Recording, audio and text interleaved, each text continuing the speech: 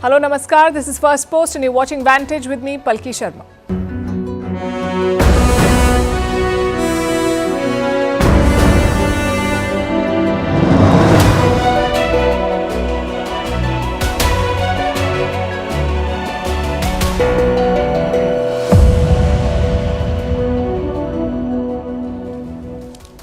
We begin with the Khalistanis. They have issued a new threat, this time against the Indian ambassador to the United States. The threat was made on American soil, yet Washington has taken no action against the perpetrator, Gurpatwant Singh Pannun.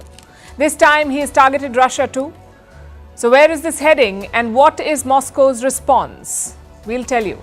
In Myanmar, China is set to send a private army, much like Russia's Wagner Group. What kind of security implications will it have for New Delhi?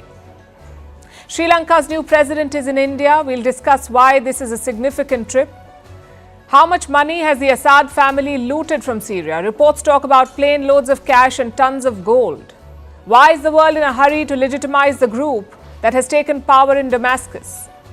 How did a Russian tanker sink in the Black Sea? Will Elon Musk challenge Gmail by launching Xmail? Why is there panic in the US over drone sightings? Donald Trump says they should be shot down. Who will regulate AI bots that tell children to kill their parents for limiting screen time? And what should you drink on a holiday? It's an important question after alcohol poisoning in Laos and Fiji featuring tourists. All this and more coming up. The headlines first. Israel drops a massive bomb on Syria. Its impact was reportedly registered on the Richter scale. The explosion was measured as a 3.1 magnitude earthquake on the seismic sensor. The Israeli airstrikes on Sunday took place near Syria's coastal region. Damascus says it was the most intense bombardment in the area since 2012. Taiwan receives the first batch of US-made Abrams tanks. The tanks are among the heaviest in the world and a mainstay of the US Army. Taipei is looking to boost its capabilities as China increases its military pressure on the self-ruled island. The US is Taiwan's most important ally and biggest arms supplier. Bangladesh plans to hold elections in late 2025 or early 2026. The announcement was made by the country's interim leader Mohammad Yunus, but Yunus says electoral reforms must be carried out first. Since August, Bangladesh has been ruled by an interim government after then Prime Minister Sheikh Hasina fled to India amid mass protests. The European Union takes Britain to the European Court of Justice, accusing London of violating rules on the free movement of the bloc's citizens after Brexit. The case was initiated in 2020, just months after the UK left the EU. This legislation comes as the Starmer government looks to reset ties with Brussels. And thousands feared dead after cyclone Chido hits Mayotte. It's a French overseas territory in the Indian Ocean. Entire neighborhoods have been destroyed. Airports and hospitals have been badly damaged. This is the worst storm to have hit the region in nearly a century.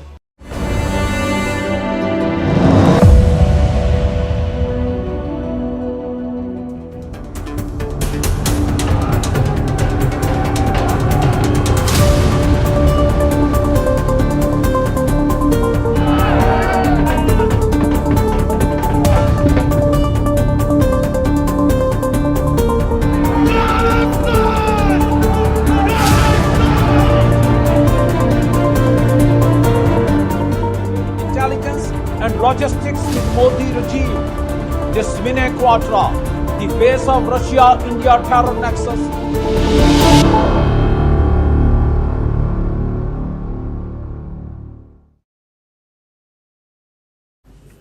Eat, sleep, wake up and threaten India. That's a day in the life of Gurpatwant Singh Pannun, failed lawyer, failing separatist and Khalistani mascot. As you know, Pannun leads Sikhs for Justice. It's a Khalistani separatist group based in New York. They specialize in open threats. In the past, Pannun has threatened to blow up Indian planes. He has threatened Indian temples and now he is threatening India's ambassador to Washington, D.C. His name is Vinay Quatra. He took charge as India's envoy in the month of August. Before that, he was foreign secretary. Now, Pannun says Ambassador Quatra is on his radar, that he is the face of a terror nexus. And who else is part of it? Apparently Russia. Pannun says that Moscow is feeding Khalistani intelligence to India and that Ambassador Quatra is coordinating this operation in DC. Listen in.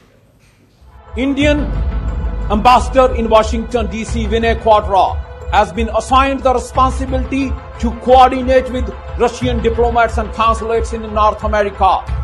And Russian agencies have started sharing intelligence and logistics with the Modi regime about pro-Khalistan Sikhs activism in North America and European Union. This Vinay Quadra, the face of Russia-India terror nexus, is already on the radar and target of pro-Khalistan Sikhs. First of all, the 20th century called, they want their graphics back. But jokes aside, this is a serious threat. Pannun says India's ambassador is on his radar. He's got Vinay Quadra's picture inside a gun scope. Yet what has the United States done? Absolutely nothing so far. As for Russia, we haven't heard from the Kremlin yet, but Russian state media has responded. They're trolling Pannun and seeks for justice. Look at this.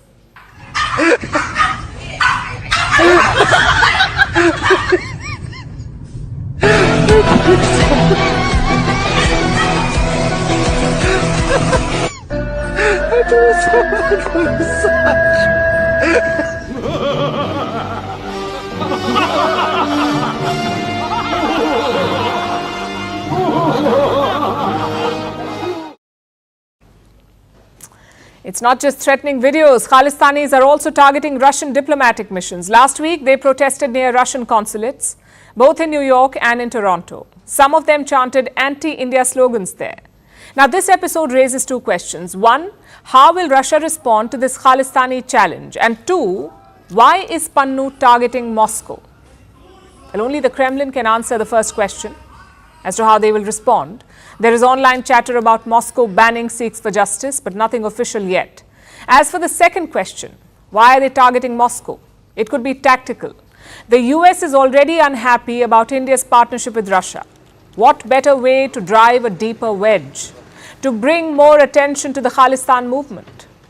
It may be a fringe topic right now, but if you add Russia to the mix, you can widen the scope. You can reel in American politicians. After all, they love a good Russia hoax. But frankly, we don't see the issue here.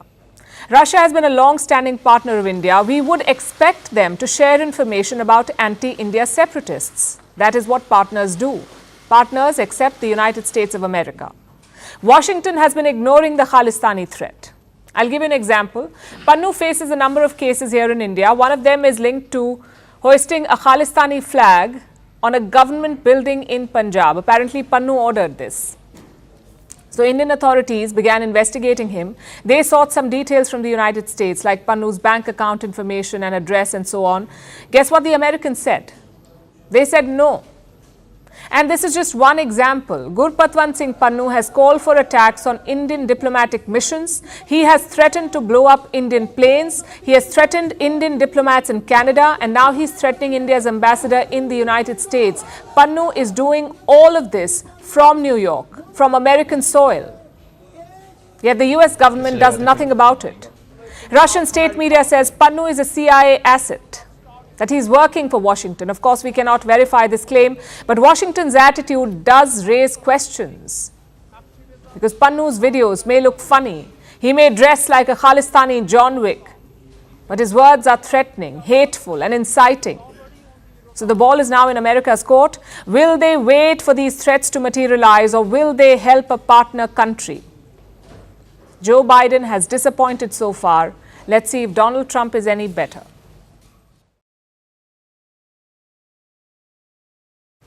Our next story is from Myanmar. It saw a coup in 2021 and has been gripped by civil war since last year. It's the military junta versus armed rebel groups. The situation is going from bad to worse, and now China is about to step in. And when I say China is stepping in, I mean Chinese troops. Beijing is preparing to send soldiers into Myanmar. It has been watching the developments for months, and now it wants to put boots on the ground. The rebels have made steady gains in Myanmar. The junta's grip on power is slipping. They've lost vast swathes of territory since last year. More than half of Myanmar is now in the hands of rebels. And just a few weeks ago, the junta suffered another setback. They lost control of the Myanmar-Bangladesh border.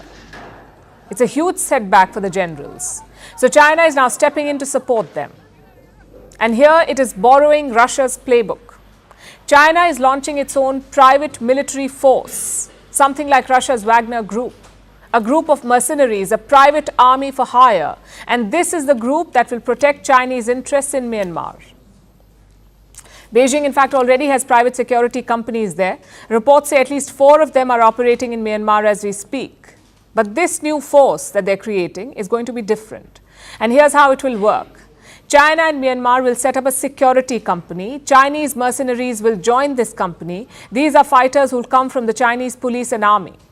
They call themselves the PLA, the People's Liberation Army. So Chinese cops and Chinese soldiers will join this new group. Reports say they will be selected and recruited in a quote-unquote private capacity. And once they join this company, they will be deployed to Myanmar. They will work alongside Myanmar's military personnel. On paper, this may look like a collaboration, both Myanmar and China working together to build a security force and to protect Chinese projects. But make no mistake about this, Myanmar is not an equal partner in this deal. Look at how they're positioned. Myanmar's junta has already lost 50% of the country. They are on the back foot. Would Chinese mercenaries really take orders from Myanmar's generals? Their failure is the reason why these soldiers are being deployed there in the first place. The junta seized power in February 2021. They toppled the democratic government led by Aung San Suu Kyi. Since then, Beijing has supported the generals. It has supported them with weapons. It has raised investment commitments in Myanmar. It has extended diplomatic cover at global institutions like the United Nations. But in recent months, Beijing has been unhappy. The rebel offensive has put Chinese interests in danger. Chinese projects and personnel have come under attack. And the military, despite Chinese support, has failed to protect them. Even China's diplomatic presence has been targeted. In October this year, a Chinese consulate in Myanmar was struck, and this led to a sharp response from Beijing. China is deeply shocked and severely condemns the attack. China has made serious representations to the Myanmar side, urging it to conduct a thorough investigation into the attack and make every effort to arrest and severely punish the perpetrators in accordance with the law. Since October, the situation in Myanmar has barely improved. The generals are struggling, failing to mount an effective counterattack and taming the rebels, which is why China wants to take matters in its own hands. And this won't be a first. China has something called PMCs, Private Military Corporations. PMCs, they have at least 20 such PMCs. These companies, these corporations are active in 40 countries, mostly in Africa. And what do they do there? They protect China's Belt and Road investments. So Myanmar won't be the first country to host Chinese mercenaries. And where in Myanmar will these forces be deployed? Well, they could be tasked to protect oil and gas pipelines. Beijing is building one in Myanmar. It links the Rakhine state to China's Yunnan province. And this project is critical for China's energy security. It is part of the Myanmar-China Economic Corridor. This corridor includes some other projects too, like railway lines and a shipping port. So China is sending soldiers to secure all of this. But this deployment should raise concerns across the region, especially here in India. India too has significant investments in the Rakhine state of Myanmar, like the Sitwe port on the Kaladan River. Only in April this year, India took full control of the Sitwe port. The project holds a lot of potential. It could connect India with its 2 key neighbors, Myanmar and Bangladesh, via land and sea routes. But the full potential of this project still remains untapped. The port is operational, but the land routes are not ready yet. The civil war has made expansion difficult, and there could be more delays in the weeks and months ahead. The security situation in Rakhine is worsening. The rebels have captured most of the state. They control 10 out of 17 townships in Rakhine. And the presence of Chinese mercenaries could exacerbate tensions. It could provoke the rebels further. The story is still developing, but it has profound implications for India and the region. New Delhi must keep a close watch.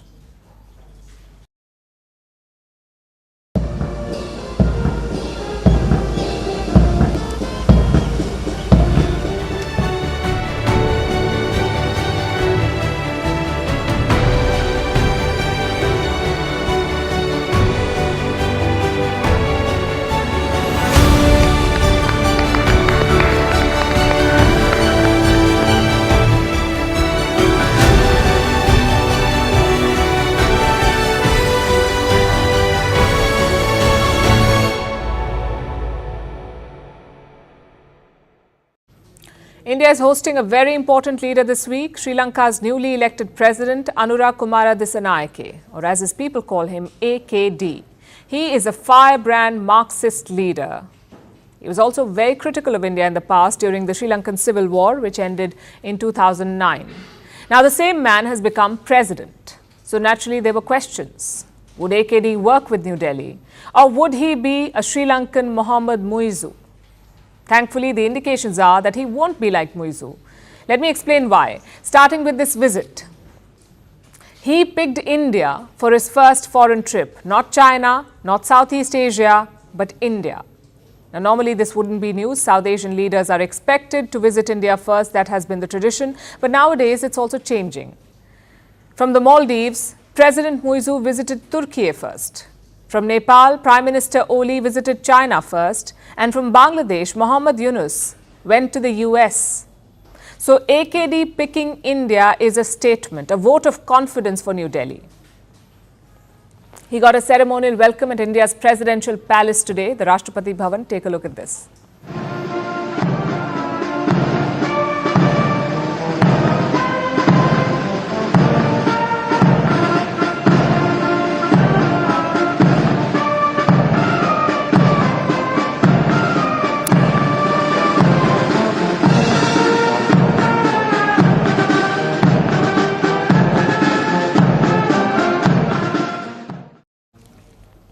Red carpet done, it was time for business. AKD had multiple meetings in New Delhi with Foreign Minister S. Jaishankar, with Finance Minister Nirmala Sitharaman and with National Security Advisor Ajit Doval. Earlier today, he also met Prime Minister Narendra Modi. A number of issues were on the agenda, like Sri Lanka's debt restructuring, maritime and defence cooperation, Tamil rights in Sri Lanka, illegal fishing and bilateral exchanges. Prime Minister Modi reiterated India's neighbourhood first policy. In response, AKD made him a promise. He said Sri Lankan soil would never be used against India's interests. Listen in. आज की इस यात्रा से हमारे संबंधों में नई गति और ऊर्जा का सृजन हो रहा है। निर्णय लिया है कि फिजिकल, डिजिटल और एनर्जी कनेक्टिविटी हमारी भागीदारी के अहम स्तंभ होंगे। मैंने राष्ट्रपति दिशानायक को आश्वासन दिया है कि श्रीलंका के विकास के लिए अनेक प्रयासों में, उनके प्रयासों में भारत एक भरोसेमंद और विश्वसनीय पार्टनर बना रहेगा। And I have always also given an assurance to the Prime Minister of India that we will not allow our land to be used in any way in a manner that is detrimental to the interest of India. Now that promise is very important because China has been increasing its influence in Sri Lanka, even sending spy ships to Lankan ports. India has opposed such deployments, but Colombo has been powerless to stop them. Let's see if AKD is any different, if he can stop the so-called research/spy missions. Now, beyond security, some major announcements were also made. India will train 1,500 Sri Lankan civil servants under over 5 years. The hope is to expand such programs, perhaps even to defense and legal domains. Modi and AKD also agreed to move Sri Lanka away from debt-driven development. Instead, the focus will be on investments. Both leaders also agreed to restart a ferry service from Rameshwaram. One ferry is already up and running. Another one has just been announced. They also focused heavily on energy ties. Just think back to Sri Lanka's crisis in 2022. The energy sector was among the worst affected. People had no power for hours on end. Now, India is stepping in to help. It has announced 3 major moves. First, India will supply liquefied natural gas or LNG to Sri Lankan power plants. Second, it is looking to connect power grids, basically share electricity. And third, lay a multi-product petroleum pipeline from India to Sri Lanka. You can use this to transport any type of fuel, kerosene, diesel, jet fuel, anything. On trade, India and Sri Lanka agreed to settle more transactions in local currencies. That's the Indian and Lankan rupees. AKD also requested Modi's help to join the BRICS, though it's not clear how the Indian side reacted to this. And finally, on defense, they agreed to conclude a defense cooperation pact. All in all, a lot of developments, and frankly, it looked unlikely a year ago. You see, AKD leads a political party called JVP. That's the Janata Vimukti Peramuna. It has a violent and anti-India past. The JVP organized 2 insurrections in the last century, one in 1971 and the second in 1987, and both led to thousands of deaths. They saw India as an imperialist power in Sri Lanka. When New Delhi deployed peacekeepers, the JVP protested. So the history is quite problematic. Yet, AKD seems to be at home in New Delhi and India seems thrilled to host him. So what's going on here? Well, for AKD, the logic is simple. India is Sri Lanka's biggest and most important neighbor. He needs New Delhi's help to stabilize his economy. That's where he's coming from. Same with India. India hosted AKD in February this year. He held meetings with Jaishankar and Ajit Doval. Remember, this was before the elections in Colombo. They also gave him a sneak peek into the Aadhaar system. It shows a great degree of flexibility from India, something that we did not see in Bangladesh or in the Maldives. New Delhi saw that AKD's stock was rising. They knew that he had an anti-India past, yet they reached out to him. And so far, the gamble has worked. AKD has done the right thing by visiting India first. He's also promised to protect Indian interests. Let's see if he stands by his words.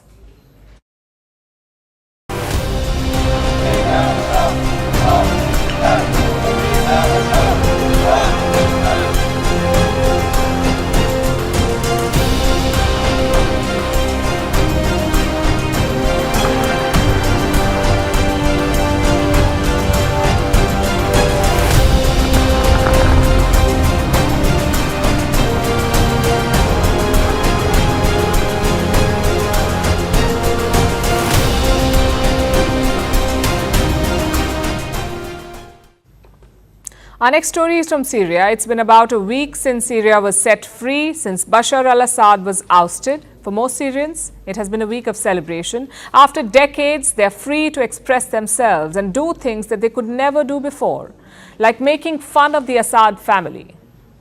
You see, Bashar al-Assad's reign was brutal. He exercised a form of thought control. People weren't allowed to criticize him. They would be persecuted. But since Assad's fall, the people of Syria have begun to laugh at him, especially after they discovered some family photos. A lot of them are quite candid, showing Assad with his family and friends. He's seen in bathing suits or riding a scooter in his underwear. There's also one of his father, Hafiz al-Assad, the first dictator. Assad Sr. is also seen in his small clothes, posing as a bodybuilder. Now, photos like these may not seem unusual for an ordinary family.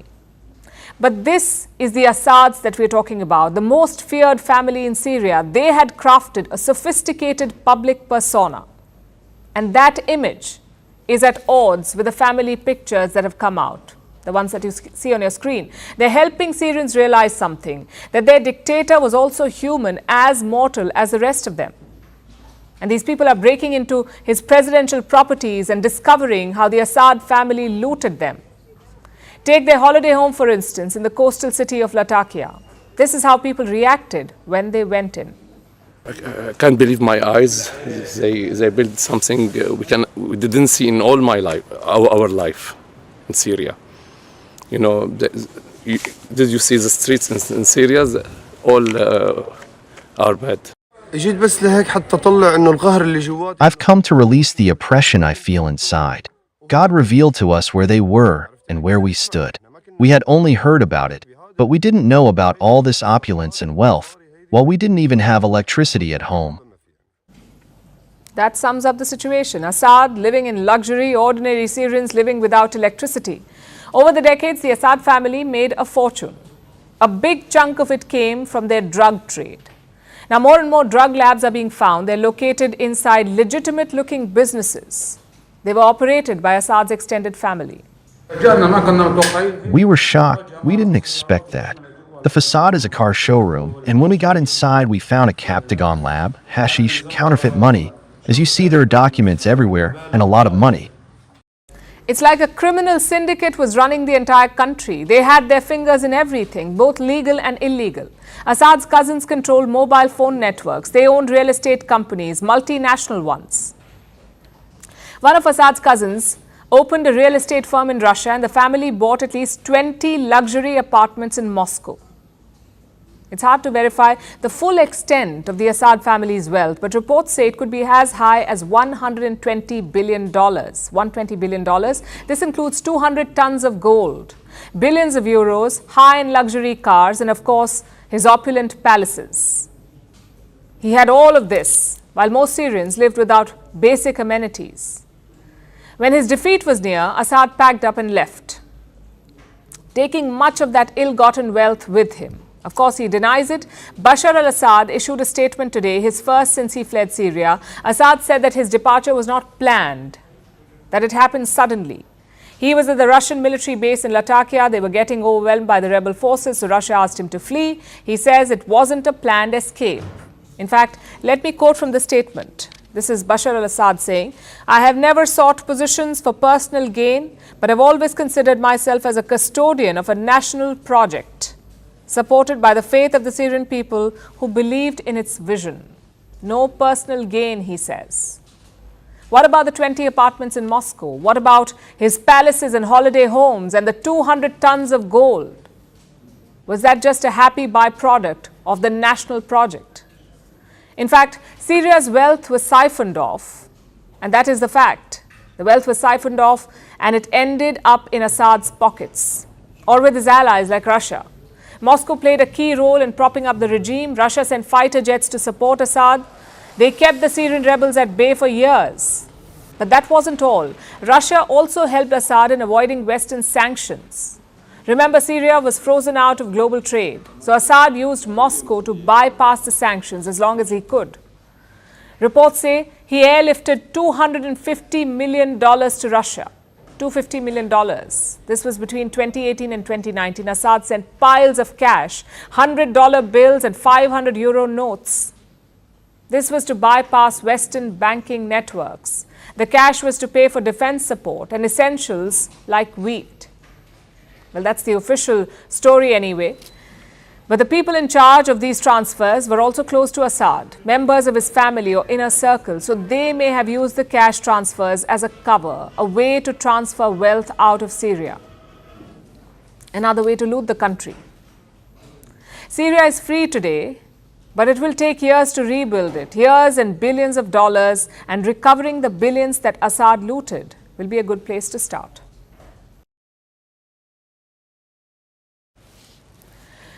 Assad is Syria's past. The future could be dominated by the HTS, Hayat Tahrir al-Sham, terrorists until November this year, now the rulers of Syria. HTS led the lightning offensive that ousted Bashar al-Assad. They have appointed an interim leader now. Clearly, they see themselves as rulers in waiting. And guess what? The world doesn't seem to have a problem with that. Let me show you some pictures from Sunday. That's a United Nations official with the leader of HTS, Abu Muhammad al-Julani, the HTS leader. Now, these two men were discussing Syria's future. To give you some context, HTS was linked to the Al-Qaeda and ISIS. It was part of the United Nations terrorist list. It was also part of the American, British and European terror lists. So what does that make the man who leads this group? I assume a terrorist. But the world doesn't seem to think so. They're busy mainstreaming the HTS leadership. The UN has called for Syria's sanctions to be lifted. They're also looking at delisting HTS. We will hopefully see a quick end to sanctions so that we can see really rallying around building up Syria again. And then, my last point, we need to see, of course, justice and accountability for crimes. And we need to make sure that that goes through a credible justice system and that we don't see any revenge. It's not just the United Nations. The US has already made direct contact with the rebels, and Europe is planning the same. So, first, yes, we've been in contact with HTS and with other parties. We have impressed upon everyone we've been in contact with the importance of helping find Austin Tice and bringing him home. HTS remains a proscribed organisation, but we can have diplomatic contact, and so we do have diplomatic contact, as you would expect. I've also tasked European top diplomat in Syria to go to Damascus to make the contacts with the new government and people there. How about that? HTS still remains on the terror list, yet these countries are all talking to them. Even Russia and Iran have reached out to the rebel leadership. We're talking about staunch allies of Assad. They fought the HTS on his behalf, but now they're busy talking to them.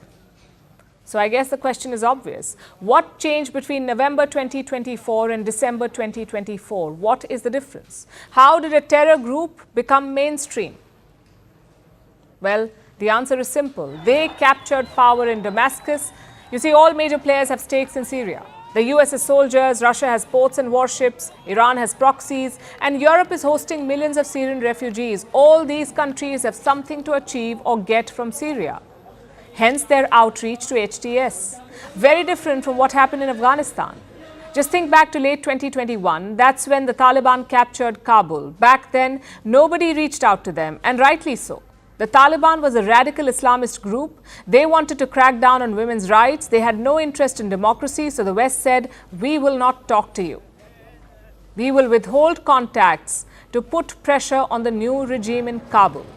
That's what the world did. So what's different in Syria? Thousands of Shia minorities are fleeing the country. They fear a crackdown from HTS. Also, let me show you a recent picture of Syria's interim prime minister. See those flags behind him? One is the flag of the Free Syrian State. The other has an Islamic prayer, the same flag that is used by the Taliban in Afghanistan. So let me ask once again, what is different in Syria? Well, in Syria, the ousted regime was anti-West. But in Afghanistan, the ousted regime was pro-West. That's a big difference. Plus, Syria has implications for West Asia and Israel. But Afghanistan is located in boring old South Asia. Perhaps that explains the difference. And don't get us wrong here. We are not saying recognize the Taliban. We are saying there has to be a playbook. There has to be a rule book, a strategy to deal with such rogue and violent rulers. Because terrorists are not defined by their position, they're defined by their actions. If their actions change, we can understand. Let's say the HTS reaches out to other rebel factions. They agree to share power. They draft a constitution for Syria. They hold free and fair elections. Or let's say the Taliban opens up schools to women. They too agree to hold free and fair elections. Then we can understand having this conversation. But the HTS has not done that yet. The United Nations created a roadmap for Syria in 2015. Like I said, outreach, constitution, and elections. That was the plan. But the HTS says that plan has to be reassessed. We're not sure what that means. Maybe they're still open to elections, or maybe they're going the Taliban route. The fact is, we have no clue about their intentions. All we have are tall promises. Much like the Taliban 2.0 chatter in 2021. So my point is quite simple. Focus on actions, not power. Use the leverage of contact to push the needle in the right direction. If not, this new chapter for Syria could be a flashback.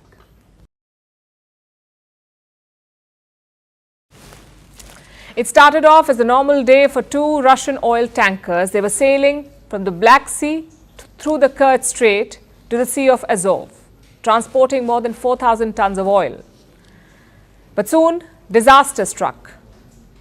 One tanker split into half, drowning in the waters. Another went adrift, but managed to control itself.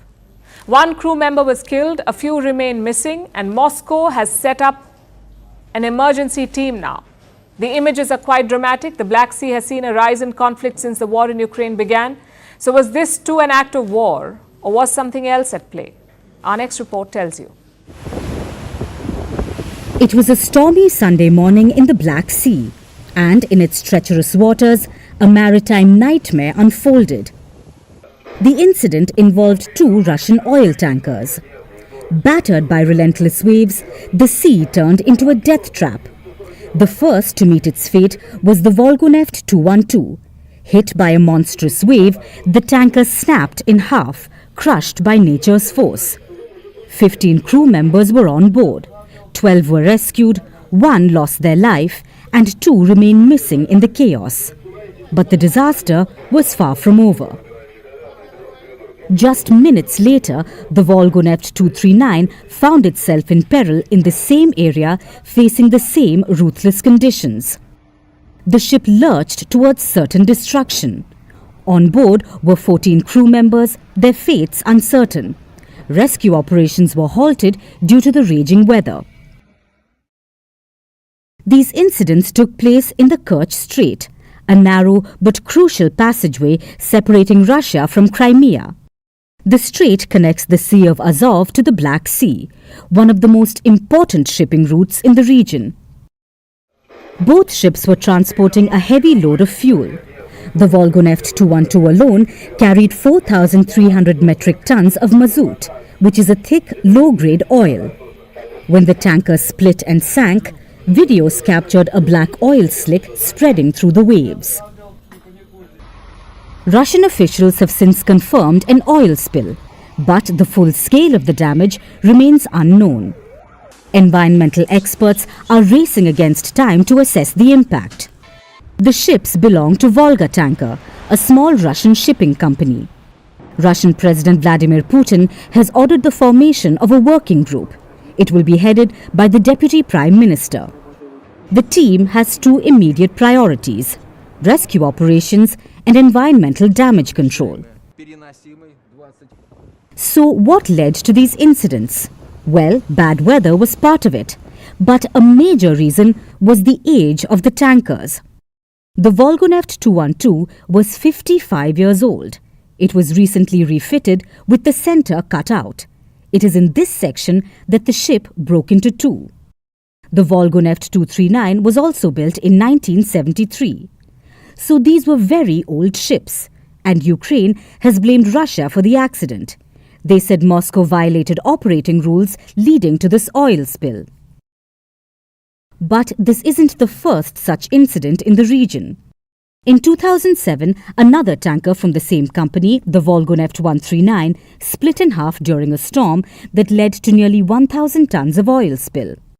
But since the war, Russia has been using what's called ghost tankers. These are old oil tankers, not too well maintained and lacking insurance. Moscow uses them to transport oil and avoid sanctions. Which brings us to the Black Sea itself. It has become a zone of military conflict since the Ukraine war, and that has led to the rise in deaths among marine life. This incident will just exacerbate the situation. With the Black Sea's waters still raging, the clock is ticking. Can this maritime disaster be contained? Or will it leave a permanent scar on the region and its waters? We find out soon.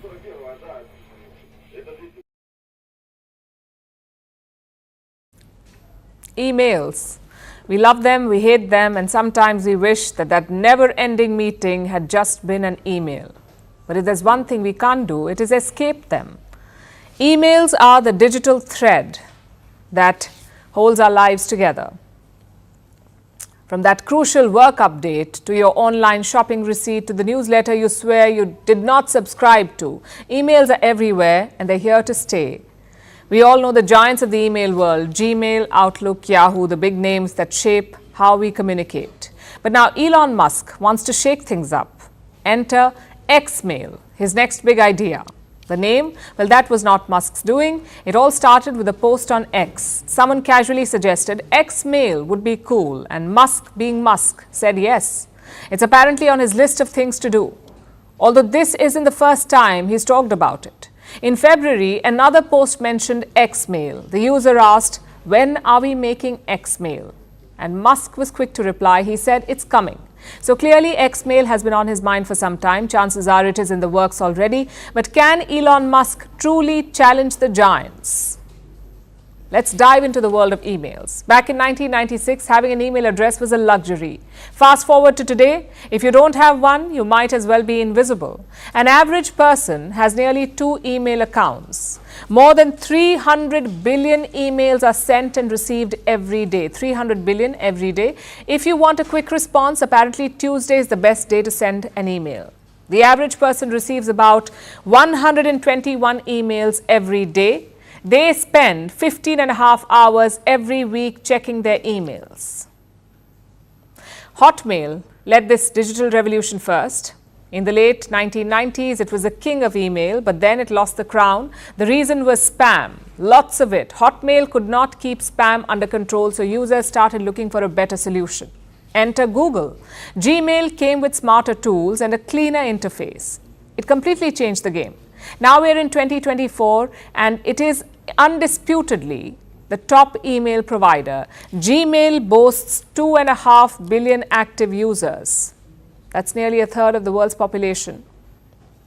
Next in line is Outlook, Microsoft's Outlook. It's a corporate powerhouse. It has 400 million users worldwide. What gives Outlook an edge is its seamless integration. It is paired with Microsoft Office, which is a favorite for businesses. Then there are the other contenders, Yahoo Mail and Apple's iCloud Mail. Their user bases are smaller, yet they remain significant players. And here's something most of us don't even think about. How do they make money? I ask because for us users, email feels like it's free. No charges when you send one, no bill when you receive one. So what's in it for the service provider? Are they doing it for free? Of course they aren't.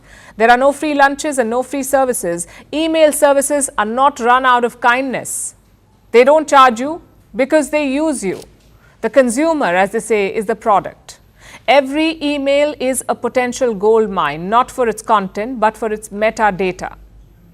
This is information like where you're from, what you're interested in, who you communicate with. Gmail makes money through this data and targeted ads. They sell your data to companies who then send targeted ads to you. According to one estimate, Gmail makes $2.48 billion every year just from ads. Then there's premium subscription. When you pay more, you get better services like more storage space. So a lot of people sign up for it. And this is how this business has been running. Elon Musk wants to disrupt it. He wants to change the established order. But it's not going to be so easy. One, because this is a saturated market. Google's dominance and Outlook's enterprise leave very little room for new players. Second is user trust. You see, Elon Musk is a polarizing figure, and his politics impacts his business in good ways and bad. It will have a bearing on this one too. And the third challenge is security concerns. Xmail has not even launched, but it has already triggered phishing scams. Cyber criminals are already using the hype to lure victims. Having said that, Elon Musk has cracked tough markets in the past. He's the man who made electric cars cool. If he can pull off Xmail, it could be a game changer. But remember, it is not here yet. So if you see an email promising early access to Xmail, don't click on it. It's not Elon Musk sliding into your inbox. It's probably hackers. Now let's turn to the US. The nation is in a panic. There have been numerous drone sightings in the skies over the US East Coast, especially in the state of New Jersey. The sightings began about a month ago, and they've been getting more and more frequent. The American public wants answers. Politicians are ramping up the pressure. They're also spreading conspiracy theories, linking the drones to Iran or China. And now, Donald Trump has also weighed in. Trump says the government is hiding something. It should tell people the truth, or at least allow them to shoot down the drones. Here's our report. It began on the 18th of November. That's when drones were first sighted over the skies of New Jersey. The drones have been seen every night since. I've seen clusters. Last night I saw clusters of about 8 up over here, and but normally I see them a little spread out, and they're sporadic. Some of them illuminate a bright light. Some of them, when you see them on the side profile flying, you can see the red-green lights. So I'm looking up in the sky, and this is like nothing I've ever seen before, and the size is what really spooked me. Like, this is the enormity of this object. It was the enormity of this object, combined with the fact that it was, looking at my watch, 12:43 in the morning, made me think this is something that is bizarre. The drones are apparently huge. They light up the night sky, fly over residential neighborhoods or sensitive areas like airports. Some drones even flew over a US military base. This sent alarm bells ringing. conspiracy theories started doing the rounds. There were talks about Iran being involved. One US congressman said there was an Iranian ship off the coast of New Jersey. He said this was a mothership and it was being used to launch the drones. Other conspiracy theories linked the drones to China. Chinese manufactured drones are a real and present threat to the security of this country. We ought to stop using them. Use American drones instead. Drones manufactured in China are a source of surveillance, data collection, other kinds of security threats. The US government has refuted both these theories. We have no evidence at this time that the reported drone sightings pose a national security or a public safety threat, or have a foreign nexus. The United States Coast Guard is providing support to the state of New Jersey and has confirmed that there is no evidence of any foreign-based involvement from coastal vessels. But if it isn't a foreign player, then who is it? It seems the US government isn't sure. But they say most of the sighted drones aren't drones at all. The US Department of Homeland Security says a lot of them are normal aircraft, small planes piloted by people, which are often mistaken for drones. The FBI says that a lot of the tips they receive aren't credible. They say there's no large-scale drone activity taking place. But at the very least, small-scale incidents are on the rise. And they can have dangerous consequences. 2 people were arrested in Boston on Saturday. They were flying drones near Boston's main airport. One of them had a drone in their backpack. But this is a one-off case. The US won't be able to solve the mystery by arresting one drone operator at a time. So, some are calling for the traditional solution to American problems, shooting them.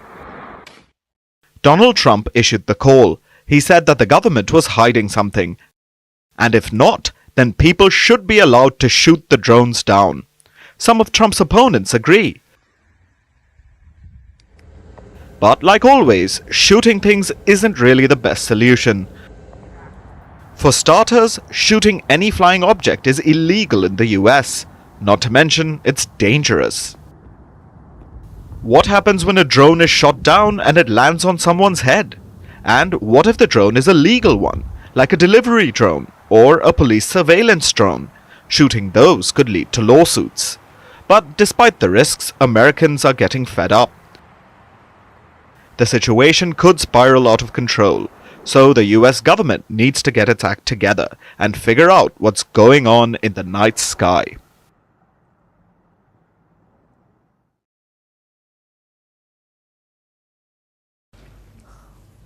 In just 6 months, a 17-year-old became a stranger to his parents. A kid with autism who liked attending church and going on walks with his mom was now cutting himself, withdrawing from his family and losing weight dramatically. Desperate for answers, the teen's mom looked through his phone. That's when she found the chats. Her son was texting with bots, artificial intelligence chatbots. And look at what they told him. One bot told the teen about self-harm. Then the boy told the bots that his parents limited his screen time, and that is when things got worse. One bot goaded him to fight his parents' rules. Another suggested that they did not deserve to have kids. And one bot went even further. It suggested murder as an acceptable response. It called parental limits abuse and said it wasn't surprising that children killed parents because of such abuse. Now, this is all very disturbing. It has led to a lawsuit. The case has been filed in Texas against an app called Character AI. That's the AI app that the teen was using. It provides an array of AI companions. They're often based on characters from pop culture and gaming. The users can chat with them, which makes this app very popular among teens. Millions of them are using Character AI. The average user spends 93 minutes on this app. That's 18 minutes longer than the average user time on TikTok, and that is saying something. So the app has a devoted fan base, and now it is being sued for teen abuse. Do you know what's even more concerning? This is the second such lawsuit. In October this year, another lawsuit was filed against the same app. That's when a 14-year-old in Florida had died by suicide. The child died after frequent conversations with a bot on the very same app, Character AI. Now, Character AI claims to be making amends. It has announced new safety measures, and shocker, they're lukewarm at best. The app is limiting negative responses. It's been trying to do this for months now. This is not ideal, but at least it's a start. It's at least some acceptance of responsibility. Others don't even bother with this. You see, in both these cases, Google has been sued as well, because Google is linked. Two researchers worked at Google.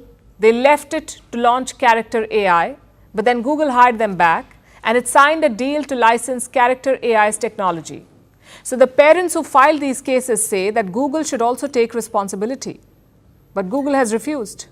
It says, and I'm quoting, Google and Character AI are completely separate, unrelated companies. Okay, what about the other Google-specific cases then? And there are quite a few. Last month, Google AI bot Gemini threatened a student and told him, and I'm quoting, the bot told the student to please die.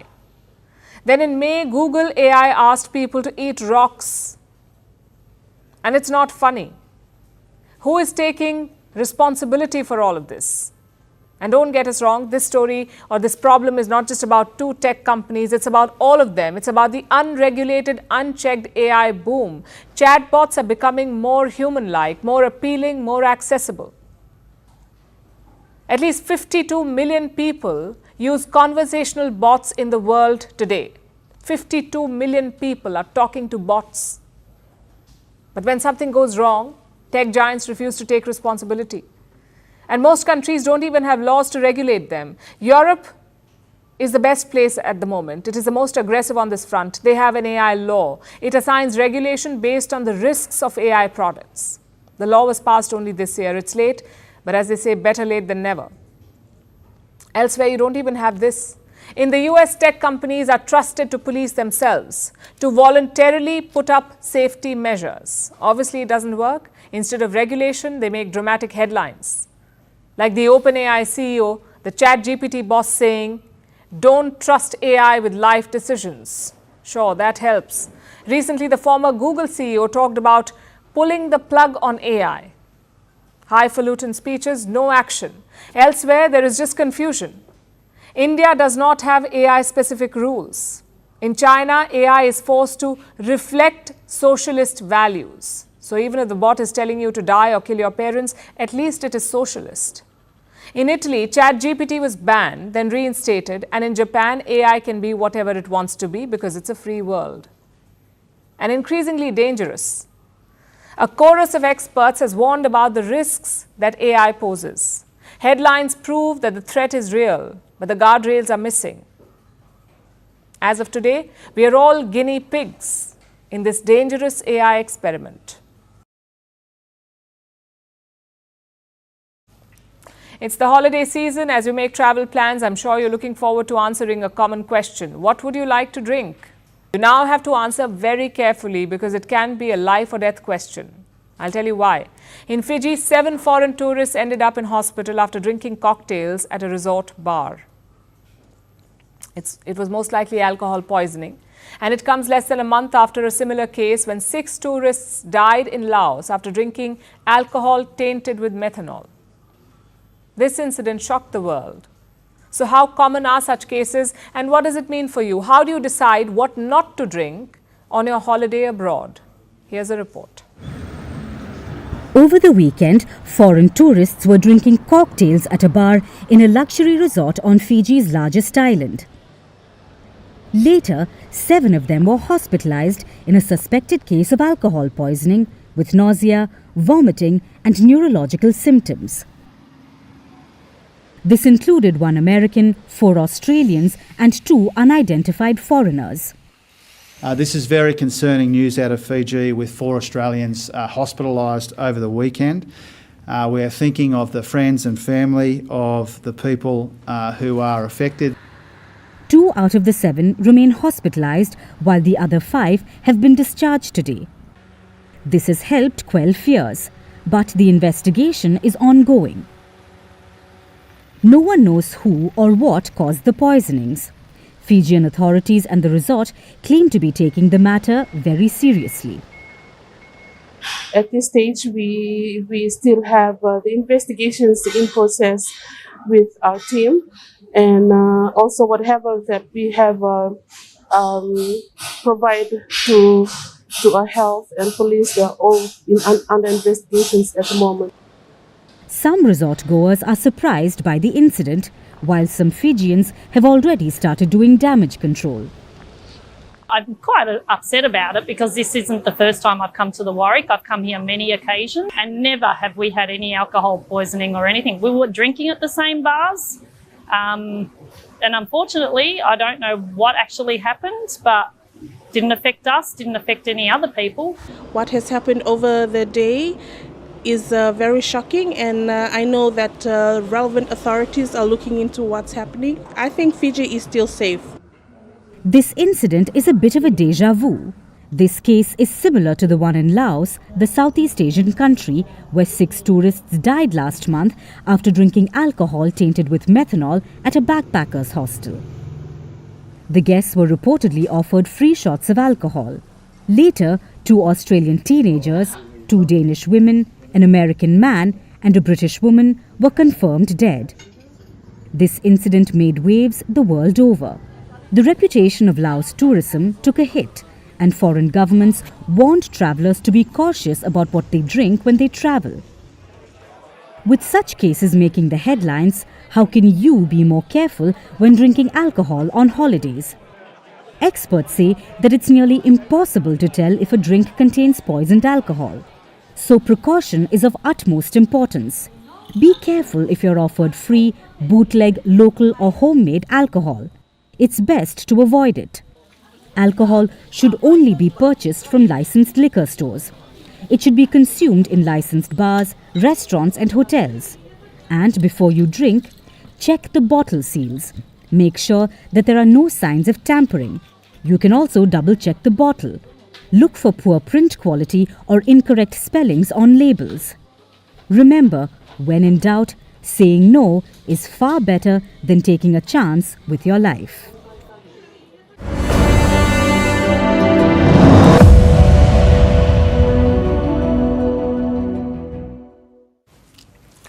Wildlife photography is a serious art. Not everyone with a camera can do it though. You need a lot of patience, you need great concentration, and of course you need parents with a lot of money who will let you chase your passion. But the end product is awe-inspiring. Maybe a lion on the chase, or a cheetah revving up, or a bird snapping up fish from the lake. It's always about capturing that perfect moment. But what about the not so perfect ones? Well, Nikon has the answer. Every year they sponsor a special photography competition, not for the best, but the funniest wildlife photos. We've got goofy squirrels, flying fish and third-wheeling owls. Take a look.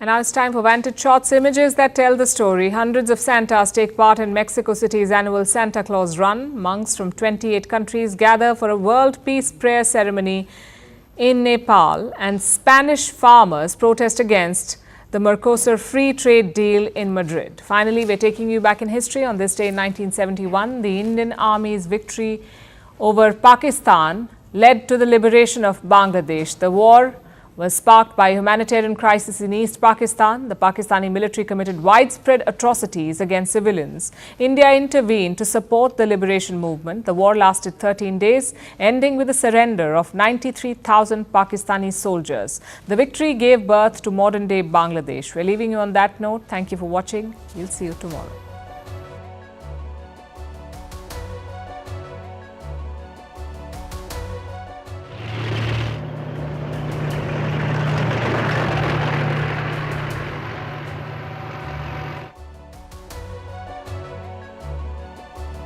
In the air was a key factor in India's more difficult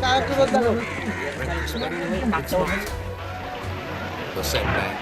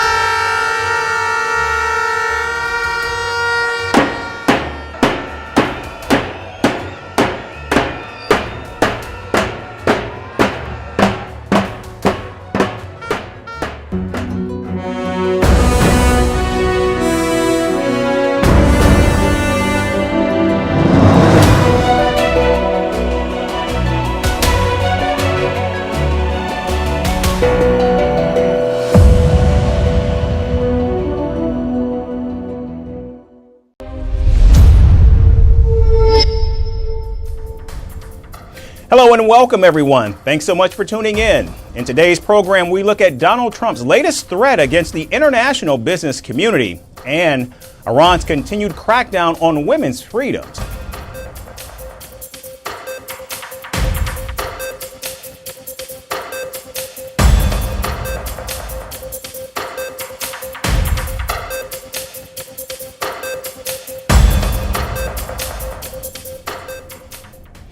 We begin in the United States, where President-elect Donald Trump has continued to promise to crack down against illegal immigration on day one of taking office.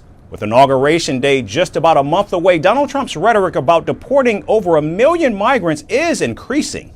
This comes after the Immigration and Customs Enforcement, or ICE, released data of the number of illegal migrants who are reportedly being marked for deportation.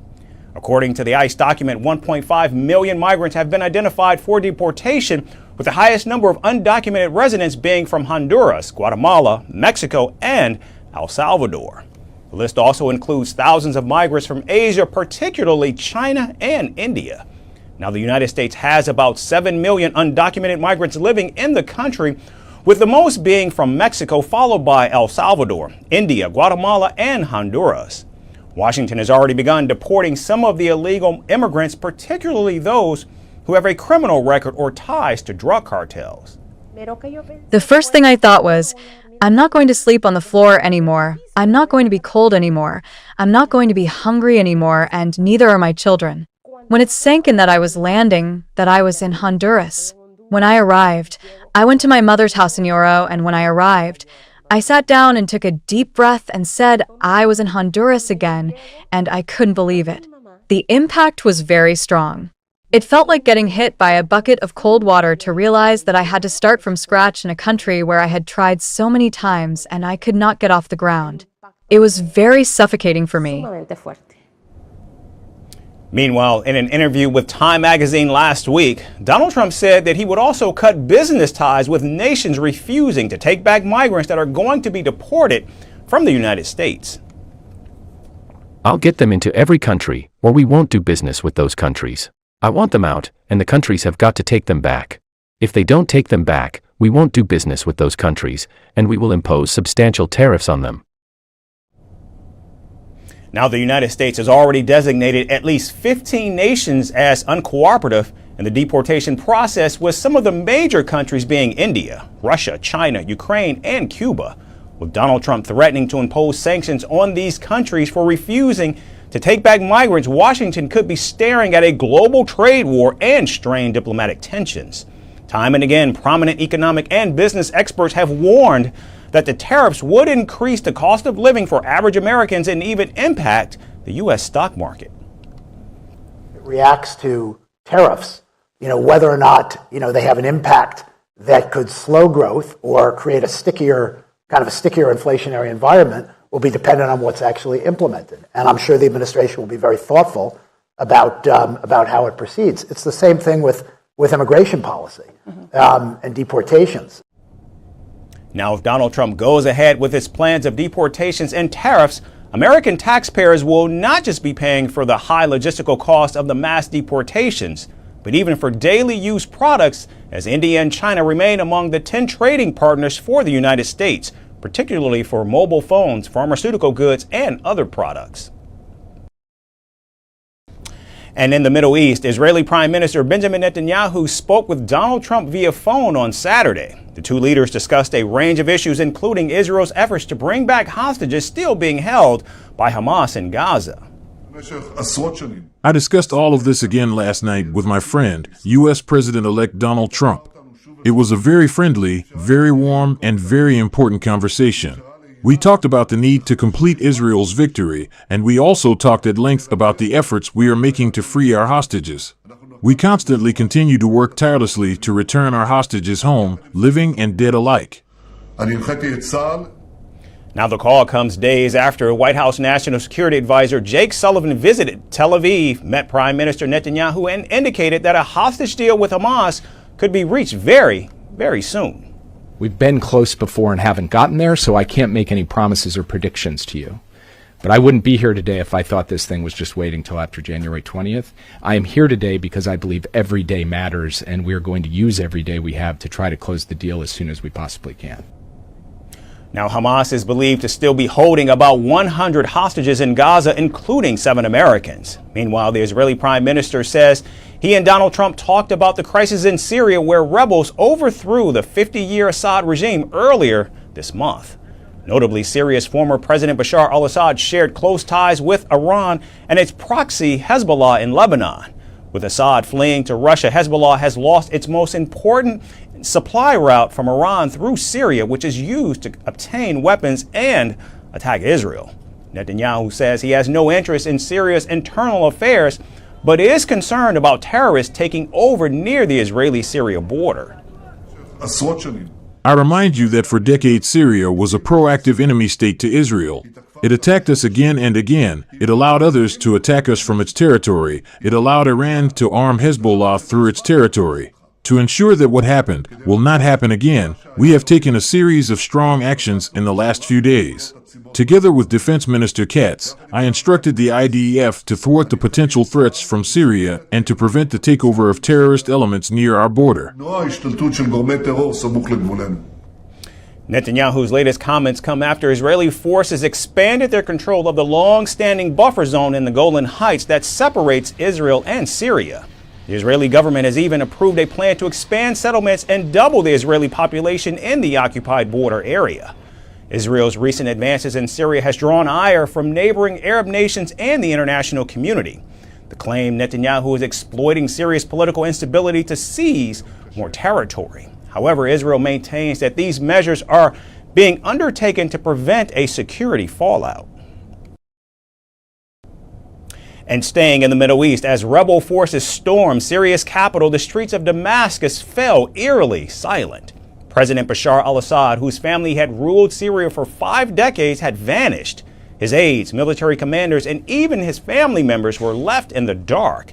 Just hours before he secretly fled to Moscow, the former Syrian president wove a web of lies assuring his inner circle that Russian support was imminent and to stand their ground. Our next report takes you inside what in fact really happened.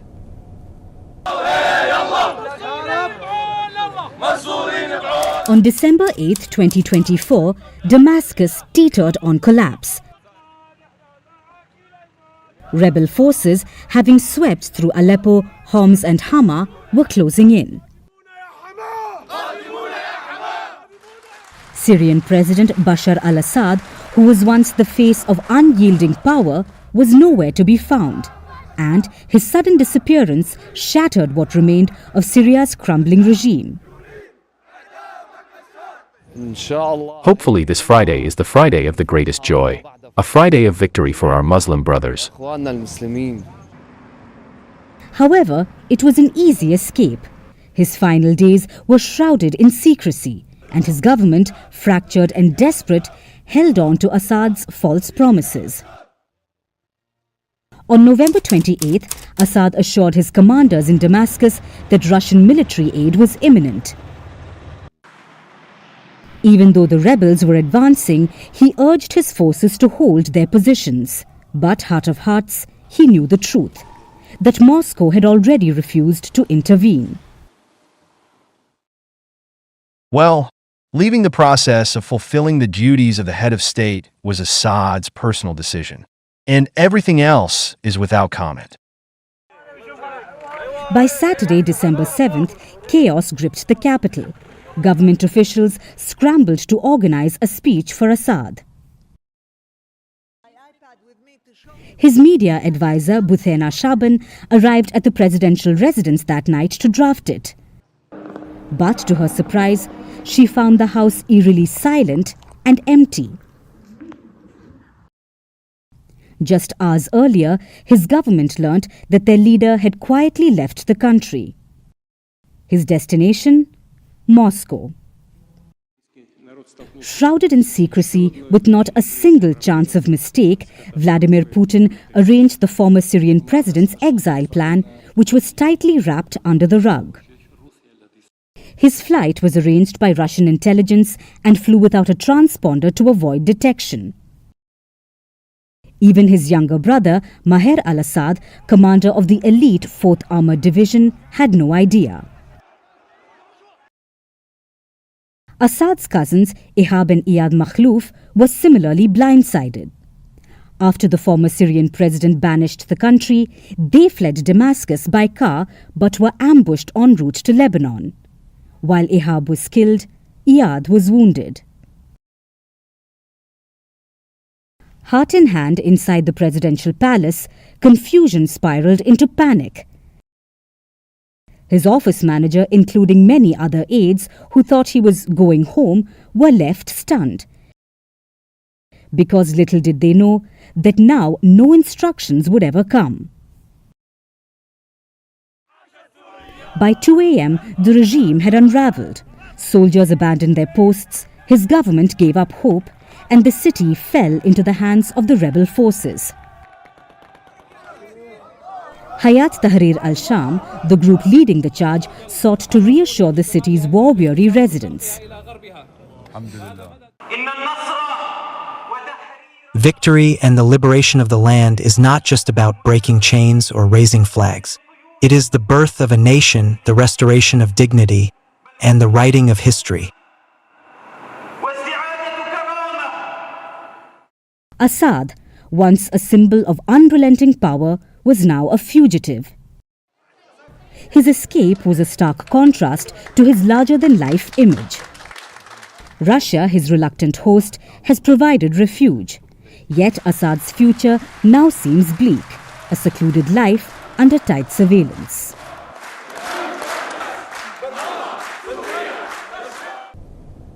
And now shifting focus back to the United States, tech billionaire Elon Musk has once again reignited the conversation about the potential launch of Xmail, an email service that could rival Apple Mail and Google's Gmail. On Sunday, Musk replied to a post on his social media platform X that suggested an X-based email service would be cool.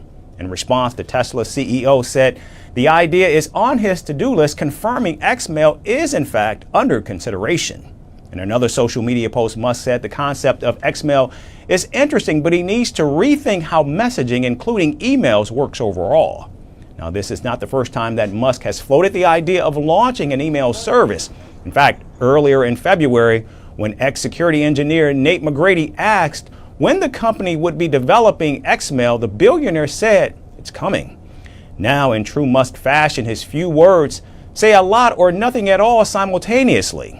Though the SpaceX CEO has a history of announcing big updates through casual interactions on X, Musk's recent interaction has surely stirred excitement about Xmail among his followers who are ready to say goodbye to Gmail.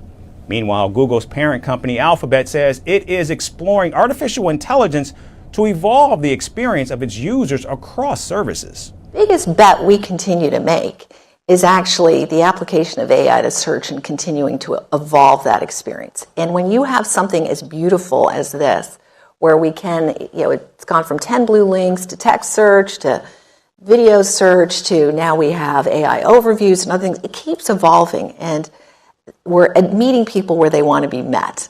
It's extraordinary. You can do search, you just take a photo through. How many of you, I'm almost afraid to ask this, how many of you have used Google Lens, where you take a photo and beautiful. Walk down the streets, you find something you're interested in for the holiday, you take a photo, immediately you'll get information. Where can you access it? It's a fabulous way of searching. So that remains important. Now, last month, Google rolled out an AI-powered feature that helps Gmail users compose grammatically correct professional emails, which comes amid a massive AI and quantum computing push. We are living in this absolutely extraordinary time. It's a generational opportunity, and when opportunities like this come along, which is very rare, you need to lean into it. And the upside, as we've talked about frequently, is there's economic upside that's in the trillion, 17 to 25 trillion globally are the estimates by 2030 if there's diffusion across industries.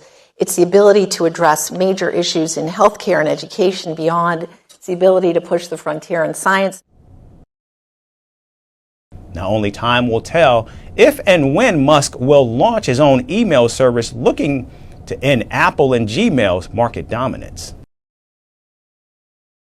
And finally, from Iran, where a crackdown on hijab laws has led to the arrest and now the release of a 27-year-old singer. The performer was detained after a bold YouTube performance which got over 1.4 million views. The singer performed without a hijab, defying the Islamic Republic's strict dress code.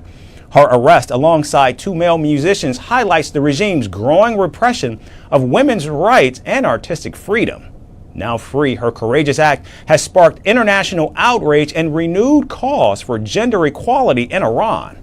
Our final report brings you more on the ongoing fight for freedom.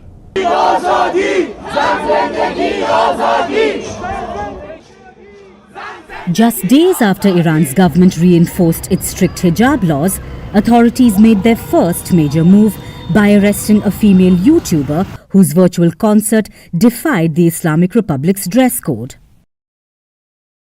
However, in a dramatic turn of events, Parastu Ahmadi, the 27-year-old singer at the center of the controversy, has now been released, sparking celebrations among her supporters and renewed calls for change. Ahmadi was detained after her YouTube performance amassed over 1.4 million views. Clad in a long black sleeveless dress, she delivered a soulful concert accompanied by 4 male musicians. 2 of her bandmates, Sohail Faghi Nasiri and Ehsan Beragdar, were also arrested, marking another escalation in the regime's crackdown on women's rights activists and artists. Before the concert, Ahmadi opened with a heartfelt message. Hello friends, I hope everyone is doing well. Tonight, I and my friends are having a live performance for you. And the arranger of some of the pieces that we will perform tonight is a rereading, and it is familiar to many of you. I hope you like the performance, and wherever you are in this world, be well and be happy. Then, while releasing her video, she wrote another heartfelt note. I am Parastu, a girl who wants to sing for the people I love. "This is a right I could not ignore, singing for the land I love passionately." Her words resonated deeply, turning her into a symbol of resistance in a country where women's freedom remains severely curtailed. Soon after the video was released and it went viral on social media platforms, Ahmadi was arrested in Sari city while her 2 other bandmates were detained from Tehran. Her lawyer, Milad Panahipur, initially expressed frustration. However, her sudden release has brought a glimmer of hope amid the ongoing suppression of dissent. Unfortunately, we do not know the charges against Ms. Ahmadi, who arrested her, or her place of detention, but we will follow up on the matter through legal authorities. The incident recalls the tragic story of Jina Mahsa Amini, whose death in police custody in 2022 ignited a wave of nationwide protests. Thousands of Iranian women took to the streets, removing their headscarves in defiance of the regime. The protests were met with a brutal crackdown. Yet they underscored a growing demand for change among Iran's younger generation. There have been serious human rights violations in connection with the protests. They include unlawful deaths, extrajudicial executions, unnecessary and disproportionate use of force, arbitrary arrest, torture and ill-treatment, rape and sexual violence, enforced disappearance, and gender persecution, intersecting with ethnic and religious grounds. We also found that some of these acts were conducted in the context of a widespread and systematic attack, particularly against women and girls, but also others expressing support for equality and rights. Ahmadi's arrest, and now her release, comes at a time when the regime is doubling down on its enforcement of hijab laws, seeing them as a critical tool to maintain control in an era dominated by social media. Ahmadi herself is yet to make a public statement since her release, but her silence has not dimmed the impact of her courageous act. Social media is flooded with messages of support, praising her for shining a light on the resilience of Iranian women. Now, whether her act of defiance sparks further change or provokes more crackdowns, one thing is certain. Parastu Ahmadi's voice has become a powerful symbol of hope and resistance in a nation that's yearning for freedom.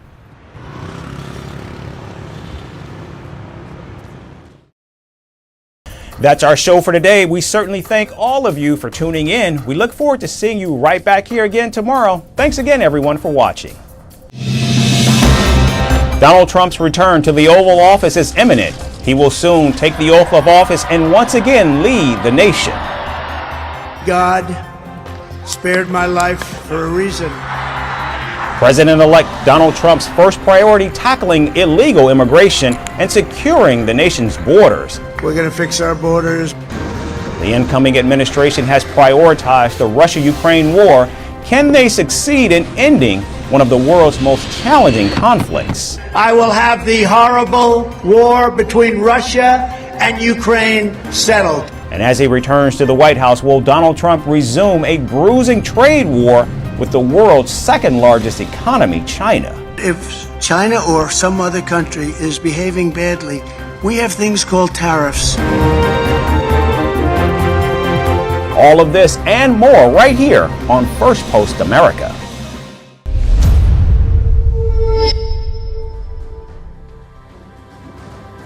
Hello and welcome to Firstpost Africa, where we get you the top stories from the continent and from across the world. I'm Alison LaGrange, coming to you live from Durban, South Africa.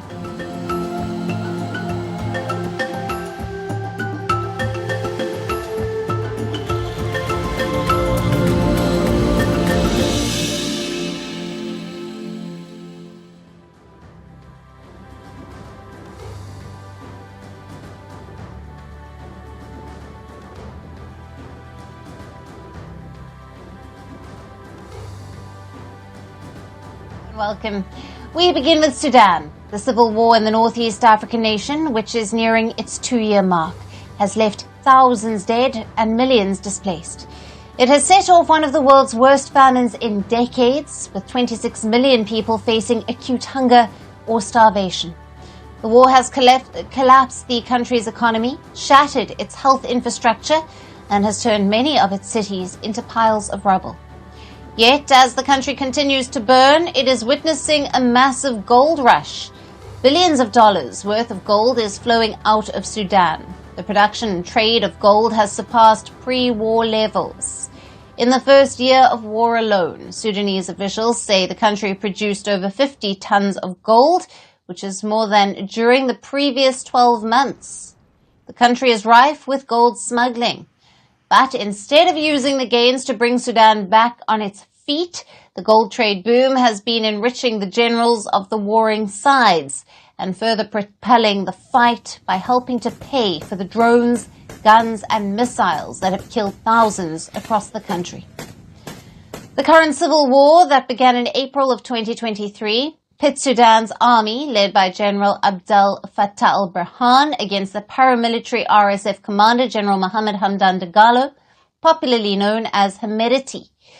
In fact, gold is at the heart of how and why the war began. Camel trader turned warlord and RSF chief Hemedti grew powerful after his forces seized one of Sudan's most lucrative gold mines in 2017. He effectively became Sudan's biggest gold trader overnight. This mine is located in the Spain-sized Darfur region, where a genocide triggered global outrage 20 years ago, and the horrors have now returned to the area. It helped Hemedti to build a billion-dollar empire that transformed the RSF into a massive force. Hemedti later sold this mine to the government for $200 million and used this money to buy even more weapons. This wealth, ambition and influence led to a standoff between the RSF and the Sudan army and paved the way for the civil war. With that, the fight for gold also intensified. In 2023, Hemedti seized back the mine that he sold to the government. Sudan's de facto government also claims the RSF fighters broke into the national gold refinery in Khartoum and took away $150 million in gold bars. Sudan's military is not far behind. It has been ramping up gold production in areas under government control. It has also been inviting foreign powers for mining, including China. The army has been negotiating gold and gun deals with Russia. They even share a gold mine with Gulf leaders. But where does all of this illicit gold go? Who are the top buyers accelerating Sudan's illegal gold rush? Reports say there are multiple foreign players involved who play both sides with the RSF and with the Sudanese army. Russian President Vladimir Putin has long heralded gold mining in Sudan. After the Wagner chief Prigozhin's death, the Kremlin took over the gold business with Sudan. Russia is reportedly partnering with the RSF in the west and the army in the east. Second, and the most influential player, is the United Arab Emirates. The UAE has been accused of arming the RSF with weapons, including drones and missiles. UN experts have accused the UAE of smuggling arms into Sudan via Chad under the guise of a humanitarian mission. Abu Dhabi, however, has repeatedly dismissed these allegations. And when it comes to gold, the UAE is helping to fund the Sudanese army. An Emirati company linked by officials to the royal family owns the largest industrial mine in Sudan, which sits in the government-controlled region. It's called the Kush Mine and sits in Darfur. It reportedly generates tens of millions of dollars for the Sudan government that uses the money to buy Iranian drones, Chinese aircraft, and other weapons. According to the U.S. State Department, nearly all of the smuggled gold from Sudan ends up in the United Arab Emirates. Since the beginning of the civil war, the U.S. has imposed sanctions on 11 RSF companies, mostly in the Emirates, and often linked to the gold trade.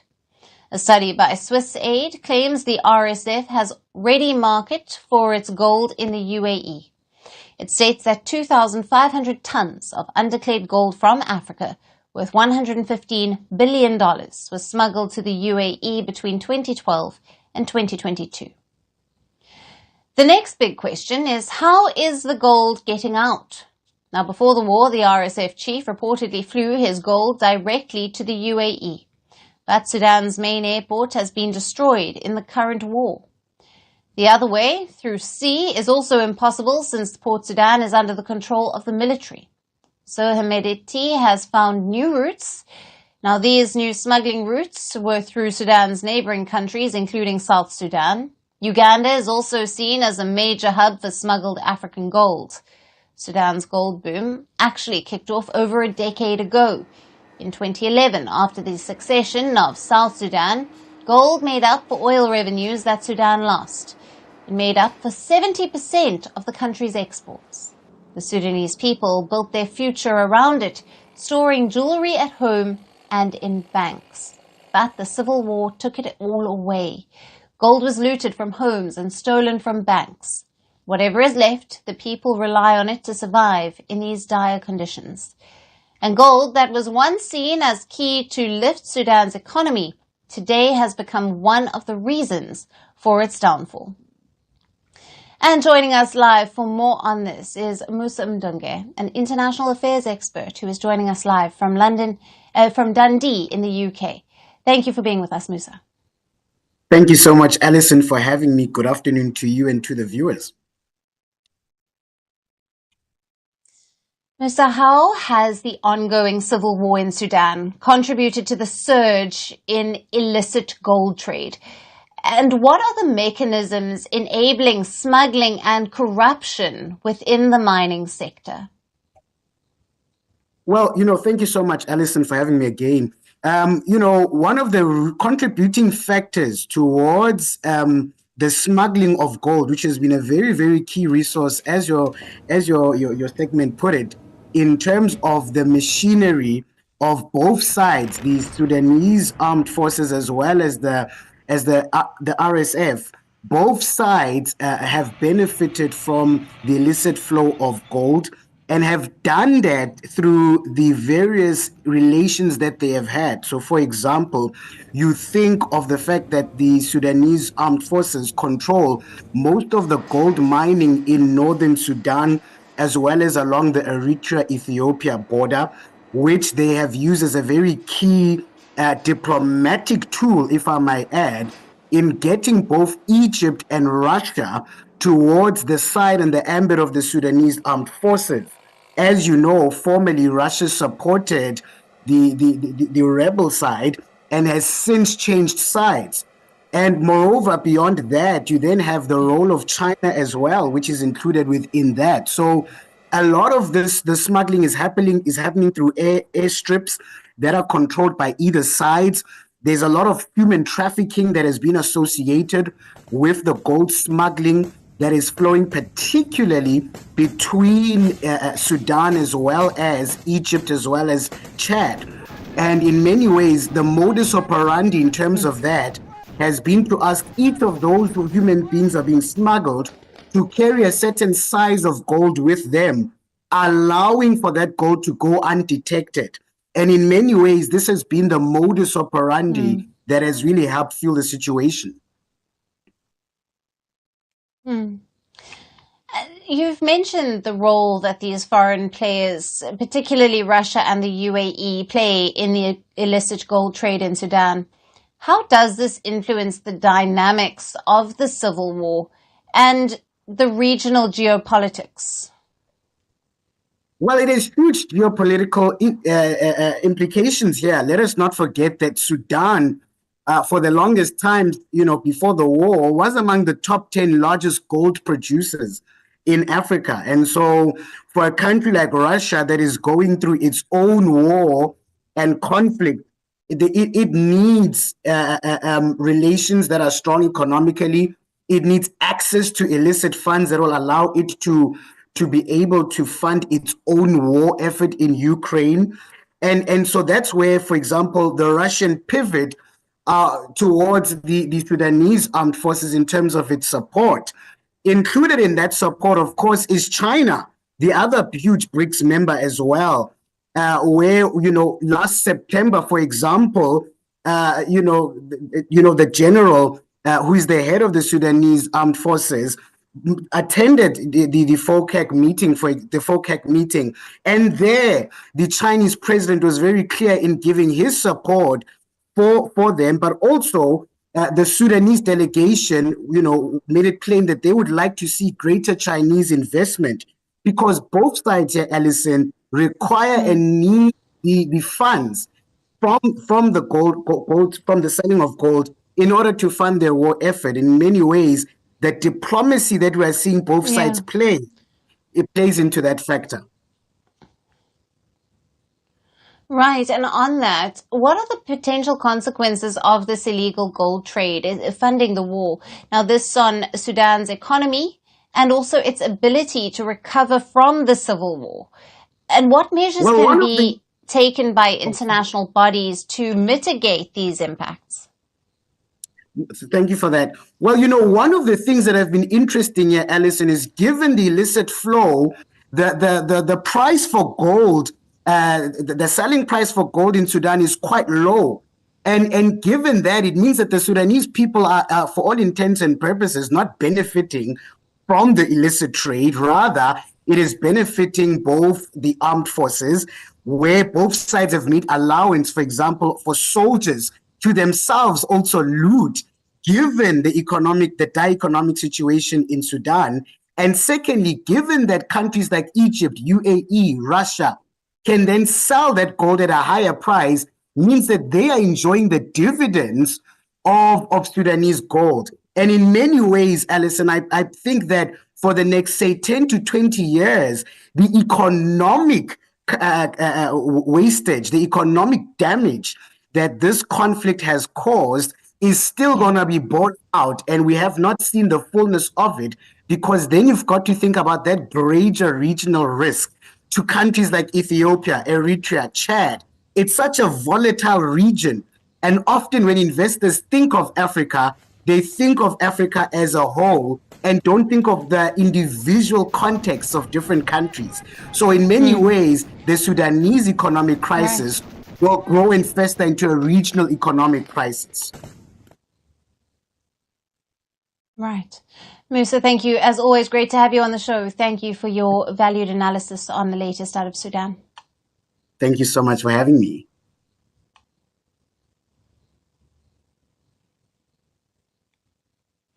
And now let's turn our attention to West Africa, where regional unity is facing a threat. On Sunday, West African leaders met in Nigeria's capital Abuja for the ECOWAS summit. This gathering was seen as another desperate effort by the pro-West bloc to rebuild the broken ties. ECOWAS is West Africa's main political and economic group.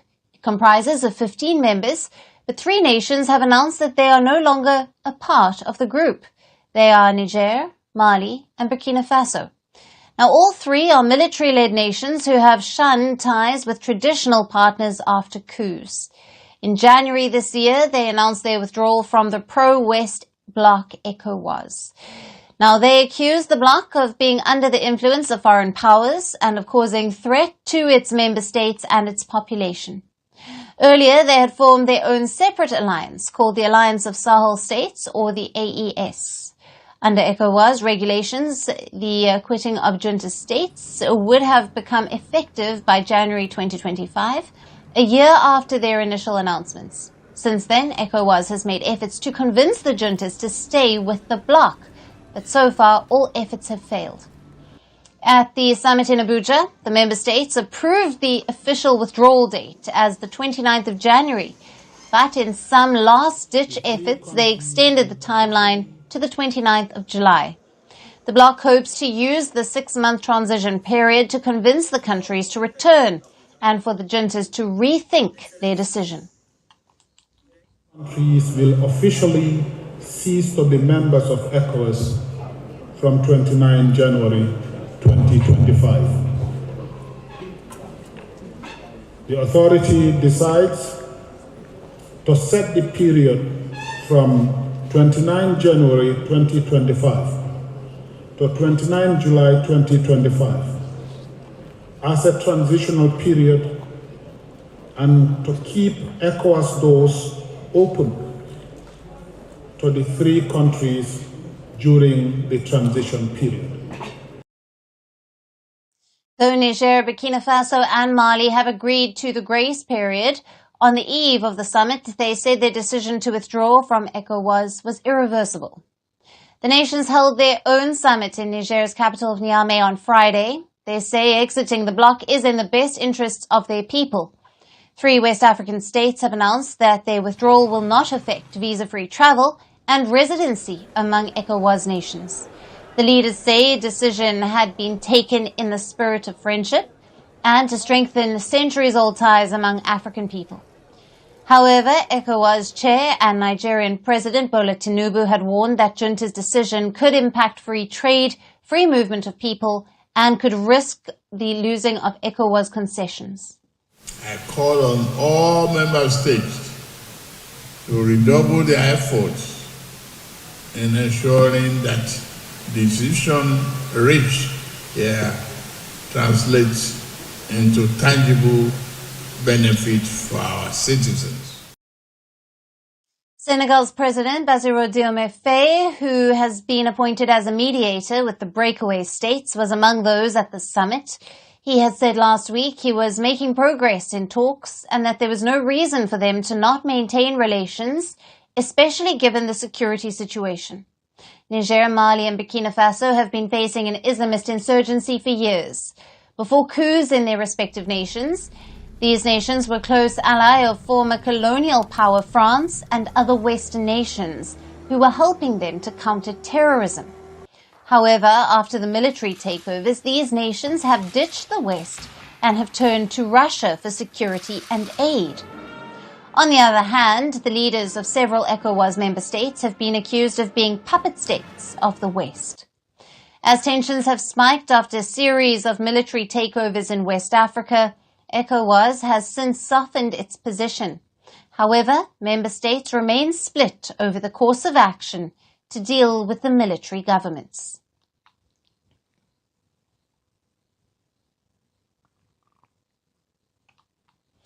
And shifting our attention to Central Africa, where a peace summit between the Democratic Republic of Congo and Rwanda in Angola was unexpectedly called off after the latest round of talks to end the fighting in the eastern DRC stalled.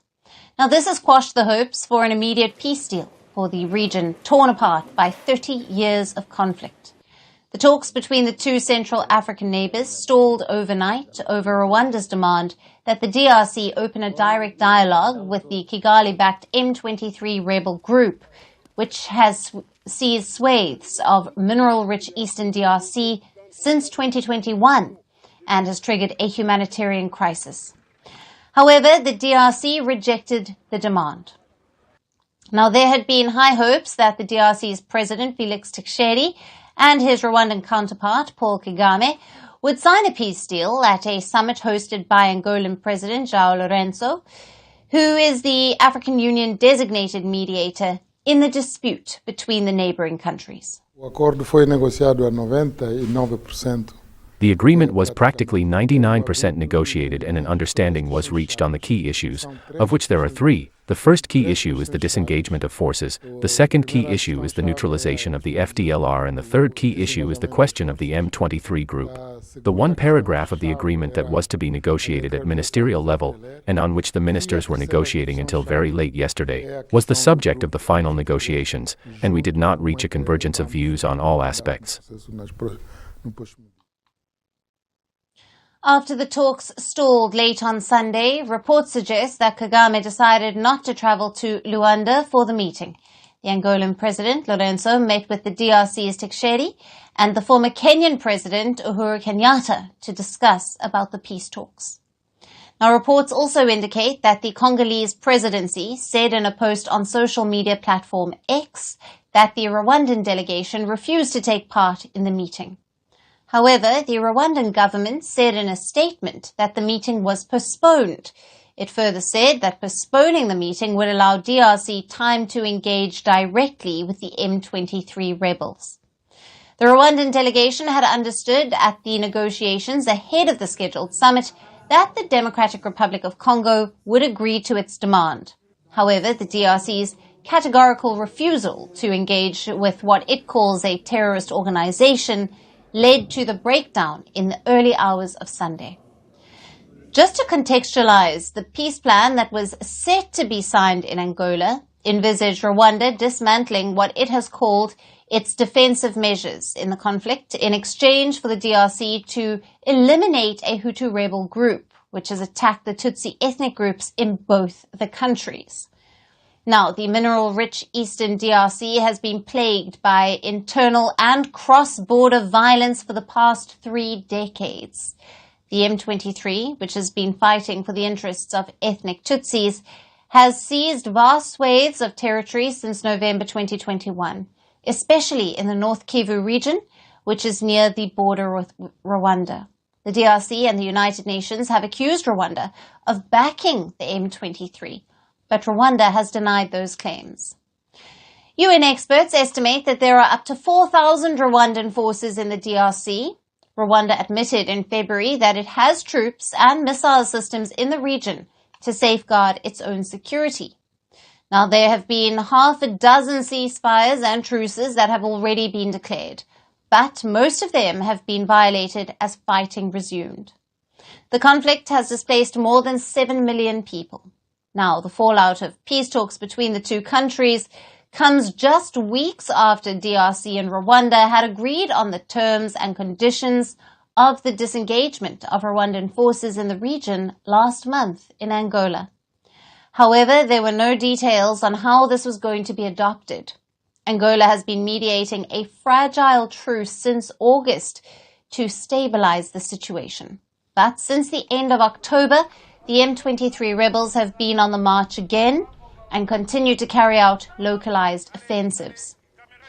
Just days ahead of the summit, fighting and accusations had intensified between the DRC's army and the M23 rebel group over the killing of 12 civilians in the North Kivu region. Yet, despite violations of the ceasefire, both the DRC and Rwanda have been maintaining diplomatic dialogues through Angola's mediation. President Tshisekedi and his Rwandan counterpart, Paul Kagame, had last seen each other in October at a summit in France, but they did not speak to each other. However, this latest breakdown in talks between the two countries has only worsened the humanitarian crisis in the region and raised several questions.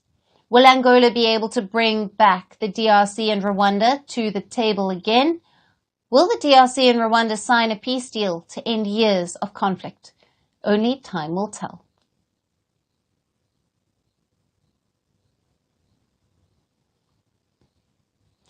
For our next story, let's turn to Africa's east coast, where a deadly cyclone has left a trail of destruction. A very powerful cyclone has hit the island of Mayotte in the Indian Ocean, and officials fear that thousands could be dead. Mayotte was struck by Cyclone Trudeau over the weekend. The Category 4 storm tore through the southwestern Indian Ocean, and its worst effect was seen in Mayotte, where it made landfall with winds above 220 kilometers per hour. It is the strongest storm to hit Mayotte in more than 90 years. Mayotte is an overseas French territory. It lies in the Mozambique Channel of the Indian Ocean, off the east coast of Africa. It is made up of 2 main islands between Madagascar and the Comoros. Over 300,000 people live here. Now, Cyclone Trudeau has caused widespread destruction in the island, causing major damage to the airport. Electricity, water and communication lines have been cut off. Houses, government buildings, hospitals and schools have also been damaged. There is a growing concern over access to food, water and sanitation. It is difficult to ascertain the precise death toll. The last reported death toll by authorities was on 14 on Sunday. However, they now say it could be several hundred, maybe thousands. Several pieces of footage show residents and police rushing to take shelter in the wake of the powerful storm. Shantytowns, which housed a large portion of Mayotte's population, have been flattened. Extensive damage can also be seen on the streets, with uprooted trees and debris piled up. It was the wind blowing. And I was panicked. I screamed, "We need help, we need help." I was screaming because I could see the end coming for me. It smashed right into us here, and to be honest, it was complicated. It was a complete disaster. Lots of houses and even towns are wiped out, especially the slums. Because for the houses made of bricks, it's just the roofs. Rescuers are racing against time to reach survivors. French military planes have arrived in the island with tons of medical aid. French authorities had also established an airbase between Mayotte and Reunion Island, another French overseas territory on the other side of Madagascar. There are medical evacuations to Réunion and possibly to mainland France at a later stage.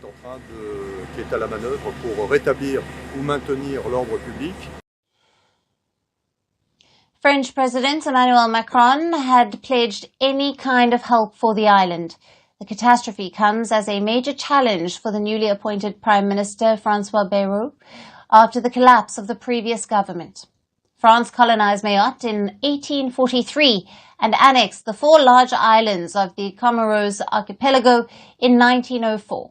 The rest of the archipelago voted for independence in a 1974 referendum, but Mayotte decided to remain under French control. Mayotte is a major destination for undocumented immigrants from nearby Comoros and has grappled with gang violence and social unrest for decades.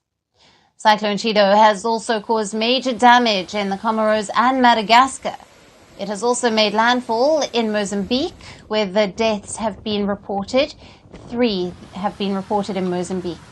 Now, Mozambique's Cabo Delgado province, which is home to around 20 million people, has been hit hard.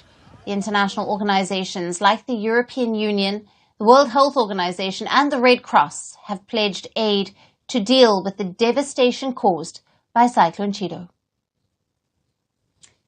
And that's it on the show for today. We will see you again tomorrow at the same time. Thank you for watching, and goodbye.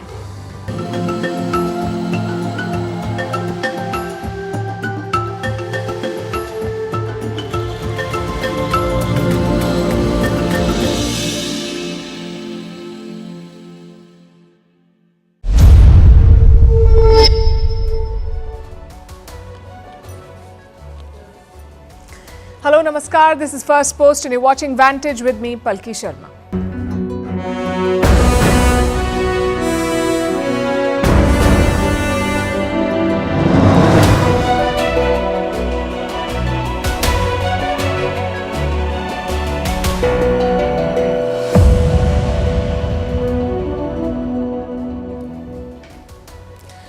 Is Erdogan going to attack Syria?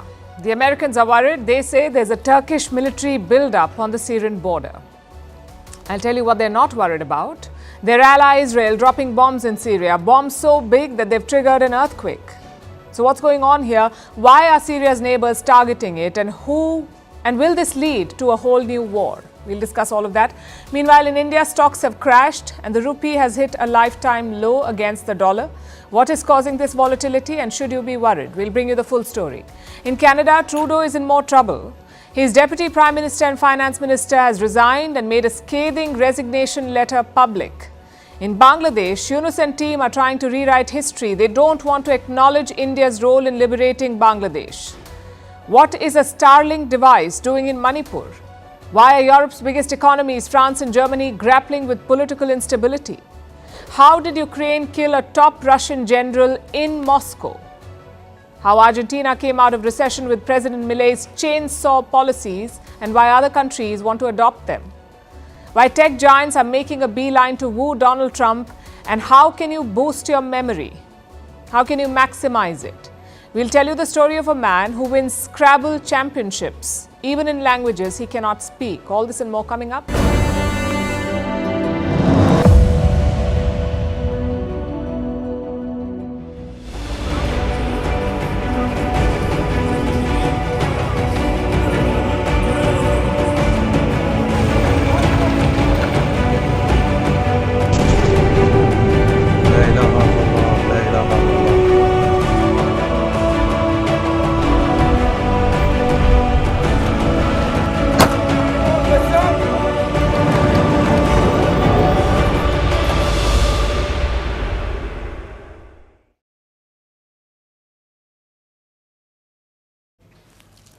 Geopolitics is a cutthroat world. If you display weakness, you're done.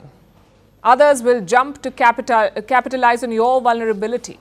Just ask Syria. They're facing threats from all sides, from Israel, from Iran, and pretty soon, maybe Turkey. President Erdogan of Turkey is reportedly making moves. He is building up military forces near the Syrian border. We're talking about Turkish commandos, militias allied to Ankara, and a lot of artillery. They have amassed near the city of Kobani. It is located in northern Syria and borders Turkey. The US says an incursion is imminent, that Erdogan will order his troops to invade Syria. And why would he do that? To neutralize the Syrian Kurds. Now, some quick background here. Kurds are an ethnic group spread across West Asia. You have Kurds in Iran, in Turkey, in Syria, and in Iraq. The Syrian Kurds are supported by the United States. They control considerable parts of northern Syria. They help the Americans fight the Islamic State. But Erdogan says the Kurds themselves are terrorists. In the past, he's talked about pushing them away from the Turkish border. He's also talked about creating a buffer zone, a sort of no man's land between Turkey and Syria. And now that he's moving troops, there is fear of an invasion. Today, Erdogan was hosting European officials. He did not reveal much about his plans, but he did say that he would not allow Kurdish terror groups to flourish in Syria. Listen in. The fight against Islamic State and the Kurdistan Workers' Party militants and its extensions topped the list of issues we discussed in our talks. Turkey is the only country that defeated both terrorist organizations on the ground. It is the only NATO member to do so. We will certainly not allow these organizations to grow. Now, the Kurds are worried. A top Syrian Kurdish official has written to Donald Trump. He wants the incoming US president to help. Listen to what he says, and I'm quoting, "Turkey's goal is to establish de facto control over our land before you take office, forcing you to engage with them as rulers of our territory." The Kurds know that they are vulnerable. They've already been driven out of some Syrian cities. If Turkey enters the battlefield, it will get worse, which is why they are turning to Donald Trump. But will he help them? Well, history is not favorable. In 2019, Trump pulled out some US soldiers from Syria. He also did not object to an offensive by Turkey. The Kurds were stunned by his decision then. They accused the US of betraying them after years of fighting together. Now, it's not clear if Trump will do the same again, but he made a big statement on Monday. He said that Turkey will play a major role in Syria's future. Syria has a lot of, there's a lot of indefinites. Nobody knows what's going to happen with Syria. But I think Turkey is going to hold the key to Syria, actually. I don't think you've heard that from anybody else, but I've been pretty good at predicting. Does he mean that in a good sense, or is that a warning to Erdogan? As always, Trump did not bother to clarify, so frankly, things are not looking good for the Kurds. You've got a lame duck president in Washington, an unfavorable president coming up, and a massive Turkish build-up at the border. What do the new rulers of Damascus make of this? We're talking about the HTS, or Hayat Tahrir al-Sham. They're in charge in Damascus. They have talked about forming an inclusive regime. So do they approve of this Turkish plan? Listen to the rebel spokesman. As for the Kurds, they are one of the components of the Syrian people, and we are very keen that this group has its rights protected. The social fabric in Syria is a source of strength and not weakness. But we affirm that we don't any part of Syria to be separated. Now, two things to note here. One, the rebels do want Kurds to be part of Syria. But two, they don't like Kurdish autonomy. They want the country united under one regime in Damascus. Of course, that depends on the political process, how inclusive and fair it is. But the problem goes beyond Kurds and Turkey. Regional players sense Syria's weakness, so they're carving up the country. Yesterday, Israel dropped a bomb on Tartus. It is the second largest port city in Syria. Israel attacked it. And look at the size of that mushroom cloud. The blast was so big that it triggered an earthquake. And what was Israel targeting here? Syria's military assets, mostly those belonging to the ousted regime. Israel is also pushing further into the Golan Heights. This is technically Syrian land. Israel occupied it in 1967, and since then it has been in Israeli control, the Golan Heights. After Assad fell, Israel took over a buffer zone in Golan Heights. They're also sending more people to this region. The goal is to double the Israeli population in the Golan Heights. More settlements, more control. That's the idea. Of course, the Americans won't criticize Israel. They will ring alarm bells over Turkey. They will warn about ISIS. But Israel can drop earthquake bombs on a sovereign country, a country that's not even at war with them. And the risk here is obvious. Israel has taken out most of Syria's strategic military capabilities. I'm talking about jets, warships and missiles. Turkey is looking to push deep into northern Syria. They want to create a buffer zone. And the US is sitting pretty in the south with a military base. So what is Syria left with? A crippled military, frequent air raids, and neighbors invading at will. This is a make or break moment for Syria. Their people have a shot at stability after years of fighting. Instead of helping them, Syria's neighbors are making things worse. They want to exploit Syria's vulnerability.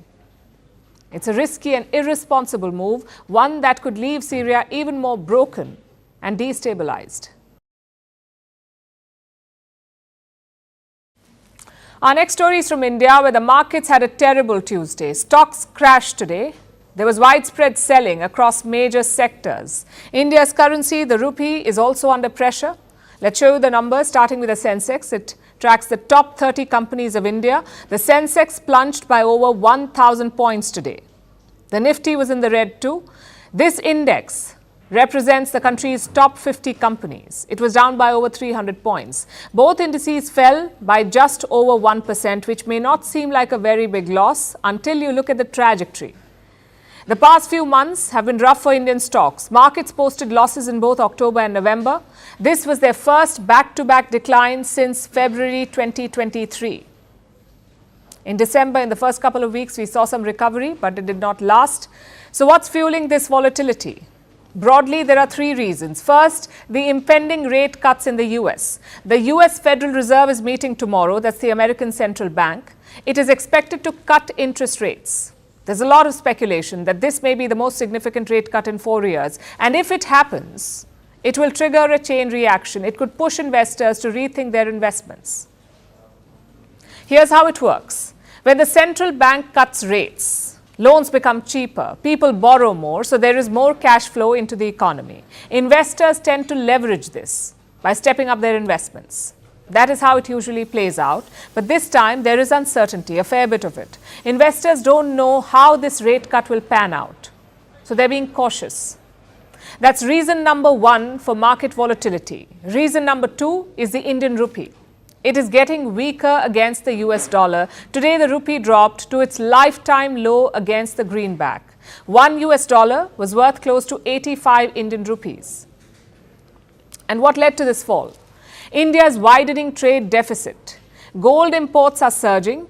In the month of November, they hit a record high. India imported nearly $15 billion worth of gold last month. $15 billion in 1 month. That's how much gold we imported.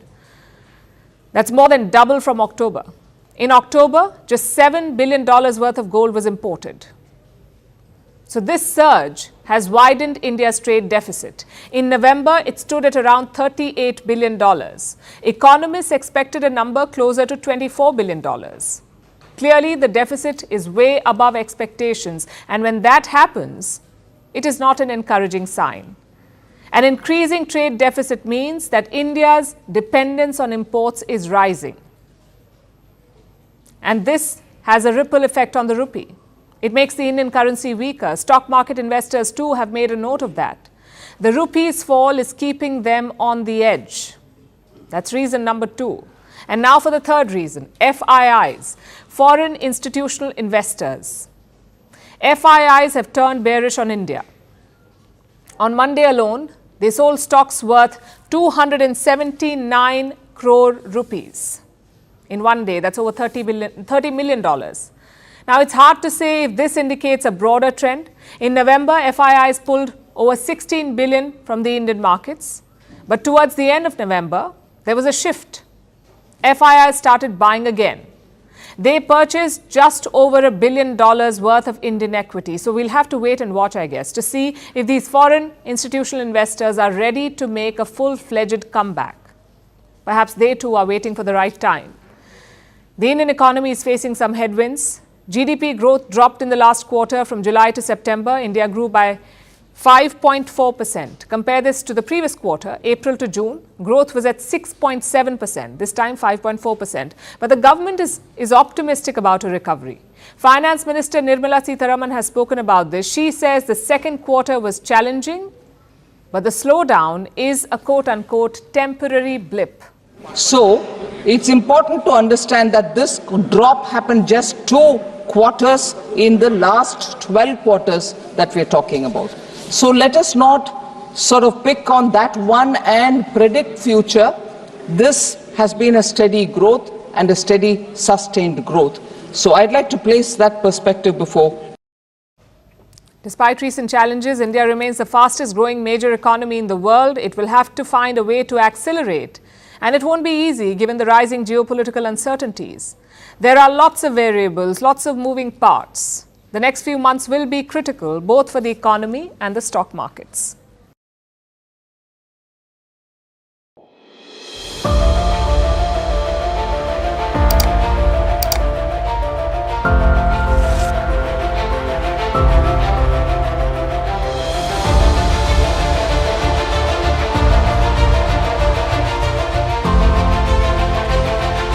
To work together to solve some of the challenges we're facing as a continent, as countries.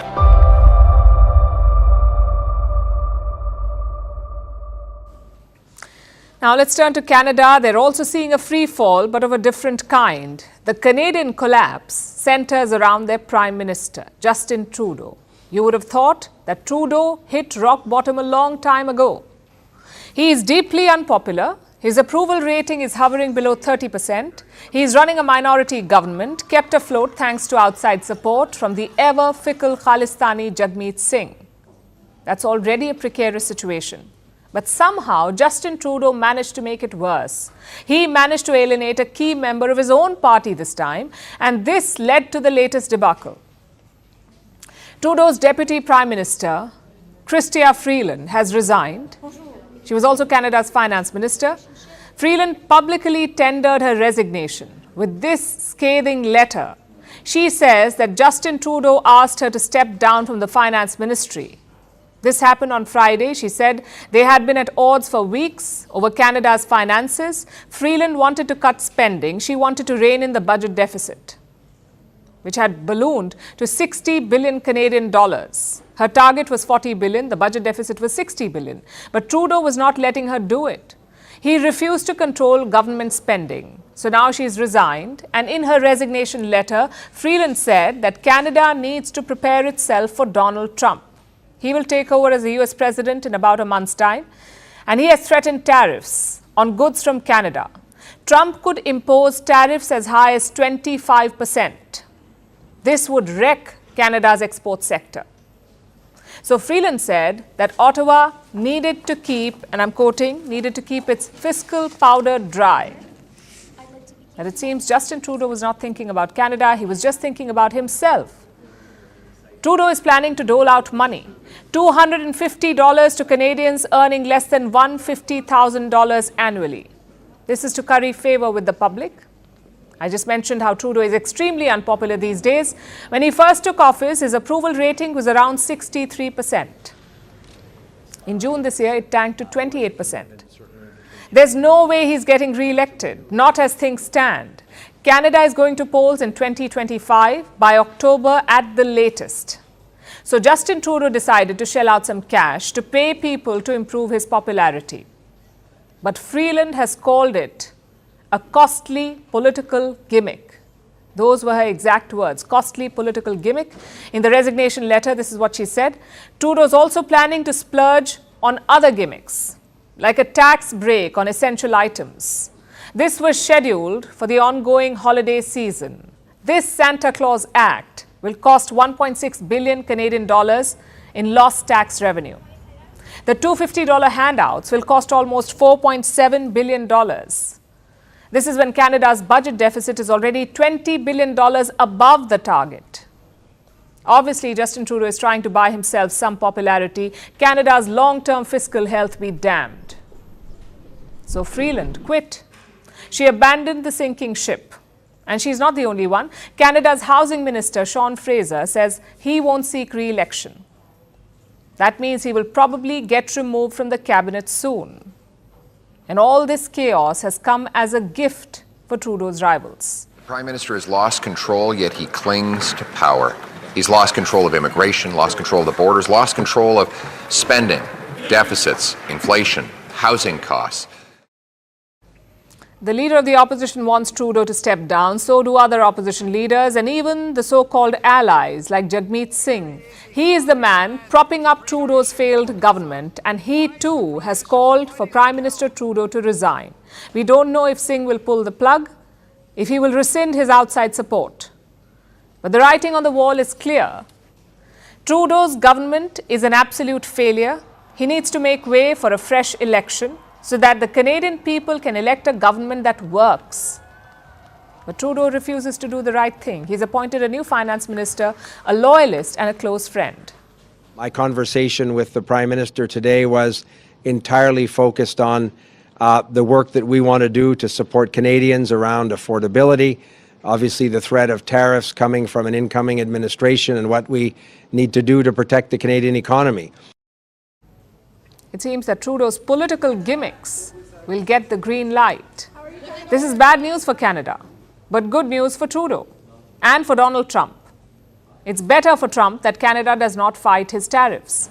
Trump put out this post on social media. He called Freeland totally toxic. And I'm quoting, he said, Governor Trudeau was right to fire her. Yes, Donald Trump is still mocking Justin Trudeau, calling the Canadian Prime Minister a governor and suggesting that they join as the 51st state of America to evade tariffs. Even in turbulent moments like this, it shows what a joke Justin Trudeau has become and why it's better for Canada if he steps down.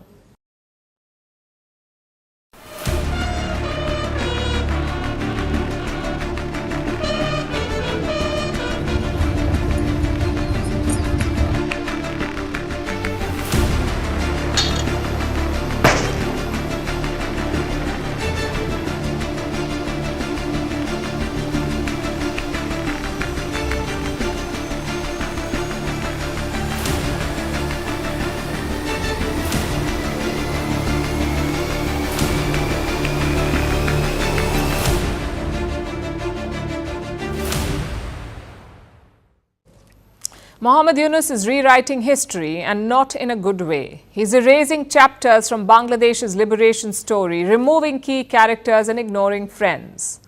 We saw the perfect example of that yesterday. December 16 is Bangladesh's Liberation Day. On this day in 1971, Pakistan's army surrendered to India in Dhaka, and thus Bangladesh was formed.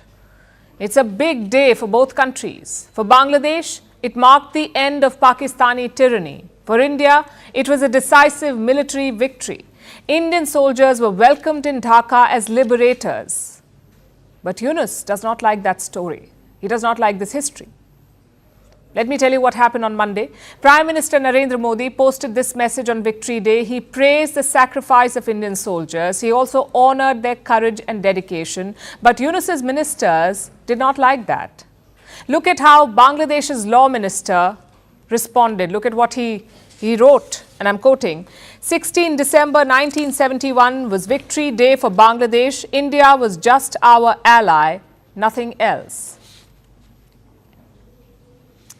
Here's what a student leader wrote, and I'm quoting again. The war was for Bangladesh's independence from Pakistan, but Modi claimed the war to be only of India and their achievement.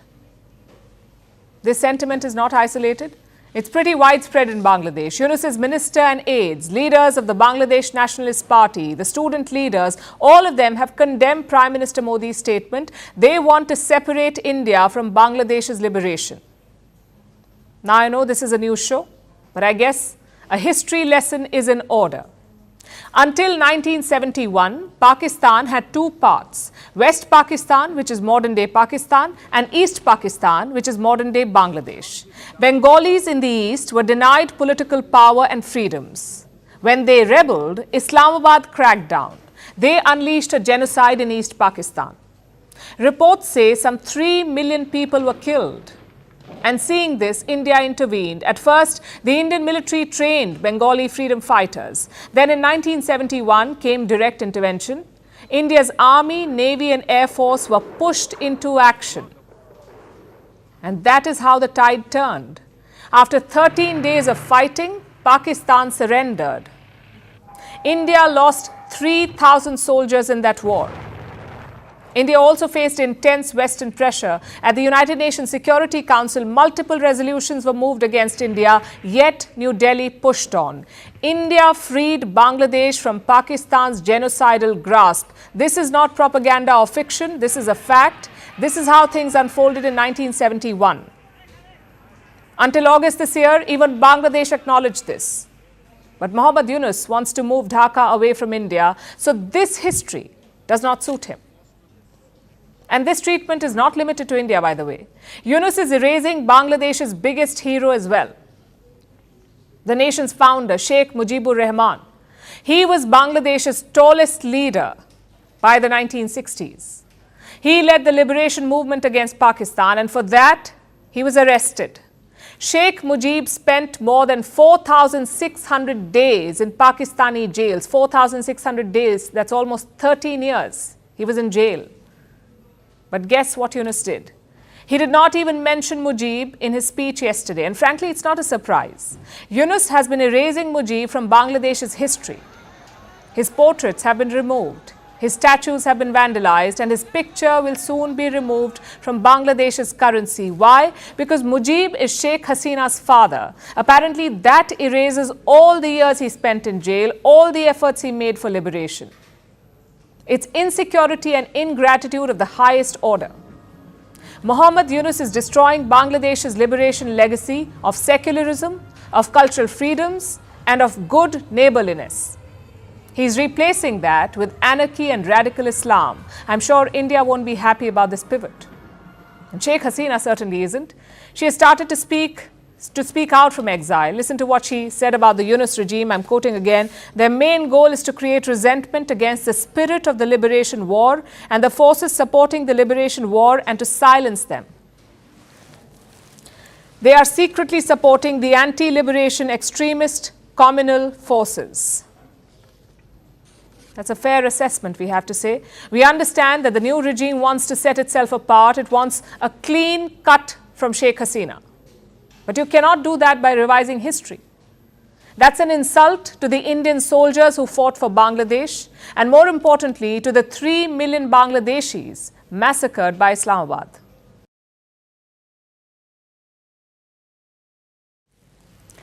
On Monday, the Manipur police carried out search operations in the state. They found a lot of weapons, which is not surprising, but here's what is. Here's what stands out in the items that they found. A Starlink terminal. Starlink is a satellite internet provider. It is owned by Elon Musk.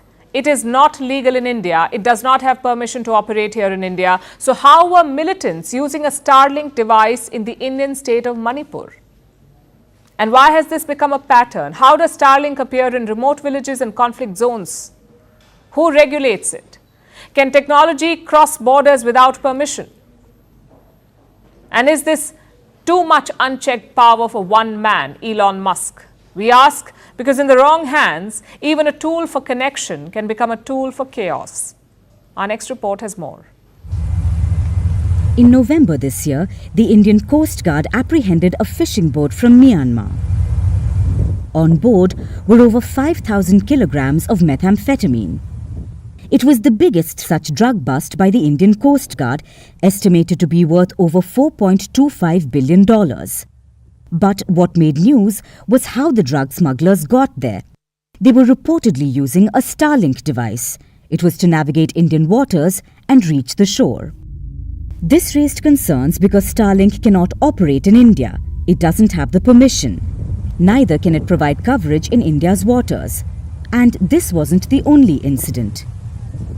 The Manipur police yesterday carried out search operations in the state. They recovered over 29 weapons from militants. But along with that, there was also a Starlink device. The authorities recovered a satellite internet antenna and a router. There's Starlink written on it. This is the first instance of Starlink being discovered in this region, and it raises some critical questions. Starlink isn't legal in India, so what is this device doing here? Especially in Manipur, which has been battling ethnic violence for over a year now. To answer that, let's look at Starlink first. It's a satellite internet constellation, basically a system of over thousands of satellites. The company is a subsidiary of Elon Musk's SpaceX. SpaceX began launching Starlink satellites in 2019. Right now, there are nearly 6,000 of them. How is Starlink different from normal satellites? Starlink satellites are low orbit. Most satellites are located around 1,000 kilometers from the Earth. Starlink satellites are much closer. That means it can provide faster internet service. It also means Starlink can provide internet to the most remote areas, whether it's the middle of a desert or on top of a mountain. Starlink's ability to operate independently of traditional infrastructure makes it very attractive, especially for countries mired in conflict. During Russia's invasion of Ukraine, internet services shut down. Elon Musk immediately made Starlink available. About 15,000 Starlink routers were shipped to Ukraine. It kept services running. It helped Kyiv in the battlefield. In the Sudan war, Starlink was a lifeline for civilians and humanitarian groups, especially amidst the widespread communications blackout. But the use of Starlink in active war zones has sparked intense debate. Some people argue that it breaches national sovereignty because it bypasses local telecom regulations. Others warn of its dual life potential.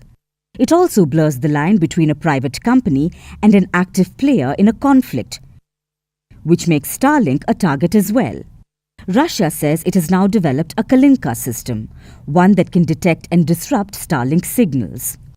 In some cases, Starlink itself has drawn boundaries, like in the case of Sudan.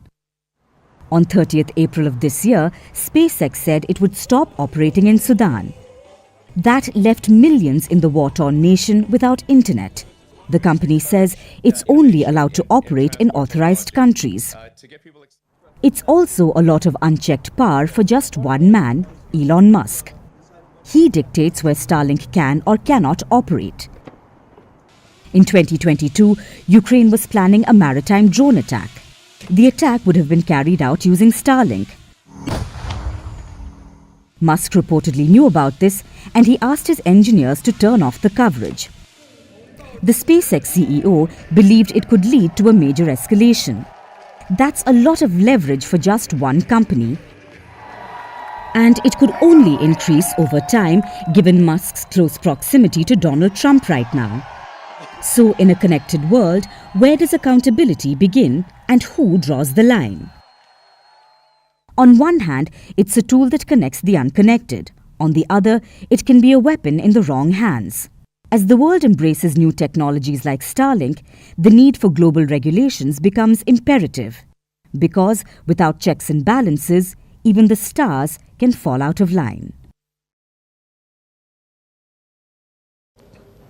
Europe famously has two engines, Germany and France. They drive the European economy forward. They also determine Europe's politics. But right now, both engines are stalled. France has a minority government, and Germany's government has just been ousted. So we'll begin with Berlin. Chancellor Olaf Scholz himself triggered this collapse. His coalition broke down last month. Scholz wanted to increase public spending, but his alliance partner disagreed. So what did the Chancellor do? He requested a confidence vote himself. It's a bit of a quirk in German politics. The Chancellor themselves must call for the confidence vote. Only then can the parliament be dissolved. So Olaf Scholz called for the vote. He did not expect to survive it, but he called it anyway because he wanted snap elections. He wants to seek a fresh mandate. The question is, will he get it? Let's look at the opinion polls. Scholz's party is at number 3. They are projected to get 17% of the votes. At number 2 is Alternative for Germany, which is a far-right political party. And at number 1 is the Christian Democratic Union of Germany, which is the party of Angela Merkel. They are expected to get 31% of the vote. The election is slated for February next year, February 2025. As things stand, Olaf Scholz is on his way out. The German media is calling it a kamikaze move, basically a suicidal political decision to call for the confidence vote. Very similar to what Emmanuel Macron did in France. There were elections to the European Parliament this year. Macron's party was completely thrashed in that election. And who won? The right-wing National Rally. They won the European Parliament elections. So Macron took a massive gamble. He called for snap elections to strengthen his position in France. Much like Scholz, he wanted a fresh mandate. But what he got was a hung parliament. Macron took 2 months to appoint a consensus prime minister. His name was Michel Barnier, and he lasted all of 90 days. So last week, President Macron appointed another prime minister. It tells you how weak he is at the moment. Polls show that a majority of French people want President Macron to resign. And this is the state of Europe's twin engines. Germany's government is on its way out, and France's government could follow any day. This is bad news for 2 reasons. Number one, Germany and France are key to Europe's economy. They make up 41% of the region's GDP. And number two, leadership issues. Germany and France take all the big calls in Europe. They're the face of European diplomacy, which is why turmoil in Paris and Berlin is worrying for Brussels, especially with Donald Trump looming. Trump is famously not a fan of Europe or NATO. In his first term, Europe managed to weather that storm, largely because of stable leadership. Macron was the shiny new centrist darling, and Angela Merkel was leading Germany, a seasoned and mature politician. This time, Trump will deal with a European churn. Macron will be a lot weaker, and Germany will likely have a new chancellor. So who can European nations look up to? Many believe it could be Italian Prime Minister Giorgia Meloni. She was recently ranked the most powerful person in Europe. No nuclear weapons, no economic miracle, yet Meloni beat the likes of Scholz and Macron. How is that? For starters, her domestic position is quite strong. Her party has done well in recent elections. That is one reason. And secondly, she's close to Trump and his advisors, especially Elon Musk. Many expect her to be the bridge between Brussels and Washington. It tells you how European dynamics are changing, and these political changes are not happening in a vacuum. They are a symptom of economic worries. France's budget deficit is increasing. It was 5.5% last year. It's 6.1% this year. Overall debt is 112% of the national GDP. France is projected to grow by just 0.8% next year. For comparison, the United States is expected to grow by 2.5%. Germany is probably worse off. Their GDP is expected to contract by 0.1% this year, and next year it could grow by 0.7%. Now, to be fair, most of Europe is struggling, but when the big two struggle, the impact is bigger. The question is this a temporary glitch in Brussels, or is it a sign of things to come? Because the Franco-German partnership defined the rise of Europe after the Second World War. They dominated Brussels for more than half a century. But will political and economic weakness end that reign? As they say, only time will tell.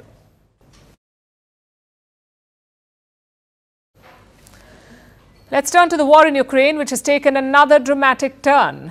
The latest move has come from Kiev. They've killed a top Russian general, that too inside Moscow, in the heart of the Russian capital. The Ukrainian security service carried out a blast. They killed a high-ranking general and his assistant. Kiev has called him a legitimate target. Moscow says it's a provocation. Moscow has threatened retaliation. And look at the timing of the strike. In about a month from now, Trump will take over as US president. He wants to end the Ukraine war on day one. He plans to cut military aid to Ukraine at a time like this. Why has Kiev taken the war to Moscow? Our next report has the answer. It was an ordinary winter day in Moscow. The snow filled the streets. The city was calm. Suddenly, a loud explosion shattered the peace.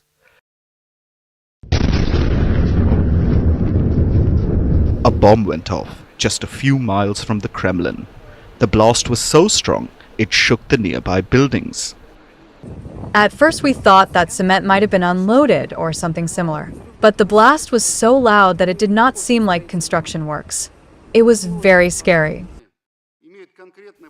The target was this man, Lieutenant General Igor Kirillov.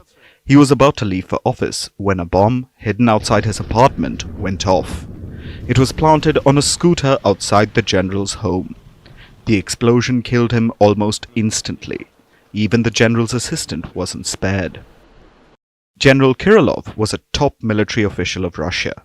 He was the chief of Russia's nuclear, chemical, and biological defense forces. He was also a prominent spokesperson for the Kremlin. In the past, he has targeted Kyiv by accusing them of a plot to deploy chemical and nuclear weapons. None of those claims have been substantiated. Beyond propaganda, General Kirillov was on Kyiv's target list for another reason. Ukraine claims he was behind a chemical attack. Kyiv accuses the Russian forces of deploying an agent called chloropicrin. It's a toxic gas. Chloropicrin was first used in World War II. The gas isn't lethal, but it causes extreme irritation and pain, both in the eyes and the lungs. The Chemical Weapons Convention bans its use. Russia is a signatory to this treaty. Despite that, Ukraine says that Russia used this gas on its soldiers. Apparently, General Kirillov gave the order himself. On Monday, Ukraine's security service opened a criminal probe against him. A day later, he was neutralized in Moscow. Ukrainian officials have quietly claimed credit for the attack in the Western press. It's a significant signal. It shows how Ukraine is no longer hesitant to strike deep inside Russia, even in its capital, Moscow. More importantly, the attack is a clear demonstration of capabilities. Ukrainian intelligence didn't just get close to their target, they successfully planted a bomb powerful enough to eliminate a top Russian general. This is a serious breach in Russian defenses. Moscow is now threatening retaliation. Russia's Security Council has issued a statement vowing to hit back. The conflict in Ukraine is deepening and expanding. New battlegrounds are emerging. For Ukraine, even Moscow is now fair game.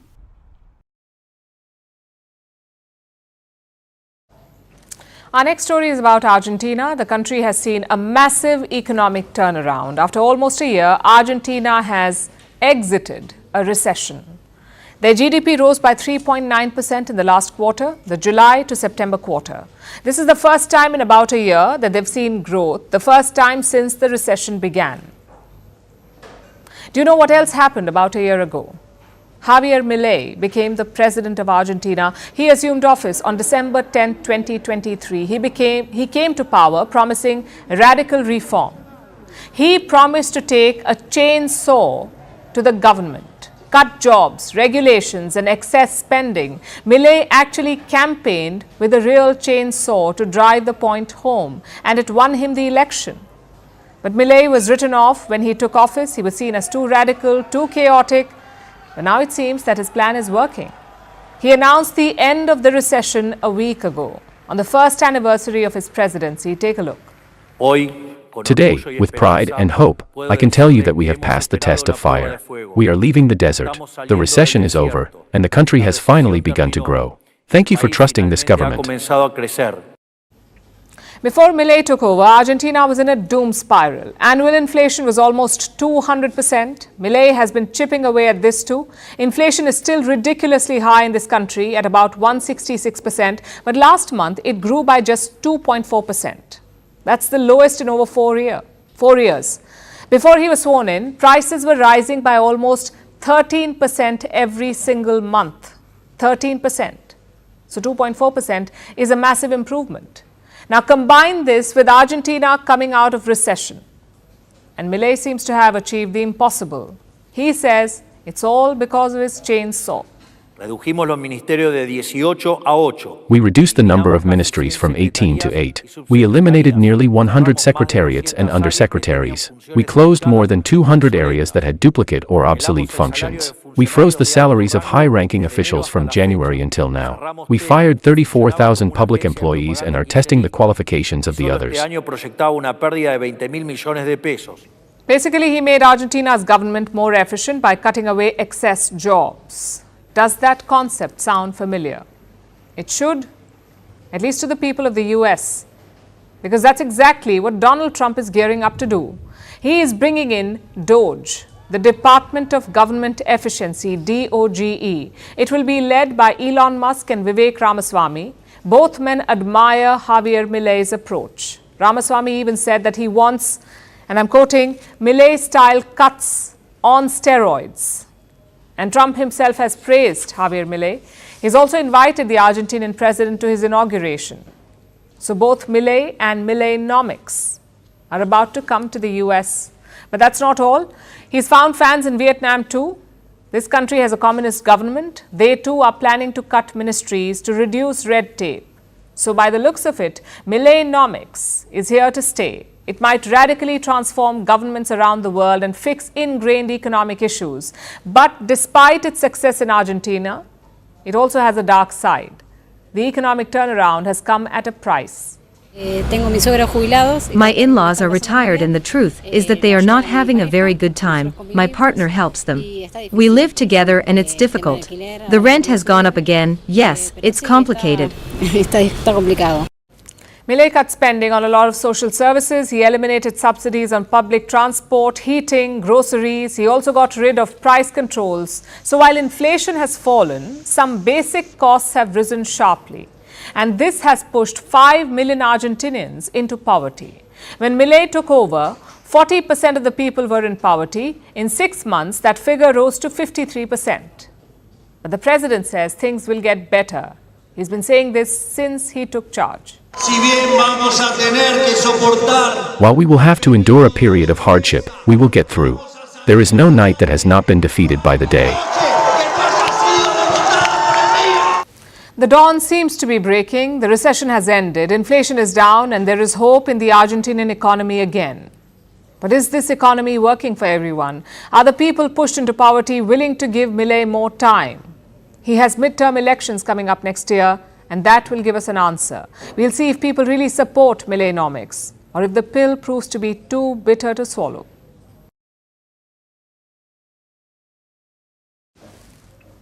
Four years ago, Donald Trump was that guy, the one you did not want to be seen with at the office holiday party. CEOs were publicly distancing themselves. Tech giants were hopping on the anti-Trump bandwagon. Corporate donations were nil, and he was even banned from Facebook and Instagram. Fast forward to 2024, things look very different. Donald Trump has gone from persona non grata to the corporate world's most sought-after dinner guest. CEOs are visiting Mar-a-Lago. They're dining with him. Many are announcing investments, like SoftBank CEO Masayoshi Son. He announced a $100 billion investment in America. So what led to this U-turn? Our next report tells you. I'm excited to go, and we were discussing, and President Trump said, Masa, double down is not enough. Maybe, go for more, right? That's what I'm going to ask him right now.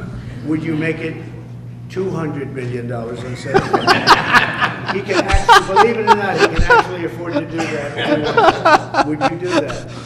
Well, my promise is 100, but he's now asking to do more.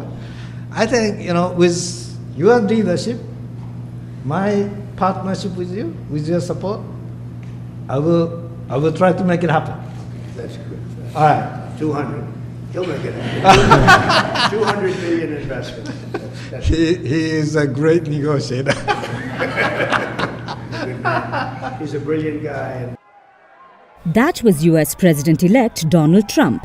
And the guy he's calling Masa, that's SoftBank Group CEO Masayoshi Son. $50 billion in the United States. SoftBank is going to invest $100 billion in the United States. It will be done over the next 4 years during Trump's second presidency. Trump is touting this as a huge boost to the US economy. But what stands out is the banter. It's like these two are actually BFFs. And it's not just Masayoshi Son, Donald Trump is suddenly the ace in everyone's hand. Close to Thanksgiving, Mark Zuckerberg flew into Florida. The Meta CEO dined at Mar-a-Lago with Trump. Last week saw two important visits: Google CEO Sundar Pichai and Apple CEO Tim Cook. Both met Trump at Mar-a-Lago. On Tuesday, TikTok CEO Shuzi Chu was there at the Florida estate. And later this week, Amazon CEO Jeff Bezos will sit down with Trump. So this holiday season, American CEOs clearly have only one destination in mind. It's Mar-a-Lago. Suddenly, the same tech titans who once treated Trump like a radioactive smartphone are now lining up to take selfies with him. Mark Zuckerberg had previously banned Trump from Facebook, and now he's breaking bread with Trump. Jeff Bezos is donating $1 million to Trump's inaugural fund, and so is OpenAI CEO Sam Altman. But what explains this sudden love fest? It's obviously not altruism. It's pure, unadulterated self-interest. These CEOs have realized something fundamental. In Trump's world, proximity equals profit. Look at Elon Musk. He bet on the right horse in this election race, and now he's reaping the benefits. His wealth has surged beyond $400 billion. So America's CEOs are trying to do the same. During his first term, they ignored Donald Trump. He was corporate America's biggest headache. These tech titans and business moguls claimed to have moral lines. Well, turns out those lines were drawn in wet sand. Trump went from being a liability to the most powerful man in the room once again, and corporate America too has done a U-turn. They're not willing to make the same mistake again. CEOs and leaders are not just embracing Trump, they're going all out. Each donation, each dinner is more like an insurance policy, all to stay in the inner circle of power. Well, guess in the grand casino of American capitalism, there's only one rule that truly matters. Always bet on the house. And right now, Trump is the house.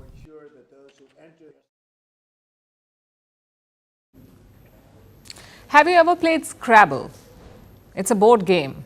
You have to make words and earn points. The player who earns the most points wins. So the better your language skills, the higher your chances of winning, right? Well, apparently not.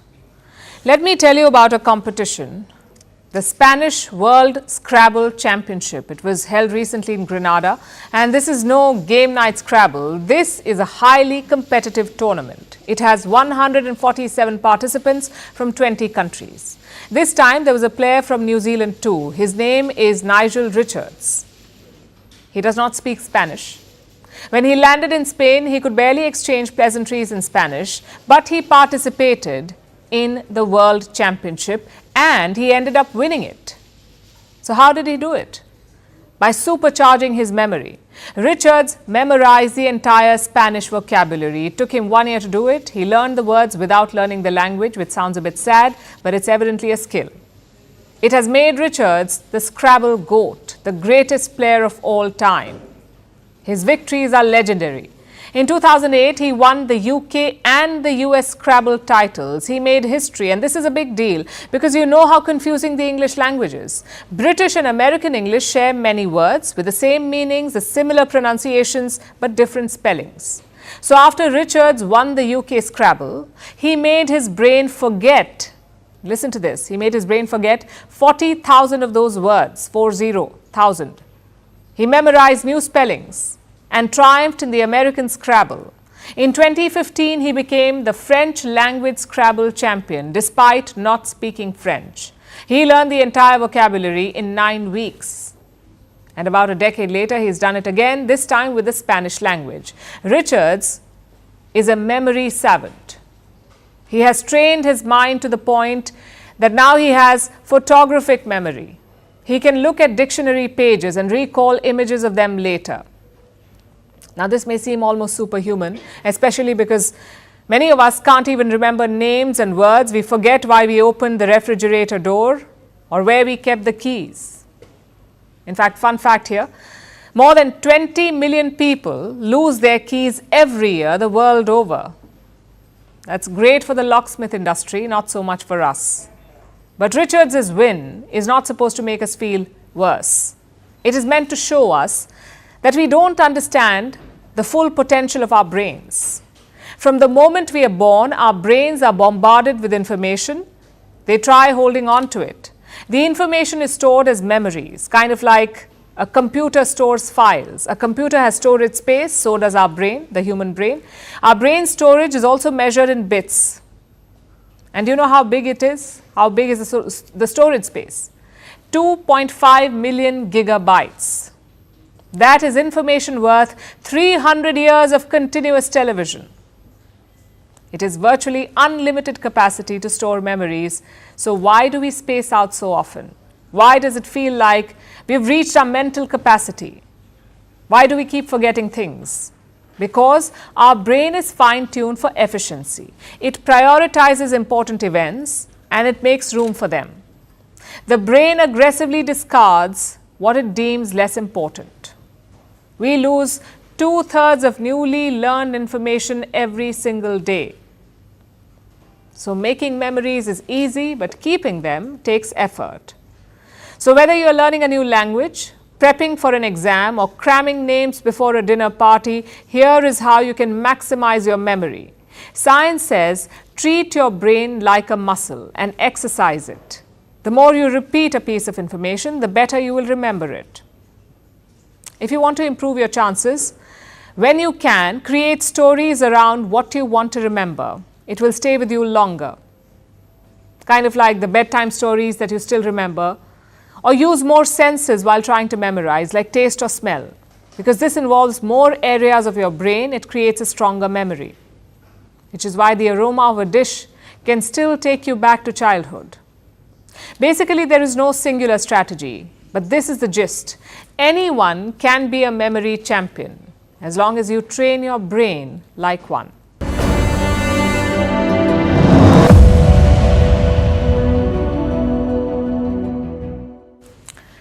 The United States spends almost $900 billion on defense. A lot of people will say this is wasteful. Why not use this money for public good or to fight climate change or to rebuild war-torn nations? But those people are all mistaken.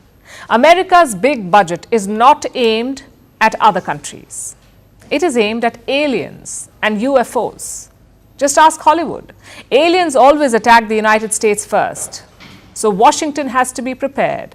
And recently, some believe that that moment had come because dozens of mysterious drones were spotted over American skies. We told you about this yesterday.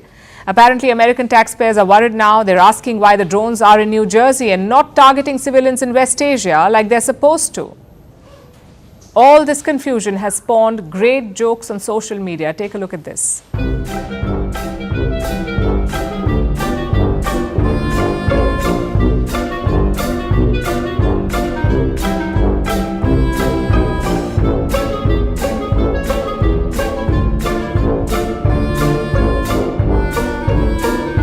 Return from whence you came.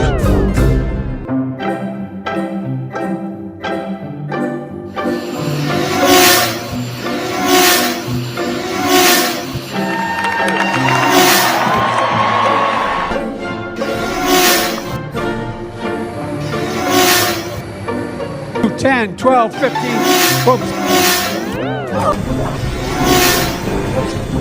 4 hours ago.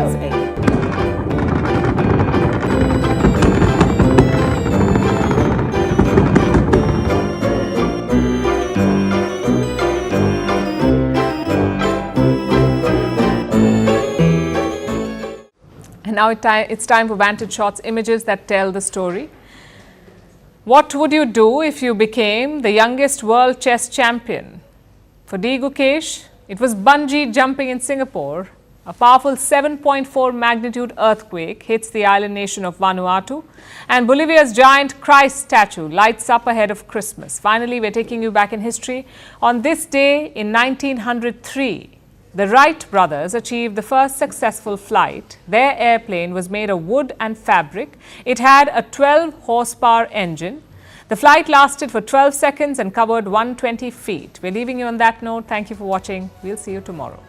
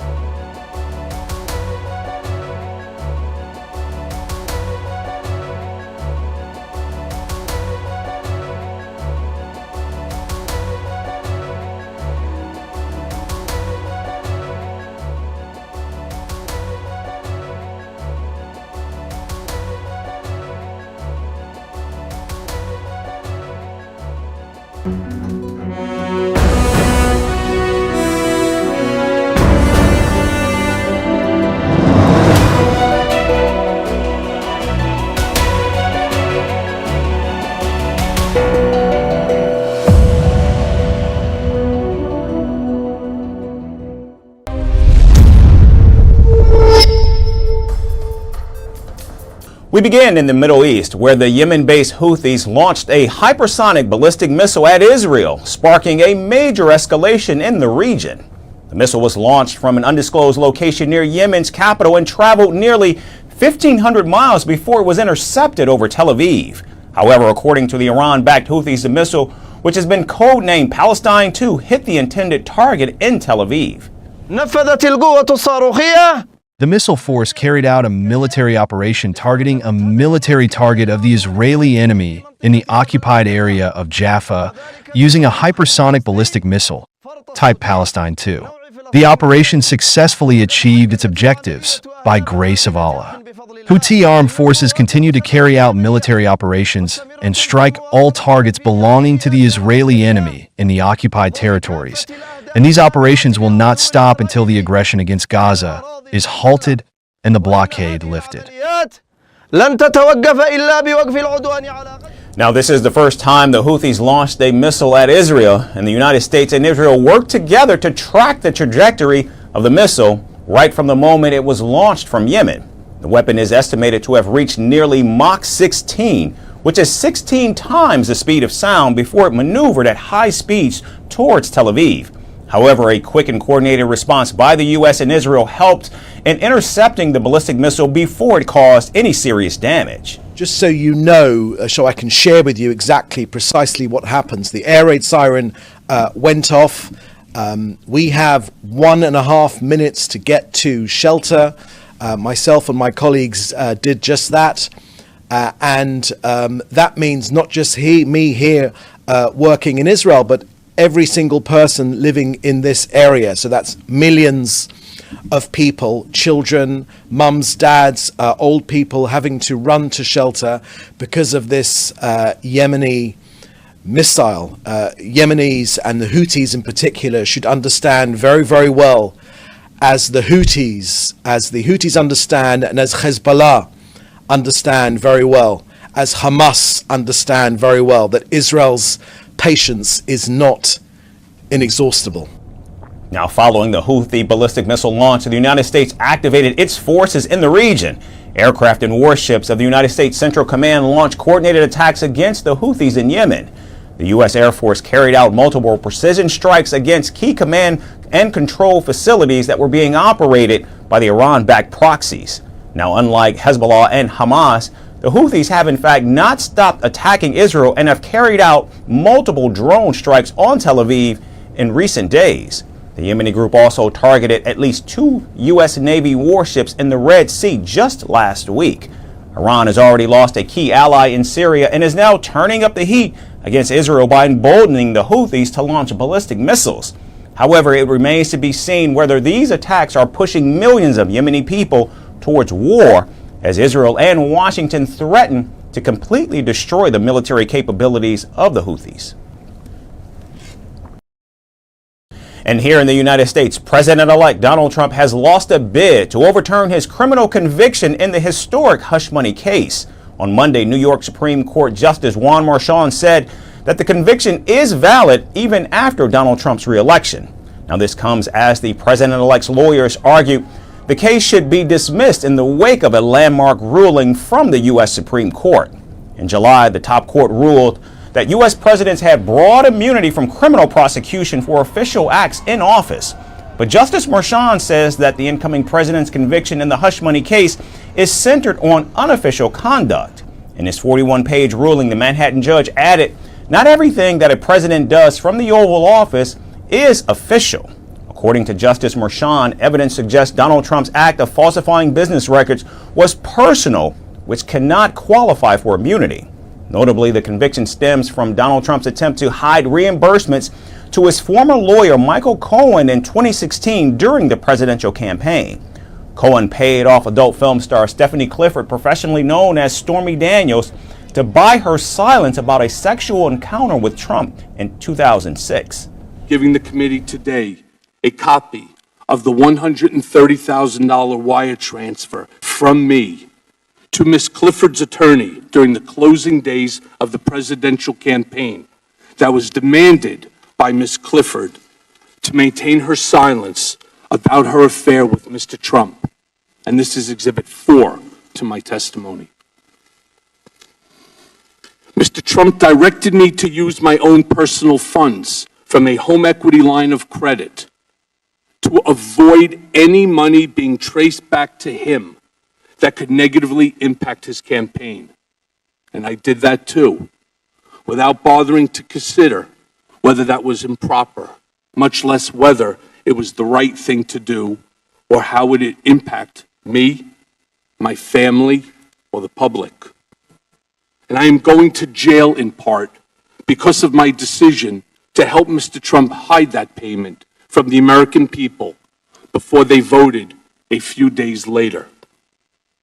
As Exhibit 5A to my testimony shows, I am providing a copy of a $35,000 check that President Trump personally signed from his personal bank account on August 1st of 2017, when he was President of the United States, pursuant to the cover-up, which was the basis of my guilty plea to reimburse me, the word used by Mr. Trump's TV lawyer, for the illegal hush money I paid on his behalf. Now, Donald Trump has always denied any wrongdoing during the trial. However, in May, a jury found him guilty on 34 felony counts of falsifying business records, making him the first former or sitting U.S. president to be criminally convicted. A judge who's highly conflicted, you know what the confliction is. Nobody wants to write about it, and I'm not allowed to talk about it. If I do, he said, I get put in jail. So we'll play that game a little bit longer. We won't talk about it. Donald Trump was originally scheduled to be sentenced in July, but that was postponed twice. Now, the former president has filed another motion to dismiss the case altogether, citing his return to the White House. Now it's all up to Justice Merchan to decide whether to issue a sentence on Donald Trump, which could mean possible consequences when, in fact, Donald Trump leaves the White House. And staying in the United States, Elon Musk doesn't have the highest level of security clearance needed to access details about sensitive government programs that his company is involved in. According to a Wall Street Journal report, the payloads SpaceX launches for the U.S. military and spy agencies are treated as top government secrets. These secrets are only shared with select SpaceX employees who hold special security clearances, and Musk is not one of them.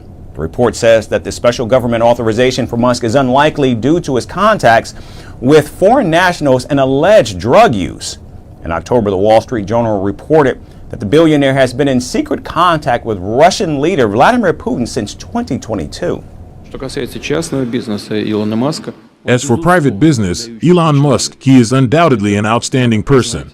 It must be admitted. I think the whole world admits it. He is an active, talented businessman. He does a lot of things, including with the support of the United States. From our side, we are willing to develop this support for private businesses in Russia.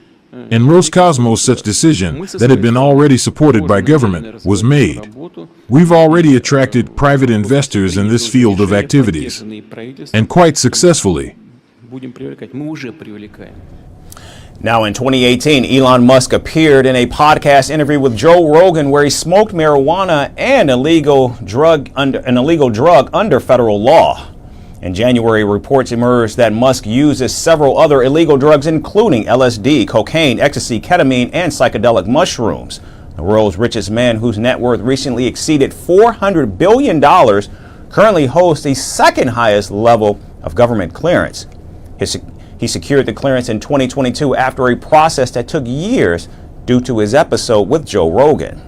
Now, the existing clearance gives Musk access to some confidential information, but it's not enough to get him hands on details about SpaceX's spy satellite program, Starshield.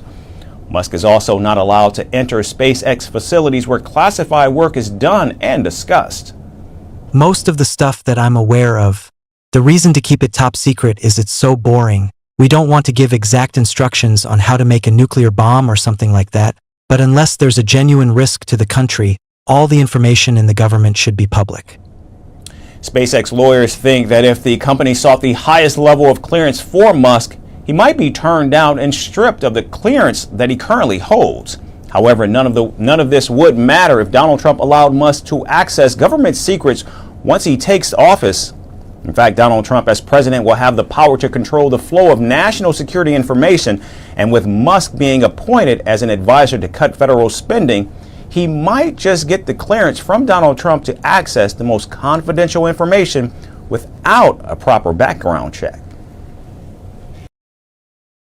And now to Canada, where Deputy Prime Minister and Finance Minister Chrystia Freeland's shocking resignation has thrown Prime Minister Justin Trudeau's leadership into complete disarray.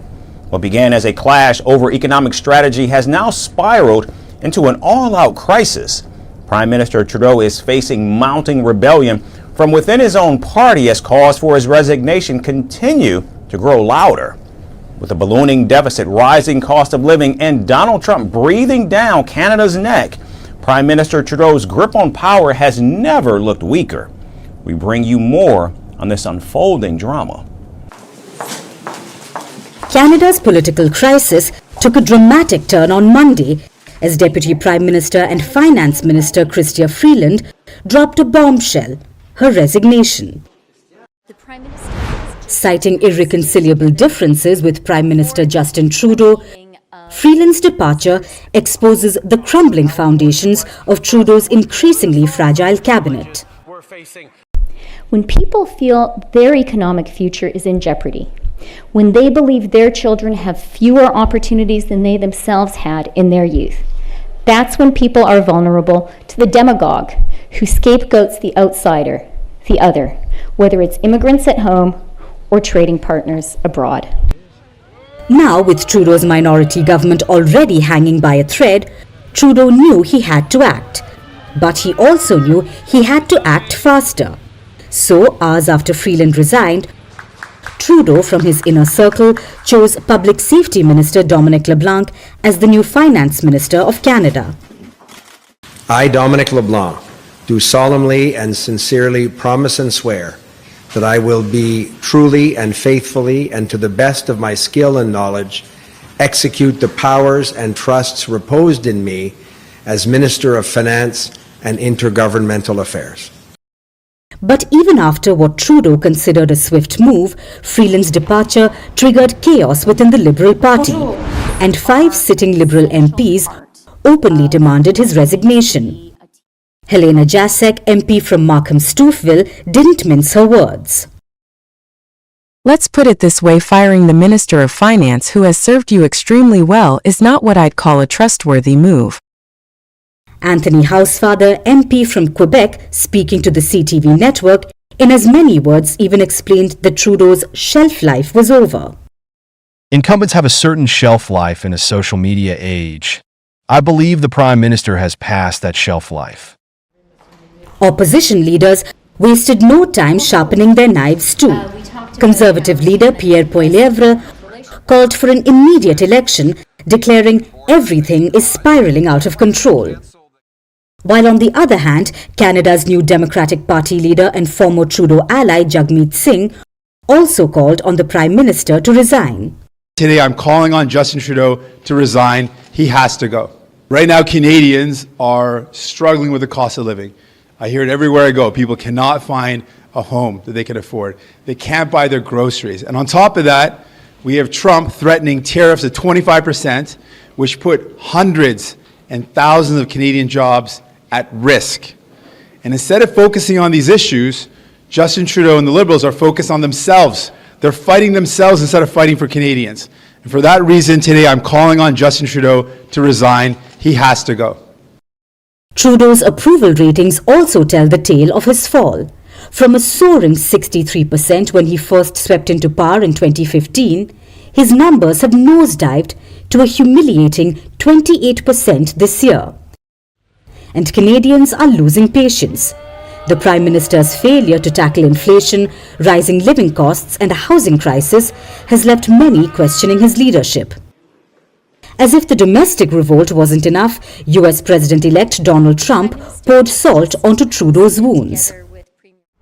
In his signature provocative style, Trump was seen mocking Trudeau on social media, referring to him as Governor of Canada, implying Canada's economic subordination to the United States.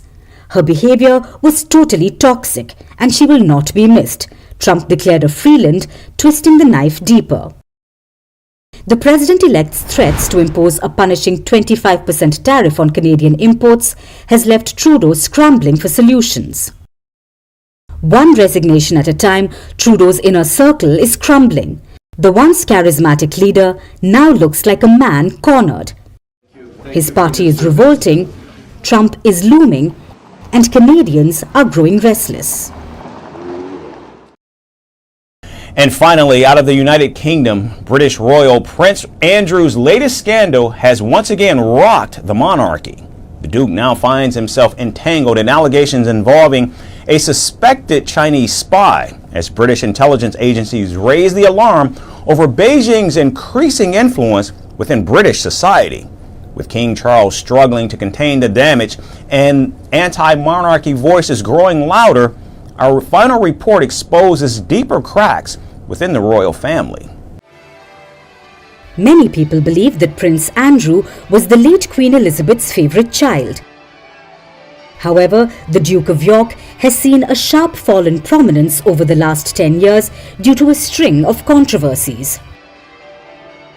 From being accused of spending weeks at sex offender and financier Jeffrey Epstein's Florida mansion, to now being accused over alleged ties to a suspected Chinese spy, Prince Andrew is now added to the list of the UK's most controversial royal. Due to the spiralling controversies, the Duke of York will not join the royal family for Christmas dinner this year, isolating him further from his royal siblings. The scandal erupted when Yang Tengbo, also known as Chris Yang, was banned from the UK by MI5. Officials flagged him as a security risk due to his alleged efforts to infiltrate British society. I welcome the court's decision to uphold the Home Office's position on Yang's exclusion, and where individuals pose a threat, as you would expect, the UK government is absolutely committed to using the full range of powers available to disrupt them. Yang, described as a businessman, attended high-profile events over the past 15 years, mingling with political heavyweights like David Cameron and Theresa May. He was even present at Prince Andrew's birthday party in 2020 and reportedly visited Buckingham Palace on invitation. Though Yang has publicly denied any wrongdoing, calling the espionage accusations entirely untrue, his relationships with influential figures have triggered serious concerns. Intelligence agencies have long warned of Beijing's expansionist agenda and its push for influence within the West. Yet, the involvement of Prince Andrew makes this scandal particularly alarming. Young Timber at H6 was in fact not a lone wolf. He was one of some 40,000 members of the United Works Department, which the Intelligence Security Committee report last year said, and I quote, "and known to government, had penetrated every sector of the UK economy, spying, stealing intellectual property, influencing and shaping our institutions." Now, even though the Duke of York insists that he severed all ties with Yang as soon as security concerns were raised, his history of associations with questionable individuals continues to haunt him and tarnish the monarchy's reputation. The cleanest and quickest way to solve a problem like Prince Andrew would be for him to do, if you like, the best thing, the most honourable thing, and that is to step back entirely from public life. What we're witnessing at the moment is him grabbing headlines yet again, and unfortunately casting a pall over the otherwise sort of positive work that other members of the family have been engaged in the last 2 or 3 weeks. As explained by the historian, the disgraced Duke has become a burden for the royal family, one that King Charles III is struggling to manage. Once second in line to the throne, Andrew now occupies an increasingly irrelevant position, and critics, including Republican group Republic, have called for a full parliamentary inquiry into the royals' dealings. When a Chinese spy befriends a royal, they want access to the British state. We must know if the royals have given them what they want. Now, despite calls for his retirement, Andrew clings to privileges that many see as undeserved. He refuses to vacate the lavish 30-room royal lodge, a decision that strains his relationship with Charles. The king's attempts to sideline his brother and minimize the monarch's embarrassment continue to remain ineffective. This scandal isn't just a royal failure, it exposes Britain's growing struggle to counter foreign influence, particularly from China. Prince Andrew may be a fallen royal, but his story is a cautionary tale about power, privilege, and misplaced trust. That's our show for today. Thanks everyone for tuning in. We look forward to seeing you back here again tomorrow. Thanks for watching. Donald Trump's return to the Oval Office is imminent. He will soon take the oath of office and once again lead the nation. God spared my life for a reason. President-elect Donald Trump's first priority tackling illegal immigration and securing the nation's borders. We're going to fix our borders. The incoming administration has prioritized the Russia-Ukraine war. Can they succeed in ending one of the world's most challenging conflicts? I will have the horrible war between Russia and Ukraine settled. And as he returns to the White House, will Donald Trump resume a bruising trade war with the world's second largest economy, China? If China or some other country is behaving badly, we have things called tariffs. All of this and more right here on Firstpost America.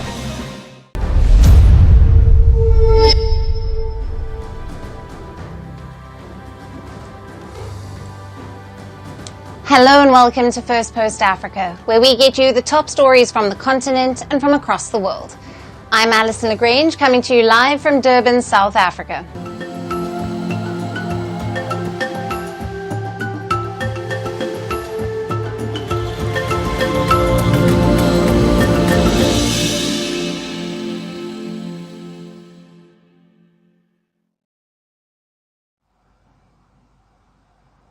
Hello and welcome. We begin with Mozambique, all the latest, where the tensions continue to simmer over the 9th of October presidential election and its disputed result. The Southern African nation is facing its most precarious post-election period since it turned into a democracy 30 years ago. Mozambique's main opposition leader, Venancio Mondlane, has threatened to wreak chaos and disorder across the country if a top court upholds the official election results. The 50-year-old Podemos party leader has also called on his supporters to paralyze the southern African country starting next week. The dispute currently rests with Mozambique's Constitutional Council, which is due to confirm the election results at the least 2 weeks ahead of the January inauguration of the next president. The council said it was working hard to achieve the electoral truth. Last month, the court also ordered the Electoral Commission to justify the discrepancies. Days after the 9th of October election, the Electoral Commission announced that the Freeland party and its presidential candidate, Daniel Chapo, had won with over 70% of the vote, extending the ruling party's 49-year rule. Chapo will succeed President Felipe Nyusi, who has served 2 terms and will be the first president born after Mozambique's independence in 1975. Now, the closest contender to Chapo, according to the Election Commission results, is Podemos party Venancio Mondlane, who won 20% of the vote. But Mondlane contends a separate count found that he received 53% of the vote, while Chapo was taking only 36% of the vote. Now, the poll result dispute plunged Mozambique into deadly violence. The country has been rocked by unrest in the last 2 months as thousands poured onto the streets. Protesters staged multiple blockades across the country, including those on border with South Africa. Now, these protests were brutally suppressed by the police. At least 130 people have died and hundreds have been injured in the violence. Human rights groups have accused Mozambique's authorities of brutality, using excessive force and live ammunition on protesters. The demonstrations disrupted 2 power plants, blocked mines, and further deepened the crisis in Mozambique, which is one of the poorest countries in the world.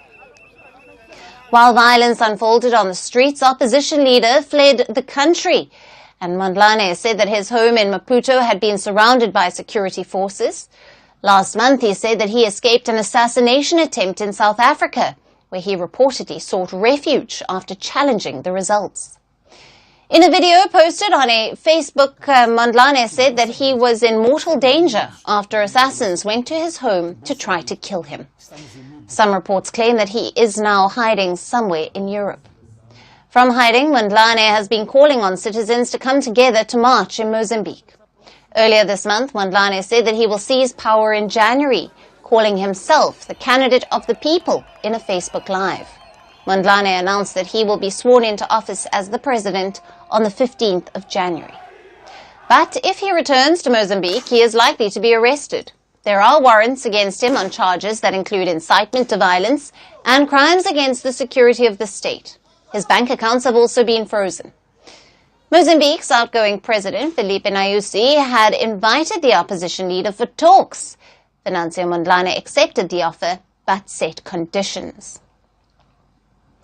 Now, since his whereabouts are still unknown, he demanded that the talks be held virtually. He added that the agenda should be to restore the electoral truth and to prosecute anyone involved in vote rigging. Mondlane also sought a public apology and compensation for deaths during the protests, as well as constitutional, economic and electoral reforms. He has even sought legal proceedings against him to be dropped. So the ongoing political tensions are further deteriorating the situation in the southern African country. Unrest, violence and political uncertainty have paralyzed Mozambique and hit its economy, which is already in a dire state. Can Mozambique tread to stability, or will the verdict of the Constitutional Court further trigger unrest? Now, for more on this, we have with us Wilke Diaz, who is an analyst, observer and researcher of Mozambique's national politics and international affairs. Welcome to Firstpost. Thank you so much. Good afternoon. Now, you have been backing Venancio Mondlane's claims of vote rigging.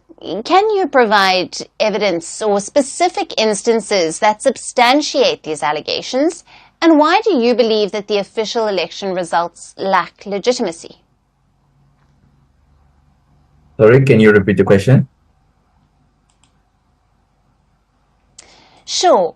I have asked, you have been backing Venancio Mondlane, the claims of vote rigging. Could you provide evidence or specific instances, particularly that substantiate these allegations? And also, why do you believe the official election results lack legitimacy? We work on the whole electoral process, and during, for example, in the voter registration or the people registration for the vote day, we saw so many irregularities, not only on this step, but first after that in the date of the vote. So we have evidence of that, all documents, what we said right now. So it's important maybe to the electoral National Commission of Elections to have that information and try to find one way to solve it, because it's not the first time we saw that type of problem. The part of the organization of the civil society work on that subject, have evidence that we have. We saw fraud during this process. We put also that evidence in our social media. If the people need for more information, could go to our social media, because we put all information in real time what's happening in the ground. But we don't show some type of the preoccupation about that subject from the responsible of the election sector or the other judicial sector to try to solve this. And Wilke, Mandlani's call to paralyze the country if the top court upholds the election results has raised concerns about potential unrest. Do you believe that such actions are justified, and what impact could this have on Mozambique's stability and economy? Paralyzation of the entire country created so many consequences in our economic sector. We saw, for example, in one day of the borders closed, it created so many damage for our economy. If you have, for example, during the day of the Constitutional Court will say, or will give that results, maybe we will see more problems inside of that process, and created not only an economic problem, but I think we created also a social problem. When I said social problems, we saw some people we want the basic service. Maybe you don't have any access because the most part of the sectors are we saw that paralyzation. But for example, direct to the point, straight to the point, I think maybe the weapon, who have the weapon to try to stop this, it's the government. And when I said government, I said the president and the other actors, because in the most part of the time we saw the police are using the real bullets, or sometimes or the other negative reactions from the government to try to solve that problem. Maybe right now, I think it's the way to find another solution to try to solve that problems before and after the Constitutional Court give that result, and maybe on this week. Right. Well, thank you very much for taking the time to be with us on First Post Africa. Thank you.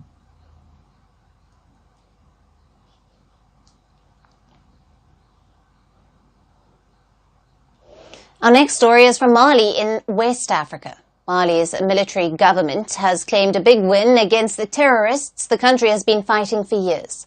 Mali army says it has captured a top leader of Islamic State Sahel branch. The man that they captured is Ahmad Dita. Now, the leader of the regional ISIS branch called the Islamic State in the Greater Sahara.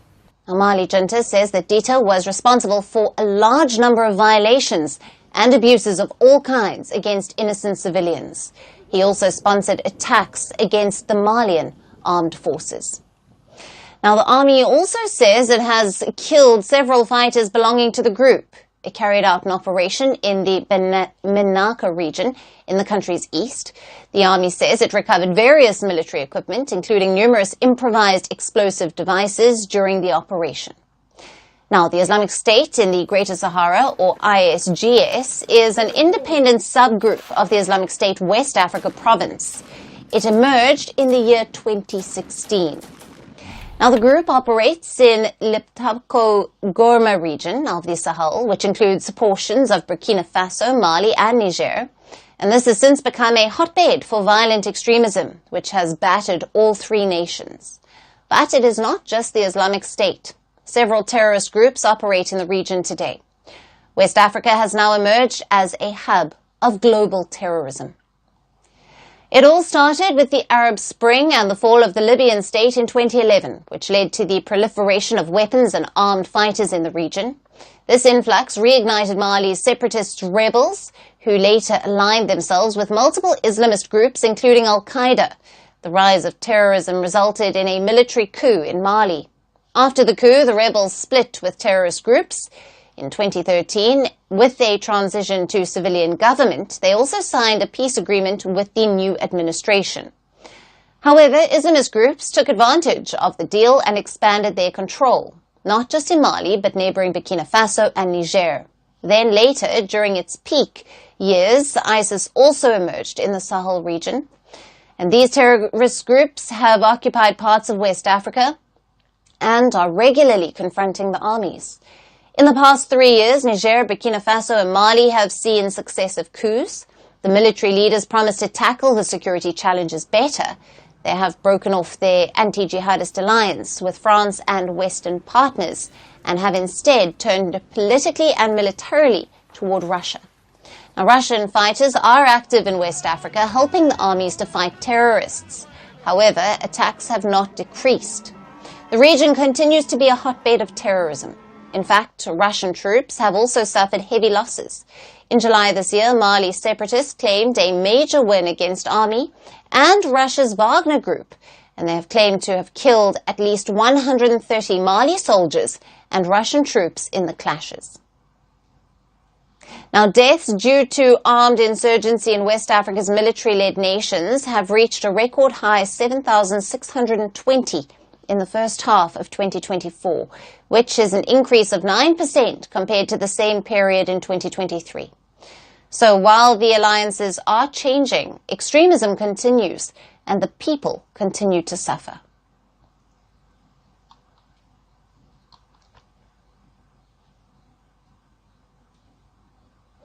And now let's turn our attention to the Democratic Republic of Congo, a country in Central Africa that has dragged the world's biggest tech giant, Apple, into a bitter legal battle. Now, DRC has filed a criminal complaint against the iPhone maker for using minerals that it says are tainted with blood. The Democratic Republic of Congo sued Apple in France and Belgium. It has accused the firm of obtaining minerals through unethical mining practices from the country. Central Africa's DRC is a resource-rich nation. It is a major hub of key minerals like tin, tantalum, and tungsten, and these are called the 3T minerals and are also very essential for making computers and mobile phones. But these minerals are concentrated in the eastern part of the country, which has been an epicenter of fierce conflict for years. The unrest has resulted in mass deaths and displacements. Now, the region comprising of provinces of North Kivu and South Kivu is the site where more than 120 armed groups are active. They also reportedly run some independent mines. The DRC accuses these groups of seeking a share of the region's resources while carrying out massacres. Now, the most prominent group among them is the M23 rebel group, which has been fighting the DRC army since 2012. The group is accused of being backed by Rwanda. According to the United Nations experts, these armed groups, including the Rwanda-backed M23 rebels, sustain themselves and buy arms with the proceeds of exports of these minerals. DRC says the competition for these minerals is one of the main drivers of the conflict. Hence, it calls them blood minerals.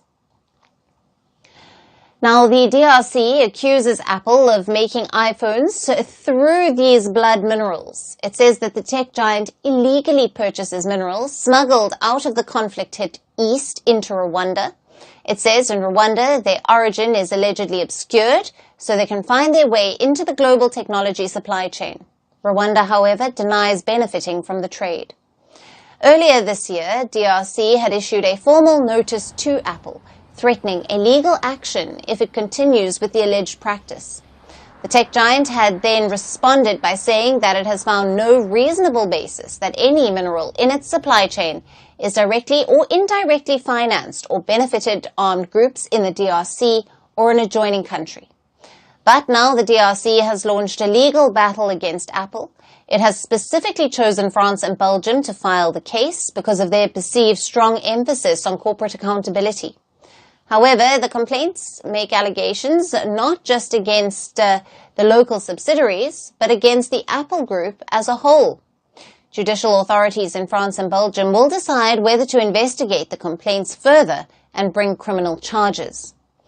While conflict in DRC ropes in foreign players and big firms, the fighting continues to devastate civilians in the country. The ongoing peace talks between Rwanda and the DRC, mediated by Angola, have been abruptly cancelled. As per the DRC, the deadlock comes over a Rwandan demand that Kinshasa hold direct dialogue with the M23 rebels. The agreement was practically 99% negotiated and an understanding was reached on the key issues, of which there are three. The first key issue is the disengagement of forces, the second key issue is the neutralization of the FDLR, and the third key issue is the question of the M23 group. The rebels have again launched attacks against army in the east and have gained more territory. The Democratic Republic of Congo has accused the rebels of unlawful killings. The conflict has not just displaced 2 million people. The humanitarian crisis that it has triggered is depriving DRC of reaping the benefits of its vast mineral wealth.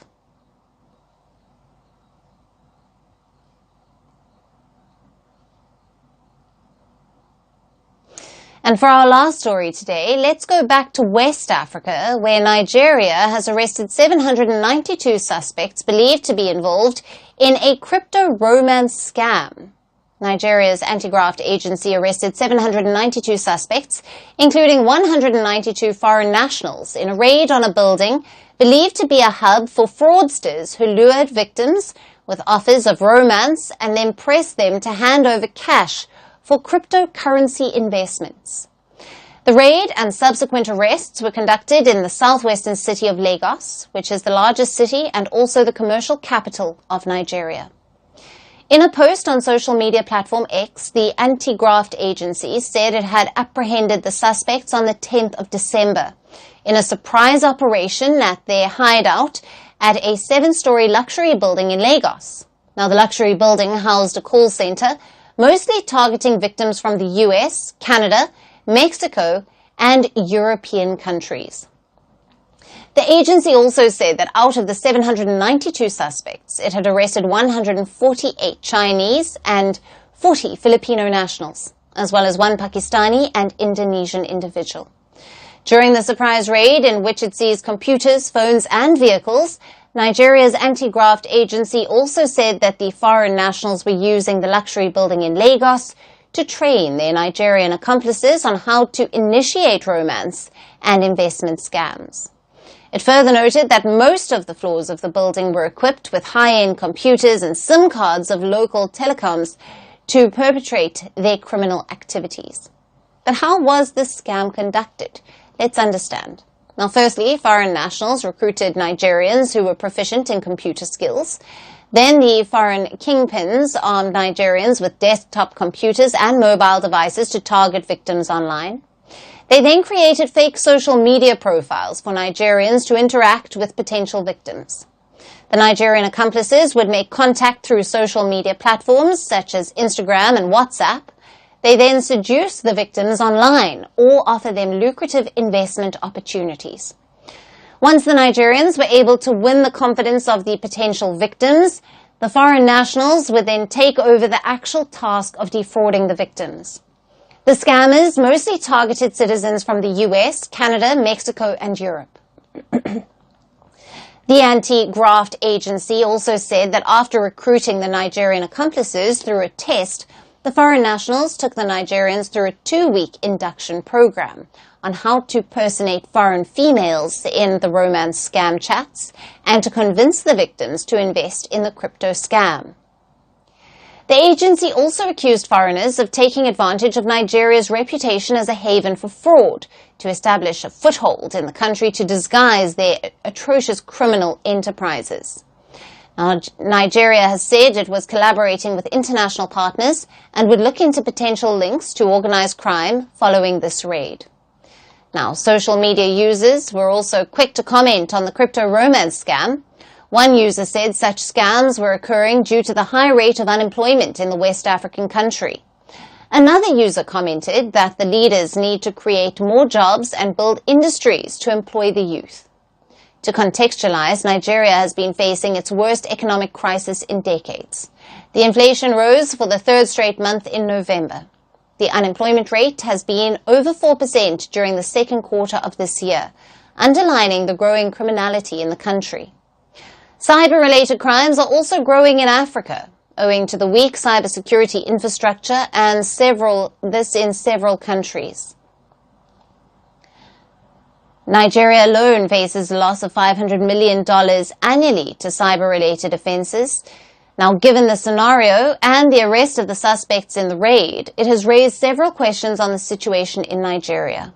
How will Nigeria curb the growing cybercrimes in the country? How will the government tackle the issue of unemployment among the youth? This is something that all of us will be watching out for in the coming days. And with that, it's a wrap on this show. We will see you again tomorrow at the same time. Thank you for watching, and goodbye.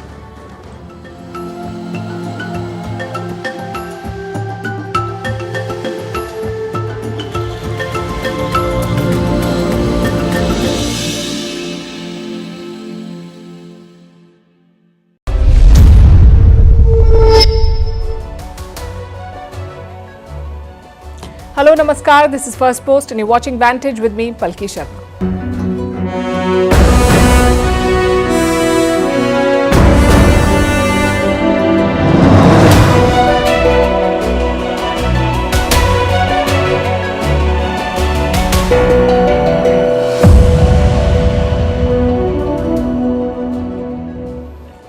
We begin with India and China. After years of standoff and military tension and a recent border deal, is a complete reset on the cards.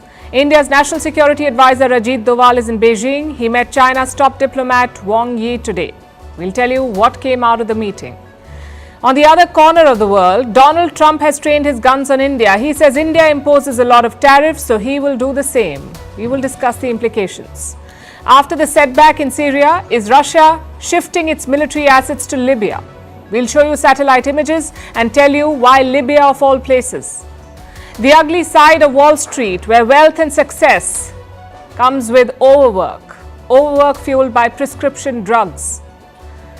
We'll also talk about why India is reopening its embassy in North Korea, why DR Congo has sued tech giant Apple, how Bangladesh is letting off separatists wanted by India, how the US has banned junk fees or hidden fees in ticket and hotel bills, and why others should follow suit. And why 2 NASA astronauts remain stranded in space. Their return has hit a new delay.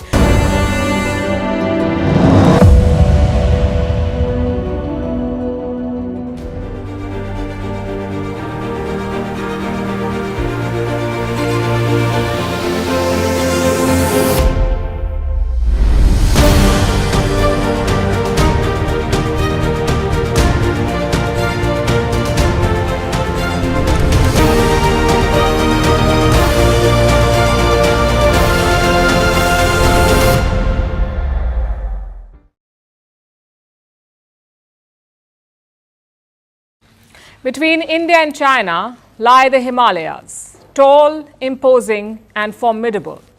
For centuries, the mountains kept India and China apart.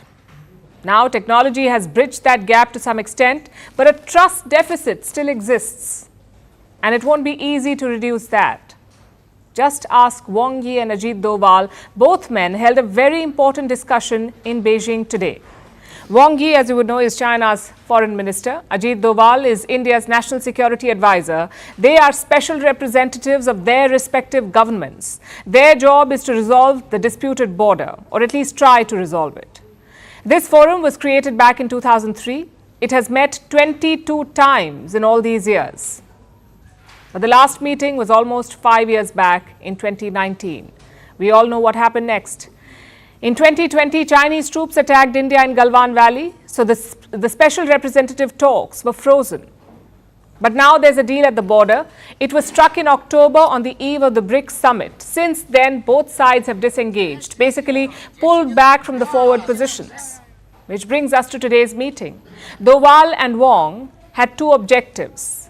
One, to take stock of the progress at the border, and two, to discuss the next steps. The meeting has already ended in Beijing. We have statements from China and India. They have agreed on a 6-point consensus. 1, to maintain peace and tranquility at the border. 2, to work on a fair and mutually acceptable boundary deal. They're not just talking about Galwan, they're talking about the entire border. 3, to improve confidence building measures, basically to avoid any mishaps. 4, and this is quite important, to resume Indian pilgrimage to Tibet and restart trade via the Sikkim border. This means that the Kailash Mansarovar Yatra could resume. Number 5, to strengthen the Special Representative Forum. And 6, to hold another round of talks next year, this time in New Delhi. Now, Wang Yi appears to be thrilled about the meeting. He called it hard-won and worth cherishing. Doval talked about the consensus struck by Prime Minister Modi and Xi Jinping. He also said that India and China share many common interests and concerns. Now, the big takeaway here is clear: the pilgrimage and the trade promises. The Kailash Mansarovar Yatra is very important for Hindus. Mount Kailash is believed to be the abode of Lord Shiva. Lake Mansarovar is believed to have been created by Lord Brahma. Both sites are located in the Tibet region. But this pilgrimage has not happened since 2020, since the pandemic and the Galwan standoff. So restarting it is a big deal, sort of like a goodwill measure. The rest of the agreement is along expected lines: more confidence building, more rounds of talks, focus on peace and tranquility. The question is, what happens next? What happens after this? China is keen to get things back on track. They have a long list of demands from India, like restarting direct flights to Beijing, easing visa rules for Chinese citizens, and reducing curbs on Chinese investments. Those things were not mentioned in either statement. India's biggest priority has been the border. Disengagement has already happened. The next step is de-escalation and demilitarization. Remember, both sides have more than 60,000 soldiers in Ladakh. The goal is to pull them back, to return to a normal military posture. Again, this has not been mentioned in either statement, but they do mention India's long-standing position. Let me quote from what it said. Both sides emphasized on the need to ensure peaceful conditions on the ground so that the issues on the border do not hold back the normal development of bilateral relations. In other words, stable border, stable ties, which is a minor setback to China because they're clearly in a hurry to fix this relationship. Their economy has stalled since the pandemic, plus a trade war is looming with the United States, so Xi Jinping would love to normalize ties with India. But New Delhi is in no such rush. The Indian economy is better placed than China. The only concern at the moment is Donald Trump. Our next story tells you why. India, which is a very big abuser. We tax them, and they tax us. Almost in all cases, they're taxing us, and we haven't been taxing them. Tariffs will make our country rich. Properly used.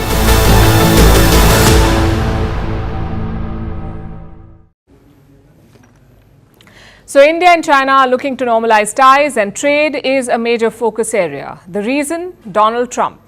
He will take charge as the US president next month, but he's already at work threatening tariffs left, right and center, targeting China, Mexico and Canada. And now Donald Trump has turned his attention to India, promising tariffs on Indian products.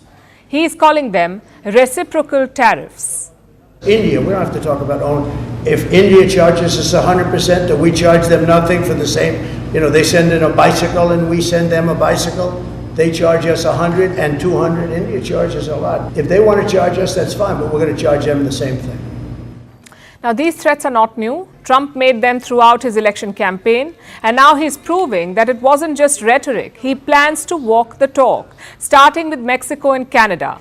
He will slap import tariffs on goods from these two countries, Mexico and Canada, and for China, he plans to raise the existing tariffs. The impact of his announcements is already being felt. In Canada, Justin Trudeau's government is under immense pressure. The finance minister has quit. There are growing calls for Trudeau's resignation, and Trump continues to mock him, calling the Prime Minister the Governor of Canada. And now he's training his guns on India. Of course, India is not Canada, it's a bigger economy, but it's not immune to Trump's protectionism. He wants to use tariffs as leverage to secure better terms during negotiations. So the question is, what does he want in return? Where would Trump apply this pressure? His team is still working out the details, like which goods will face higher tariffs. Will Trump impose blanket tariffs or will he be selective? It's not clear yet. Remember, last month Trump targeted BRICS as well. BRICS is a grouping of emerging nations. It has Brazil, Russia, India, China and South Africa, BRICS. The group expanded this year. It added new members like Iran, the UAE, Ethiopia and Egypt. And trade is a major focus area for BRICS nations. They're exploring alternative currencies. They want options other than the US dollar to buy and sell goods. It's called de-dollarization. That's what they're exploring. Donald Trump does not like the idea, so he has threatened BRICS nations. Trump is demanding, and I'm quoting, a commitment from BRICS. Accept the US dollar or face 100% tariffs. That's what he said. India made note of that statement. Here's what External Affairs Minister S. Jaishankar said. I'm not exactly sure what was the trigger for it, but we've always said that, look, India has never been for de-dollarization. Right now, there is no proposal to have a BRICS currency. Now, this was a significant message from Jaishankar. BRICS remains an important platform for India, but New Delhi has shown that it is prepared to be flexible. During his first term as president, India walked a fine line in its dealings with Donald Trump. And now that he is back, India plans to do the same. Last month, India's finance minister echoed this same flexibility. Nirmala Sitharaman addressed the trade issue. She said that India is open to reducing duties. It would consider cutting taxes on some imports as long as they do not hurt domestic manufacturing. But what if that does not pacify Trump? India has other options then, including retaliation, and this is something that we've done before, retaliate. In 2019, when Trump was in office, he revoked some trade privileges. India was part of a special scheme. It allowed duty-free exports to the US. Now, this scheme covered exports of up to $5.6 billion, and Indian exporters were the biggest beneficiaries of this scheme. But Donald Trump scrapped it, and in response, India hit back. India imposed tariffs on 28 American imports, including goods like apples and walnuts. Some of the tariffs were as high as 70%. India still remains excluded from this trade scheme. This is despite bipartisan support for India in the US. Joe Biden as president could not deliver on this front, and now the decision falls to Donald Trump. He calls himself a deal maker. But every deal maker knows one thing: no negotiation can succeed with just demands and ultimatums. A successful deal requires compromise. It requires give and take.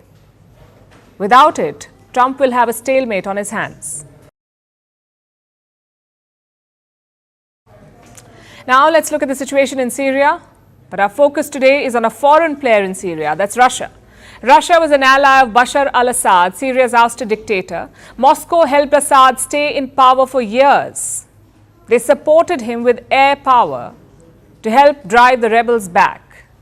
But now the Syrian rebels have won. And this puts Russia in an awkward situation. For many, Moscow is an enemy. That being said, Russia isn't a country to be trifled with. They have a strong military presence in Syria in the form of two bases. There's the Hmeimim Air Base near the city of Latakia. This is the base that Assad fled from. This is where he boarded his flight to Moscow. Russia also has a naval base in Syria in the city of Tartus. This is Russia's only naval base in the Mediterranean Sea.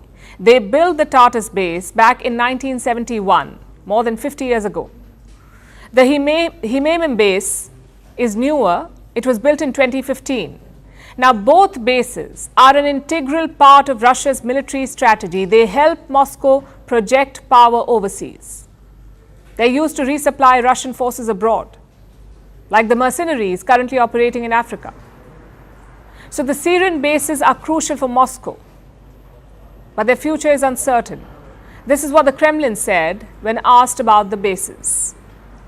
There are no final decisions on this issue at the current moment. We have contacts with representatives of those in control of the situation in the country now, and everything will be settled through dialogue. Russia says it is in talks with the new rulers of Syria. They're trying to work out a deal to keep the bases operational. But it's not a done deal yet. And they're working on a backup plan in case they're forced to abandon the Syrian bases. The Russians have started moving out some equipment. There are satellite images of the action. They show Antonov AN-124s being loaded. These are the world's largest cargo planes. They're being packed with Russian equipment and being flown back to Russia. These planes are also carrying diplomats from Russia and also from allied countries like Belarus and North Korea. But not all the cargo planes were headed home. Some of them took a different route. They landed up in the North African nation of Libya. 2 aircraft were spotted making trips to a Libyan air base. These are the Ilyushin 76TD. These aircraft landed in the Al Khadim base near the city of Benghazi. These planes were presumably carrying Russian military equipment, which raises the question, is Russia relocating its military assets? Is it shifting base from Syria to Libya, and why Libya? Let's look at the situation in Libya first. It's a mess. This country has been in crisis for more than a decade, since 2011 in fact, when its leader and dictator Muammar Gaddafi was assassinated. Libya has been divided since then. It is currently controlled by 2 governments. One is based in the capital Tripoli. This is the government that is recognized by the United Nations. This is the first government. The second government is based in Benghazi. This one is backed by an armed group called the Libyan National Army. It is led by Field Marshal Khalifa Haftar. So Haftar is the power behind the Benghazi-based regime, and Moscow has been supporting him for years. In return, Haftar has allowed Russia to build up its military presence in Libya. As of today, Russia controls multiple bases in Libya, 4 air bases and 1 port. All of them are in areas controlled by Khalifa Haftar, which would answer the question, why Libya? But is it a viable option? Is it viable for Russia to move its forces to Libya? Can it really abandon the Syrian bases? In theory, it is possible. Libya's Tobruk port is still being built up. In time, it could rival Syria's Tartus. The Al Khadim air base near Benghazi may one day replace Hmeimim. The other 3 air bases are almost a bonus. Remember, Russia has forces across Africa. It used Syria as a base to resupply them. It could now use Libya instead, which is actually located on the continent of Africa. So theoretically, it would make coordination simpler. A direct flight from Russia to Libya could speed things up. But there's a cost to all of this, and that cost is stability. You see, Libya is an unstable country. Yes, Syria was at war too, but the battle lines had been frozen for years, and the Russian bases were in areas firmly controlled by Assad. In Libya, it is different. It is more volatile. What happens if the UN-backed government overthrows its rivals? Or if the 2 governments decide to patch up? What happens to Russia's bases if a unity government asks them to leave? Libya's situation is fluid, so it is unwise for Russia to depend on this nation. Even if Libya lets them stay, this is not exactly a win. Russia already operates 5 bases there, along with the 2 in Syria. That's 7 military sites in total in the region. Even if Russia moves everything out of Syria, it still loses 2 bases. And then there's a location to consider. Syria is in West Asia. It allows Russia to exert its influence there in West Asia. It will be harder for them to do the same from Africa. And finally, there's the issue of Turkey. Direct flights from Russia to Libya will have to cross Turkish airspace. I'm talking about Russian military and cargo planes. They will be at the mercy of Turkish President Erdogan. With Syria, they could bypass Turkey, but they won't be able to do that with Libya. Long story short, Libya will be a poor substitute for Syria. If Russia wants to maintain its current level of influence, it should try to work out a deal with the Syrian rebels.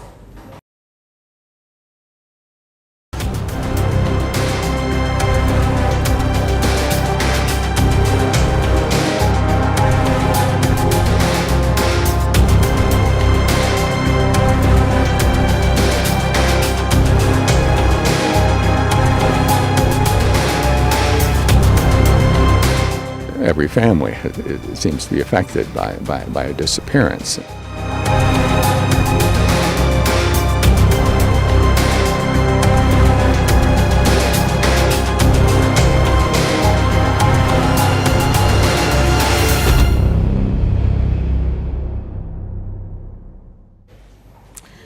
For 5 decades, the Assads ruled Syria with an iron fist. First, it was Hafiz al-Assad, then his son Bashar, who carried on the legacy.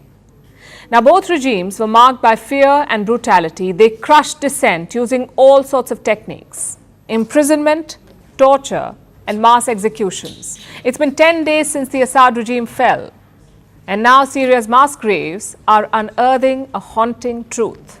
We've received more than 100 calls about mass graves. People believe that at every military site there are mass graves. The number of people who came out of the prisons is very low, and the number of missing is very large. More than 150,000 people have vanished in Syria since 2011. They were either detained or arrested or forcibly disappeared. When Assad fled, desperate families rushed to find their loved ones. Their first hope was the prisons. Many prisoners were released, some families were reunited, but the numbers were underwhelming. So the families had to face an uncomfortable truth, that those missing might be dead. This kicked off a search for graves. Since last week, Syrians have discovered 4 major sites, 4 major mass grave sites, all located near the capital, Damascus. You can see them on the map here. The first is Najah. When the teams arrived here, they did not even have to dig. Bones were visible among mounds of earth. Tens of thousands are believed to have been buried here in Najah. It was all done in an organized manner. The bodies would come in freezer trucks accompanied by security vehicles. Once the bodies were unloaded, workers would dig up graves. 5 to 6 bodies would be put in one grave, and then they would put soil over it. This is an area that we know to have been a mass grave site, where bodies of former detainees from Saydnaya, from elsewhere, had been brought in. When we arrived, we saw trenches that were dug in that hadn't been piled up yet. We saw in some areas human bones scattered that had looked quite old and bleached. Then there's the city of Qutayfa. It's located around 45 kilometers from Damascus. The second mass grave site was discovered here. The whole place was full of trenches, around 20 feet deep, 10 feet wide, and almost 300 feet long. This site too operated in a similar fashion. From 2012 to 2018, 4 trucks came here twice a week. Each truck carried nearly 150 bodies. Assad's officers oversaw the burial process. Workers say they were forced to flatten bodies using bulldozers. This was done to make them easier to bury. We've documented this crime occurred. We documented from satellite imagery and from witness testimony that the bodies were buried in trenches here at this particular cemetery. But to see it now, one, I think, gives us great reassurance and really corroborates what we know about the machinery of death that was maintained and operated by the Assad regime, certainly throughout the period of the uprising since 2011. The sites were guarded by special police. No one could go near the sites. They could not even pass the area when the burials happened. Both these sites lay bare the horrifying scale of Assad's killing machine. The numbers are staggering. 60,000 tortured to death, 80,000 confirmed dead. And these are just estimates. The real toll is likely far higher. The Syrian civil war began in 2011. Nearly 500,000 people lost their lives. But the regime's atrocities began decades ago. The extrajudicial killing started under Assad's father. They continued during Bashar al-Assad's rule. These unmarked graves are proof. Experts say they haven't seen anything like this since the Nazis. The question is, what will they do next? The first priority is to secure the graves. Several teams are on the ground doing just that, securing the graves. This includes groups linked to the United Nations, Syria's White Helmets, and other humanitarian groups. They're all going through these graves, documenting everything that they see. We are calling on international organizations and human rights organizations to come and open these graves so that we can find our children and determine whether they are dead. Where are they? Whose son is this and whose son is that? We don't know. The second priority is identifying the bodies, and this is going to be a big challenge. Collecting DNA samples, doing forensic documentation, matching the remains with the families who waited for decades. Now Syrians have to process and document this horror. They will need help from global bodies. Their new rulers, the HTS, have promised justice. That's the rebel group that has captured power in Damascus. They are preserving the physical evidence. The HTS says those who committed these atrocities will be punished. But how and when remains unclear. So right now Syria stands at a crossroads. It must confront the weight of its history, purge its anger and horror as it tries to build a new future.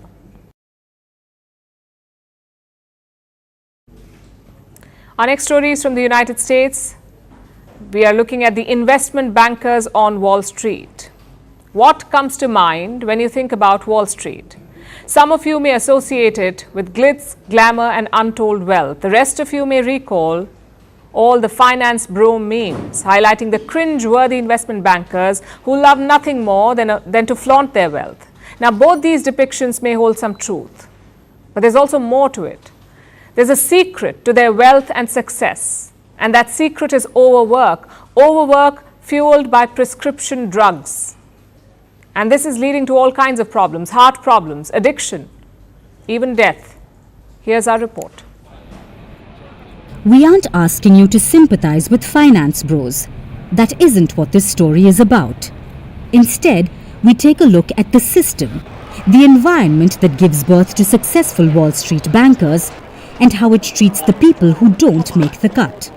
Some new reports have come out, and they highlight a growing problem on Wall Street: the rise of an ADHD drug epidemic. Most Wall Street bankers in the 80s and 90s were depicted as cocaine addicts in movies. The film The Wolf of Wall Street really drives that point home. But today's wolf cubs are turning to other stimulants, ones that happen to be legal, like the ADHD medication Adderall. ADHD stands for Attention Deficit Hyperactivity Disorder. Simply put, people who suffer from it can't pay attention to things because they're hyperactive and therefore easily distracted. That's the crux of the disorder. So ADHD medication helps patients focus. But what happens when people without ADHD take the medication? People who already have regular attention spans. What happens when they take pills to improve their focus? Well, apparently, it makes mundane office work interesting.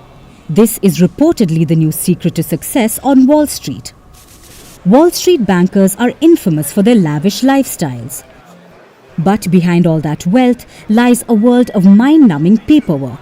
100-slide PowerPoint presentations that have to be churned out daily. Then you have endless rows on Excel, tracking minuscule details from unheard-of companies. Those who work regularly with PowerPoint or Excel know how daunting this is. Can you imagine doing that for 20 hours a day, and sometimes 7 days a week? churning out PPTs and financial models day in and day out, whether from the office or from home. That's the life of a typical entry-level Wall Street banker. But many people are determined to do this because it means a starting salary of $200,000 a year and all the prestige that comes with being a Wall Street banker. To get through the grind, newly minted investment bankers start taking ADHD medication, probably so that they can stay awake and make their joyless PPTs. Soon, the ADHD medication becomes an addiction. The bankers keep increasing their dosage. Smaller quantities don't cut it anymore. Meanwhile, their companies keep increasing their workloads. Calls at 4 a.m., then a client meeting at 9, a fresh PPT by lunch, and then training newbies into the night. Wall Street is a profit-churning machine. To benefit from it, you have to keep fueling the engine, and that fuel is your health and well-being. Despite the cost, Wall Street bankers keep doing this. They take ADHD medication to achieve inhuman levels of focus. Many turn to nicotine pouches, others to even harder drugs. Many of their bodies can't take it. You keep hearing reports like this. 35-year-olds dying of heart problems because of overwork, because their hearts just couldn't take the unreasonable medication-fueled productivity. This is the dark side of Wall Street. This is what's hidden behind all that glitz and glamour. Some people might still be tempted by this finance bro life, but hopefully there are some who will ask if it's really worth it.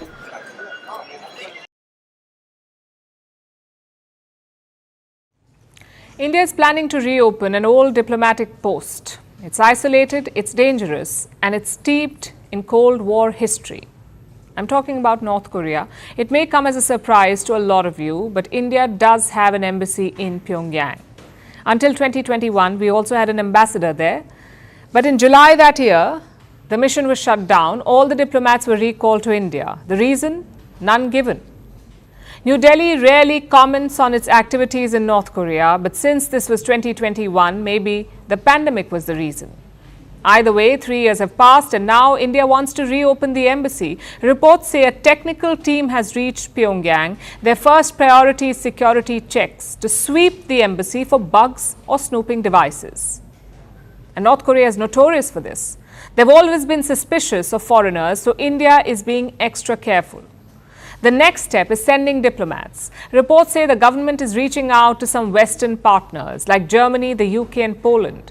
These countries have already sent teams to Pyongyang, so their experience could be valuable. After all, this is a complicated diplomatic posting. You think Indian bureaucracy is slow? Well, look at North Korea. They take ages to make foreign policy decisions like okaying ambassadors. So expect a rocky road ahead. But the bigger question is, why is India reopening this embassy?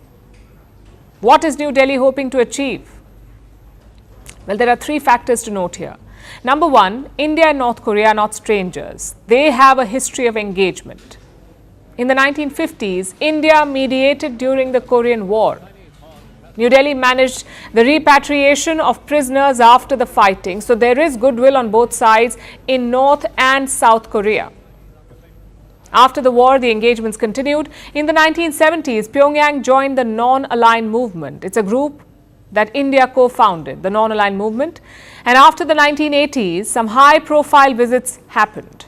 North Korea's Vice President and Premier visited India. So did top officials of their Communist Party. They came to India. From India, the Vice President visited Pyongyang in 1992. And the last major trip was in 2018. That's when India's Minister of State for External Affairs, General V.K. Singh, traveled to Pyongyang. You see, this is a relationship rooted in the Cold War. The West did not like North Korea. They also did not like India. So New Delhi and Pyongyang decided to collaborate, and one area they worked on was culture. North Korea hosts a film festival every 2 years. Indian films are among the few that make it. So bilateral exchanges are not new or surprising. That's one factor. Factor number 2 is Putin and Trump.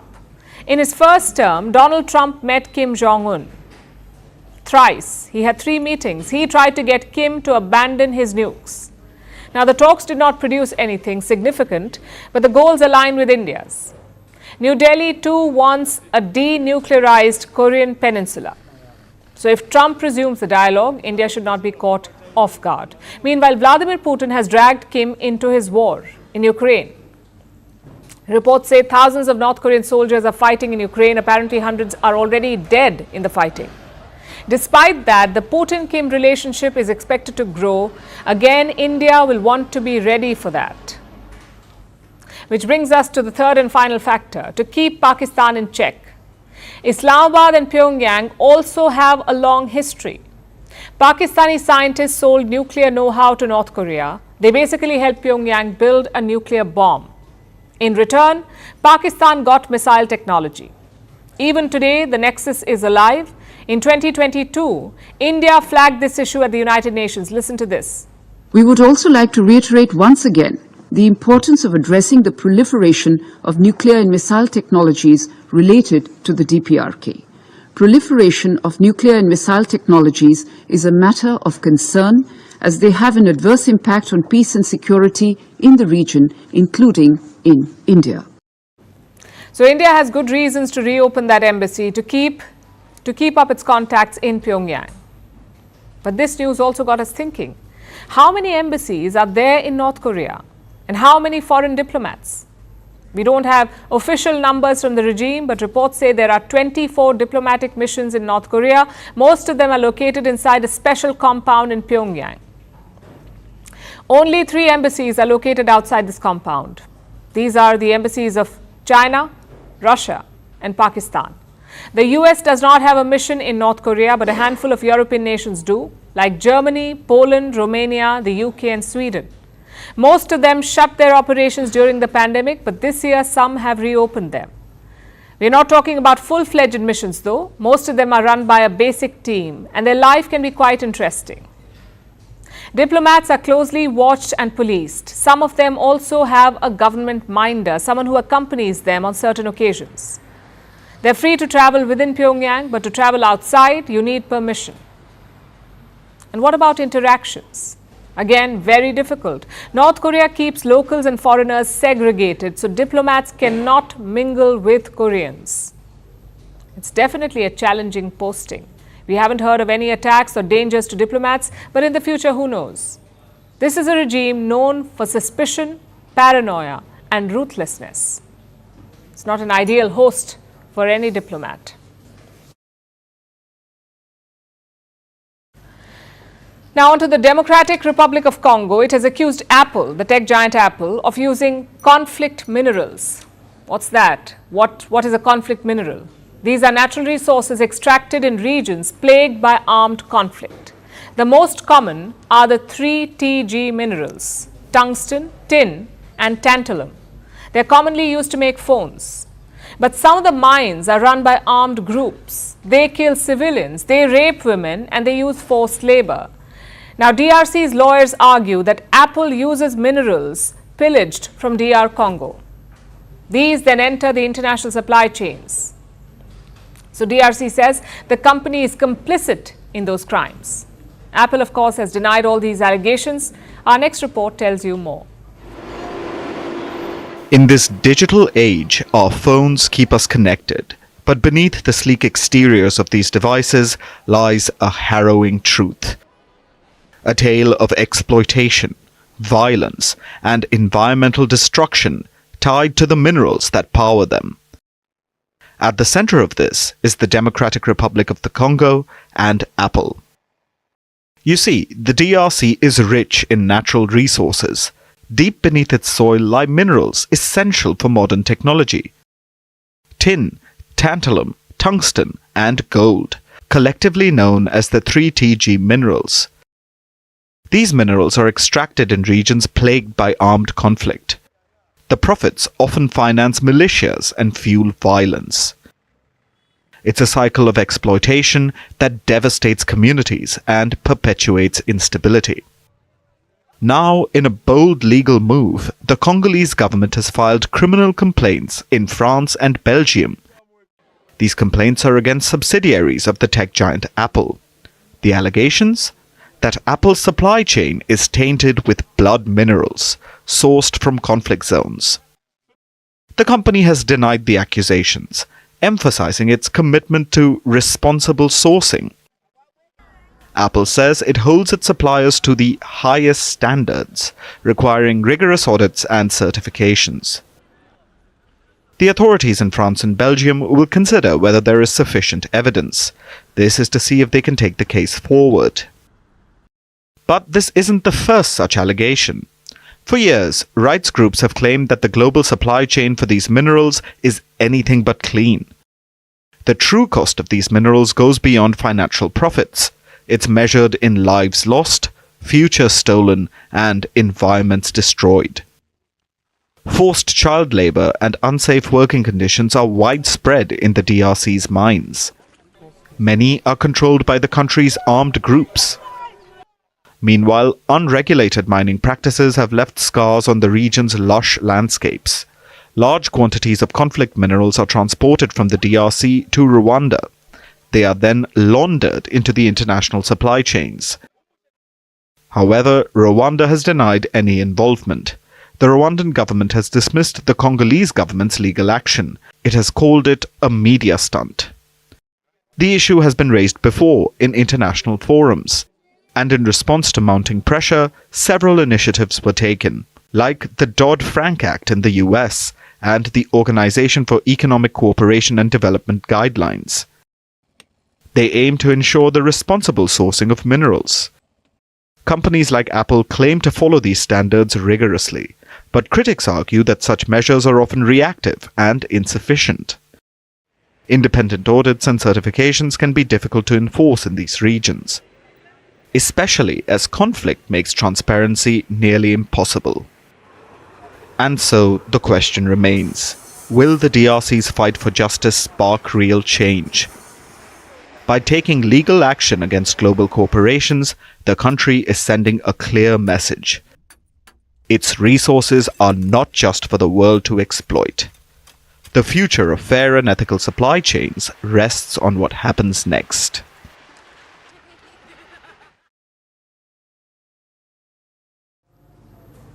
It's another day in Bangladesh 2.0 where minorities get targeted, but terrorists and smugglers get a free pass. Let me take you back to 2004. Bangladeshi authorities seized a massive weapons cache. Almost 10 trucks full of arms, 10 trucks, around 27,000 grenades, 150 rocket launchers, 11 lakh ammunition rounds, and more than 1,000 submachine guns. All of this was caught in Chattogram. It remains the biggest arms haul in Bangladesh's history. Do you know where it was heading? To India's northeast, to an armed group called ULFA, the United Liberation Front of Assam. It's been declared a terror group by the Indian government.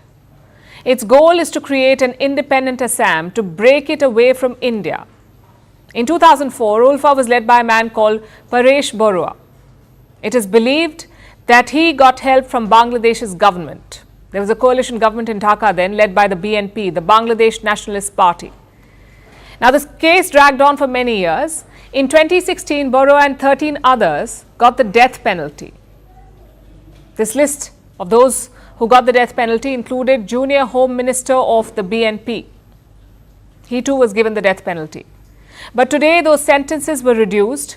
Barua's death penalty has been turned into life imprisonment, and the junior minister has been acquitted. No jail, no punishment, nothing. Now this tells you a couple of things. One, how Bangladesh's judiciary has been hijacked. And two, how anti-India elements are being encouraged. Now, to be fair, the judiciary was biased under Sheikh Hasina too. But Mohammad Yunus promised to fix that. Instead, he has flipped it. BNP leaders are getting acquitted in corruption cases, terror suspects are walking out on bail, and anti-India militants are getting reduced sentences. This is also a case of bias. Yunus is carrying out a mini purge on the judiciary. In October, 12 High Court judges were barred from their bench. Do you know why? Because the students protested against them. It tells you how the regime is gaming the system. Now we come to the second point, the anti-India push. In 2004, ULFA leader Paresh Barua was living in Bangladesh. He was protected by the BNP regime. In fact, most of these separatists were based there. Separatists active in Tripura, in Nagaland, in Mizoram, in Manipur. The Indian security agencies were flushing them out, so they shifted base to Dhaka. And this has happened twice in Bangladesh's recent history. The first time it happened was from 1991 to 1996, and then again from 2001 to 2006. Do you know what is common in these years? Both times, Bangladesh was ruled by the BNP. And this setup played into the hands of Pakistan. Their deep state could easily funnel weapons to India's northeast. When Sheikh Hasina took charge in 2009, she dismantled this nexus. Even Ulfa's Paresh Barua had to flee. Right now, he is believed to be in China. Now, you can see why this is a big concern for India. India's northeast shares a long border with Bangladesh. It's almost 1,800 kilometers long. So what if Dhaka starts protecting separatists again? What if they funnel weapons and funds into India? It could reignite the frozen conflicts. Assam's chief minister flagged this concern in August. He said Bangladesh should not return to the old ways. But Yunus's ministers do not inspire confidence. Let me introduce Mehfooz Alam. He is an advisor in Mohammad Yunus's regime. On Monday, he posted an alarming message. He accused India, and I'm quoting, he accused India of colonizing the northeast. He also called for a repeat of 1975 and 2024. 1975 is when Sheikh Mujibur Rahman was assassinated. 2024 is when Sheikh Hasina was toppled. He wants a repeat of that in India's northeast. Such statements are a concern for New Delhi. They reveal the thought process of the new regime in Dhaka. We've already lost an ally in Dhaka. Let's hope we don't add an enemy.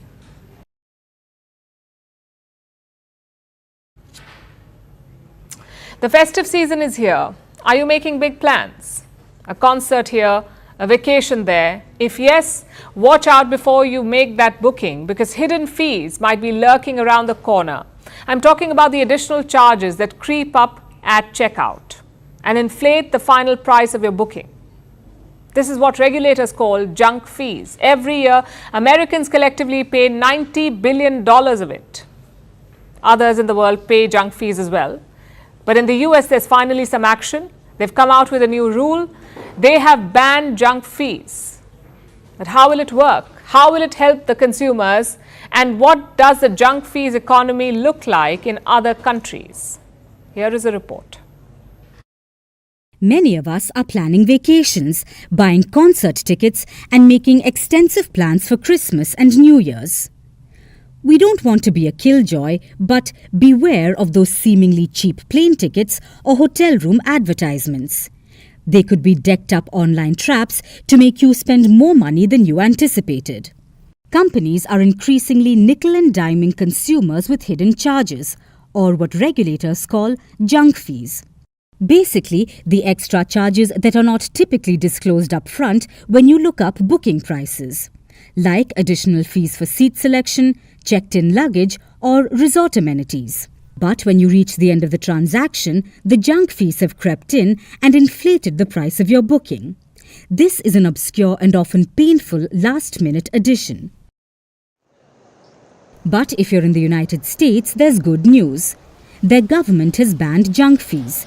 The Federal Trade Commission, or the FTC, has announced a new rule banning hotels and ticketing and short-term rental companies from including hidden junk fees in their total price. If the companies don't comply, they will be hit with financial penalties. The details are not clear yet. But how does this rule work? It says no more convenience or service fees at checkout. Pricing information will now have to be presented before consumers agree to pay. This rule doesn't limit what sellers can charge. Instead, it boosts transparency. It requires businesses to display the total price along with additional fees prominently. Why? Just listen to what the FTC says. People deserve to know upfront what they're being asked to pay without worrying that they'll later be saddled with mysterious fees that they haven't budgeted for and can't avoid. And it will save Americans billions of dollars, at least $90 billion to be specific. Americans collectively spend $90 billion every year on junk fees. This insidious business has created an entire junk fee economy. It undermines competition, helping few players come out on top by making it impractical for consumers to compare prices. American consumers spend about 53 million hours per year in just searching for the total price of live event tickets and hotel rooms, trying to compare prices across sites with difficulty, and watching their bargain crumble with every click until they're met with a shock at checkout. And this isn't just a US problem. Junk fees haunt customers the world over. In the UK, it costs consumers more than $2.7 billion every year, and in Europe, more than $31 billion. So the problem with hidden fees is not so hidden, and the US has finally cracked down. Though if you're making plans already, remember the new rule is set to take effect from 120 days later. Until then, this festive season, stay strong and make sure that the price is right for you. 2 astronauts, 1 space station, and no end in sight. I'm talking about NASA astronauts Sunitha Williams and Butch Wilmore. They've been stranded in space, stuck up there for more than 6 months now, and their homecoming has just been delayed again. Backstory first, Williams and Wilmore blasted off on the 5th of June on Boeing's Starliner capsule. This is a new spacecraft. The aerospace company built it for NASA, so NASA astronauts were tasked with testing the capsule. That was the mission, to test it. And this mission was supposed to last 8 days. But it grew to 8 months. After rocketing into orbit, the Starliner ran into problems. It had helium leaks, and its thrusters malfunctioned. The capsule successfully delivered the test pilots to the International Space Station, but it could not bring them home. So NASA decided to extend the mission. In September, they brought back the Starliner empty. The astronauts were left in space for longer. Enter the Dragon spacecraft. It is a brand new capsule by Elon Musk's SpaceX. Now, this is the spacecraft that is going to launch the next NASA mission. A crew of 4 astronauts will go up in February 2025.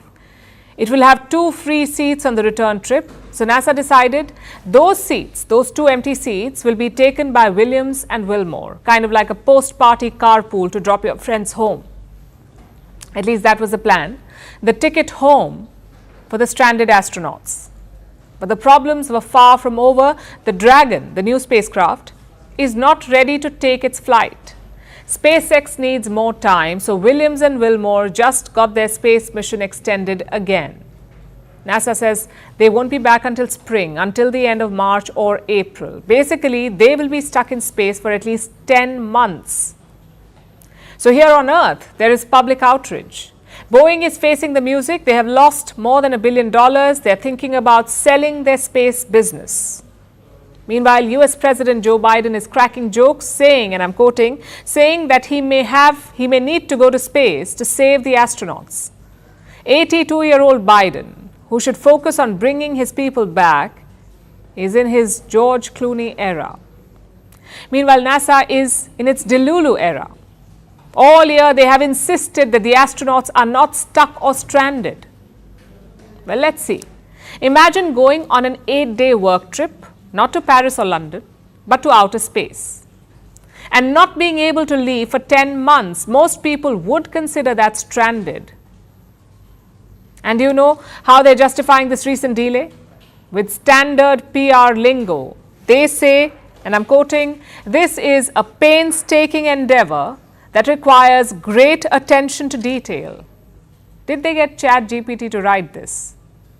That's their reason for another delay, painstaking endeavor, which is difficult news for Williams and Wilmore. Yes, they're both Navy. Yes, they're highly trained astronauts. Yes, they have extensively rehearsed everything that can go wrong. They know the risks involved. But they're also human, and this ordeal cannot be easy. Space is hard on the body. It is one of the most prohibitive environments. Living in zero gravity means piercing headaches, space sickness, which is like motion sickness on steroids, digestive issues, genetic changes, vision deterioration, and loss of bone density. You can see the physical toll on Williams and Wilmore, so much so that they had to address public concerns. They had to give reassuring statements. But what we may not be able to see is also the mental toll, because space is hard on the mind as well. The monotony of living inside hallways no more than 6 feet wide, with walls of computers and cables, being confined for months on end. But despite the difficulties with their hair floating upwards, they have both reiterated that they feel grateful for more time in space, and they do not blame the circumstances. While we can only hope for their safe and speedy return, here's something to consider. The next time we get angry over a cancelled train or a flight delay, let's spare a thought for these NASA astronauts who, at least on the outside, are looking at the silver lining from up in space.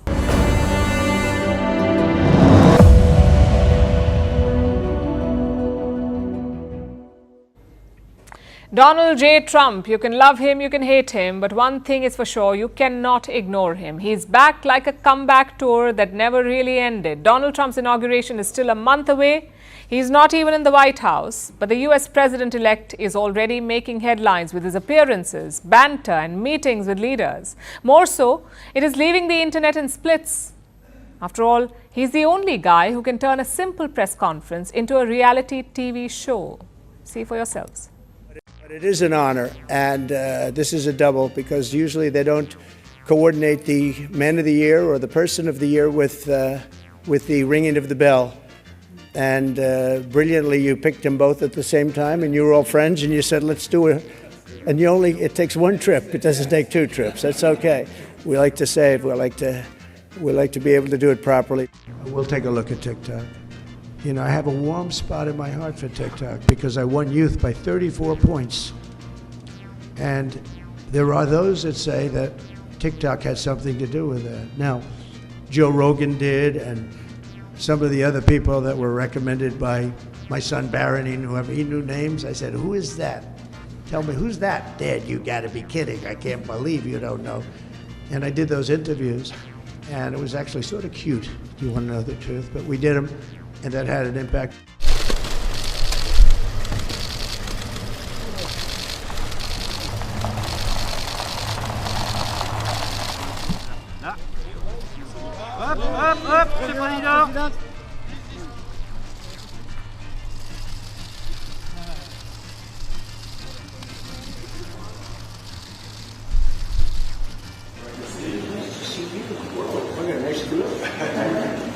Good man, this one. And it's an honor to be here. We had a good time together, and we had a lot of success, really great success working together on defense and offense too. And it certainly seems like the world is going a little crazy right now. So, ladies and gentlemen, this is Masa of SoftBank from Japan, and he's just agreed to invest $50 billion in the United States and 50,000 jobs. I'm excited to go, and we were discussing, and President Trump said, "Masa, double down is not enough. Maybe, go for more," right? That's what I'm going to ask him right now. Would you make it $200 billion instead of $50? He can actually, believe it or not, he can actually afford to do that. Would you do that? He is a great negotiator. He's a brilliant guy.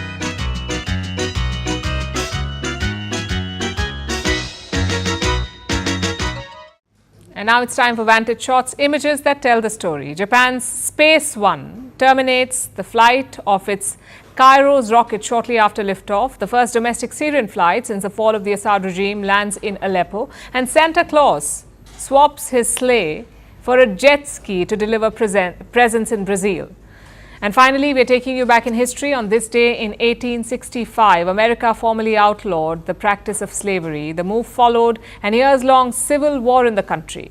It took 246 years for the US to ban this inhumane practice. Leaving you on that note, thank you for watching. We'll see you tomorrow.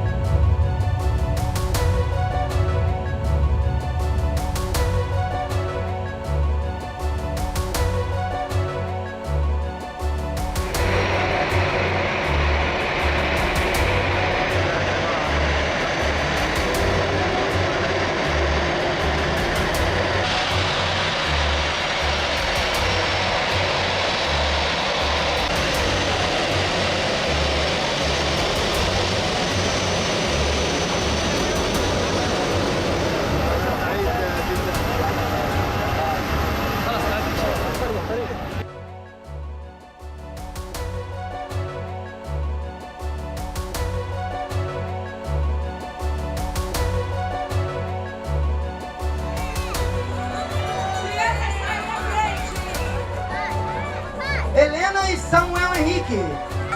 Sorriso aí, meu filho. Aí, tá.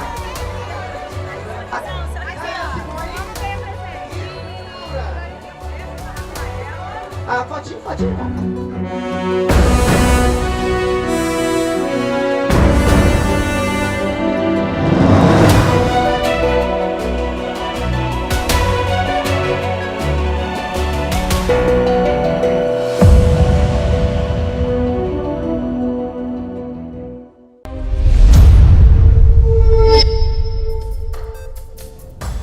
We begin in the Middle East. Israeli Prime Minister Benjamin Netanyahu made a surprise visit to the Syrian side of the buffer zone in the Golan Heights. He met with the Israeli military officers who recently took control of the territory after the dramatic ouster of dictator Bashar al-Assad earlier this month. Now, standing atop Mount Hermon, Netanyahu vowed Israeli troops would remain stationed in Syria for the foreseeable future. I am here on the summit of MT Hermon with the defense minister, the IDF chief of staff, the head of Northern Command, the director of the ISA and senior commanders. We are holding this assessment in order to decide on the deployment of the IDF in this important place until another arrangement is found that ensures Israel's security. Mount Hermon is about 6 miles from the border and is the highest point in Syria. With his visit, Netanyahu became the first sitting Israeli leader to set foot this far inside the country. This is nostalgic for me. I was here 53 years ago with my soldiers in the General Staff Reconnaissance Unit. The place has not changed. It is the same place, but its importance for the security of Israel has only been underscored in recent years, and especially in recent weeks with the dramatic events that have occurred below us in Syria. We will determine the best arrangement that will ensure our security. The Prime Minister says the seizure of the buffer zone is a temporary defensive move to ensure Israel's safety amid political instability in the country. However, his visit to the Golan Heights is likely to be viewed as provocative by Syria's new rebel leadership. Even the people living in the captured Golan Heights have rejected Israel's military activities in the country. Because of the Assad regime's collapse, I am extremely happy.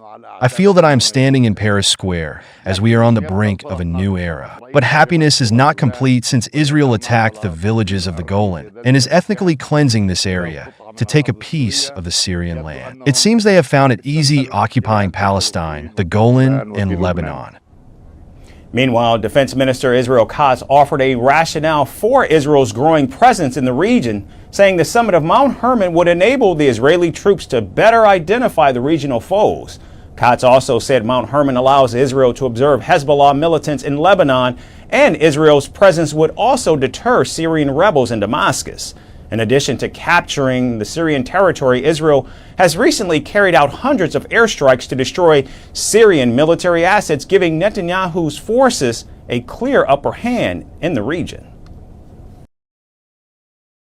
And here in the United States, incoming President Donald Trump has accused India of charging high tariffs on the import of certain American products. Speaking to reporters at his Mar-a-Lago estate in Florida, Donald Trump threatened to impose as much as a 100% tariff on goods from New Delhi. We're going to be treating people very fairly, but the word reciprocal is important, because if somebody charges us, India, we don't have to talk about own, if India charges us 100%, and we charge them nothing for the same, they send in a bicycle and we send them a bicycle, they charge us 100 and 200. India charges a lot. Brazil charges a lot. If they want to charge us, that's fine, but we're going to charge them the same thing. The incoming president's fight with India over high import tariffs is not new. In October, Donald Trump said even though he shares a close relationship with Indian Prime Minister Narendra Modi, he will impose taxes similar to the ones levied by New Delhi. So when India, which is a very big abuser, he happens to be coming to meet me next week, and Modi, he's fantastic. Fantastic man. A lot of these leaders are fantastic. You have to understand one thing. They're 100%. These people are the sharpest people. They're not a little bit backward. They are at the top. You know the expression, they're at the top of their game, and they use it against us. But India is very tough. Now, back in July, Trump called India a big abuser of U.S. trade relations, criticizing the hefty tariffs. And during his first term in the White House, he labeled India as the king of tariffs for charging 150% tax on American whiskey. Notably, India's average import tariff is 17% compared to the 3.3% levied by the United States. New Delhi does impose high tariffs on products like wheat, rice, sugar, edible oils, and automobiles.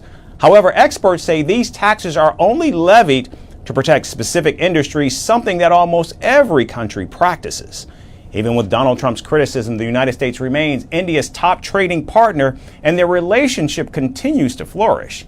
The bilateral trade between the two nations increased from over $140 billion in 2018 to more than $190 billion in 2022. Even the last trade war against China, which was started by Donald Trump in his first term, benefited India, allowing New Delhi to increase its exports to the United States by nearly $37 billion.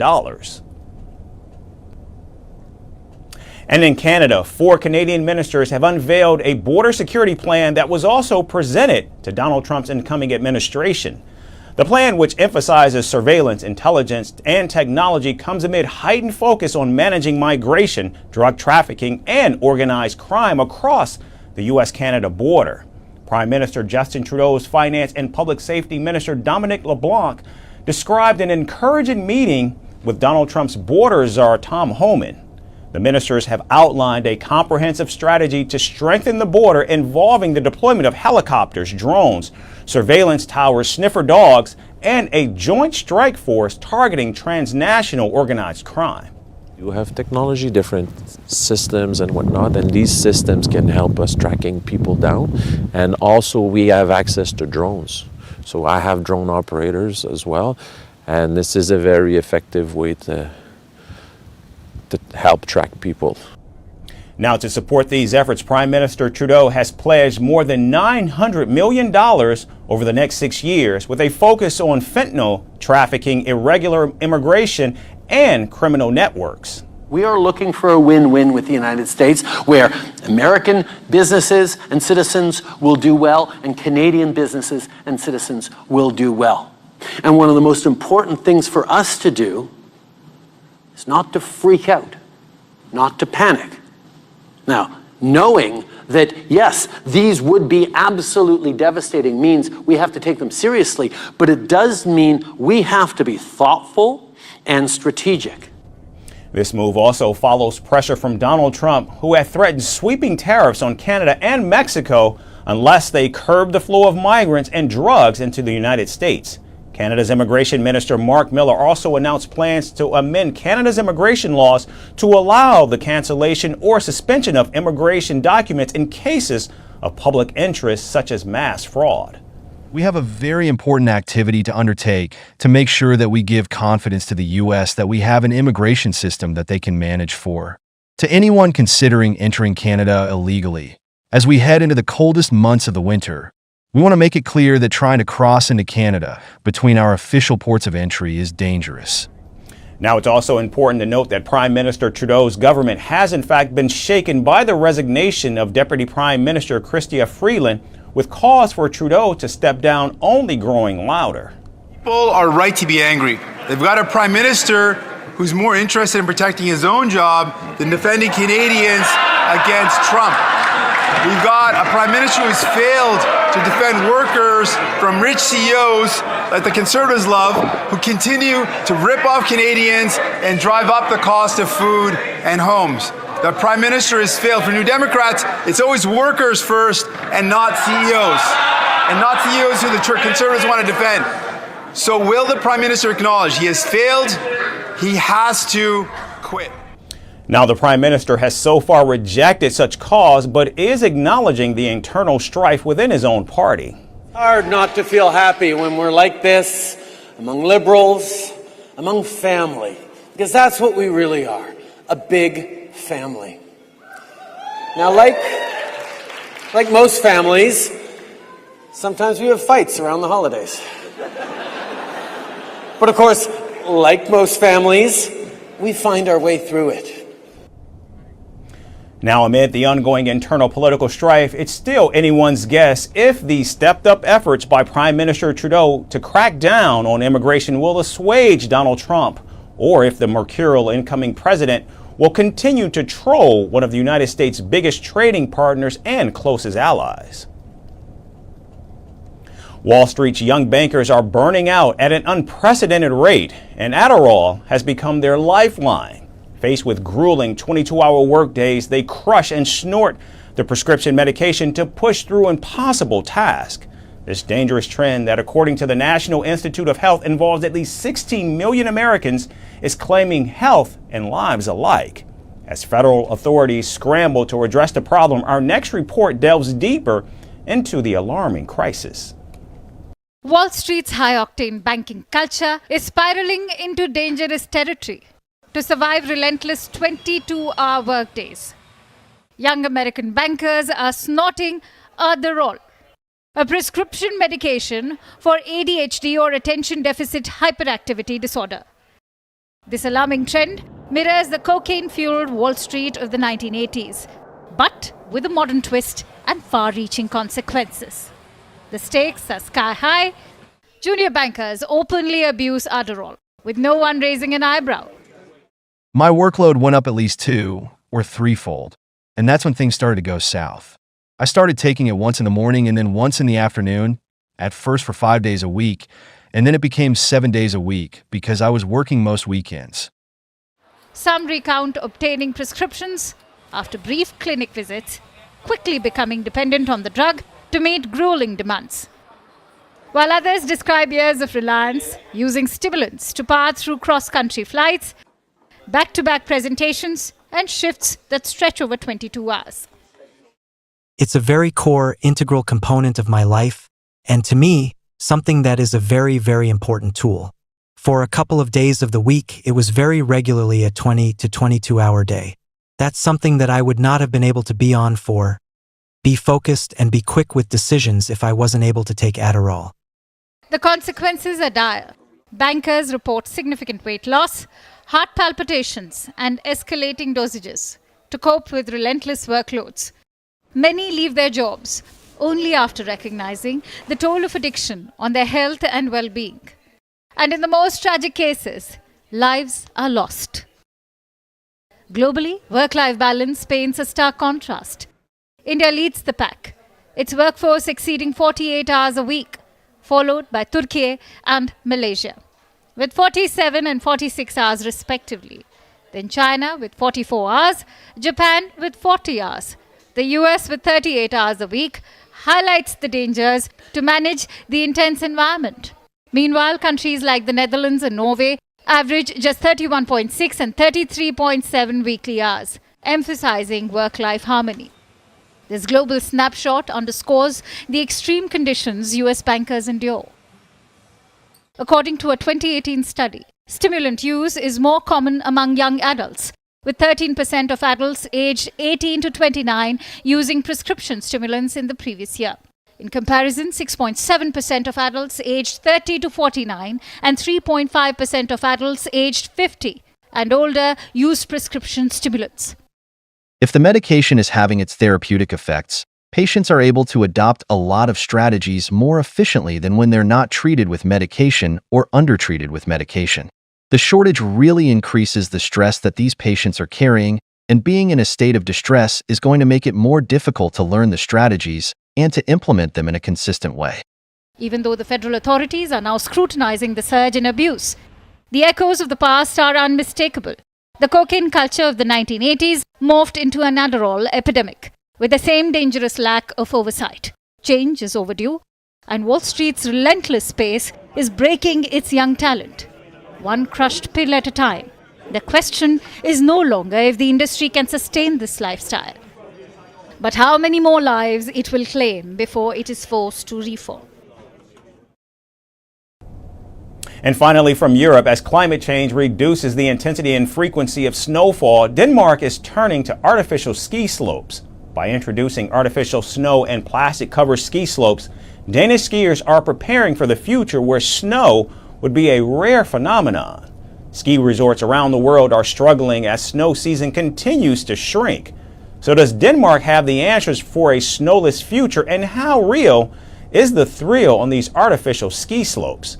Here's our final report with answers. What does it take to ski?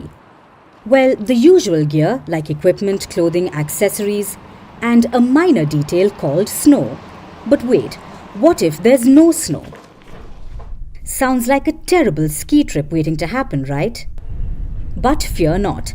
As the climate continues its slow but steady destruction, the people of Denmark have decided that snow is just overrated. Who needs snow when you can ski without it? Genius, really. Enter Copenhagen's Copenhill, the city's man-made mountain where you can ski all year round, even when the rest of the world is dealing with actual snowless mountains. It has been designed by the ever-daring architect Björk Ingels. Copenhill offers more than just a 400-meter-long synthetic ski slope, which happens to be made from a magical surface called Neverplast.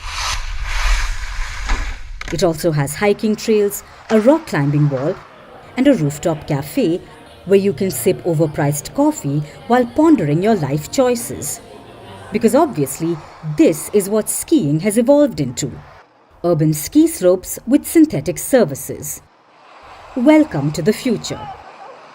Since its grand debut in 2019, Copenhill has been attracting about 10,000 people annually, proving that the world is ready to embrace skiing without snow. But let's not forget Canada, because why should Denmark have all the fun? Mont Tremblant has spent a mind-blowing $1.4 million on their own dry slope. Apparently, they think warm weather skiing is the next big thing. Of course, with the looming reality of climate change and mountains slowly disappearing into a pile of slush, resorts around the world are turning to artificial snow and dry slopes to save the day. According to the US Environmental Protection Agency, snow seasons have already shrunk by over 15 days since 1955. So the big question is, how much longer until we're all skiing on plastic mats? Dry slopes have actually been around since the 1950s, all thanks to the ingenious Jacques Brunel, a Canadian ski jumper who thought, why not ski in shorts on a plastic mat? Naturally, it caught on. And now there are over 1,000 dry slopes in 50 countries. Even China's building them in the middle of its cities. Because who wouldn't want to try skiing on synthetic surfaces while surrounded by skyscrapers? These dry slopes aren't quite the real thing.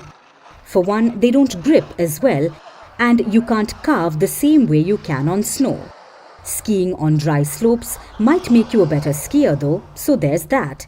because mastering the art of skiing on synthetic materials surely gives you superior technical skills.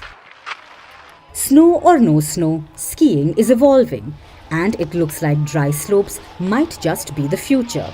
If anything, they're the perfect reminder that skiing isn't just about the snow, it's about the thrill of the slope. Thanks everyone for tuning in. We're so glad that you joined us today. We look forward to seeing you right back here again tomorrow. Thanks for watching. Donald Trump's return to the Oval Office is imminent. He will soon take the oath of office and once again lead the nation. God spared my life for a reason. President-elect Donald Trump's first priority tackling illegal immigration and securing the nation's borders. We're going to fix our borders. The incoming administration has prioritized the Russia-Ukraine war. Can they succeed in ending one of the world's most challenging conflicts? I will have the horrible war between Russia and Ukraine settled. And as he returns to the White House, will Donald Trump resume a bruising trade war with the world's second largest economy, China? If China or some other country is behaving badly, we have things called tariffs. All of this and more right here on Firstpost America.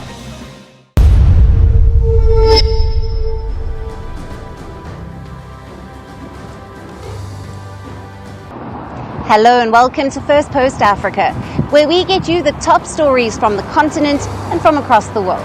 I'm Alison Lagrange, coming to you live from Johannesburg, South Africa.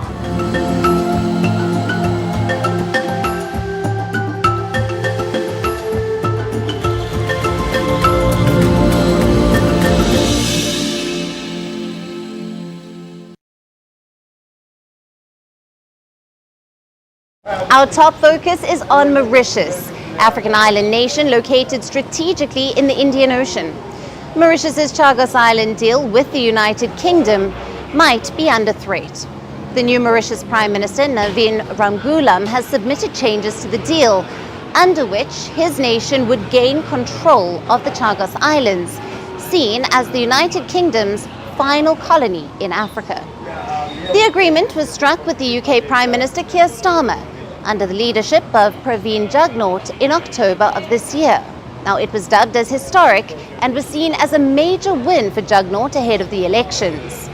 But just a few days later, Mauritius held the general elections, and opposition led by Navin Ramgoolam secured a landslide win. Ramgoolam, who returned as Prime Minister for a third term, indicated that he is not happy with the deal signed by his predecessor. He quickly ordered a review of the deal.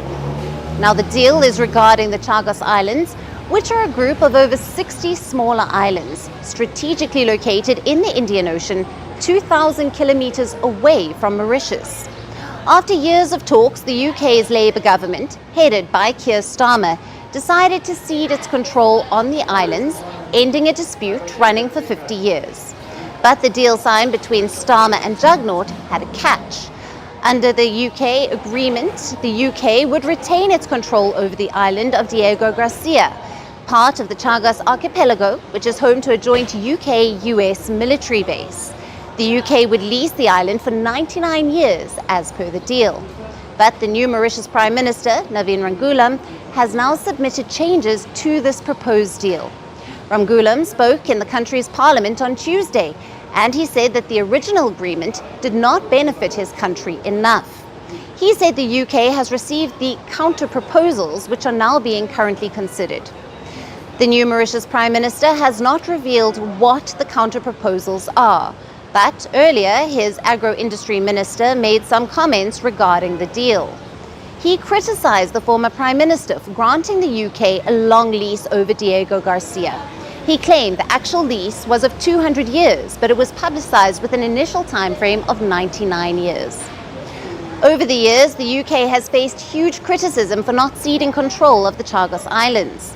The government of Mauritius has long argued that it was illegally forced to give the islands away, in return for its own independence from the UK in 1968. Now, Britain has also faced flack for forcibly removing more than 1,000 islanders from the entire archipelago.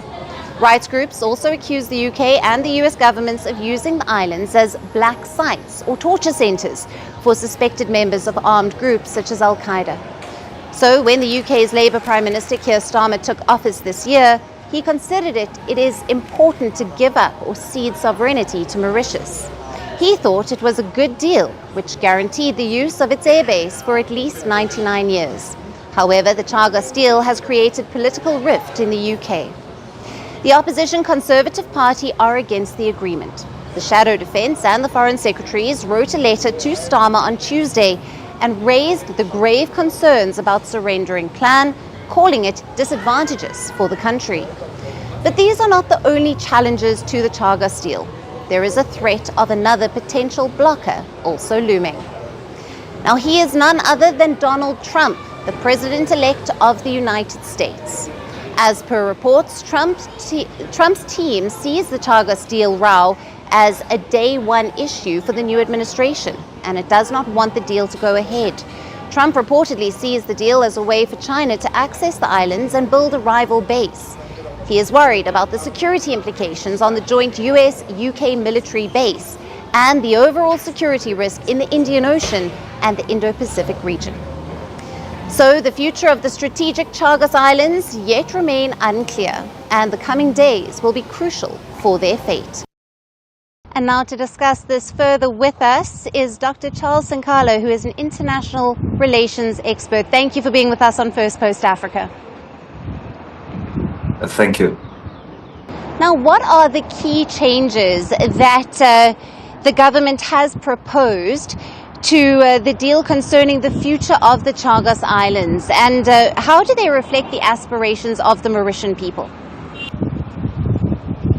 Yes, indeed, it is quite significant that the government has reconsidered the negotiations which they had, and I think this goes down to earlier days in 1968, when the negotiations were done for the independence of Mauritius, that those islands shall be concluded to belong to the benefit of the people of Mauritius. But over 56 years now, the Mauritian government and the Mauritian people, especially those who were displaced, about 1,000 families in the communities were displaced. They haven't been compensated, and as well as those islands which are in question, the joint UK and United States military bases hasn't been paying the land taxes, to the Mauritian government.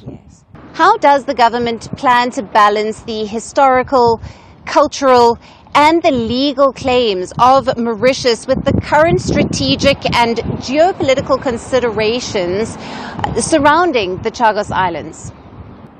I think the new government of Prime Minister, is actually wanted mutual beneficiary in terms of the both islands. And I think they want also to retain the sovereign part of those islands that they belong to Mauritian people, as unlike what the British government has proposed in the October negotiation, that they would like to retain a 99-year lease, contrary to the plight and the interest of the people of Mauritius. And I think during the negotiations, like what you have pointed out, the only way they can do it is through the diplomatic channels. Mauritius, the United States and the UK enjoys diplomatic relations between the bilateral and multilateral relationships. And I think those channels, they need to continue negotiating. I believe the Prime Minister met the delegation which came from the UK to represent in terms of, they met on the 11th of December this year to negotiate further in terms of the mutual benefit of those two islands. Now, what measures are being taken to ensure that the communities do have a central role in shaping the future of the Chagos Islands? I think the communities has appointed their representatives who are now also not only the other parties, the UK, the US-led interest within that representatives or envoys. The communities themselves from those communities have appointed their not only government representatives, but the community representatives who have been found in the terms of negotiations, and they're actively involved to make sure that their interests are addressed, especially the compensation which was promised to them that they will be compensated for those who are displaced, and as well as the historical cultural exchanges which they were promised in the previous contract which they signed. Once those are addressed in the presence of the community, then they shall move forward to sign a new agreement. Doctor, thank you very much for being with us on Firstpost Africa. Your values are very appreciated. Thank you. It's a pleasure. For our next story, we focus on the future of US-Africa ties. The outgoing Biden administration is attempting to set a framework for the future of US-Africa relations for the incoming president, Donald Trump. Now, in the latest, the United States Congress has introduced a law that could possibly force Trump to engage with Africa and to invite its heads of governments and heads of state to a summit in Washington, D.C. next year. Trump, who takes oath on the 20th of January, might have to host African Leaders Summit before the end of 2025. The bill would formalize periodic talks into a traditional policy event, something that Donald Trump would not be too keen about. The bill also mandates the Secretary of State to hold city summits focused on sub-regional cooperation. It also lists establishing an implementation office at the State Department to ensure Washington's efforts with Africa translate into tangible outcomes. The annual defense bill, if passed into law, will require that the U.S. Secretary of State host US-Africa Leader Summits every 4 years. The must-pass bill has already sailed through the House of Representatives and is expected to easily pass in the Senate as well. But this latest push by the Biden administration comes as it faced severe criticism for neglecting Africa. Critics say that Joe Biden did not pay much attention to Africa during his presidency. He hosted the US-Africa Summit in 2022 in Washington, D.C., but it came almost a decade after Barack Obama did it in 2014. His only visit to Africa as president came at the tail end of his tenure, as he visited Angola earlier this month after losing the presidential battle to Trump. And even during this visit, Biden only visited Angola, skipping traditional US allies like Kenya. In Angola, Biden showcased the Lobito Corridor, a new railway project to help transport critical minerals to the West. This project is aimed at countering China's stranglehold on Africa's critical minerals. Joe Biden did repeatedly say that Africa was a valued and important partner, but he failed to match this enthusiasm with substantial deals. For Biden, Africa was approached mostly as a theater for global influence and counterterrorism, rather than as having intrinsic importance to Washington. Now, as he leaves the Oval Office, he has little to show for his Africa policy, beyond the 2022 summit and his visit to Angola. But he wants the incoming Republican to tread the path that he set for the US-Africa ties. Trump being Trump is most likely to dump Biden's plan. He already has a list of executive orders that he wishes to pass as soon as he takes office. And if this does not align with his policies, this bill could be binned too. Now, assessing Trump's 2016 term as president, he and his team are not likely to think much about Africa in the second term either. West Asia, Ukraine, NATO, and China would continue to consume Trump's attention rather than Africa. During his first stint, critics accused him of dismissing Africa, cutting funding, and curbing immigration. He even reportedly referred to some of its nations as shithole countries, which triggered outrage. Despite this and his numerous racist remarks, many African leaders admire Trump's entrepreneurial career and his transactional approach. He did introduce schemes to increase investment in Africa that remained operational even after he left office. But there are concerns that he could roll back on investment and on trade made under the Biden administration. The African Growth and Opportunity Act, which enables eligible African countries to export some of their produce to the US without paying taxes since the year 2000, is also a key point of concern. During his previous administration, Trump said that the scheme would not be renewed after 2025. Now, experts say that he is also more dictator-friendly than Biden was, And he could also show a more friendly face to Russia in Africa. Trump reportedly has a closer relationship with Russian President Vladimir Putin than he lets on. And when it comes to China, he recognizes that he needs to maintain some level of partnership to counter Beijing's expansionism. So, as Donald Trump takes office, there's an opportunity for the United States to reset ties with Africa. But the Republican may not want to do it the Biden way.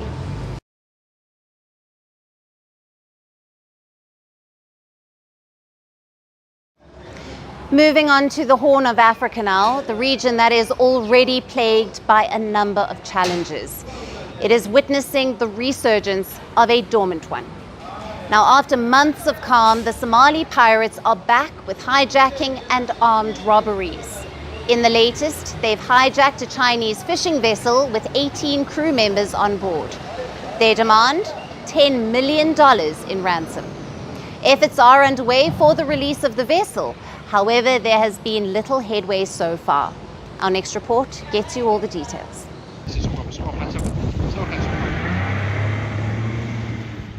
The crisis-ridden Horn of Africa is witnessing a resurgence of another major global challenge: attacks by pirates. Piracy off the coast of Somalia has been a major threat to international shipping since the 1990s. But after months of calm, the Somali pirates have now made a comeback.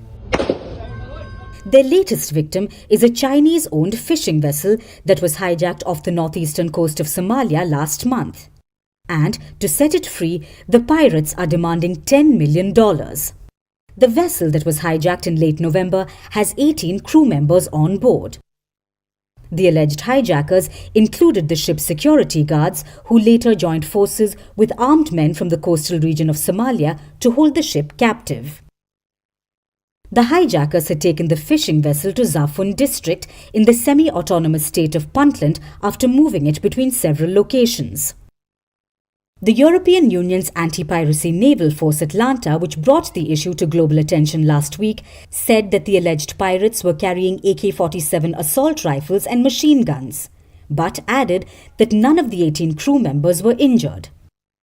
Reports also suggest that a Somali company acting on behalf of the vessel had also offered to pay a ransom of $300,000 to the alleged hijackers. But the proposal was declined by the pirates. Some reports also indicate that the hijackers had initially demanded a ransom of $5 million, but were only offered $1 million, which was also refused. The Somalian authorities have not yet disclosed about the ransom demands, but added that the license of the Chinese vessel had expired. The hijacking of the ship underscores the persistent challenges of maritime security in Somalia's waters. Somalia for years has been blighted by piracy. The activities peaked in 2011 when the United Nations estimated that more than 160 attacks were recorded off the Somali coast. Somali pirates wreaked havoc in the waters off the coastline between 2008 and 2018, but were since dormant until last year when pirate activities began picking up once again. Earlier this year, Somali pirates hijacked a Bangladeshi cargo ship that was transporting more than 55,000 tons of coal from Mozambique to the United Arab Emirates. It was only released after a hefty ransom was airdropped over the vessel. In the first quarter of 2024, the International Maritime Bureau reported 33 incidents of piracy and armed robbery along the coastline of Somalia. To contextualize, Somali pirates have generally operated in the Gulf of Aden, Gaddafi Channel, Somali Sea, and to some extent the Indian Ocean and the Red Sea region. The recent rise in piracy have been for a number of reasons. The first is the drop in seasonal monsoon winds, which make small boat operations difficult due to high winds and rough seas. Then comes the rise in Houthi attacks in the Red Sea region, which have pushed the shipping routes to the south. This has increased vessel activities along Somalia's coast, creating opportunities to exploit maritime vulnerabilities. The third reason is the diversion of naval forces, such as that of the United Kingdom and the United States, which have been redeployed to tackle threats emanating from the Red Sea region. But with the rise in piracy attacks off the coast of Somalia this year, doubts have been raised over the efforts by the Somali government and the international community to curb such activities in the Horn of Africa, a region that's already plagued by a horde of other challenges.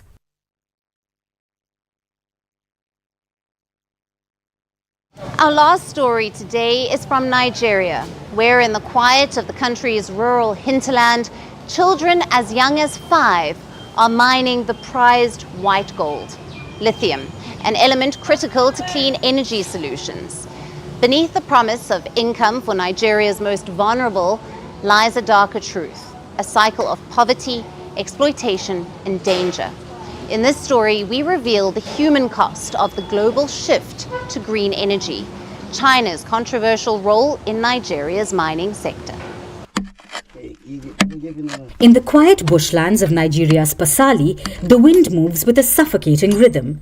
The faint beating of these axes cracks open the rocks.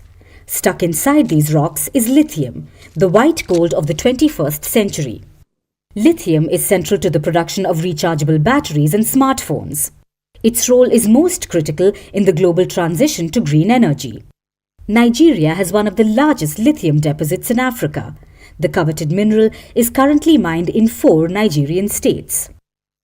But beneath this frenzied rush to extract lithium lies a troubling reality. Most of the lithium extracted in Nigeria is the product of exploitation. The exploitation of its poorest and most vulnerable, its children. Lithium mining in Nigeria's Pasali began about a decade ago, but in a few years, this sleepy rural town transformed into a hub of illegal mining. Inside these mines, the desperation to jump out of poverty meets the promise of an income. Children as young as 5 years old descend into mining shafts. Hunching over heaps of rubble, they work in teams. Crude tools in these small hands chip away the stones. In just 1 hour, they can sort up to 22 kilograms of lithium ore. They bag it all up and carry it to a warehouse. 5-year-old Zakaria Danladi was once enrolled in a school, but poverty pulled him into the mines. For Juliet, another child worker, the story is the same. Zakaria and Juliet are armed with nothing but hands and grit. A mining tragedy could be just one loud thud away. In recent years, underground explosions and collapsing walls have claimed the lives of many. The adults in these mines know the risks, but they let the children mine out the lithium anyway. I know that the mining activities are dangerous, and there are disadvantages, but every profession has its own disadvantages, including driving, and death is unpredictable. Someone might be riding on a motorcycle, and a driver could knock him down and dies. For us, we know that once we enter into the mining shaft, we know there's a possibility of disaster happening. The back-breaking mining by these children feeds an elusive supply chain. Passing through the child workers who sought this ore, lithium begins its journey to foreign markets. In Aliyu Ibrahim's warehouse, piles of lithium ore await transport. All of this white gold is destined for various parts of the world. Ibrahim admits that child labor is rife in his supply chain. But he goes on to offer a chilling defense. Child workers are either extremely poor or live alone as orphans. Mining is all they can do to survive, he says. These children laborers go to different mining sites to work.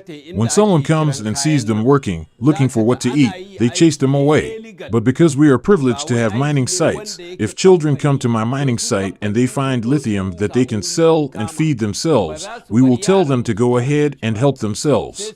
We cannot stop the kids from trying to make their daily wages because the majority of us are poor and we don't have anything, and we have to work so that we can eat. As children mine away their childhoods for survival, the shadowy world of illegal mining thrives. An informal network of buyers and sellers operates in and beyond Nigeria. Above all, the government oversight is minimal and exploitation is plentiful. The roots of this exploitation lie in Nigeria's stark poverty. Over 63% or 133 million Nigerians live in multidimensional poverty. According to official data, 51% of all poor in Nigeria are children. A vast majority of them live in the country's rural areas where government's writ runs thin. China's involvement in Nigeria's mining industry casts a long shadow. In recent years, Chinese businesses have been accused of profiting from unlicensed mines that employ children. Nigerian authorities have arrested multiple Chinese nationals for their role in illegal mining operations. Much of Nigeria's lithium wealth gets siphoned off to market leaders like China. Illegal mining costs the country billions of dollars each year. Officials have pledged to crack down on illegal mining operations, but corruption and weak oversight undercut those efforts. For now, Nigeria's lithium production continues, much of it illegally. The children of Pasali remain trapped in the white gold rush, their dreams buried under the rubble they toil to extract. Until global supply chains prioritize ethics over profits, the cost of lithium will be paid through the currency of broken childhoods. And that's it on the show for today. We will see you again tomorrow at the same time. Thank you for watching and goodbye.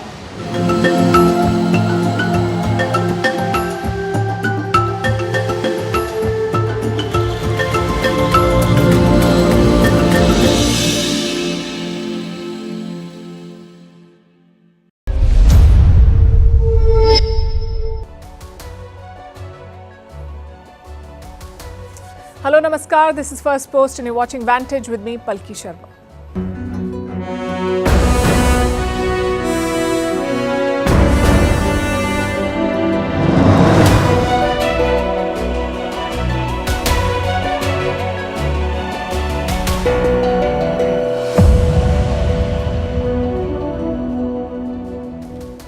Today's top story is Vladimir Putin. The Western press has had some very colorful headlines about him in the last few years. Every once in a while they talk about some disease that will spell the end of the Russian president. But look at him today, holding a marathon press conference in Moscow that has stretched beyond 4 hours. Even if it is staged, which it most likely is, it takes stamina to sit through 4 hours of talking and taking calls. We'll tell you what he said and what's his offer to Donald Trump. Meanwhile, in West Asia, it's business as usual, more war. At this rate, maybe a new front. Israel has bombed Yemen. In Iran, there's an energy crisis. This is a country that has among the largest known oil reserves in the world, but they don't have supplies to light up streets and heat their homes. Coupled with the economy and the security situation in the neighborhood, could this lead to the fall of the regime? India's inflation is set to get worse, and it will have an impact on growth. We'll bring you the numbers. China is building nukes at breakneck speed and America is worried. Pannun has released a new video, both funny and dangerous. Why the Khalistanis targeting Russia? We'll discuss that.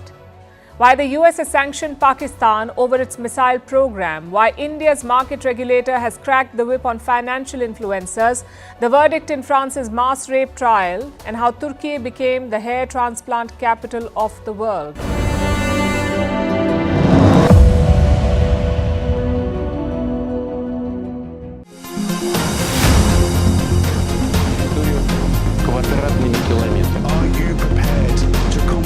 Политика и есть искусство компромисса. Всеми странами региона. Подавляю, что из этого избранному президенту Трампу, когда мы с ним встретились, ну, во-первых, я не знаю. И повторяю в сотый раз.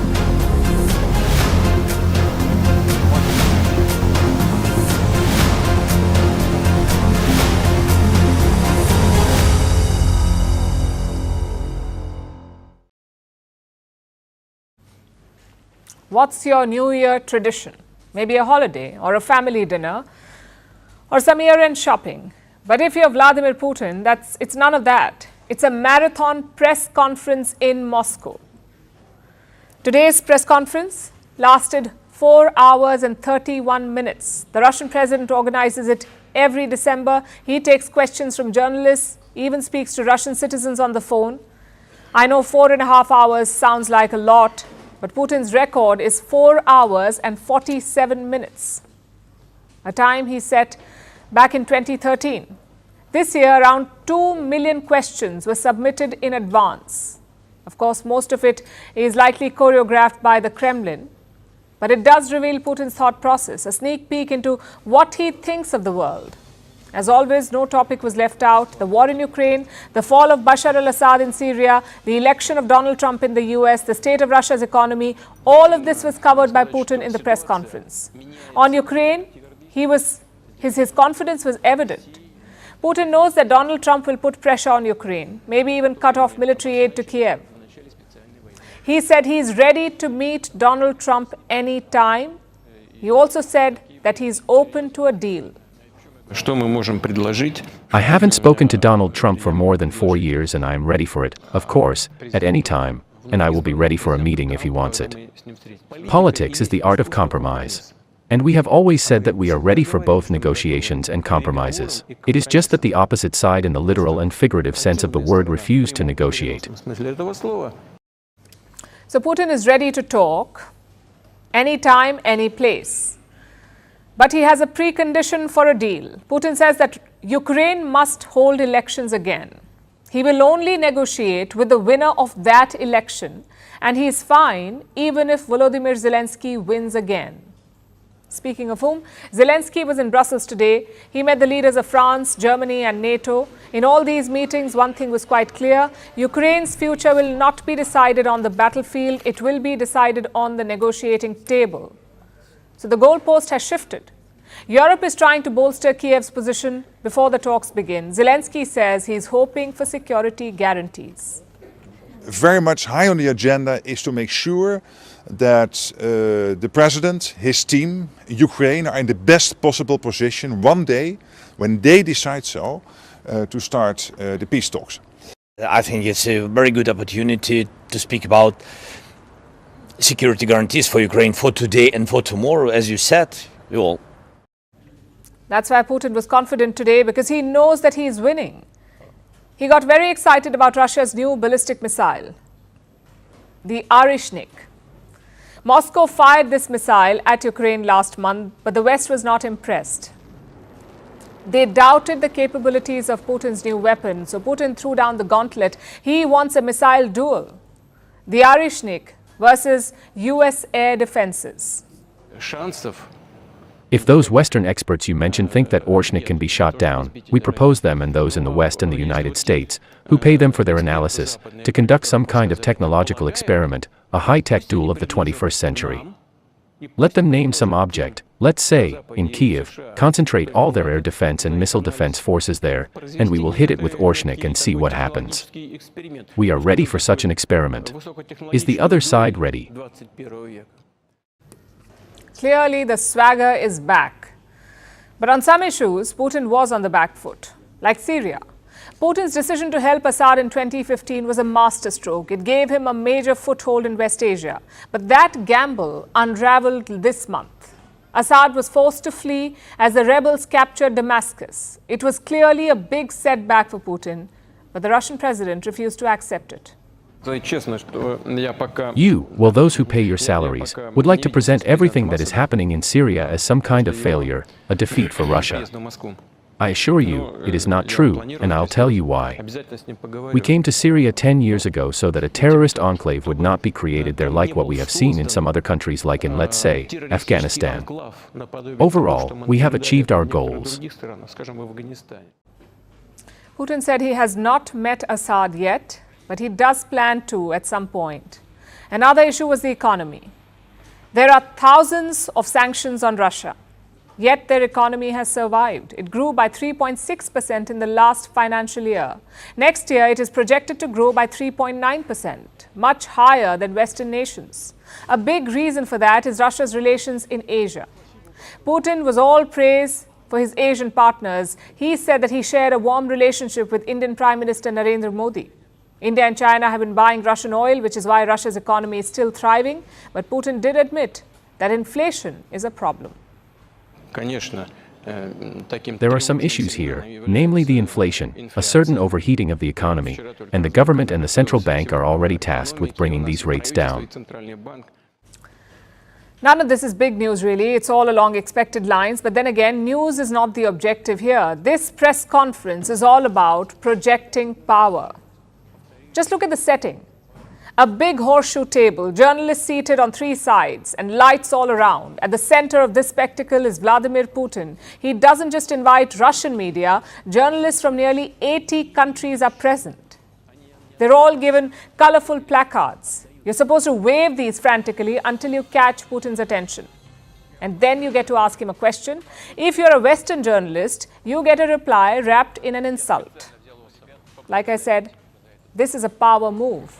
In the past, this news conference was focused on domestic issues Russians would call in with major or minor complaints, like a road that needs repair or rising prices of grocery.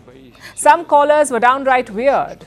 They would ask Putin where he sleeps and whether he likes dogs or cats. These questions were intended to soften the edges, to make Putin seem like a lovable leader. But nowadays, the focus is on foreign policy, especially after the war in Ukraine. I guess, choreographed or not, one thing is clear. This press conference is a window to Putin's mind. It tells you about his intentions, his mood, and his thoughts on the past year. A bit like Putin's very own Spotify Wrapped.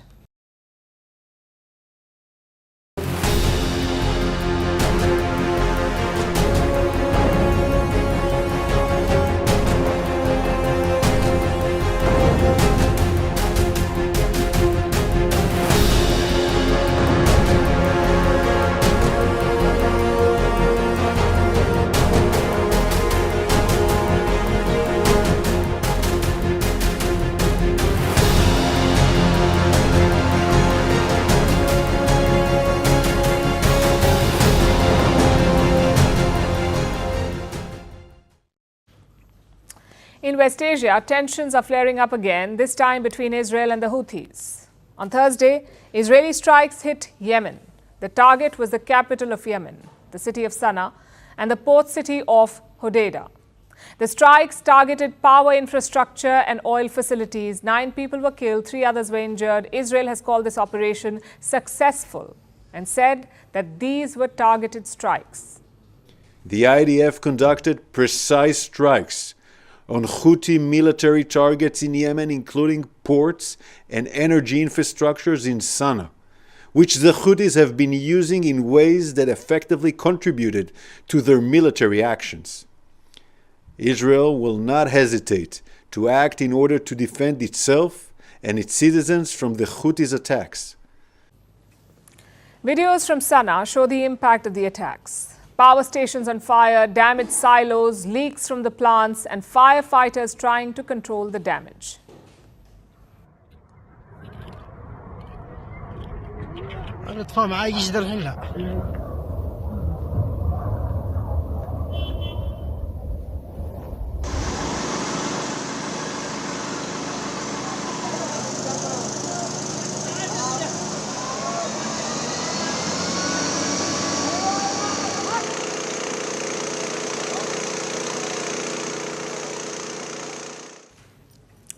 The attack was in response to a Houthi strike.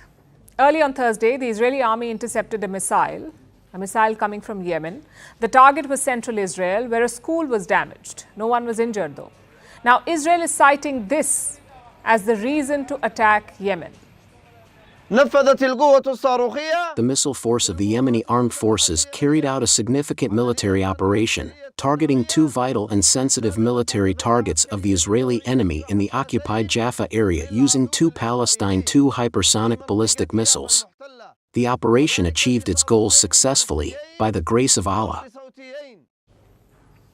So the Houthis strike Israel, and the Israeli army hits back, and it triggers a series of tit-for-tat attacks. But why Yemen? Because Yemen is home to the Houthis. This is an armed group, much like Hamas in Gaza or Hezbollah in Lebanon, and all 3 of these groups are allied. They're all backed by Israel's greatest enemy, Iran. And these armed groups, Hamas, Hezbollah, and Houthis, are together known as the Axis of Resistance. After October 7, the Houthis threw in their lot with Hamas. They began fighting a proxy war against Israel. The first target was the Red Sea. The Houthis would attack any ship that they thought was linked to Israel. The attack started last November and disrupted global shipping. Then the Houthis changed tack. They started attacking Israel directly. They struck buildings in Tel Aviv. Of course, Israel could not have that. They were fighting a war in Gaza. The last thing they needed was attacks from another enemy, so Israel decided to respond. They struck Yemen. It was a message to the Houthis, basically, to stop their attacks. And all of this happened months ago. And since then, the tit-for-tat strikes have been on. Now, let's look at this from Israel's perspective. Their first target was Hamas. So Israel eliminated the top leadership of Hamas. They flattened the Gaza Strip. And they tried to demolish Hamas as a military force. Then they turned to the Hezbollah, killed their leader, Hassan Nasrallah, and hundreds of other Hezbollah fighters with pager attacks. Israel carried out continuous strikes in Lebanon, leaving Hezbollah as a weakened force. So 2 groups out of 3, Hamas and Hezbollah, in the so-called axis of resistance, decimated. The third group, the Houthis, remain a challenge, though, because of multiple reasons. The first reason is location. Remember, both Gaza and Lebanon are on the border with Israel, but Yemen is far away. So a distant target for Israel. That's the first challenge. The second challenge is the cost of engagement. The Houthis control large parts of Yemen. They have a stronghold to launch new attacks. But Israel may not want a direct military campaign in Yemen. It would stretch their resources. Reason number 3 is global shipping. The Houthis are at a vantage point. Look at this map. Yemen gives them access to crucial routes. The Red Sea and the Gulf of Aden both lead into the Suez Canal. It's the busiest waterway between Asia and Europe. Around 12% of global trade passes via the Red Sea, also 10% of seaborne oil. Any conflict here could derail global shipping supply chains. Ships will have to take a longer route. Insurance covers will go up, and we, the consumers, will have to pay for it. So any conflict in the Red Sea will affect the whole world, which is why Israel is sticking to targeted strikes. The question is, for how much longer? If the Houthi attacks continue, Israel will be forced to escalate, and that may lead to a whole new front in this war, one that could draw in other regional players as well. Whichever way you look at it, it's the opposite of ideal.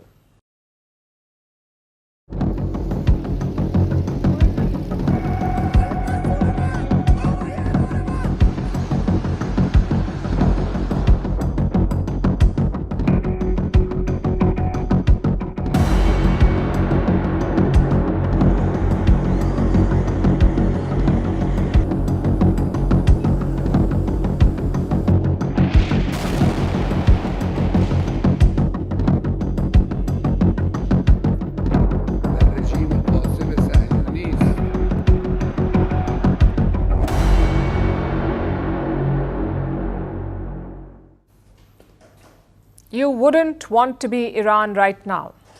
Your allies are being toppled, your proxies are weak, and your people are struggling to make ends meet. It's a dangerous moment for the Iranian regime, arguably their weakest point yet. Let me tell you about the latest problem, an energy crisis. An energy crisis in Iran. Tens of millions of Iranians are facing power disruptions, that too in the middle of winter. Temperatures in Tehran are close to 0 degrees, so imagine having no power. The government has also shut down certain operations like schools, offices and banks. 13 power stations have also been shut. The idea is to conserve power. On Monday, the shutdowns led to a protest near Tehran. People blocked a main highway near the capital. They also burnt tires on the road.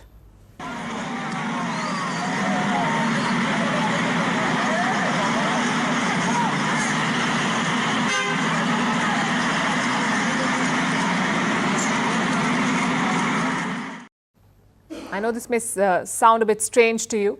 Iran has the second largest natural gas reserves in the world. Also the 4th largest crude oil reserves. How can such a country face power shortages? Because the industry is underdeveloped. You see, having reserves is not enough. Those reserves have to be extracted, they have to be processed, and finally they have to be distributed. And that's where Iran struggles. Their power industry is plagued by years of corruption, plus Western sanctions prevent modernization. And the result is this: shortages and blackouts. This has a domino effect on Iran's economy. Industries need power to function. Vehicles need fuel to transport goods. So power shortages drag the economy down. And it's happening at the worst possible time for them. Because Iran's economy is already struggling. Their currency, the rial, has dropped 10% since last month. Look at the exchange rate. $1 equals 777,000 rials. $1 is equal to 7,77,000 rials. To put that in context, in 2015, it was just 32,000 rials. And this was during the nuclear deal talks. Inflation also remains high. It was nearly 50% in May 2023. It has gradually dipped to 37% this year, but still it's way above acceptable levels. Reports also say that 30% of Iranians live in poverty. All of this can be largely traced to one problem, and that is sanctions. You see, Iran cannot sell its oil in the open market. Only a handful of countries buy it.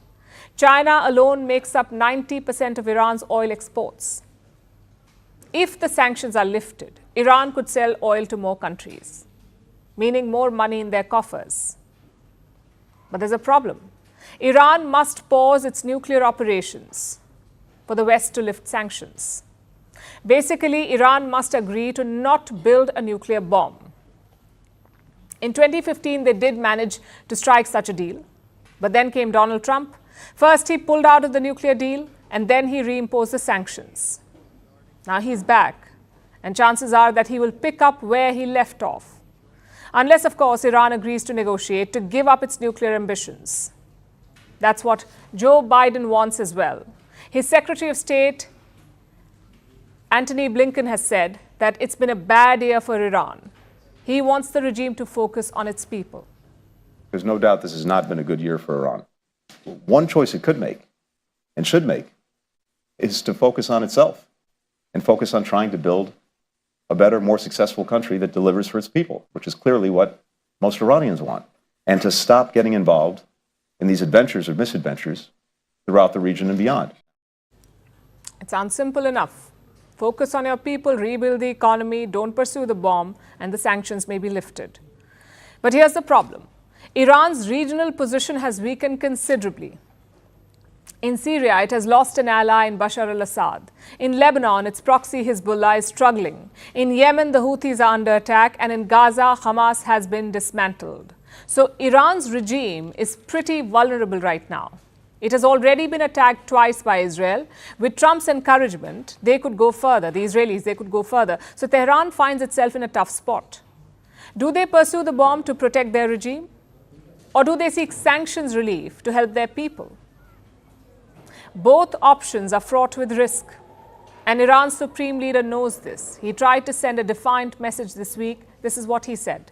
With the actions taken in Syria and the atrocities committed by the Zionist regime and the US, as well as the support they are receiving from others, they thought the resistance has ended. They are heavily mistaken. Frankly, Khamenei himself is part of the problem. He's almost 85 years old. Rumors are spreading about his health. Last month, some reports said that he was in a coma. So naturally, there are questions about his succession. Who will take over after him? Khamenei has not picked anyone yet. But his son's name has been doing the rounds. It remains to be seen if the people of Iran will accept him. Because remember, this is not the 1980s anymore. Times have changed. And we saw an example of that in 2022. Iran's morality police picked up a 22-year-old woman, a woman named Masha Amini. What was her fault? She was not wearing a hijab properly. Her death triggered nationwide protests. We saw portraits of the supreme leader being attacked. So clearly, the society is changing. But does the regime realize that? Recently, Iran's parliament passed a new dress code, a new law for the dress code. It called for harsh punishment if women expose their hair, forearms, or legs. Iran's president opposed that law, and this week they decided to pause its implementation. This tells you about the internal tussle. The hardliners still dominate institutions, including the military and the Revolutionary Guard, but young people in Iran want freedom. and they're not scared to take on the regime. If these two groups clash, anything could happen. The regime may try to avoid that. But as we've seen this year, revolutions can grow out of nothing. And Iran, of all countries, should know that.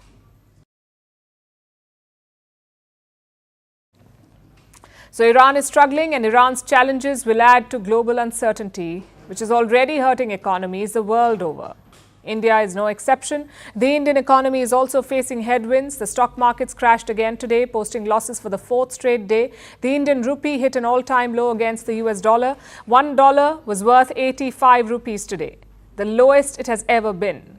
The markets are reacting to decisions made by the US Fed, the Federal Reserve, that is America's central bank.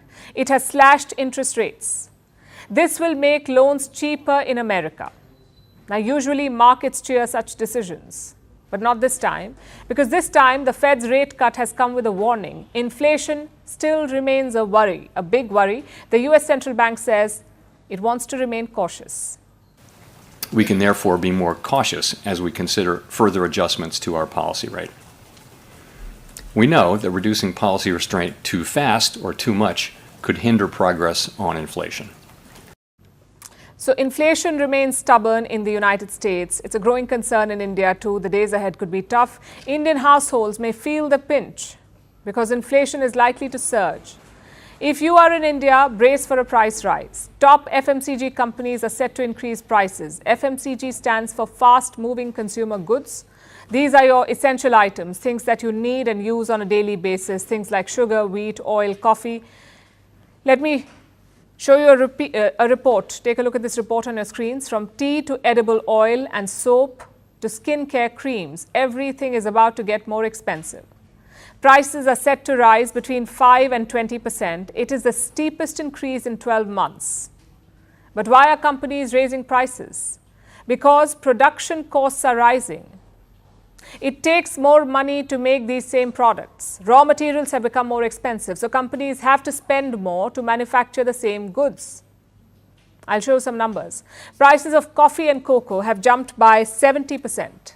Wheat flour is up by 40%. Palm oil increased by 30%.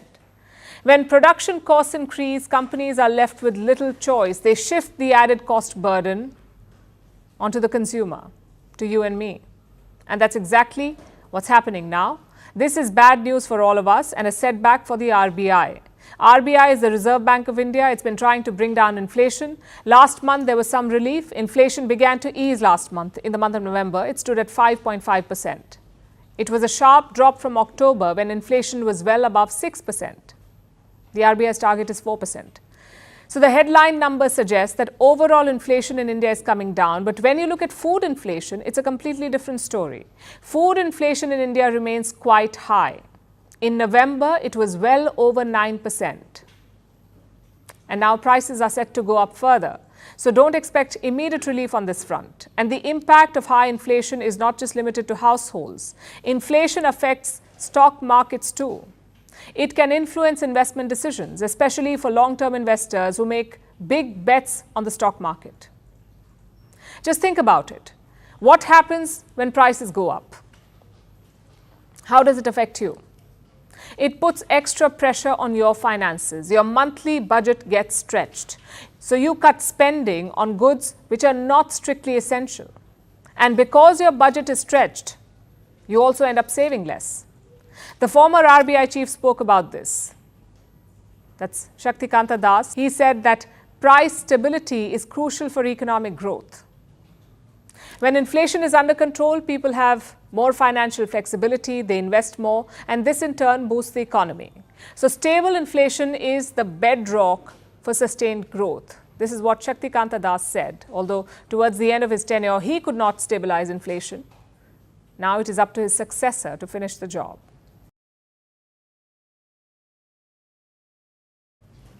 Our next story is from China. The Chinese economy is also under pressure, but President Xi Jinping is prioritizing his military.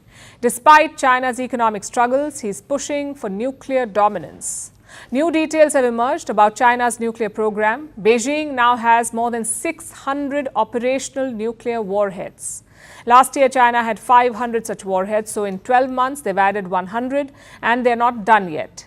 Beijing aims to have more than 1,000 warheads by 2030.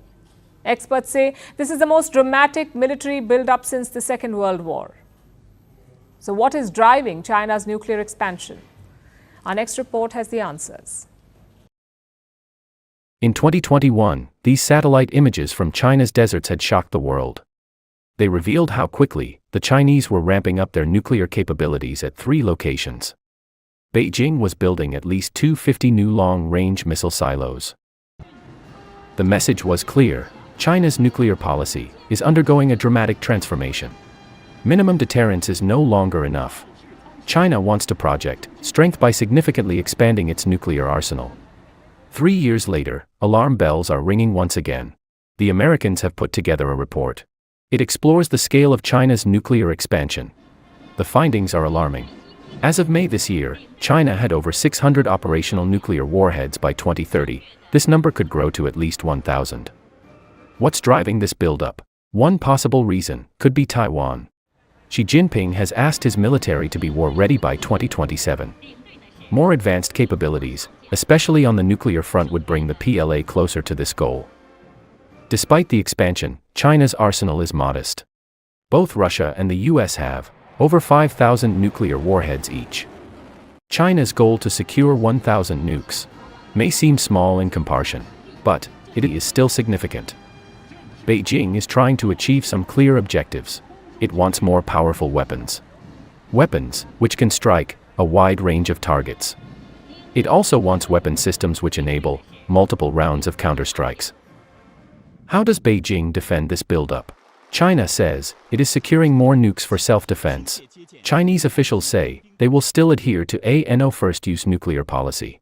But the Americans remain wary. Even though the US still holds the upper hand. While China's buildup is alarming, it is progressing at an uneven pace. Recent shakeups in the PLA are a sign of this. Since last year, at least 15 top officials have been removed for corruption. Going by one assessment, every branch of the PLA is affected by this wave of purges, including the top brass. In June, former Defense Minister Li Shangfu and his predecessor Wei Fenghui were expelled from the Communist Party. Both military leaders were labeled corrupt.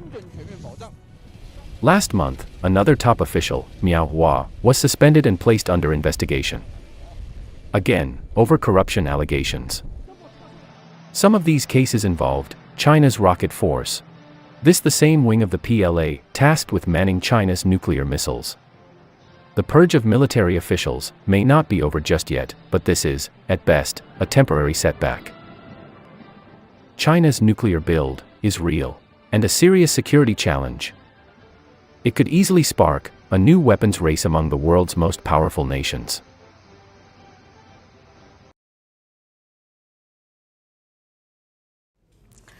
Napoleon said, "Never interrupt your enemy when he's making a mistake."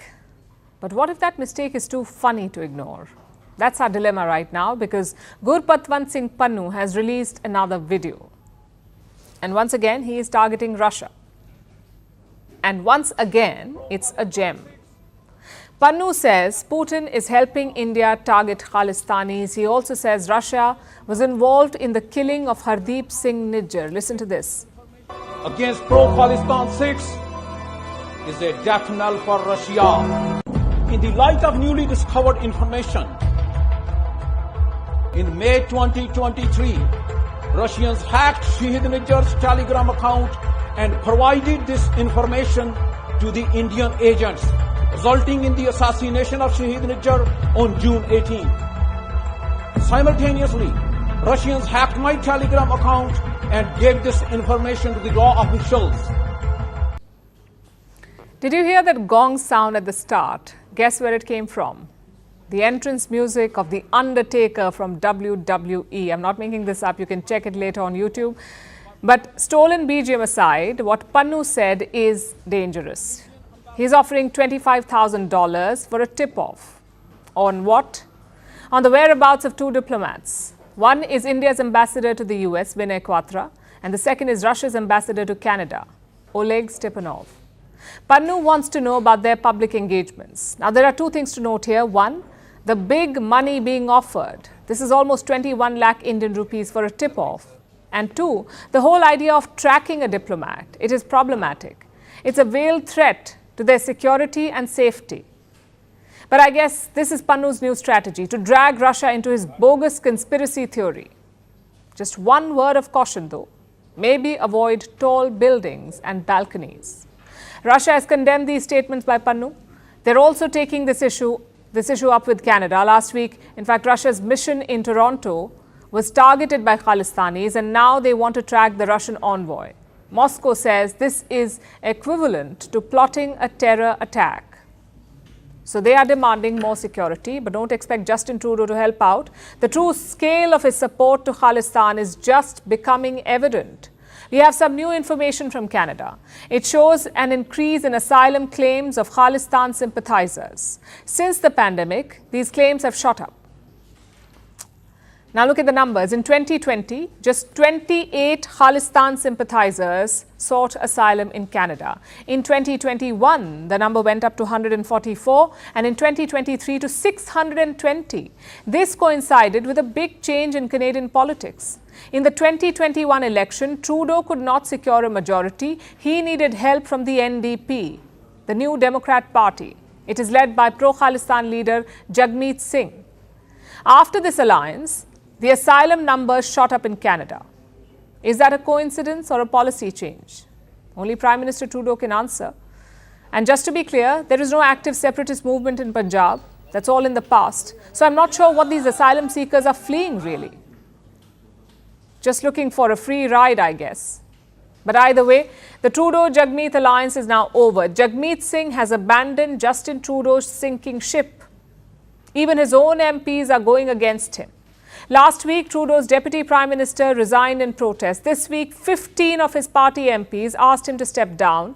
Yet, the Prime Minister is marching on. His strategy is to ignore the problem. Reports say Trudeau had a number of year-end press events lined up. A lot of them have now been cancelled. If elections were to be held today, Trudeau would be trounced. His party is at 21% support. The opposition Conservatives are at 43%. They are in a hurry to hold elections. The Conservatives pushed 3 no-confidence votes against Trudeau, but all of them failed. Do you know why? Because other parties, including the NDP, opposed it. They wanted to keep the Conservatives out. But on Monday, Jagmeet Singh changed his tune. He finally asked Justin Trudeau to step down. So chances are the next no-confidence vote may succeed. And when is that? Most likely in late January. The Canadian Parliament has adjourned for holidays, so there is temporary respite for Trudeau. It's really a question of how he wants to go. Does he want a quick exit, or does he want to drag it out? Whatever he chooses, one thing is certain: Justin Trudeau will not be Prime Minister beyond 2025.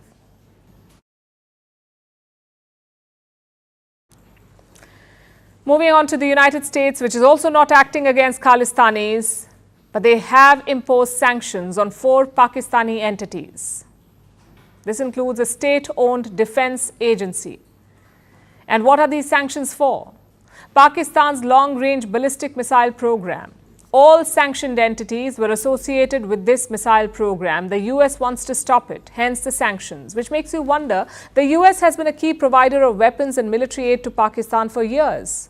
Why do they have a problem with their missile program? The thing is, they don't.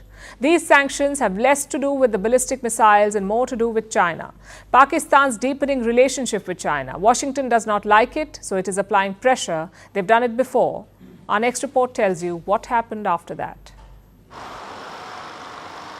The United States has imposed sanctions on 4 Pakistani entities, including the National Development Complex, or NDC.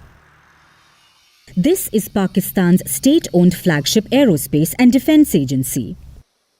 What are the charges? Contributing to Pakistan's long-range ballistic missile program. The announcement was made by the US State Department. The targeted entities include the National Development Complex in Islamabad, Akhtar & Sons Private Limited, Affiliates International, and Rockside Enterprise. All of these companies are based in Karachi. But why are these sanctions happening now? According to US officials, these entities worked together to advance Pakistan's ballistic missile program. In a post on X, State Department spokesperson Matthew Miller said, and I quote, "The United States is designating 4 entities that are contributing to Pakistan's ballistic missile program. We have been clear and consistent about our concerns, and we will continue to engage constructively with Pakistan on these issues." The United States says the NDC worked to acquire items to further Pakistan's long-range ballistic missile program. The other 3 companies worked to supply equipment. Washington has raised concerns about this. The United States sees these procurement activities as a global threat, which is why it's sanctioning these entities. The measures include freezing US-based assets of these entities and banning Americans from doing business with them. Pakistan has now responded to these sanctions. Islamabad called the move unfortunate and biased. A statement from Pakistan's foreign ministry warned that these actions would harm regional stability and accentuate military asymmetries. Pakistan conducted its first nuclear test in 1998. Currently, it has around 170 warheads. The NDC is responsible for the development of its ballistic missile program, which include the Shaheen missiles. These missiles are nuclear capable. Islamabad has also refused to sign the Non-Proliferation Treaty, which aims to prevent the spread of nuclear weapons. The US says it's acting against proliferation, but there's a large geopolitical context here, and that is Pakistan's growing ties with China. This is an alliance that has been a long-standing concern for the United States. These sanctions may be a means to apply pressure on Islamabad, particularly as Washington seeks to contain Chinese influence in the region. And this isn't the first time the US has taken actions like this. In 2023, Washington sanctioned 3 China-based companies, accusing them of supplying missile-capable items to Pakistan. The question remains, how will Pakistan respond? Will the sanctions slow down Islamabad's missile program, or will it be business as usual? Pakistan and the United States were once all-weather friends. In fact, Islamabad remains a major non-NATO ally. But as Pakistan chooses its big brother China over its old BFF, it looks like the US may not be taking it too well. The sanctions may be a start, but it could become a major flashpoint in the ever-evolving US-Pakistan relationship.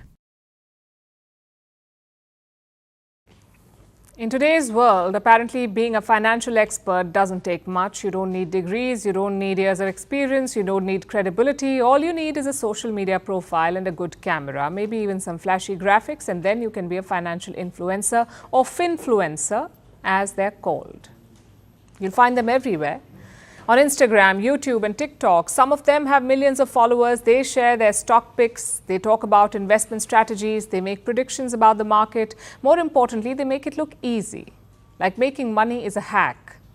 But is it really? Is it that simple? A new report in India looked at this. It looked at stocks that influencers, financial influencers recommended. This was from 2018 to 2022. And here's what it found. 72% of these stocks underperformed. What does that mean? It means that these stocks yielded returns less than the market average. And these were sold as the hot stock picks. This is what the finfluencers promoted. They said, put your money here and you'll make a killing. So a lot of people followed, but it went bust. And these are not isolated cases. This has become like a cycle. Finfluencers predict a huge gain, their followers jump in, but the market follows its own course and the stocks start falling. Take the example of Ravindra Balu Bharti. He is a YouTube influencer in India. He has 2 YouTube channels, and beyond that, he and his associates ran an unregistered business. They lured inexperienced investors. They gave them investment advice. They offered trade recommendations. This entire business was illegal. They did not warn the investors of the potential risks. They sold multiple plans to the same client. They also violated rules. So now India's market regulator has jumped in. We're talking about SEBI, the Securities and Exchange Board of India. SEBI has banned Bharti and his company. They've been barred from accessing the securities market. This is until the 4th of April. SEBI has also slapped a fine on them, a fine of 9.5 crore rupees. Again, this is not an isolated case. Multiple finfluencers have faced similar action in India, like PR Sundar, Mohammad Ansari and several others. In fact, SEBI also announced a broader crackdown recently, tweaking regulations for finfluencers and even removing the content of 15,000 unregulated entities. Basically, they want all financial influencers to fall in line because, first of all, what these influencers are doing is not legal. Not everyone is authorized to give formal investment advice, like what stocks should you buy and where you should put your money. Only registered entities can do this. But finfluencers are not registered. They have no legal right to advise you. Then why do they do it? Because they make money in the process. They get commissions from brokerage firms or referral fees. But most of them don't follow regulations. They are not bound to protect your interest and you cannot hold them accountable. So even if you lose money, which you most likely will, they'll keep minting millions. That is why the regulators have intervened. They want financial influencers to register themselves. In the meantime, what should you be doing? Should you avoid finfluencers altogether? Now, we're not saying that all of them are a problem. Some of them may just be educating and informing their viewers, which should not be an issue. But you have to be cautious because it's your money at the end of the day. Remember, no one can predict the market with complete accuracy. So the key is to do your own research. Make sure that you understand the stocks that you're investing in.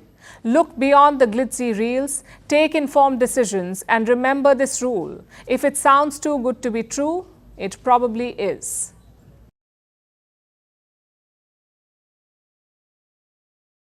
This is an important day for France and for Gisèle Pellicot, a woman who went on from being a victim to a symbol of strength. We've told you about her story before. Her husband, now former husband, drugged and raped her. Not only did he do it himself, he invited dozens of other men to violate her. Since she was drugged, she did not even realize what was happening to her. This went on for more than a decade. Then the husband was picked up in some other case, and during the police investigation, this sordid tale came out. It turned her world upside down. It shocked the world. The case went to court in September this year, and now the trial is over. Dominique Pellicot, the former husband, and one of the worst sex offenders in French history, has been given the maximum punishment, 20 years. 50 other accused men have also been found guilty. What does the verdict say? How did Gisèle and her family respond? And can this shocking case change how we talk about sexual violence? Here is a report. Most of the world did not know what Gisèle Pellicot looked like. But that changed on September 2nd when she opened the doors to a historic trial.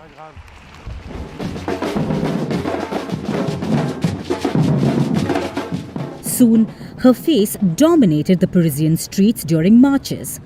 Posters of her face were pasted on buildings, and the image of Pellicot, standing with her head held high in a courtroom, became a symbol of bravery across the globe.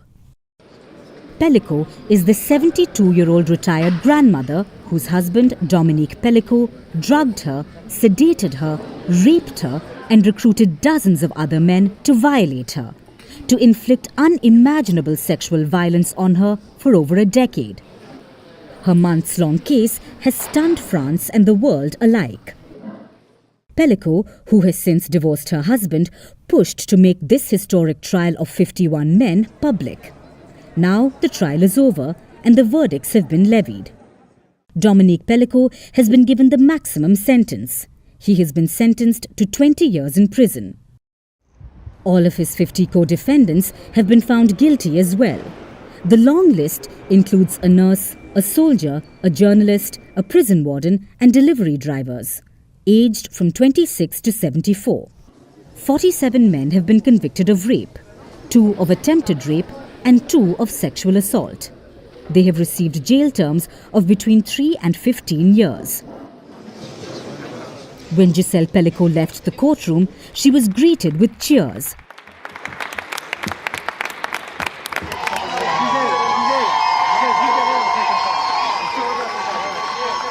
Thanking her supporters, she said she never regretted making the trial public. This trial was a very difficult ordeal, and in this moment, my first thoughts are with my 3 children and my grandchildren. It is also for them that I fought this battle. I never regretted this decision to make the trial public. I trust now in our capacity to collectively seize a future in which each one of us, woman and man, may live in harmony with mutual respect and understanding.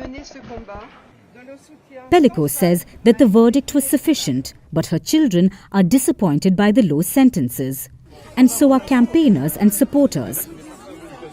So we have just learned that Dominique Pellicot got 20 years. We expected it. Since the beginning we thought that this was not enough, but we knew it was the maximum sentence. While the sentences may have disappointed most of France and the world, there is no denying that the case has sent shockwaves through the country and fueled hope for change. I don't know if this will change anything in the future. I hope it does, and that in terms of justice, that it will stand as an example. The strength of one woman that garnered international solidarity has been met with a national reckoning. It has transformed how we discuss sexual violence, how we shift blame to survivors. Even today, more than 100,000 women face sexual violence in France every year. Globally, the number is 1 in every 3 women. Clearly, as Giselle Pellico says, shame must change sides.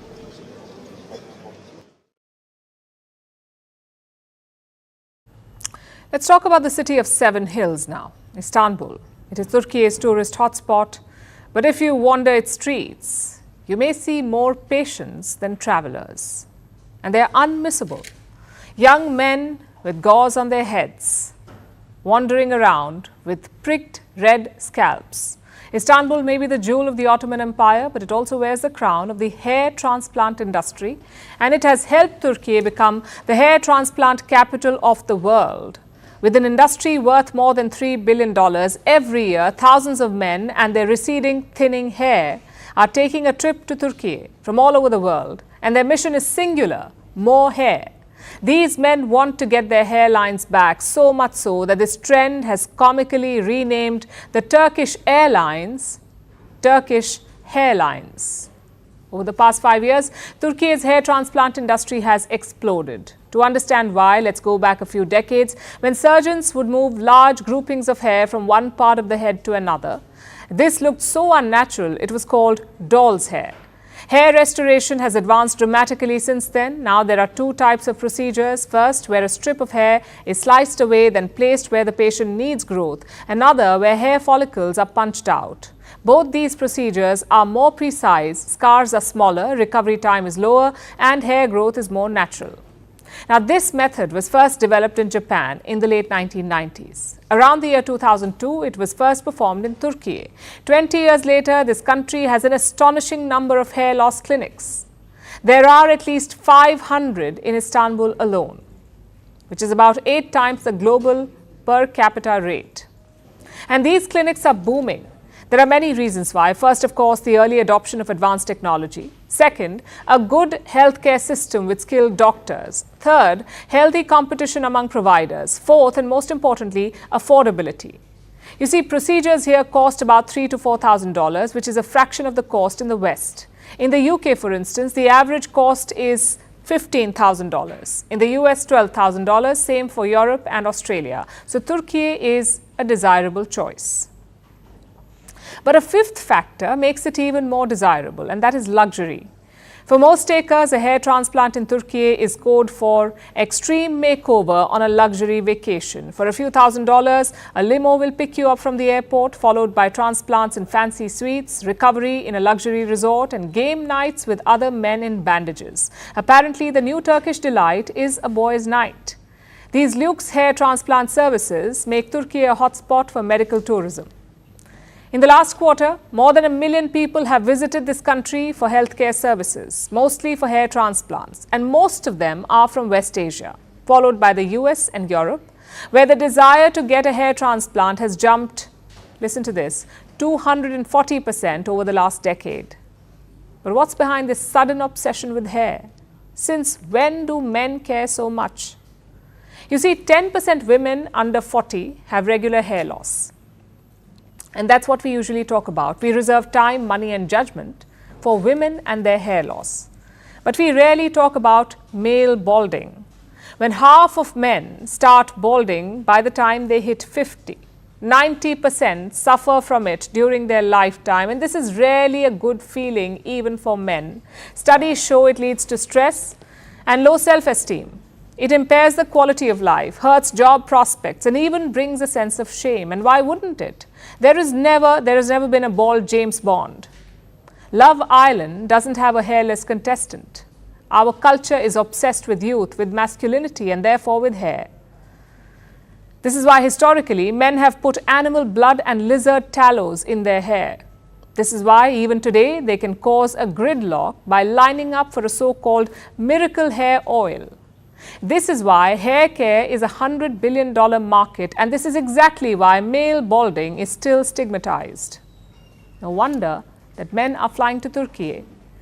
They don't just want their hair back, but also their lives.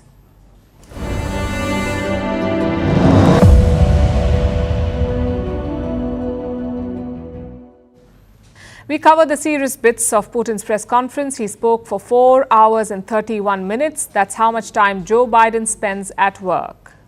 But honestly, it's an impressive feat. The Russian president is 72 years old, yet every year he holds these marathon press conferences.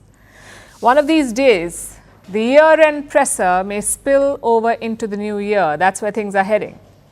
But when you speak for 4 hours, it can't be all serious. You have to lighten the mood. Putin has tried to do that over the years. Once he joked about trying to get married. Another time he claimed to have bear-like strength. So how did Putin lighten the mood this time? Take a look.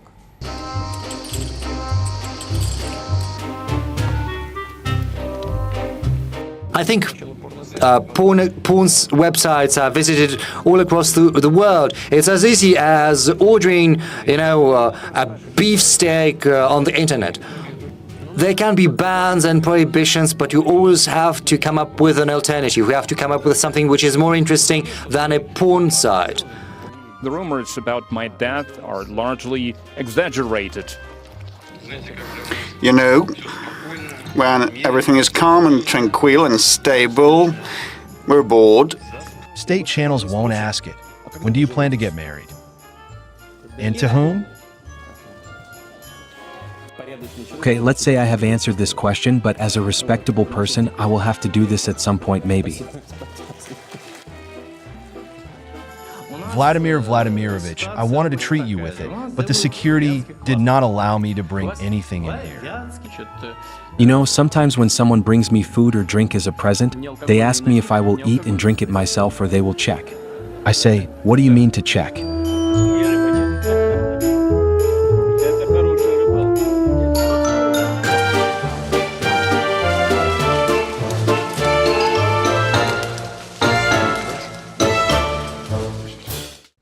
Now it's time for Vantage Shots, images that tell the story. French President Emmanuel Macron visits cyclone-ravaged Mayotte as residents urge for more aid. Airbus tests a new kit which can transform an aircraft into a firefighting plane. And Santa Claus hopes for a peaceful world in his annual Christmas message. Finally, we're taking you back in history. On this day in 1998, US President Bill Clinton was impeached. He became the second US president to be impeached. This was for trying to cover up his affair with White House intern Monica Lewinsky. He was acquitted in 1999 after a Senate trial. We're leaving you on that note. Thank you for watching. We'll see you tomorrow.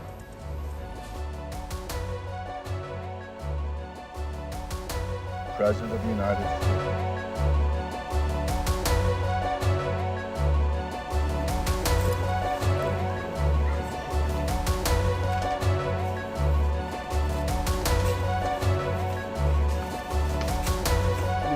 Some of the wishes make a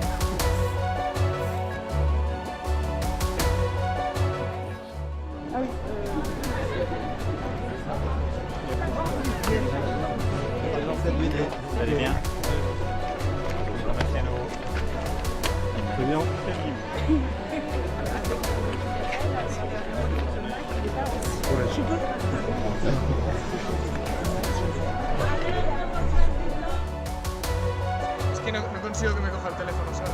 Sí, sí. Sí, ¿no? La segunda y la cuarta.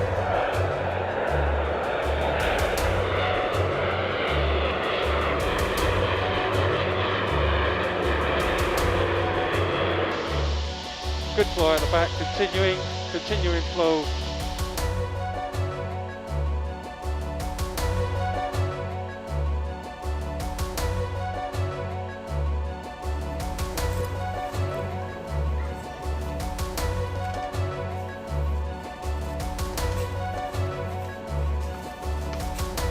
Little wishes, son. Little wishes make them happen.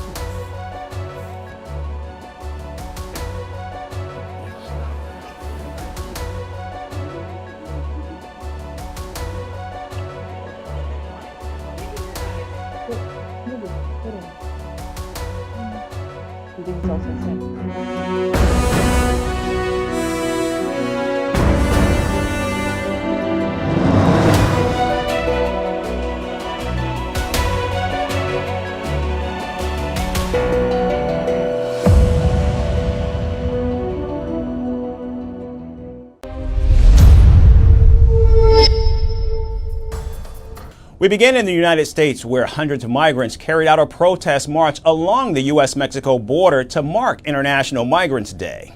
The migrants protested against the United States shutting down its border with Mexico and increasing border patrols along the U.S. southern border. The immigrants urged incoming President Donald Trump to be more compassionate and mindful towards thousands of people seeking a better life in the United States.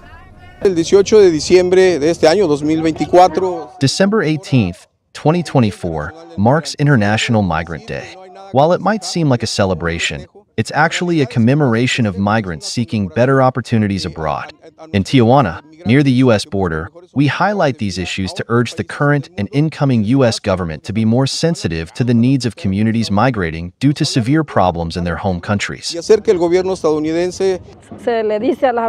We ask Donald Trump, who is about to take office, to have compassion for everyone, not just for Mexicans, as he claims to dislike them.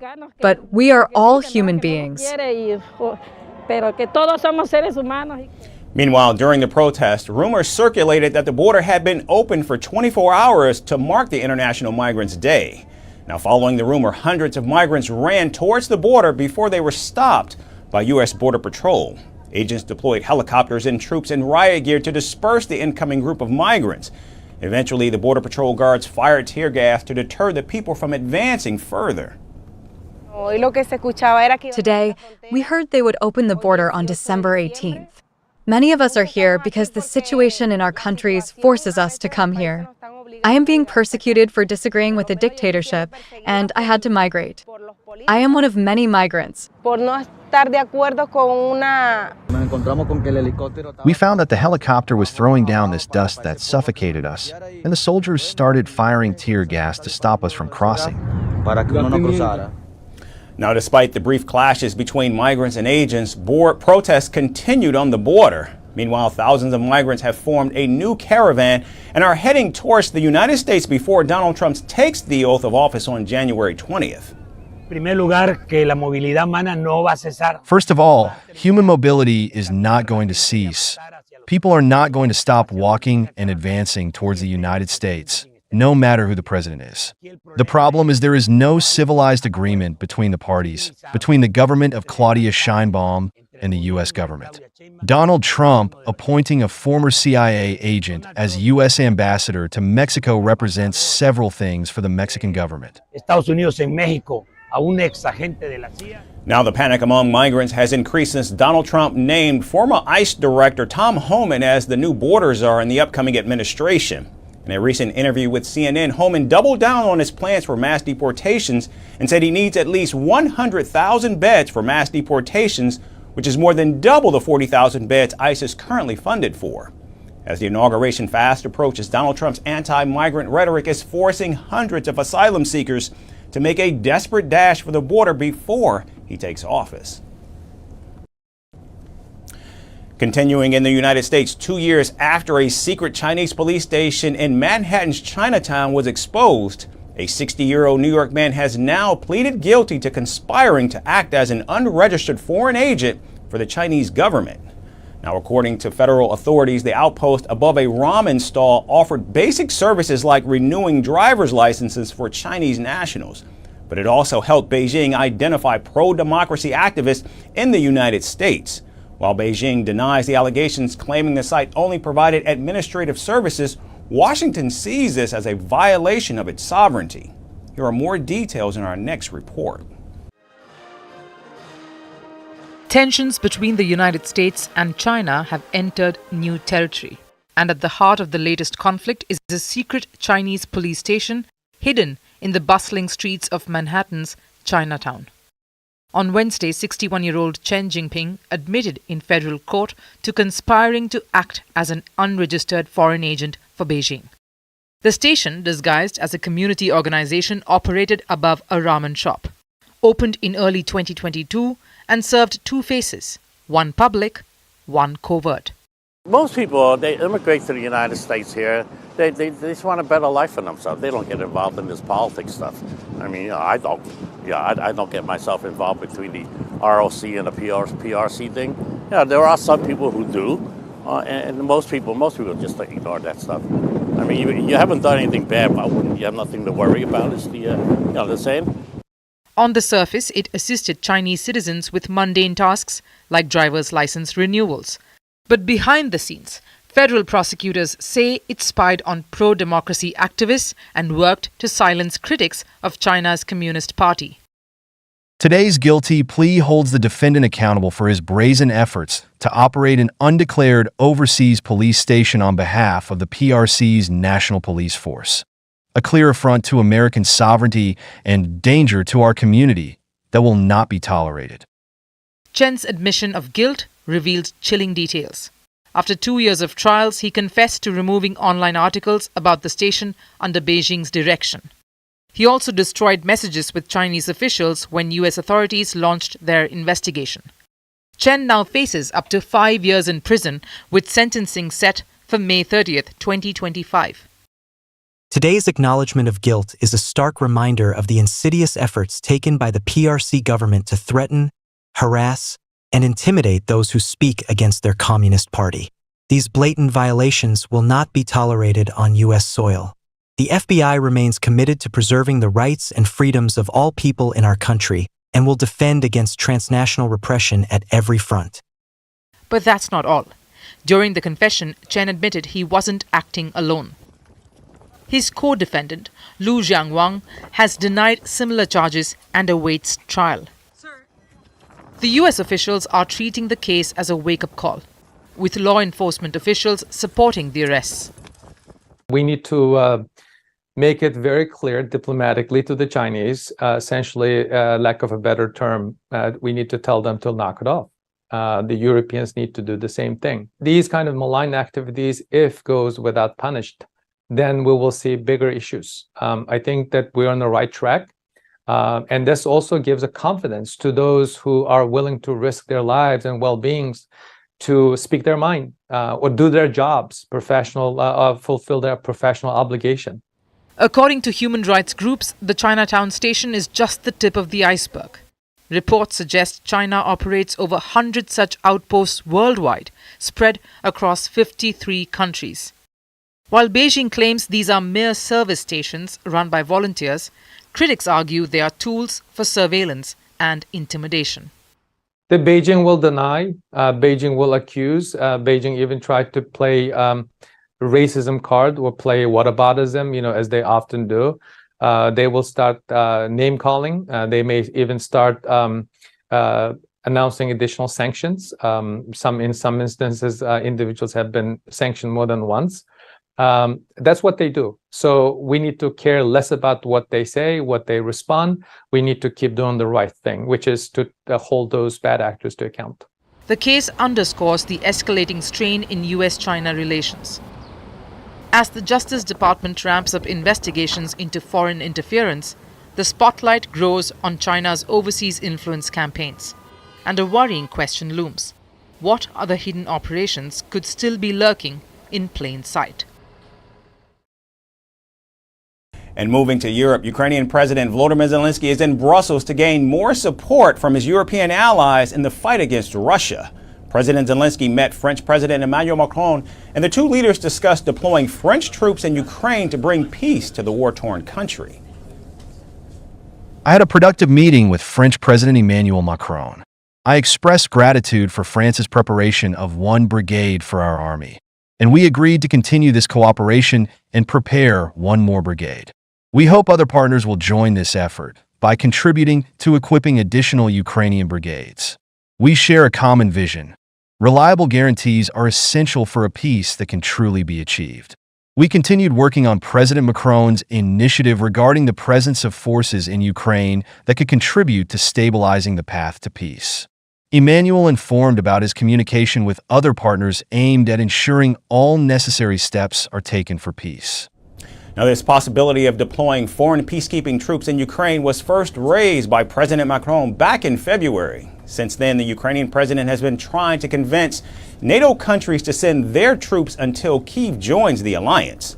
Earlier this month, Zelensky publicly floated this idea during a meeting with Germany's leadership. Frankly, we can discuss and work with Emmanuel's proposal. Do you remember? He proposed that troops of one or another country could have a presence on certain Ukrainian territories, which would guarantee us security while Ukraine is not in NATO. But we need to have a clear understanding when exactly Ukraine will join the European Union and when Ukraine will be in NATO. Ukraine's president also discussed the possibility with Polish Prime Minister Donald Tusk during the European leader's surprise visit to Ukraine. Ukraine has always been able to count on Polish support when it comes to NATO membership. Nothing has changed in this regard. If it were up to Poland, it wouldn't take more than one day. But you can count on our diplomacy and our actions here. We will do everything we can to make the prospect of NATO membership for Ukraine ever closer. We are aware it's not an easy path.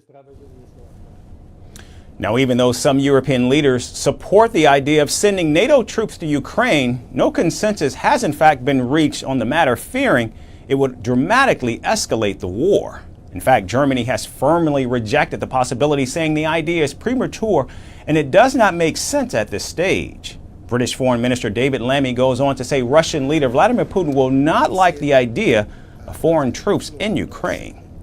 Putin is showing no signs of ending this merciless, aggressive war that's causing bloodshed, hardship and pain across Ukraine, and of course for the whole of Europe as we deal with the spectre of his new imperialism and aggression.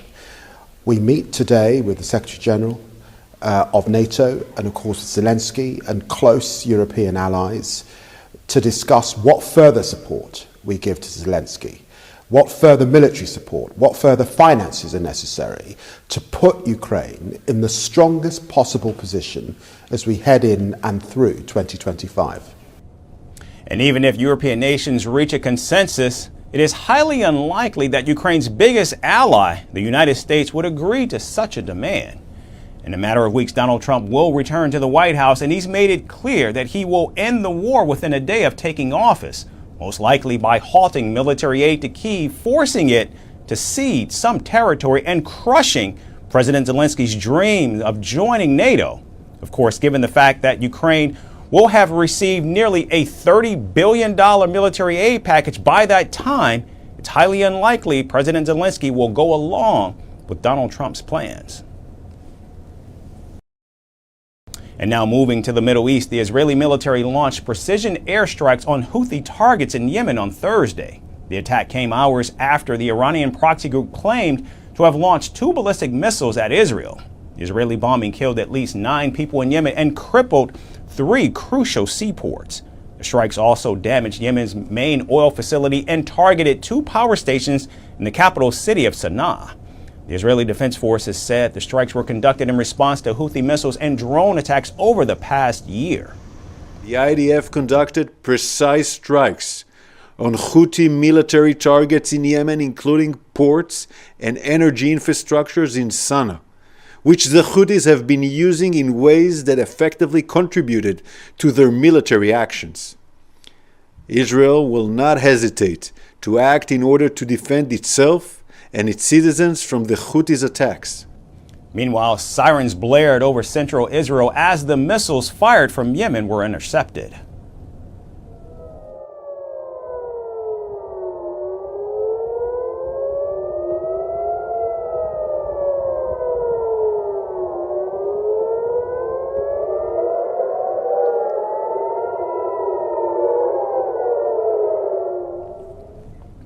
Now the debris of a missile fell on a neighborhood in Tel Aviv, causing a school building to collapse. The Houthis have in fact intensified their attacks on Israel this week after they launched a ballistic missile at Tel Aviv on Monday.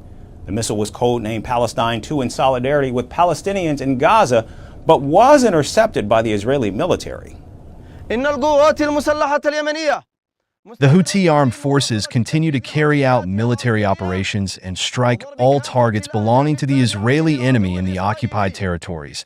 And these operations will not stop until the aggression against Gaza is halted and the blockade lifted. Meanwhile, the United States is concerned that the Houthis will continue to attack Israel with the support of Iran, even if the war in Gaza is over.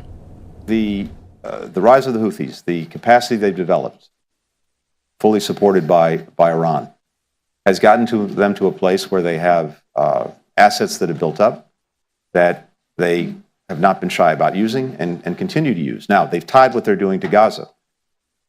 My concern, I think our shared concern, is that even when we get to the point where the conflict in Gaza is over, the war in Gaza is over, they may well continue because they put themselves on the world stage. Now, tensions between the Houthis and Israel have escalated for months. In fact, back in July, the Yemen-based group launched a deadly drone attack at Tel Aviv, and in September, they fired a missile deep into Israel. Earlier this month, the Iran-backed group claimed responsibility for another drone strike on central Israel. Meanwhile, Israel and the United States have struck Houthi targets multiple times in retaliation over the past year, including consecutive nights of airstrikes just last month. And there's something about the irresistible crunch of potato chips that make them a universal favorite. Among the myriad of options, Lay's classic potato chips have carved out a loyal fan base, becoming synonymous with snack time bliss. But a recent recall of the Lay's chips in the states of Oregon and Washington has hit consumers over concerns of the chips containing allergens. As undeclared dairy content causes concern, this story unveils what's at stake and the safety of the snack for consumption. Here's our final report with more. Potato chips are a universal snack time favorite. Whether it's a football party or a holiday gathering, you can always count on chips to make an appearance. Among the top contenders in the snack industry, Lay's stands out as a leader. Known for their iconic crunch and range of flavors, Lay's classic potato chips are a staple in many households. However, a recent recall from Frito-Lay has left chip lovers on alert. On December 16th, Frito-Lay issued a recall for certain 13-ounce bags of Lay's classic potato chips. The reason? Undeclared milk was found in some batches. This poses a serious health risk to people with dairy allergies or sensitivities. However, thankfully, no allergic reactions have been reported so far. The affected chips were sold in the states of Oregon and Washington as early as November 3rd. They have a guaranteed fresh date of February 11, 2025 and including 2 manufacturing codes. This recall came to light after a consumer flagged the issue. Frito-Lay promptly informed the US Food and Drug Administration and initiated the voluntary recall. While only a limited number of bags are affected, the warning is significant. Milk is one of the top allergens responsible for food recalls. According to the FDA, milk recalls often stem from undeclared ingredients in snack foods, bakery items, and dairy products. Being the most common, milk allergies are a common concern, especially for children. Symptoms range from mild, like hives or vomiting, to severe reactions such as anaphylaxis, where the body has respiratory issues and goes into shock. The Mayo Clinic warns that such allergic reactions can be life-threatening, and immediate medical attention is critical in cases of severe symptoms. This isn't the first time that Lay's chips have been recalled over undeclared milk. In May 2023, Frito-Lay recalled several bags of Lay's classic party-sized potato chips due to contamination with milk ingredients from sour cream and onion chips. While it's unclear if the current recall stems from a similar issue, the potential for cross-contamination in manufacturing processes is a likely cause. Though Lay's chips are a beloved snack, this incident highlights the importance of food safety, and the recall serves as a stark reminder for consumers to stay vigilant about potential allergens in their favorite treats. That's the show for today. We certainly thank you for tuning in. We hope to see you right back here again tomorrow. Thanks everyone for watching. Donald Trump's return to the Oval Office is imminent. He will soon take the oath of office and once again lead the nation. God spared my life for a reason. President-elect Donald Trump's first priority: tackling illegal immigration and securing the nation's borders. We're going to fix our borders. The incoming administration has prioritized the Russia-Ukraine war.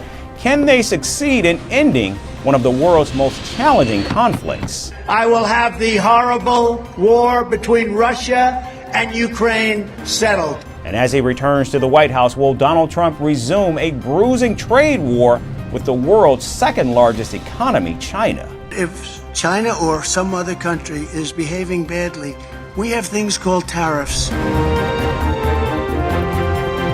All of this and more right here on Firstpost America.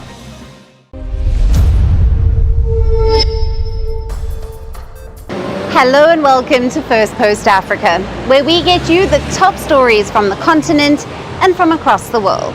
I'm Alison Lagrange, coming to you live from Johannesburg, South Africa.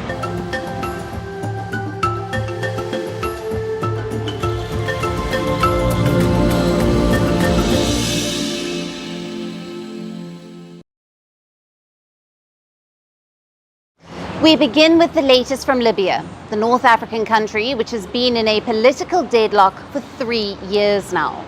Delegations from rival Libyan administrations resumed talks in Morocco with an aim to end the deadlock and prevent the country from sliding back into chaos.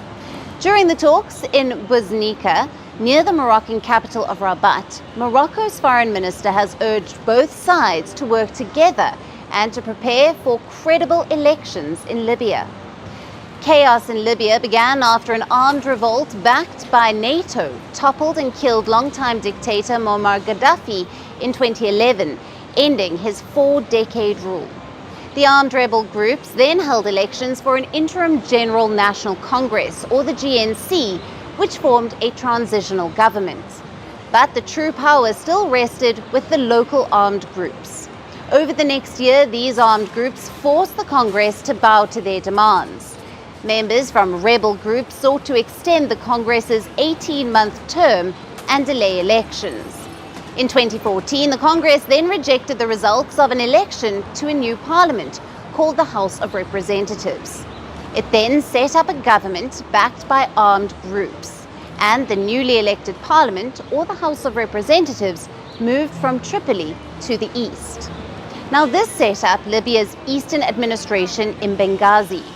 It is headed by Khalifa Haftar, a former general who united several armed factions as the Libyan National Army. Now, in 2015, the warring parliamentary bodies signed the Libyan Political Agreement and set up a new transition under a government of national accord. Now, according to this agreement, the House of Representatives was confirmed as Libya's parliament, but also gave members of the Congress a new role as an advisory chamber that was called the High State Council. In 2016, as the House of Representatives took office in Tripoli, it rejected the new government, deepening the East-West divide. For the next 2 years, armed groups in the west battled for Tripoli, while also battling Islamist militant groups across the country.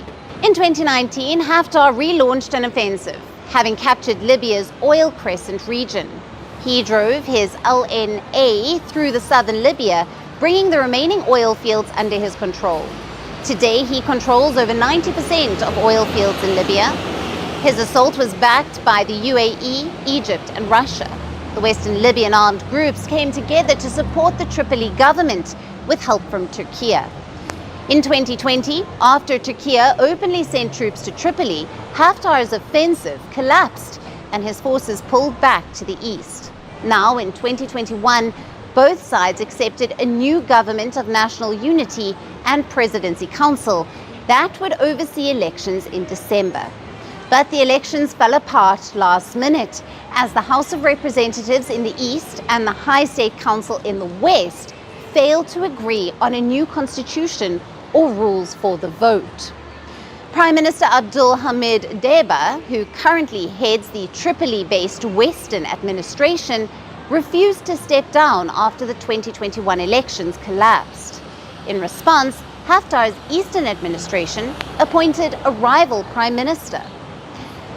Repeated efforts to end the impasse and to bring stability back to Libya have failed. Morocco has been backing the Libyan dialogue and says the solution should come from the Libyans themselves. Now, as the fight for power between the two sides unfolded over the years, the people of Libya continue to live in fear amid a rapidly deteriorating situation. From catastrophic floods in some regions last year to dire economic state, will the two warring sides end Libya's state of paralysis for its people? Will Libya be ready for credible elections? And for more on this, we are being joined live by Professor William Gumede, who is the founder of Democracy WF and an international affairs analyst. Thank you for being with us on Firstpost Africa. Good afternoon and thank you. I'm very happy to be with you. Now, Professor, what role does Morocco's historical and political relationship with Libya play in its ability to mediate between the rivaling administrations? The first one is just, Morocco was very key in negotiating the 2015 deal that's put together, the initial unity government that is now under question. So that's first. Secondly, Morocco also supported, the groups that opposed Muammar Gaddafi, the former leader of Libya. So in that context, in the last couple of years, Morocco has been, has risen actually as a political player on the continent because its economy has become very stable. The country has become very politically very stable in a region where we've seen a lot of, in North Africa, a lot of government collapse, and the rest of Africa, a lot of government collapse. And maybe the last one would be the collapse of Syria, and which has also changed the ball game, changed the politics of the Middle East and North Africa. And Morocco now appears to be a very, very stable country.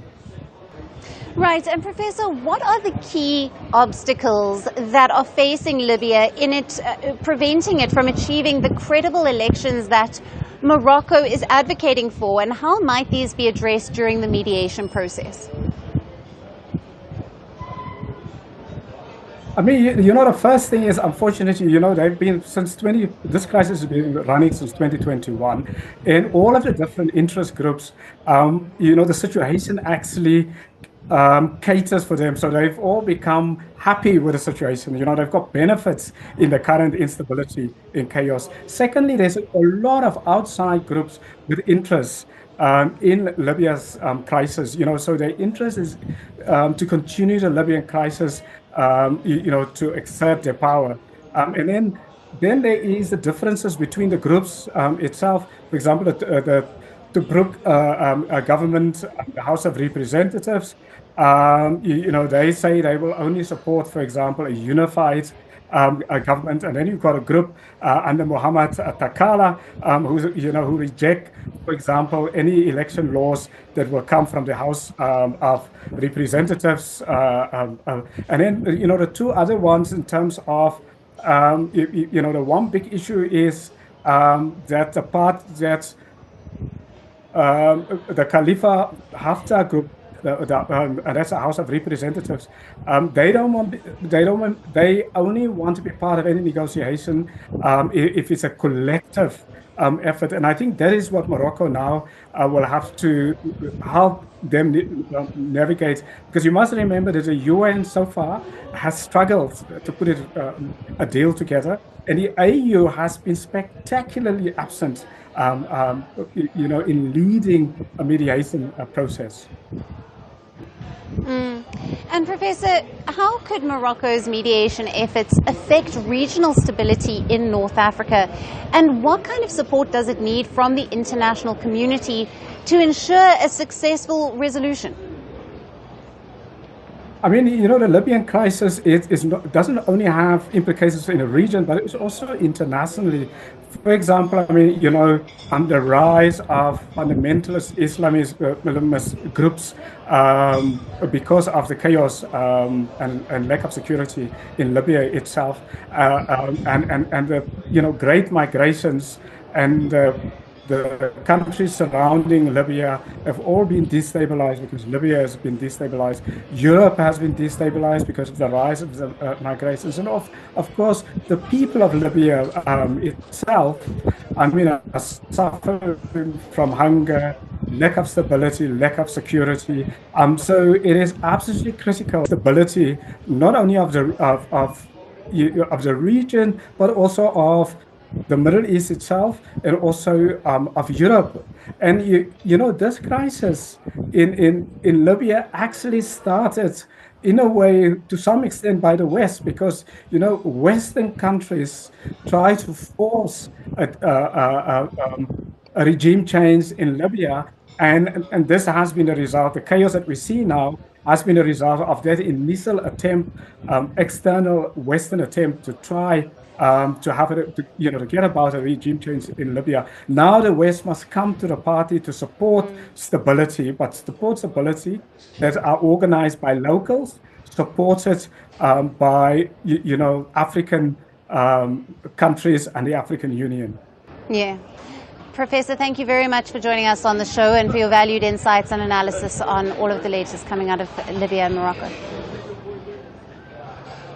Thank you.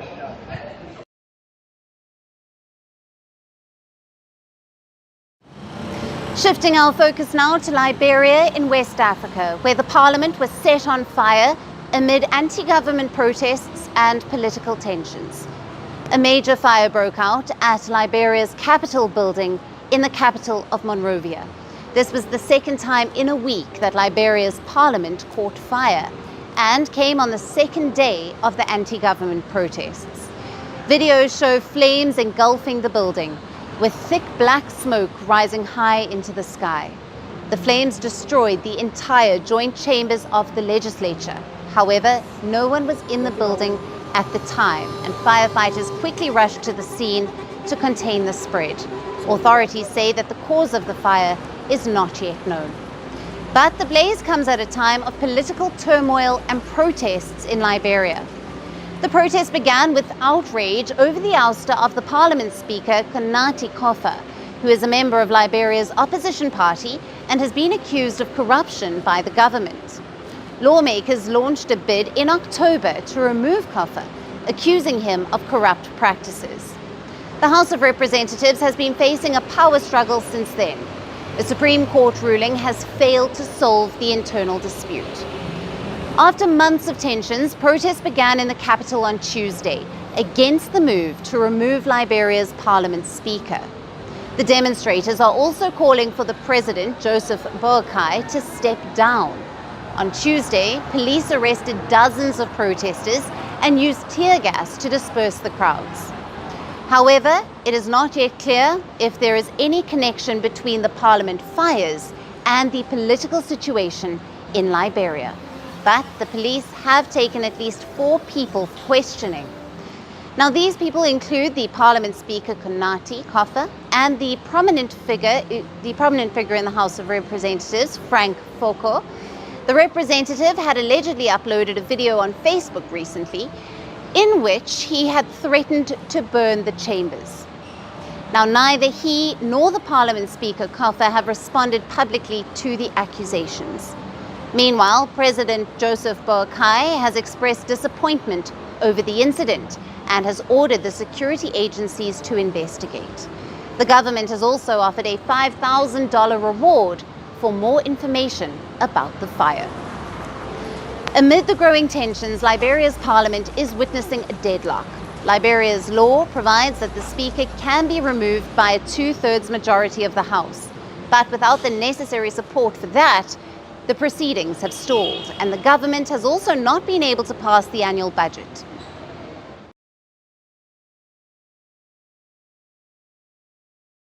And staying on in the West African region, the junta-led Mali has joined its neighbors Burkina Faso and Niger in ramping up efforts to shed the remnants of its colonial past and to restore the country's rich history and cultural identity.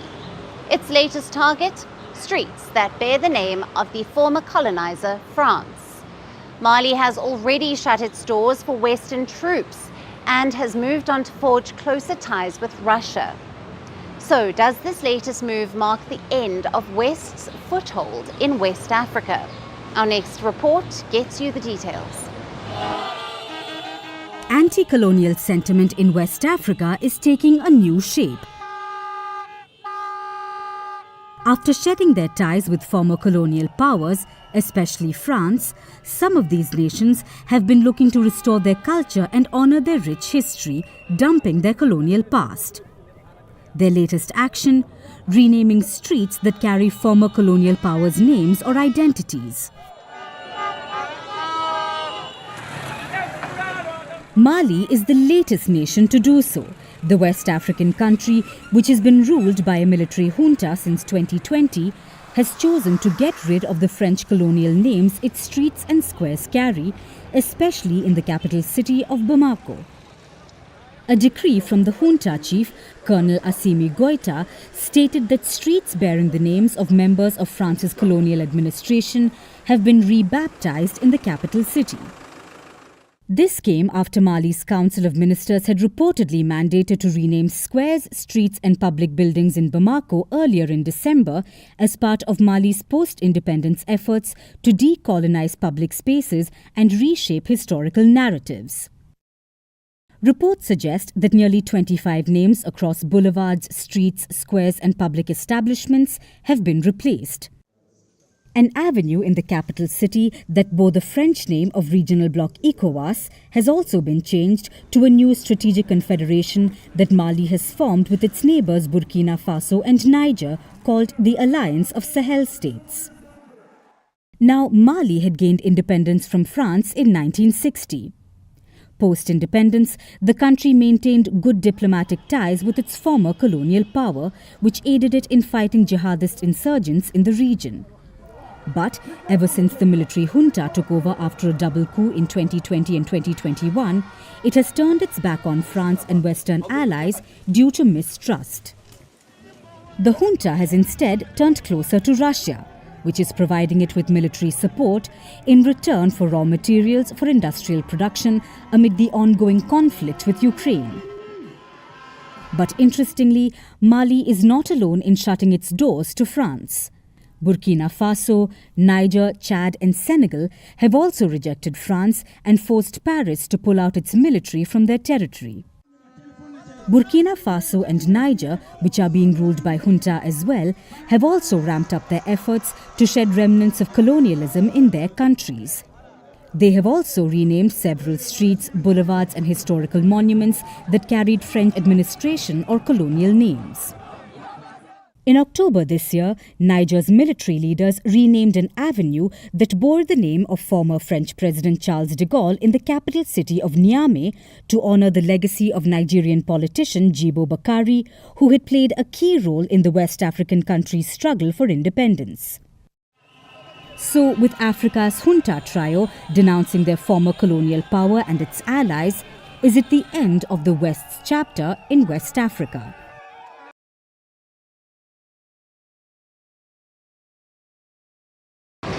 And for our last story, let's turn our focus to Uganda. The East African country is witnessing a mysterious outbreak, which has left hundreds of people shaking like they are dancing. The disease is called dinga dinga. It is causing people's bodies to tremble uncontrollably. Authorities, doctors, and residents are searching for answers as the unexplained disease continues to spread. Our last report gets you more details on Uganda's mysterious dancing disease outbreak. Authorities in Uganda are troubled by a new health concern.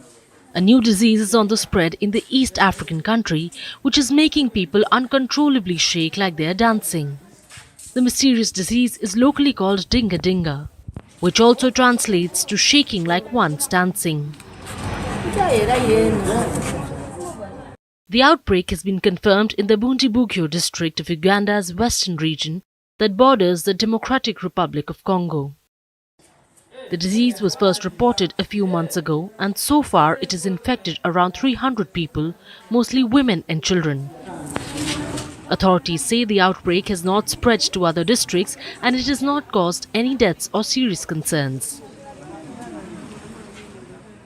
Those who have been the victims of the virus have felt weakness, fever, chills, severe exhaustion, and also felt paralyzed. But the most peculiar of all symptoms is the uncontrollable trembling, which has made people incapacitated and made basic activities like walking or sitting nearly impossible. The strange phenomena has left residents and doctors searching for answers, but the reason why people are bizarrely shaking remains unexplained. Health experts are conducting investigations to identify the cause. So far, they are treating the disease with antibiotics and most patients have recovered within a week. However, health officials have raised concerns that locals are resorting to traditional herbal medicines to ease symptoms. But doctors warn these remedies lack scientific evidence. To help fight the unexplained outbreak, Russia has also come to Uganda's aid. Russia's human welfare watchdog has said it is in touch with Ugandan health authorities over the disease. While the new dancing disease has baffled countries across the world, it is not the first time a dancing mania has come into light. There are many accounts of dancing plagues and mass hysteria in history, most particularly in Europe from 14th to 15th century, when in some bizarre events, people unexplainably danced spontaneously for several days, even to their death. The most documented event is the dancing plague of the year 1518, when residents of the city of Strasbourg, now in France, were struck by a sudden and seemingly uncontrollable urge to dance. As per reports, it claimed the lives of around 400 people, and the causes behind this plague still remain unknown. So while Uganda's outbreak is reminiscent of Europe's dancing plague, the continent of Africa is also not new to mystery diseases. The outbreak comes into light just at a time when neighboring DR Congo has clarified that a mysterious flu-like disease that has killed more than 143 people is in fact a case of severe malaria. The disease was being referred to as disease X for week.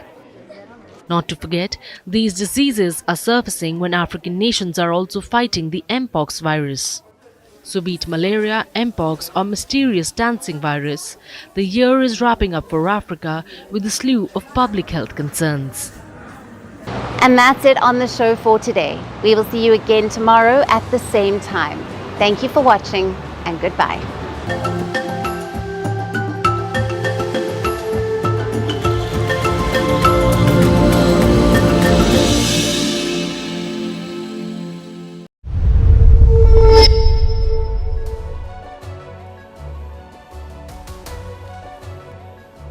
Hello, Namaskar. This is Firstpost and you're watching Vantage with me, Palki Sharma.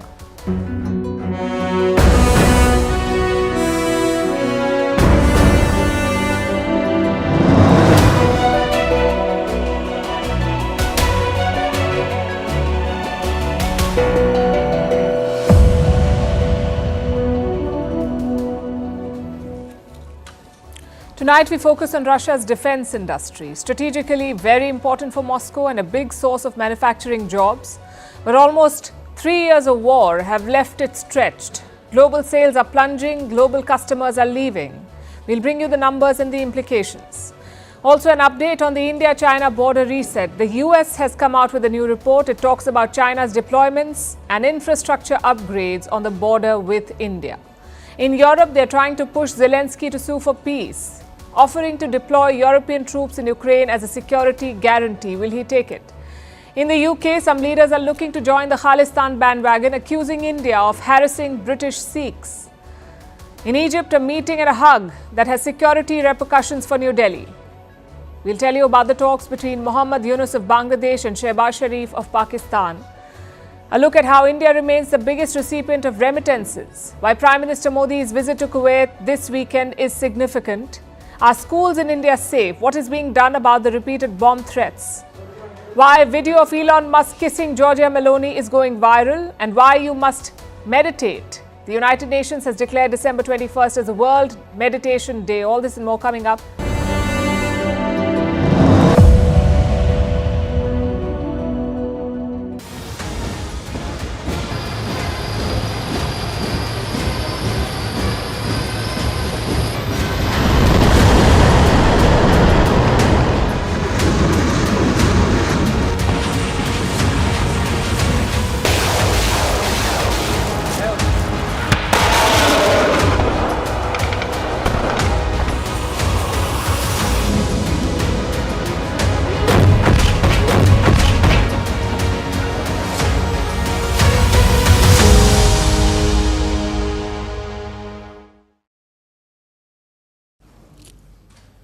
What is Russia best known for? Apart from vodka, it's weapons. The AK-47 from Kalashnikov, the MiG series of fighter jets, and the S-400 missile defense systems. These Russian weapons are world famous. They've made Russia one of the biggest arms exporters in the world.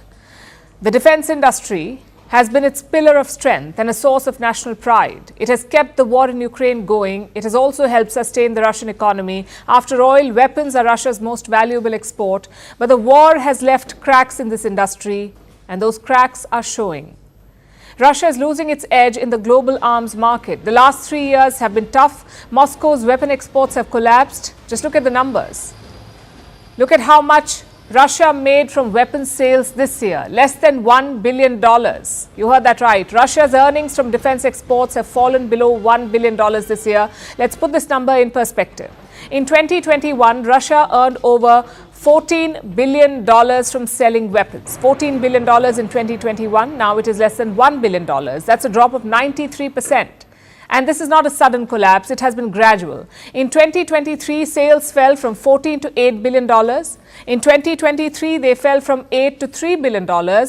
And this year, in 2024, they've fallen below $1 billion. And this is happening because of the war in Ukraine. Russian forces are fighting there. They need weapons. So their defense industry is prioritizing it. They're focused on meeting Russian demand, which means that foreign customers will have to wait. Even customers like India. India is Russia's biggest defense market, and Russia is India's biggest arms supplier. It's an old and solid relationship. But in recent years, it has been under strain. Russia has a long list of pending orders from India, like 2 squadrons of the S-400 missile system. This is a missile defense system. It was supposed to be delivered last year, but now reports say that it won't be here before 2026. And this is just one example. The second is a nuclear-powered attack submarine. India is supposed to lease a Russian sub. That too is delayed. We may not get the submarine till 2028. Then there are delays in the delivery of spare parts. This is for the existing equipment, like the Sukhoi fighter jets and the T-90 battle tanks. The supplies are running late. India is concerned. It has raised this issue multiple times with Russia. At the same time, India is exploring other alternatives. It is reducing its dependence on Russian weapons. New Delhi is turning to the West, especially for advanced weapons. Since 2018, India has signed contracts worth $20 billion with the United States. This includes deals for long-range drones and advanced fighter jets. So the shift is clear. And India is not the only country making the shift. Many others are moving away from Russia. Even China is part of this list. Beijing too is buying fewer Russian weapons now. At one point, Russia supplied 85% of China's defense needs.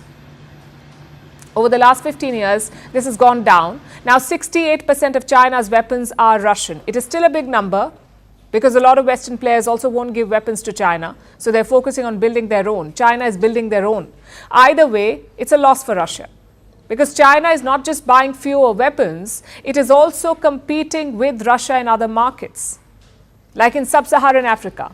This region was once dominated by Russian arms, but last year Russia lost the top spot to China. Beijing is now the largest weapons exporter to sub-Saharan Africa. France and South Korea are also challenging Russia. Some interesting trends in fact are emerging here. Last year France exported more combat aircraft than Russia. And South Korea is exporting more land platforms, more than Russia and China combined. South Korea is exporting this. And what are land platforms? Your weapons like tanks, armored vehicles and artillery systems. So as Russia struggles to deliver, new players are gaining ground, each with their own USP. China and South Korea are known for affordability. French weapons are said to be high-tech, almost on par with the American defense systems. It is clear that Russia's customer base is shrinking. In 2011, it sold weapons to some 35 countries. By 2023, that list had shrunk to just 12 countries. What does this trend mean for Russia? Well, they must catch up. They must play to their strengths. Build high-tech weapons at low cost. That's what Russia is best known for. And most importantly, they have to win back customers by making deliveries on time. Vladimir Putin knows that he has to recapture the space. Perhaps that's why he challenged America to a missile duel yesterday. If those Western experts you mentioned think that Orshnik can be shot down, we propose them and those in the West and the United States, who pay them for their analysis, to conduct some kind of technological experiment, a high-tech duel of the 21st century. Let them name some object, let's say, in Kiev, concentrate all their air defense and missile defense forces there, and we will hit it with Orshnik and see what happens. We are ready for such an experiment. Is the other side ready? He was talking about the Orshnik. Russia used this missile last month in Ukraine. Putin says that this is a new weapon, a weapon that can travel faster than the speed of sound and take down targets with pinpoint accuracy. The West has expressed doubts over these claims. They say the Orshnik is an old weapon. But Putin is having none of it, hence the challenge. It's not just a warning to the West, it's also a message to the rest that in the weapons arena, Russia may be down, but it's not out.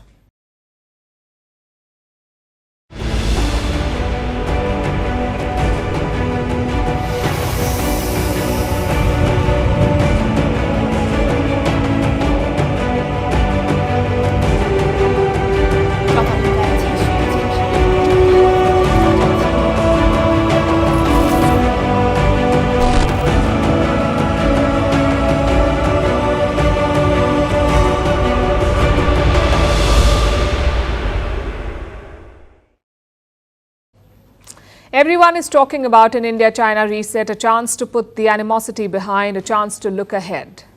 But a reset requires both sides to deal in good faith. Is China doing that? A new US report is not so sure. It has come from the Pentagon, which is basically America's defense ministry.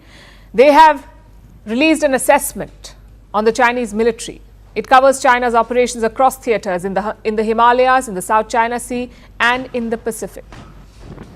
Now look at what this report says on the LAC, the line of actual control, the de facto border between India and China. This is what the Pentagon report says, and I'm quoting.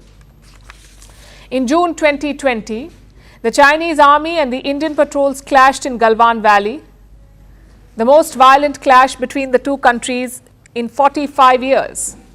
The PLA has not drawn down its positions on troop numbers since the 2020 clash and has built infrastructure and support facilities to maintain multiple brigade deployments along the LAC. That's what the Pentagon report says. In other words, China has not scaled back their presence. Instead, they have ramped it up.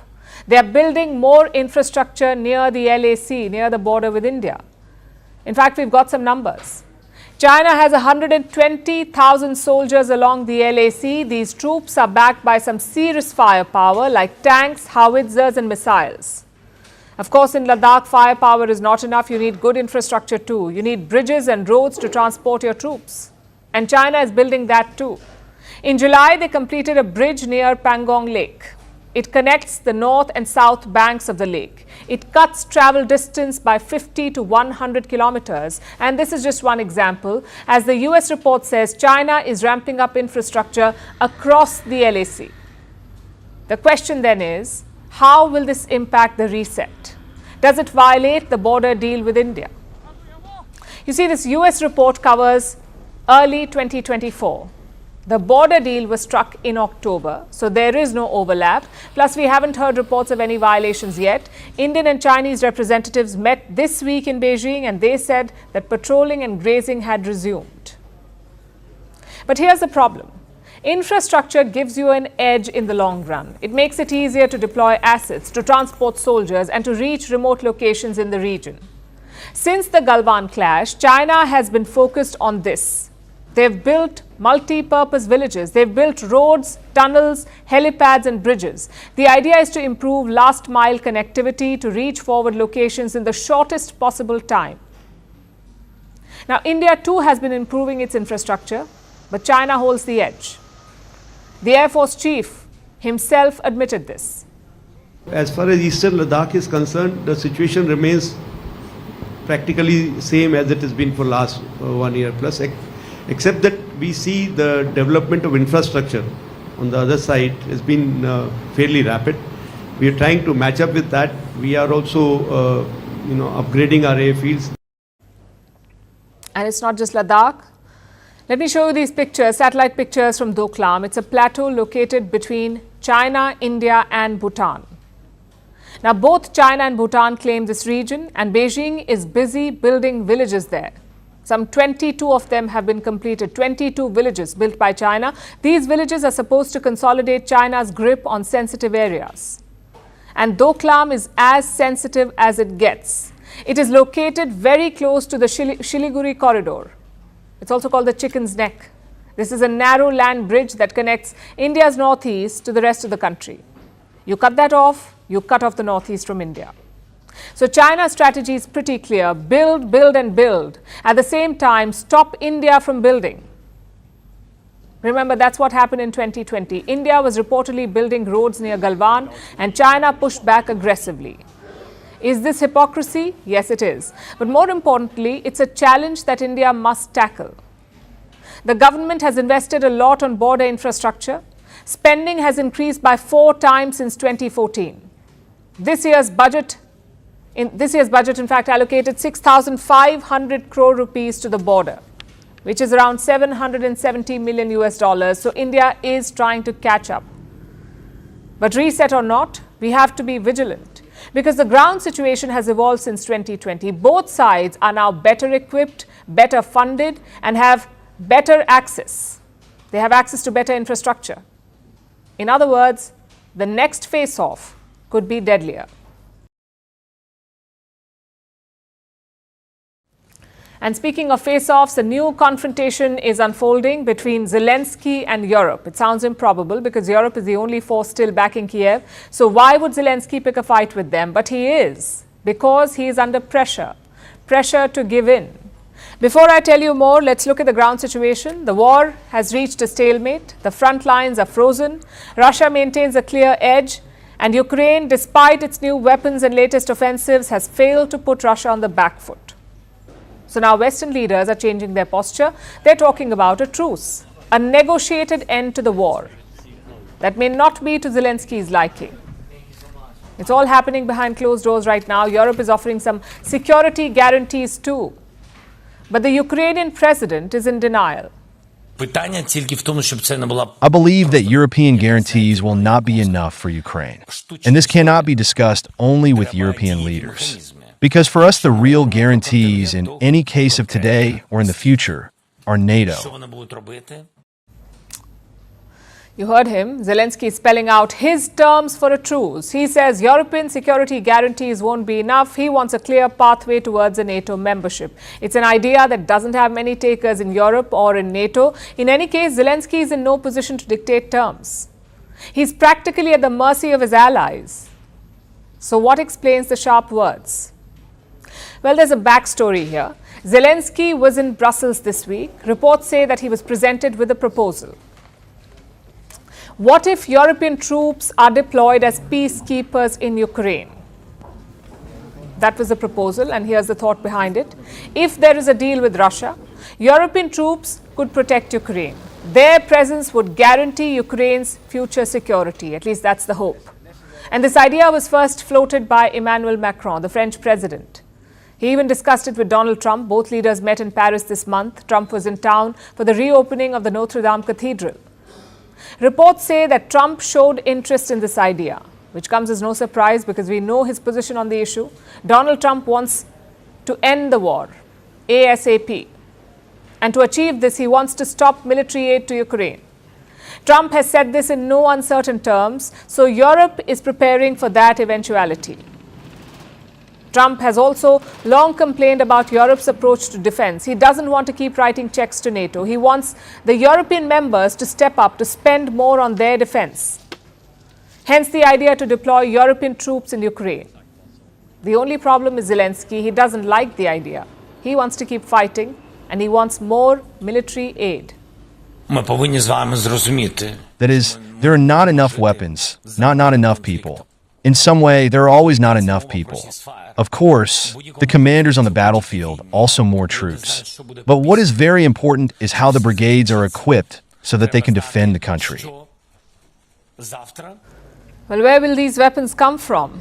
Until last year, Zelensky's demands were taken seriously, but now a fatigue has set in. There aren't enough gains on the ground. Trump doesn't want to help. Germany too is growing wary of this war. Chancellor Olaf Scholz is on his way out. They're heading into an election in Germany and they're pushing for a deal where peace becomes possible. For now, continued support for Ukraine is important here. A clear course that there is no escalation of war, that it does not develop into a war between Russia and NATO. So European leaders too want an end to the war. They can't pull the plug though. They need a solid strategy for Ukraine. They have many details to figure out, like how many troops are they going to deploy? What would minimum deterrence look like? If there is a clash, what kind of support will they give to Kiev? Will European peacekeepers provide only tactical support or will they engage with the Russians directly? Europe's proposal is missing all these crucial specifics. More importantly, who are they discussing a truce with? How will they bring Vladimir Putin to the talking table? He doesn't even recognize Zelensky as Ukraine's legitimate leader. Look at what he said yesterday. If we can't negotiate with the head of the regime, who can we negotiate with if he's not legitimate himself? You know, if someone gets elected, gets legitimacy, we will talk to anyone, including Zelensky. But now, if Ukraine really wants to go down the path of peaceful settlement, they are certainly in a position to do so. They can organize inside Ukraine this process any way they want. It is just that we can only sign with those who is legitimate. Putin says he's willing to negotiate, but he wants to dictate his terms. He is in a position to do so. Russian forces have the upper hand on the battlefield and Ukraine's allies want an exit. Zelensky's only option is to try and cut his losses.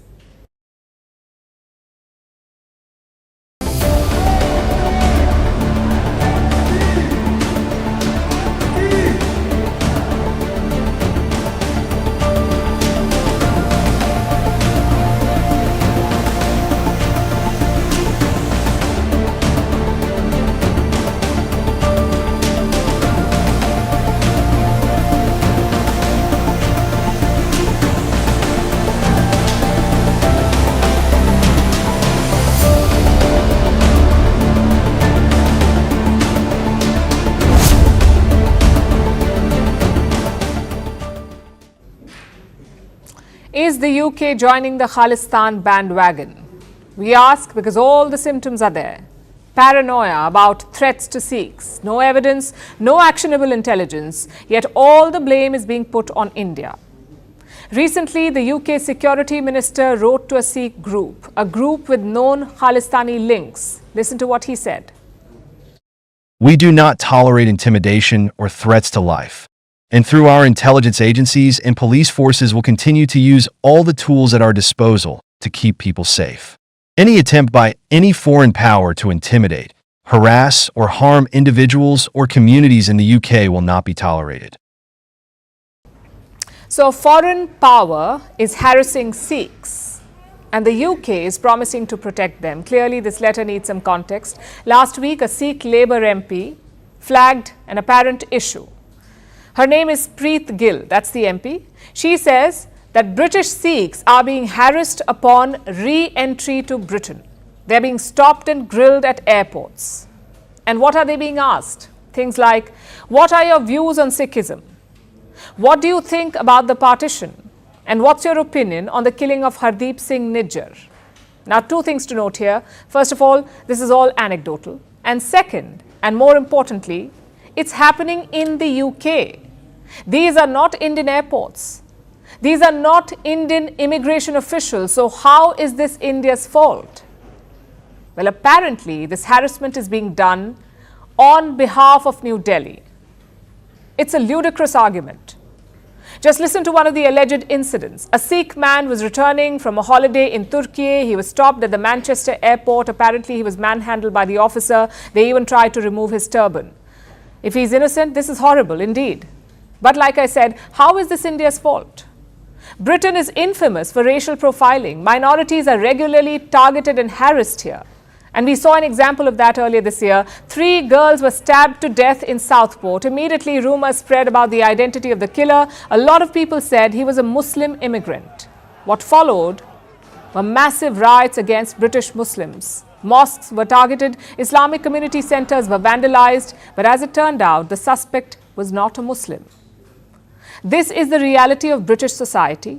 Racial profiling and targeting is rampant, yet who does the minister blame? India. Clearly, this is not about rules or harassment, it's about politics. Because the minister's letter also refers to Hardeep Singh Nijjar. He says he supports Canada's investigation. He has also urged India to cooperate. Cooperate with what exactly? Canada is yet to give a single piece of evidence. Their entire case is built on, trust me, bro. That's what they have. And when there is evidence, they don't act on it. Like when Indian diplomatic missions are attacked or Indian diplomats are threatened. Same with the US. Gurpatwant Singh Pannun has been threatening India's ambassador to Washington, and what has the US government done? Nothing. Today, India's foreign ministry raised this issue. They're taking these threats very seriously. As and when such threats are issued, we take them very seriously and we raise it with the US government. In this particular case also, we've raised it with the US government, and it is our expectation that the United States government will take our security concerns seriously and act on it. We expect this from Canada and the US, but why is the UK jumping on? Perhaps because of the new government. The Labour Party is seen as soft on Khalistan, and with good reason. Let me show you a picture from 2020. This is Keir Starmer at the Smedig Gurdwara, a place known for backing Khalistan. Now, there are Khalistani flags outside this Gurdwara. Inside are pictures of slain Khalistanis. It's almost like a shrine to the separatist movement. In 2020, Keir Starmer visited this Gurdwara. I must add here that this was before he became party leader and prime minister. Since then, he has distanced himself, especially because he wants to sign a free trade deal with India. But his party MPs still support Khalistan, like Preet Gill, who we just mentioned. These sympathizers may sense an opportunity here. They know that Khalistan is in news again. They also know that the US and Canada are putting pressure on India, so it's the best time to jump on. The question is, how far will they take it? This time, the minister did not make a public statement. Instead, he wrote a letter to a Sikh group, a letter that was accessed by just one British outlet. So maybe London is being cautious. Let's see if that attitude changes in the future.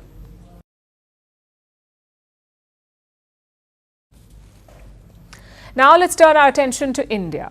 It's the world's most populous nation and its economic power is spreading beyond its borders. 18 million Indians live overseas. Many of them send money or remittances back home. They infuse billions of dollars into the Indian economy. According to the World Bank, they sent $129 billion this year. That is equal to the annual budgets of Bangladesh and Pakistan combined. At $129 billion, India is the top recipient of remittances globally. The second is Mexico with $68 billion. Look at the gap. That's almost half of India's influx. How does India retain the top spot year after year, and what does it mean for the country? Our next report tells you. Every year, millions of Indians go abroad to study or to work. According to the UN, 18 million Indians now live overseas, in places including North America, Europe, the Arab nations, and other parts of Asia like Malaysia and Singapore.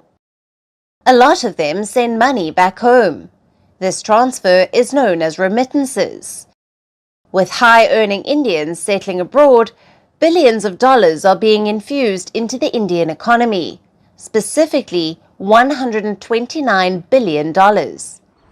According to the World Bank, that's how much India has received in remittances this year, making the world's most populous nation the top recipient globally.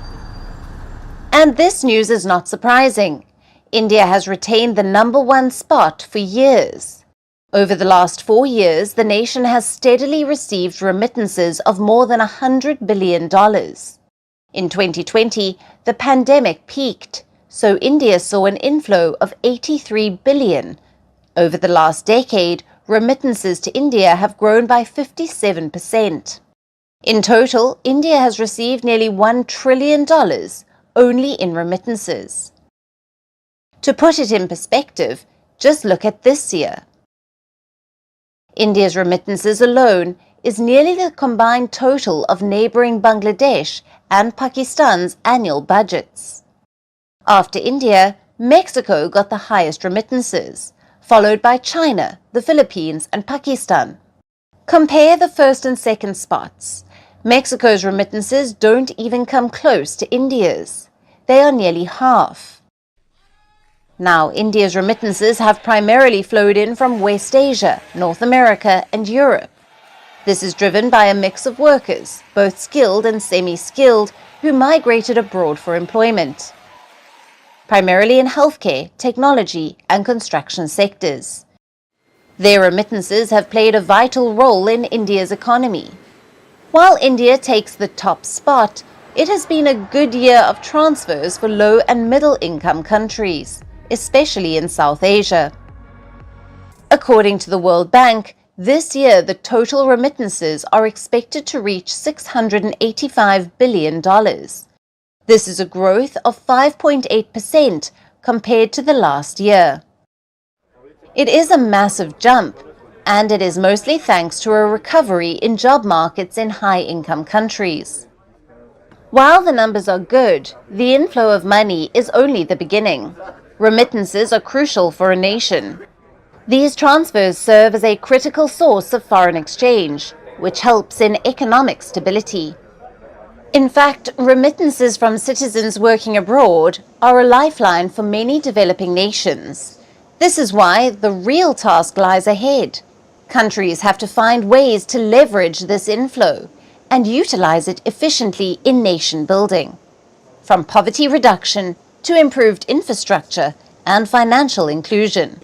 Because without it, remittances are not much more than pieces of paper from a foreign land.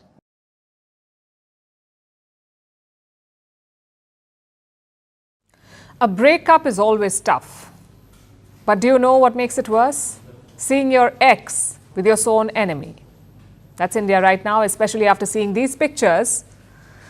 That's Bangladesh's interim chief, Mohammad Yunus. And look who he's hugging. Pakistan's Prime Minister Shehbaz Sharif. It's a bit hard to explain this. Think of it as Batman embracing the Joker, except Batman has lost his memory and forgotten that Joker is evil. That pretty much sums it up. Both Sharif and Yunus are in Cairo for a summit. It's called the D8, a group of 8 developing countries: Iran, Indonesia, Malaysia, Nigeria, Egypt, Pakistan, Bangladesh and Turkey. These countries are meeting in Cairo for the D8 summit. Sharif and Yunus met on the sidelines, and what did they discuss? A reset. You see, Bangladesh used to be part of Pakistan. They fought a bloody war for independence. Nearly 3 million Bangladeshis were killed by Pakistan's army. In the end, it was India's intervention that turned the tide. Thus, in 1971, the country of Bangladesh was born. For these reasons, Dhaka and Islamabad never got along. Sheikh Hasina wanted Pakistan to admit the killings, to apologize for what they did in 1971, but Pakistan kept refusing. Yunus, though, has a different take on things. Listen to what he told Shehbaz Sharif, and I'm quoting, "The issues have kept coming again and again. Let's settle those issues for us to move forward. It would be nice to resolve things once and for all for the future generations." He says, issues kept coming up. I guess that's what we call genocide nowadays, just another issue. On his part, Shehbaz Sharif called for a strategic relationship with Dhaka. He called Bangladesh a brotherly nation. As for the 1971 question, Sharif said it's already been settled.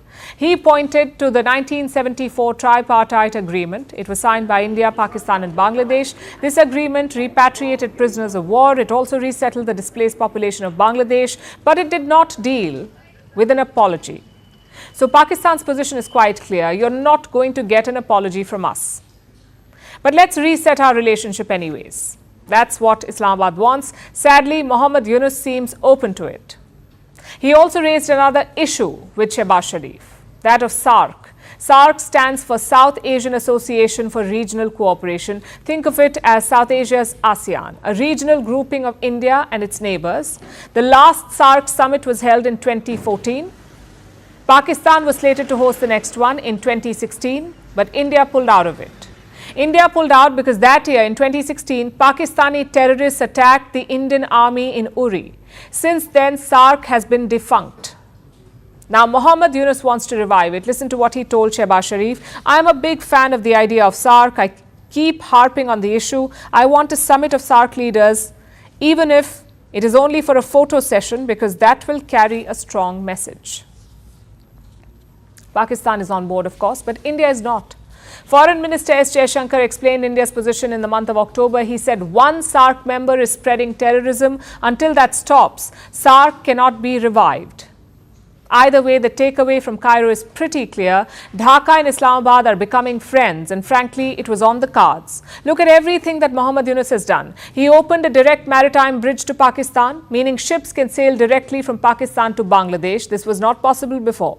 He also lifted some security requirements. Earlier, Pakistani shipments were checked at Bangladeshi ports. Pakistani travelers also had extra screenings. Both those requirements have been lifted by Yunus.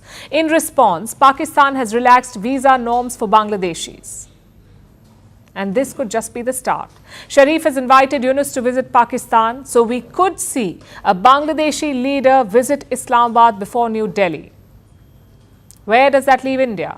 In a spot of bother. A Pakistan-Bangladesh nexus has security implications for New Delhi. We saw that in the 1990s and 2000s. Pakistan would smuggle arms into Bangladesh, and from there, the weapons would enter India's northeast. That's where separatists would get their hands on them. Will that nexus return under Yunus? We'll be hoping it doesn't, but his actions have reaffirmed what many feared, that this isn't Bangladesh 2.0. This is the return of East Pakistan.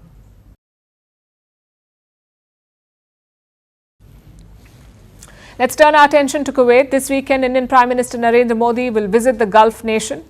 It will be the first visit by an Indian Prime Minister to Kuwait in over 40 years. Kuwait is a key supplier of crude oil to India, and like most Gulf kingdoms, it also has a large Indian community. These two factors have traditionally shaped India's ties with Kuwait. But this visit aims to go beyond. The Prime Minister of India plans to explore new areas like trade, investment and security, and the timing of this visit is also crucial. With Israel's war in Gaza and the fall of the Assad regime in Syria, West Asia is in a flux. How would India approach its engagements in the region? Prime Minister Modi's visit tomorrow could offer some valuable insights. Here's a report. For the first time in 4 decades, an Indian Prime Minister will visit Kuwait. PM Modi follows in the footsteps of Indira Gandhi. She was the last Indian leader to visit the Gulf Kingdom in the 1980s. India has undergone a transformation since then. It is now a rising economic power, a key market, and an important geopolitical player. For Gulf nations looking to reinvent their economies, India has become a vital partner. In that spirit, Kuwait has made an outreach to New Delhi. Earlier this year, India's External Affairs Minister S. Jaishankar visited Kuwait. A few weeks ago, Kuwait's Foreign Minister paid a return visit. An agreement was signed. India and Kuwait have established a joint commission for cooperation. It will help both countries deepen their multifaceted relationship and cover a range of different areas from trade to investment and security. Prime Minister Modi would hope to build on this foundation. India ranks among Kuwait's top trading partners, with bilateral trade between the two countries at more than $10 billion during the year 2023-24. Kuwait also remains a reliable energy partner for India. Like other West Asian partners, India and Kuwait share strong pillars of cooperation. Kuwait is a key energy supplier to India, ranking as its 6th largest crude oil supplier. The Indian community in Kuwait is significant, with over 1 million Indians living there. They are active in all parts of Kuwaiti society. Kuwait is also the 4th largest source of remittances for India. In 2021, Indians in Kuwait sent over $4 billion back home. More importantly, the Prime Minister's visit is a crucial milestone for his West Asia outreach. Since taking office, he's made the region a priority. The frequency of his visits to West Asia demonstrate that. PM Modi has visited the UAE 7 times. Saudi Arabia and Qatar have received 2 visits each, while Bahrain and Oman have welcomed the Prime Minister at least once. A visit to Kuwait marks another step in deepening India's ties with the Gulf.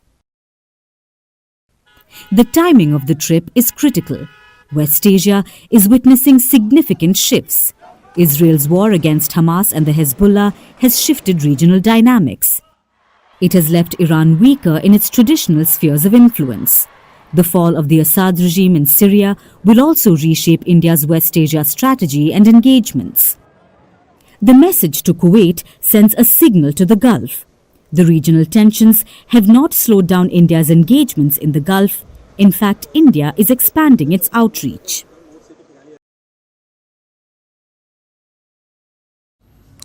Our next story is about schools. They are sanctuaries of learning where young minds dream and thrive. For millions of children in India, it's their second home.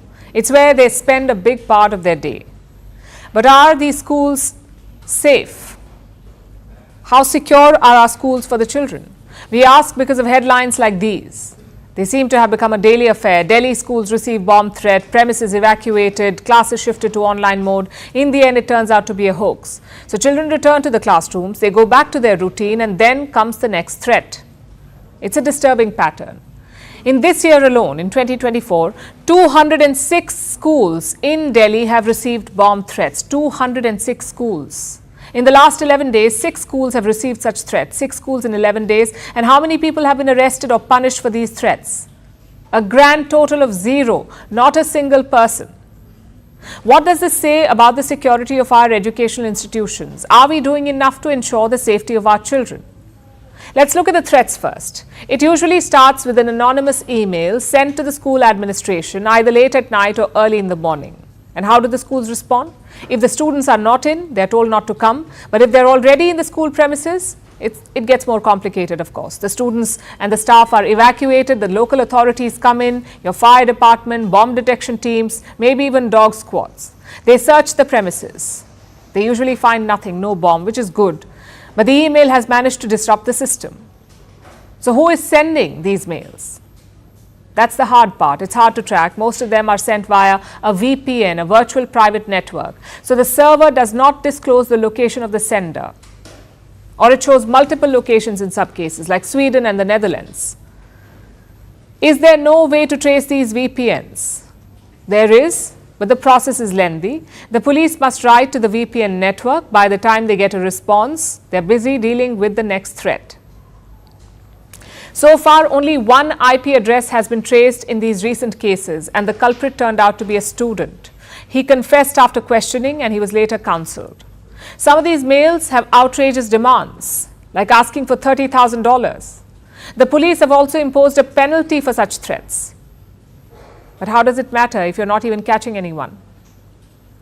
Thankfully, there have been no bombs, but that's not to say that there is no impact. The threats may be a hoax, but the response is still very real.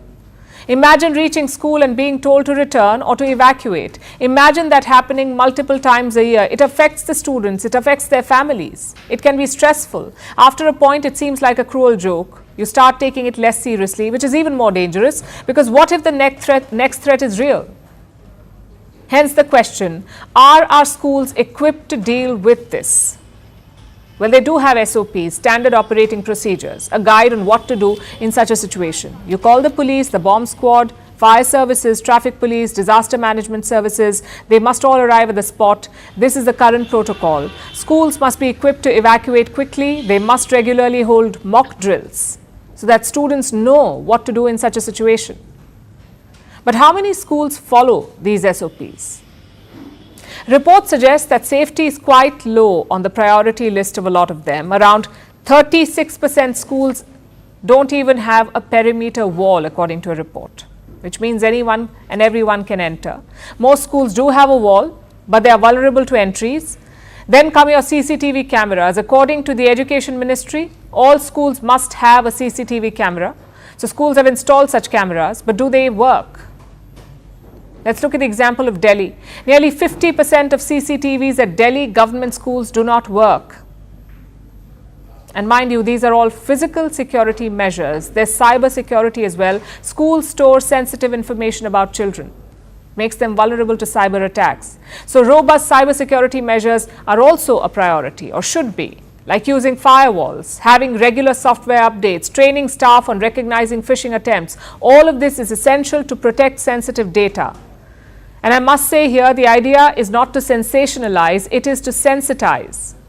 206 bomb threats may have been hoaxes, but what if the 207th one is real? So it is time to ask tough questions. Sending children back home and searching school premises is not enough. We must go to the root of the problem. How are these threats being made? Why are they not being tracked effectively? And what can we do to stop this? Schools are meant to be safe havens, not soft targets. We owe it to our children to protect them.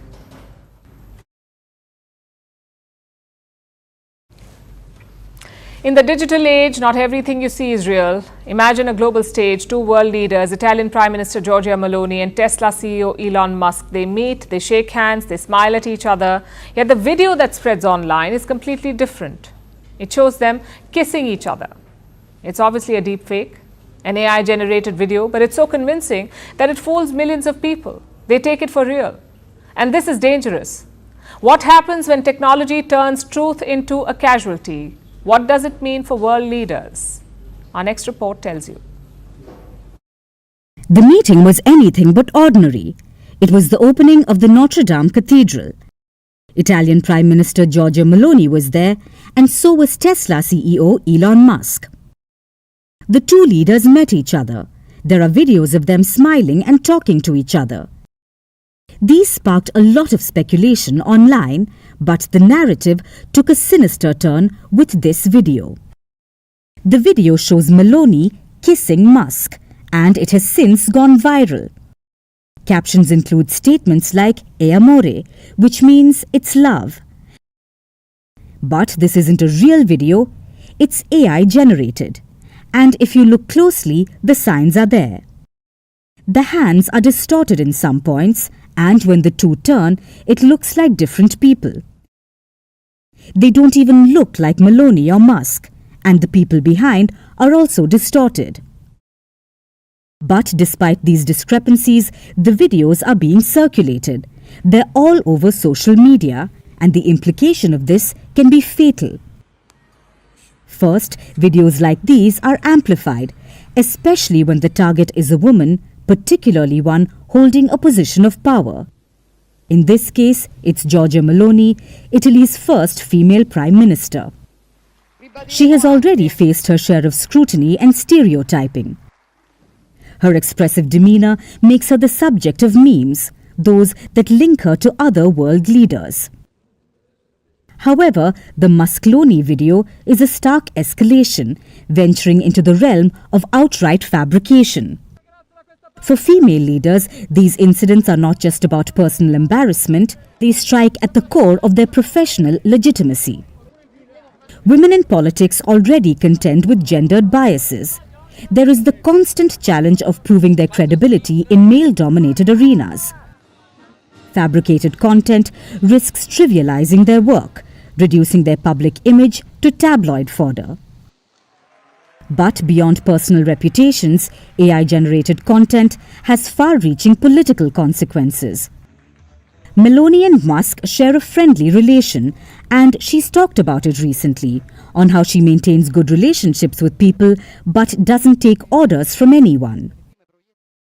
Such fabrications can undermine serious diplomatic dialogues, sowing unnecessary discord among international allies. And the potential for sabotage is immense.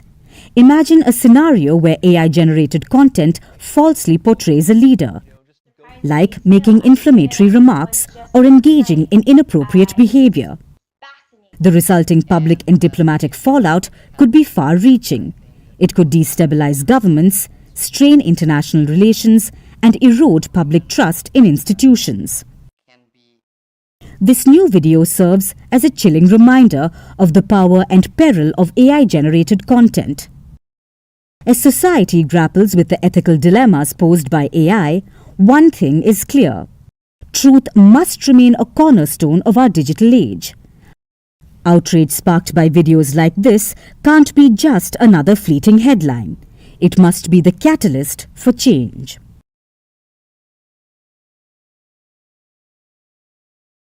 There are some things that we know we're supposed to do. Some things we know will make us feel better, like taking more walks, drinking more water, and prioritizing sleep instead of doom scrolling. Meditation is part of this list.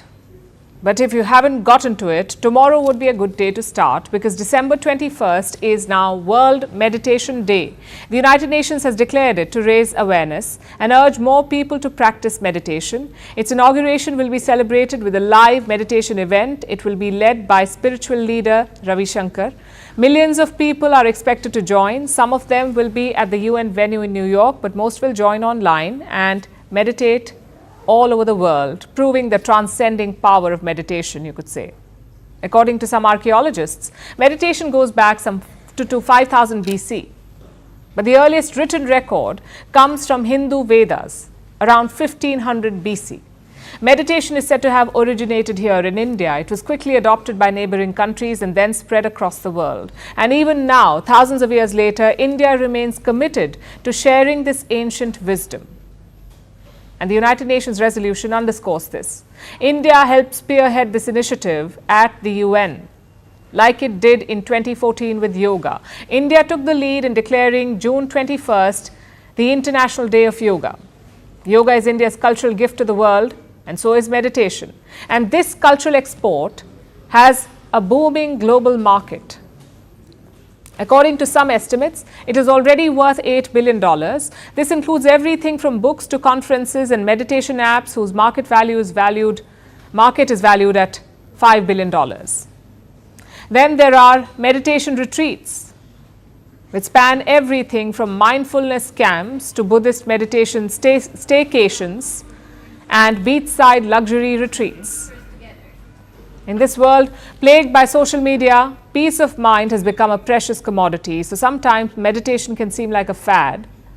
But remember, it is backed by reams of research. Scientific studies prove that it is great for the body. It lowers chronic pain, blood pressure, risk of heart disease. It improves metabolism. It gives you a healthier gut microbiome.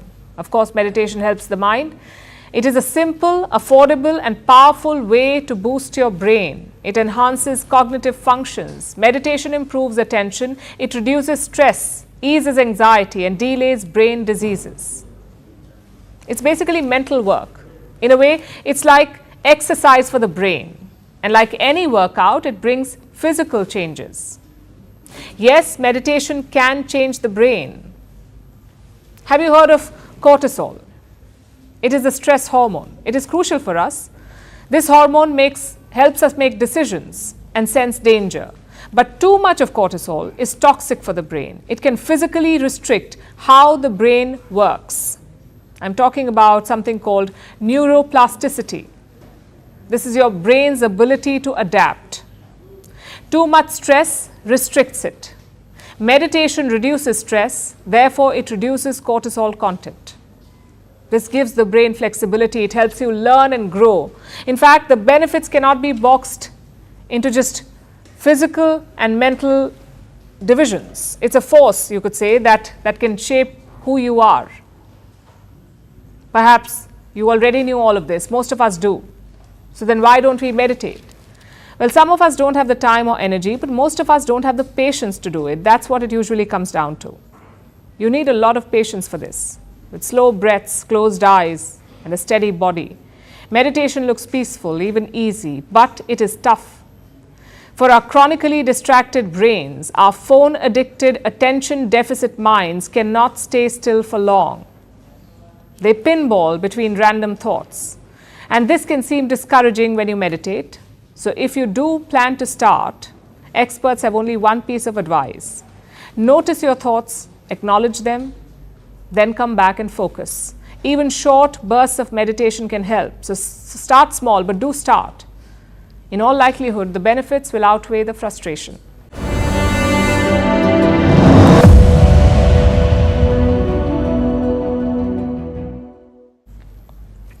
The holidays are coming up. I'm sure you guys are looking at new restaurants and bars to visit. So we've got a suggestion. Taegonggang in North Korea. That's right, the Hermit Kingdom has a new beer pub. I guess they don't sell pints, they sell supreme pints. And if you don't like them, well, it could be the last beer you drink. If you are planning to visit, go during the happy hours. You get 2 beers for the price of 1. Plus, you must write a mandatory thank you note for Kim Jong-un. And the pub music? The North Korean national anthem on repeat. But rumor is that they have the best beer in the world, just like they have the best president in the world, the best infrastructure, the best culture and the best food. Lucky North Koreans, we say.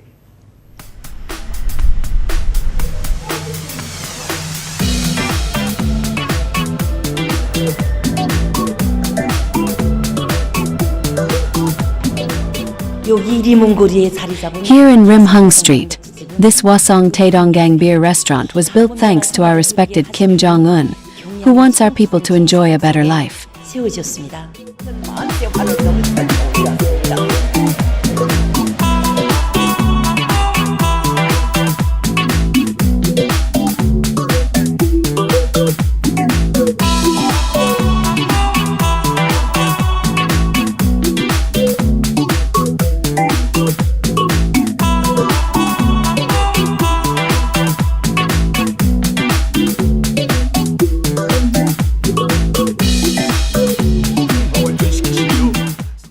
Now it's time for Vantage Shots, images that tell the story. In India's Jaipur, 11 people were killed in a deadly blast after a gas tanker collided with multiple vehicles. In Syria, the Christmas market opens in Damascus just days after the ouster of Bashar al-Assad, and Stockholm turns its metro stations into underground art galleries. Finally, we're taking you back in history. On this day in 1989, the United States invaded Panama. It was ordered by President George H.W. Bush. The mission was to overthrow military dictator Manuel Noriega. He later surrendered and was flown to the US. We're leaving you on that note. Thank you for watching. Have a great weekend.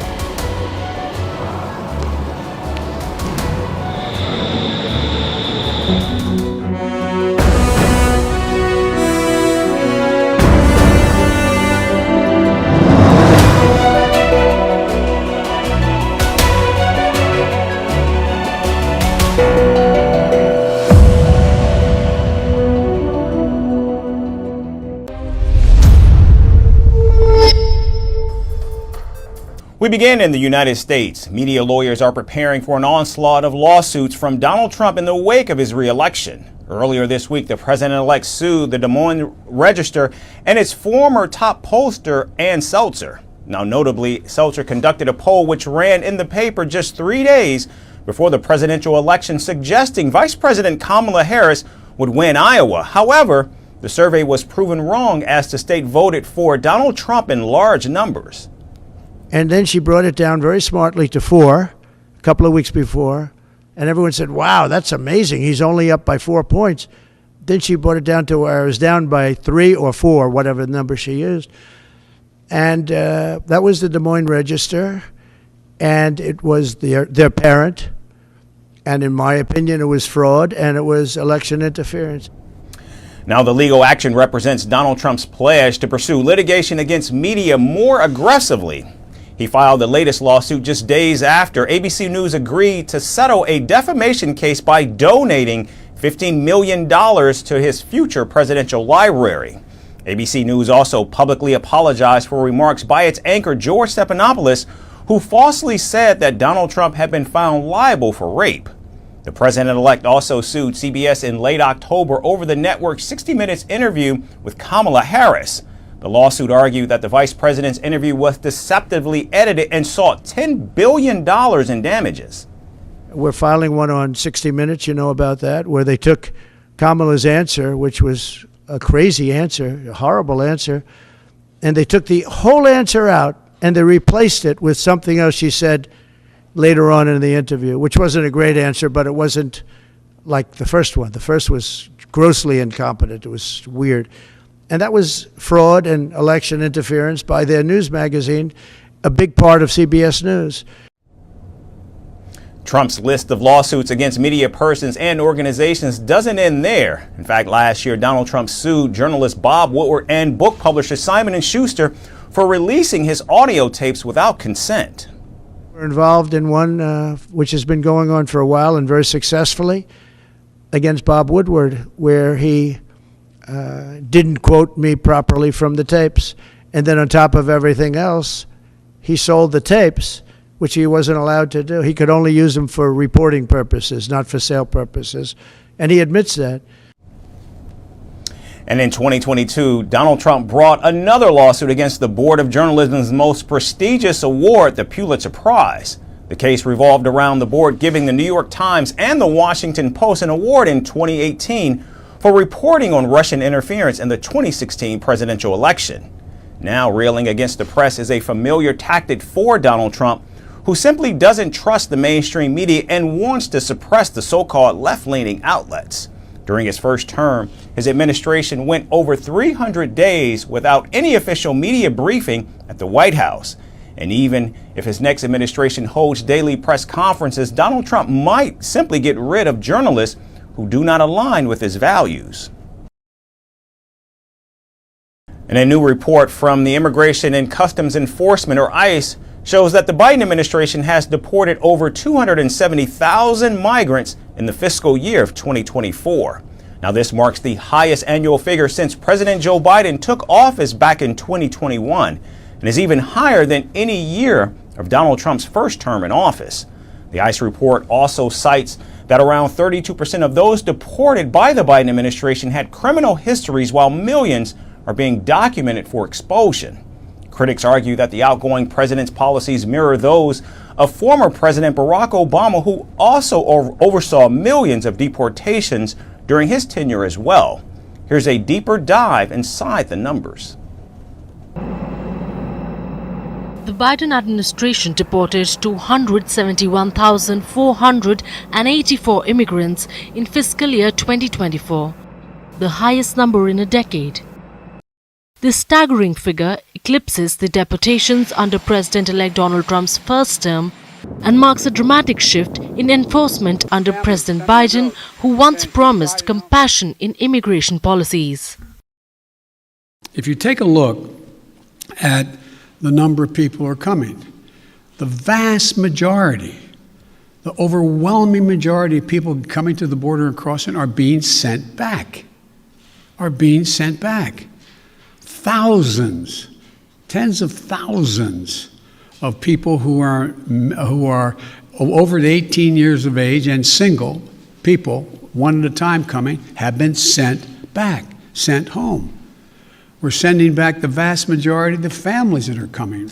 We're trying to work out now with Mexico their willingness to take more of those families back. But that's what's happening. They're not getting across the border.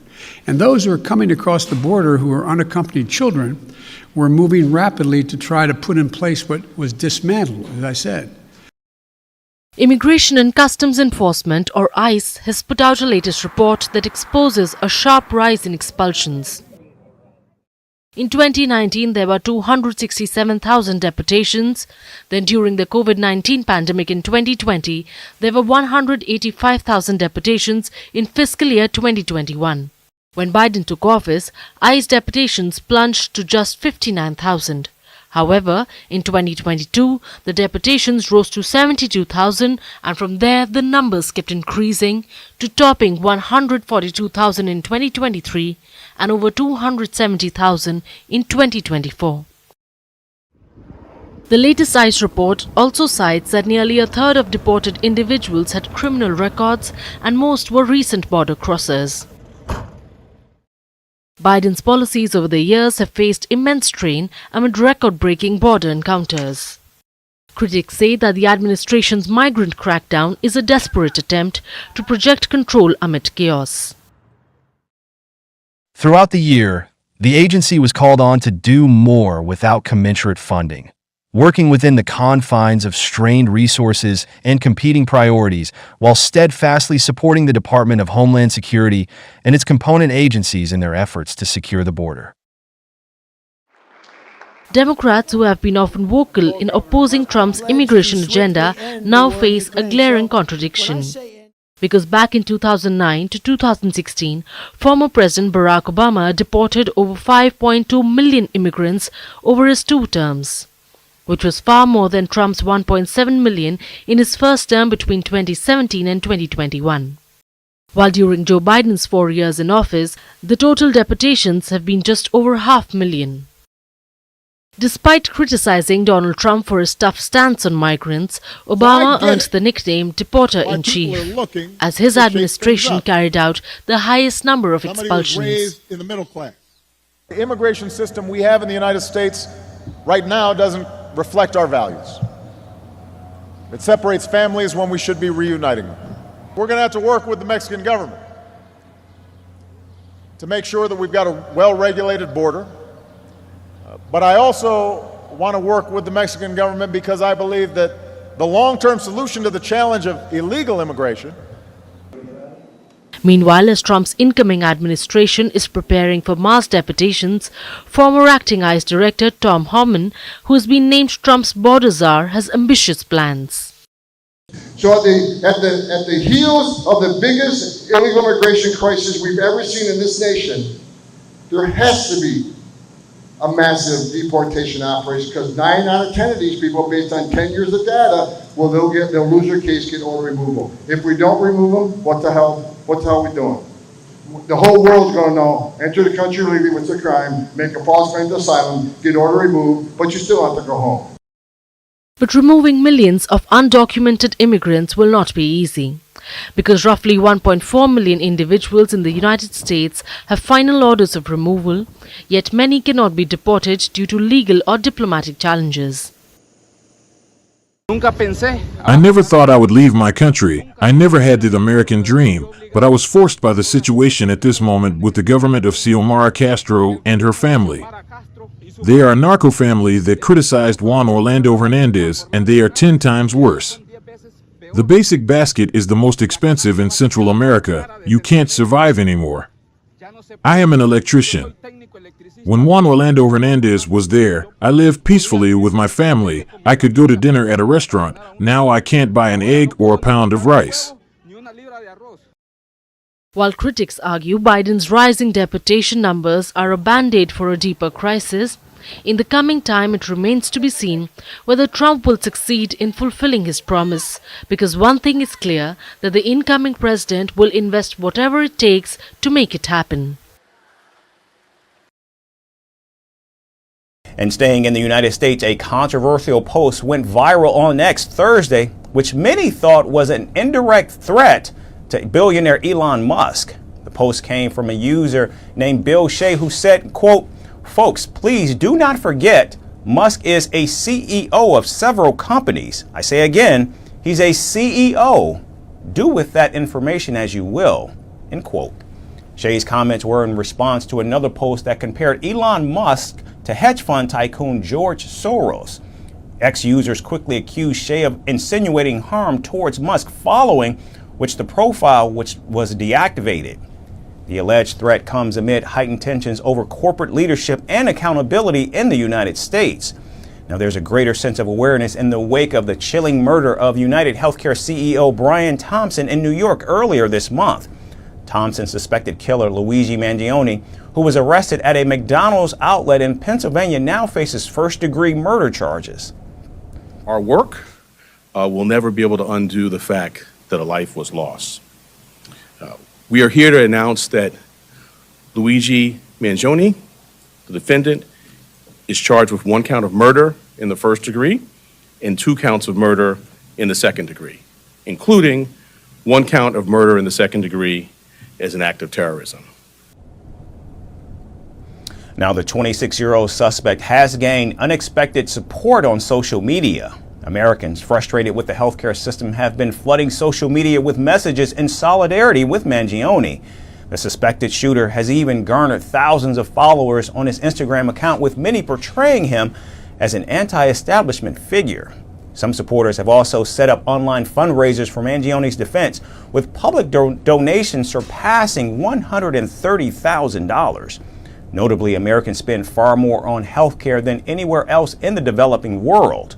And over the past 5 years, spending on insurance premiums, pharmaceuticals, and hospital services have also increased significantly. And after years of frustration, insurers, big corporations, and their executives have become the latest targets. Now, amid the outpouring of this anger, healthcare companies say they are taking a step back to better understand the customer's needs. First of all, I just think it's a very sad and heavy moment. It was a tragedy of epic proportions, and you think about the families affected, and I think we're just still reeling and trying to get a handle on actually what happened. In terms of the comments online, I will only say that I think all of us are taking a step back and trying to understand what's happening with patients and their experiences. We always do that at Pfizer. I know you do that at Amazon, but clearly there's a larger dialogue that needs to happen, and we're going to be taking our time to try to understand exactly what happened and understand that feedback and see where we can play a positive role then. Now, even Elon Musk in a social media post weighed in on the rising cost of healthcare in the U.S., saying patients should get their money's worth. However, it's unclear if the Tesla CEO, who has vowed to cut federal spending under the next Trump administration, is actually willing to help Americans struggling with rising healthcare costs. And moving to the Middle East, Iranian Supreme Leader Ayatollah Ali Khamenei puts a series of posts on X outraging millions of netizens. Khamenei posted his views on women, their role in society, and how the Western world is taking away the freedoms of women wanting to become mothers. Describing them as flowers, Khamenei wrote that women were delicate and had to be nurtured rather than being treated like housemaids. A woman is a delicate flower and not a housemaid. A woman should be treated like a flower in the home. A flower needs to be cared for. Its freshness and sweet scent should be benefited from and used to perfume the air. The Iranian leader then elaborated on the role women play in society and how gender roles are the building blocks of civilizations. Women and men have different roles in the family. For example, the man is responsible for the family's expenses, while the woman is responsible for childbearing. This doesn't imply superiority. They're different merits, and the rights of men and women aren't calculated based on these. Khamenei's post soon turned into a meme fest, with users on X slamming the Iranian leader for the suppression of women by the Islamic regime. Israel's official handle responded by posting a picture of Mahsa Amini, the 22-year-old who died under suspicious circumstances for not wearing the hijab, sparking nationwide unrest back in 2022. The comments come as Iran faces continued international backlash and criticism for its harsh crackdown against women and members of the LGBTQ+ community. Now, Iran had recently passed a harsh chastity and hijab law, which included flogging, hefty fines, and even the death penalty for Iranian women who broke the Islamic dress code. However, the law has now been placed on hold due to massive public outrage after an Iranian woman was arrested for not wearing the hijab during a musical performance on YouTube, which received over 1 million views. The law was backed by Khamenei, but was opposed by Iran's President Masoud Pezeshkian, who is now considered a moderate and liberal. We requested that this bill not be referred to the government for now and remain on hold until a decision is made in the future. Someone like Masoud Pezeshkian, who is a non-cleric, who cannot be a supreme leader, his sudden emergence as president raises the question, why him, why now?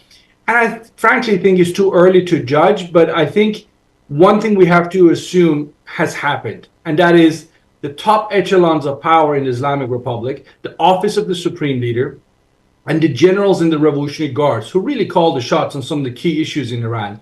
They had a good sense of Iranian society and decided that this is a very angry population. We need to do something. We need to create political space. Otherwise, we're going to end up with more street protests and so forth. Someone like Pezeshkian can play the role of maybe diffusing the situation. The United States, the United Nations, and the European Union, as well as several other human rights organizations, have accused Khamenei for mercilessly cracking down against women and denying them basic rights. The country continues to suffer from internal unrest while igniting tensions in the region and beyond by continuously threatening Israel and the United States with destruction while suppressing any form of dissent within. And finally, from Europe, where butter is making headlines, in Poland, this kitchen essential has become a hot political topic ahead of May's presidential election. Meanwhile, butter prices in Slovakia, Germany, and the Czech Republic have risen by more than 40%, sending bakeries into a frenzy. With prices skyrocketing due to global milk shortages, European nations are tapping into their strategic butter reserves. Our final story has more. Butter. Once a simple kitchen staple, now stirs political drama. In Poland, soaring butter prices have become a symbol of rising costs. With presidential elections around the corner, the government has turned to emergency reserves. The plan? Auction off 1,000 metric tons of frozen butter to stabilize prices. Poland's Strategic Reserves Agency announced the auction this week. The unsalted butter stored in 25-kilogram blocks will start at $7 per kilogram. This is significantly cheaper than supermarket prices, where butter sells between $9.84 and $12.32 per kilogram. And global milk shortages are behind this surge. Declining cattle numbers and disease outbreaks have squeezed supply. The price of butter has been going up since September, at least 25% since September. Today the price for this is about 10 euros per kilo. We were paying somewhere around 8 euros in September. The United Nations Food and Agriculture Organization reported a 20% rise in its global dairy price index over the past year. Butter prices alone have jumped 44% across the European Union. The auction begins Thursday. Bidders must purchase at least 20 metric tons, and the final price could exceed the starting bid. Poland hopes this emergency measure will stabilize butter prices and ease public discontent ahead of May's elections. Inflation is a major concern for the European countries. Across the 26 member states, the price of butter rose 19% on average from October 2023 to October 2024. That included a rise of 49% in Slovakia and 40% in Germany and the Czech Republic. At one point, manufacturers and maybe some bakers who were afraid their croissants would become too expensive started making croissants with margarine. They named it an ordinary croissant, but it's a distortion of what a croissant is. A croissant is made with butter. When the baker puts his prices up by 5 cents, people notice, and that's strange, they ask why. When you buy a new smartphone, you don't go up to the sales assistant and ask him why it's more expensive. You say, it's gone up, but you don't ask for reasons. Now, Europe's butter crisis isn't unique. Governments worldwide often dip into reserves during shortages. China has released pork, and back in 2021, Canada opened its maple syrup reserve. As food prices globally remain volatile, vegetables, oils, and cocoa have reached near record highs. Butter, however, holds a special place in Polish hearts and their wallets. Poland's bold move shows butter is more than a commodity. It's a symbol of inflation's bite and political stakes. As auctions commence, all eyes are on Poland's butter shelves and next year on the ballot boxes. That's our show for today. Thanks everyone for tuning in. Look forward to seeing you right back here next week. Donald Trump's return to the Oval Office is imminent. He will soon take the oath of office and once again lead the nation. God spared my life for a reason. President-elect Donald Trump's first priority tackling illegal immigration and securing the nation's borders. We're going to fix our borders. The incoming administration has prioritized the Russia-Ukraine war. Can they succeed in ending one of the world's most challenging conflicts? I will have the horrible war between Russia and Ukraine settled. And as he returns to the White House, will Donald Trump resume a bruising trade war with the world's second largest economy, China? If China or some other country is behaving badly, we have things called tariffs. All of this and more right here on Firstpost America.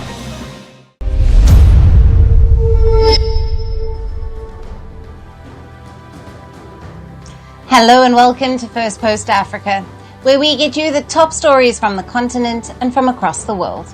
I'm Alison LaGrange, coming to you live from Durban, South Africa.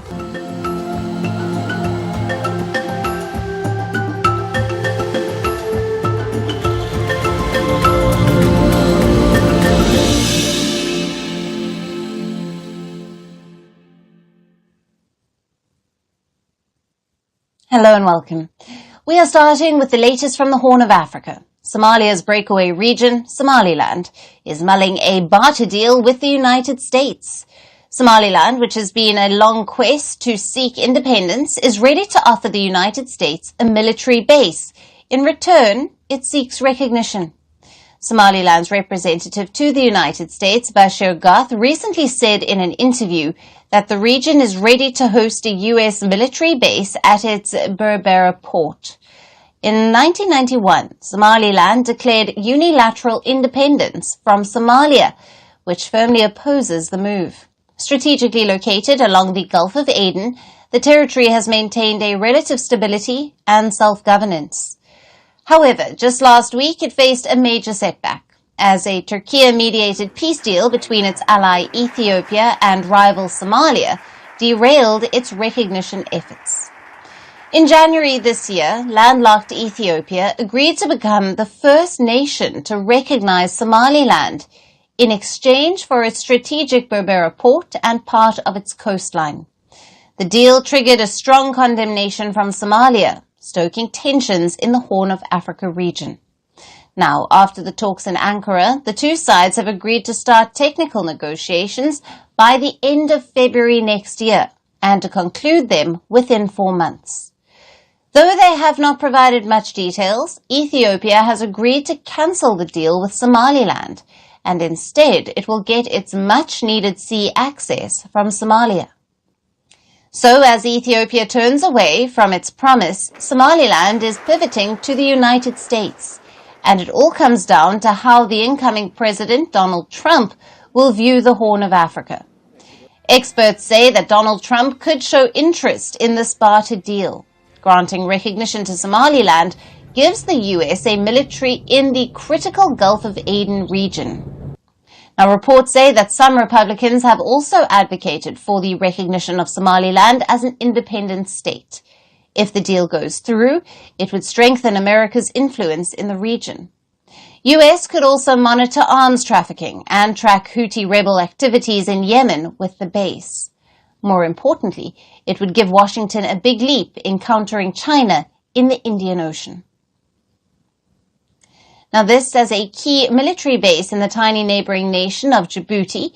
Beijing uses it to bolster its security interests in Africa and the Indian Ocean, increasing its economic and military footprint.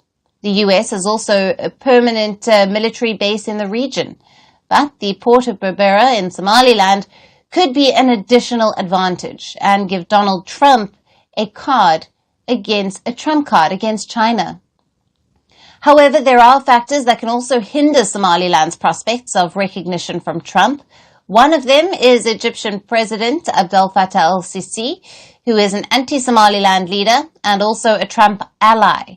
Now, Egypt has backed Somalia on the issue, so it is uncertain if Trump would be willing to jeopardize ties with Cairo for a base in Somaliland. We're bringing you all the latest news on the Somalia breakaway region, Somaliland. Now, this as Ethiopia has turned away from its promise to Somalia and Somaliland holding its recognition. And Somaliland, in return, is pivoting to the United States. And, of course, this all comes down to how Donald Trump, the incoming president of the United States, will view the Horn of Africa.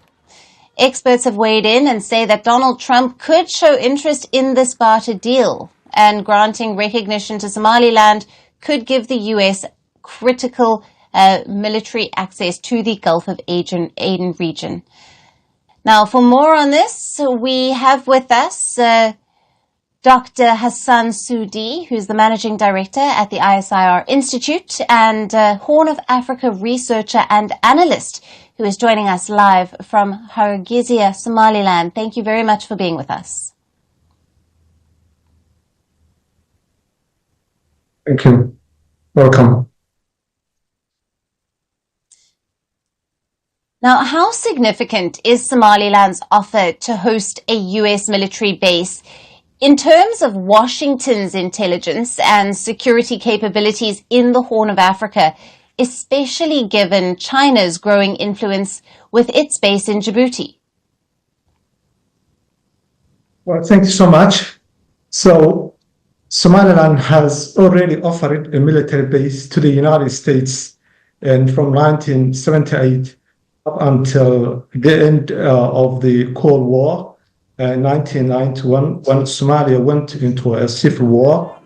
And more recently, there have been a new trend on the media that there is a discussion between the United States and Somaliland on offering a military base in Berbera, a strategic location that looks a critical waterway that hosts about 15% of the global trade and 12% of the global energy, where there have been political instability and insecurity in the Middle East, particularly the Gulf crisis, the Houthi movements in Yemen, but also more recently the renewed conflict or the escalated new conflict between Israel and Palestine.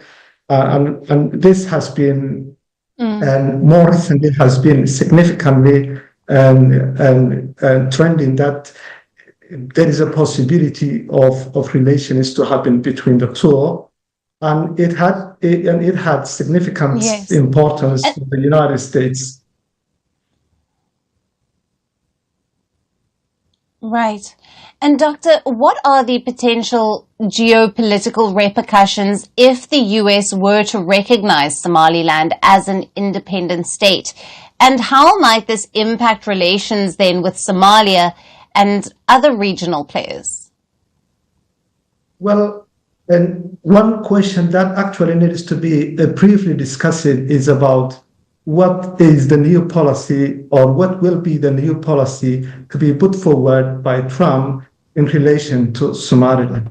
Is it going to be total recognition of Somaliland statehood, or is it going to be another arrangement that at some point the United States has employed in relation to Somaliland, Puntland, and also the South Central Somalia?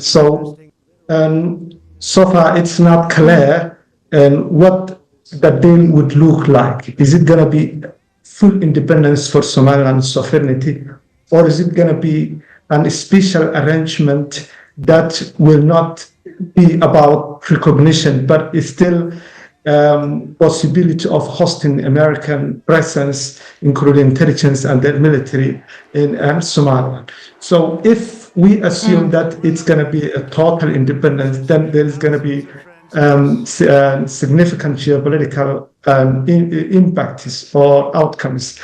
And at some point, the Horn of Africa and Somaliland then is going to be the third secessionist that has succeeded, in addition to Eritrea of 1993 and South Sudan of 2011. And then, of course, there are also other movements, secessionist movements in this region. TPLF of northern Ethiopia, or Tigray in northern Ethiopia, is believed to have developed a sense of secession. And Puntland on the other corner between Somaliland and Somalia is also believed it also is still following of Somaliland. So there are these kind of ramifications that might come out, and the U.S. diplomats in the region are quite aware. And given that this Horn of Africa part is quite volatile historically and as it is now. Right, and Doctor, what kind of opportunities could arise for Somaliland in gaining recognition while supporting American strategic interests in the region? Well, and for Somaliland, this is going to be a significant milestone, and since almost for about 3 decades, Somaliland has been looking for recognition from the international community, but no one has offered it. So this is going to be a significant milestone, and where Somaliland is progress in terms of diplomatic and successes, economic development is, and also because on the other hand, also Somaliland has maintained a significant peace building and democratization credentials, which has been lacking significantly from the Horn of Africa part. So that's going to be significant building on the foundations that Somaliland has already achieved, but also.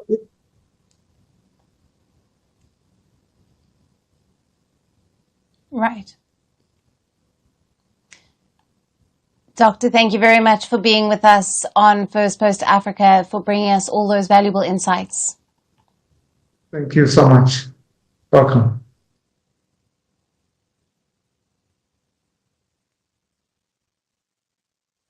And shifting our focus now to West Africa, where a deadly stampede in Nigeria during a Christmas fun fair has sent the nation into mourning. At least 35 children have been reported dead and 6 others were seriously injured after a stampede took place during a fun fair at a school. Over 5,000 children had gathered at the fair, where organizers had promised to provide food, scholarships and cash handouts. The incident took place at a high school in the southwestern city of Ibadan, which is Nigeria's 3rd largest city and located in the Oyo state. The organizers of the event in Ibadan had promised to give out 5,000 naira, or about $3 each, to the children and to make food available for free to the attendees.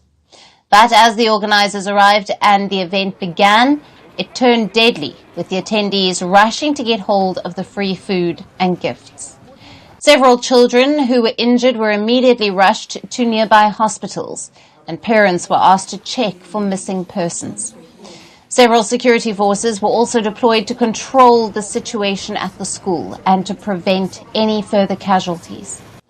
Speaking after visiting the victims of the stampede, the deputy governor of the Oyo state, where the incident occurred, said that the state government was not aware that such a large-scale event was happening and that no security apparatus was involved. Oyo state government did not know anything about the organization of this so-called free jamboree. I don't know the name to call it. But the resultant effect of this very careless act is the huge death that we have recorded, unfortunately, and avoidably too. There's no way anybody in his right mind will organize an event of this nature without involving security apparatus. Following the incident, Nigeria's President Bola Tinubu extended his condolences to the families and directed relevant authorities to investigate the circumstances that led to the tragedy. He also urged the governor of the Oyo state to ensure that necessary steps were taken to ensure that such events could be avoided in the future. In a tweet on social media platform X, the governor of the Oyo state also said that the investigations had begun and that the primary organizers of the event had been taken into custody. Reports suggest that the police have arrested at least 8 people, which also includes the principal of the school where the stampede occurred. A homicide investigation has also been launched into the incident. Social media users were also quick to comment on the incident, with many questioning how there was no outrage among the Nigerian people on the stampede that claimed innocent children's lives. Some others commented that life was very cheap in the West African country. Now, the stampede in Ibadan comes amid Nigeria's worst economic crisis in a generation. Inflation has been stubbornly high, resulting in higher prices of everything from food to petrol. Reports suggest that over 30 million people are expected to be food insecure next year. And in addition to that, unemployment has also been steadily growing in the country as jobs become scarce. Hence, in such a scenario, large crowds are turning up at such so-called charity events and to get free food, gifts, and money. And where there are freebies, there is bound to be a surge in crowds who want to collect them. In addition to Ibadan, several such events have been organized this year to help the citizens have witnessed stampedes that have claimed many lives. In March this year, 7 people died in the northern city of Bauchi when a philanthropist and businessman was giving out cash to the people. In the same month, 2 female students were crushed to death at the Nasarawa State University in Kefi, near the capital of Abuja, and 23 were reportedly injured. In February this year, 5 people were reportedly killed in Lagos, where seized bags of rice were being auctioned. Rising incidents of such deadly stampedes highlight the desperation among ordinary Nigerians as they struggle to cope with rising prices, inflation, and a weakening economy that is forcing them to even put their lives on the line. Will Bola Tinubu government wake up to face this miserable reality?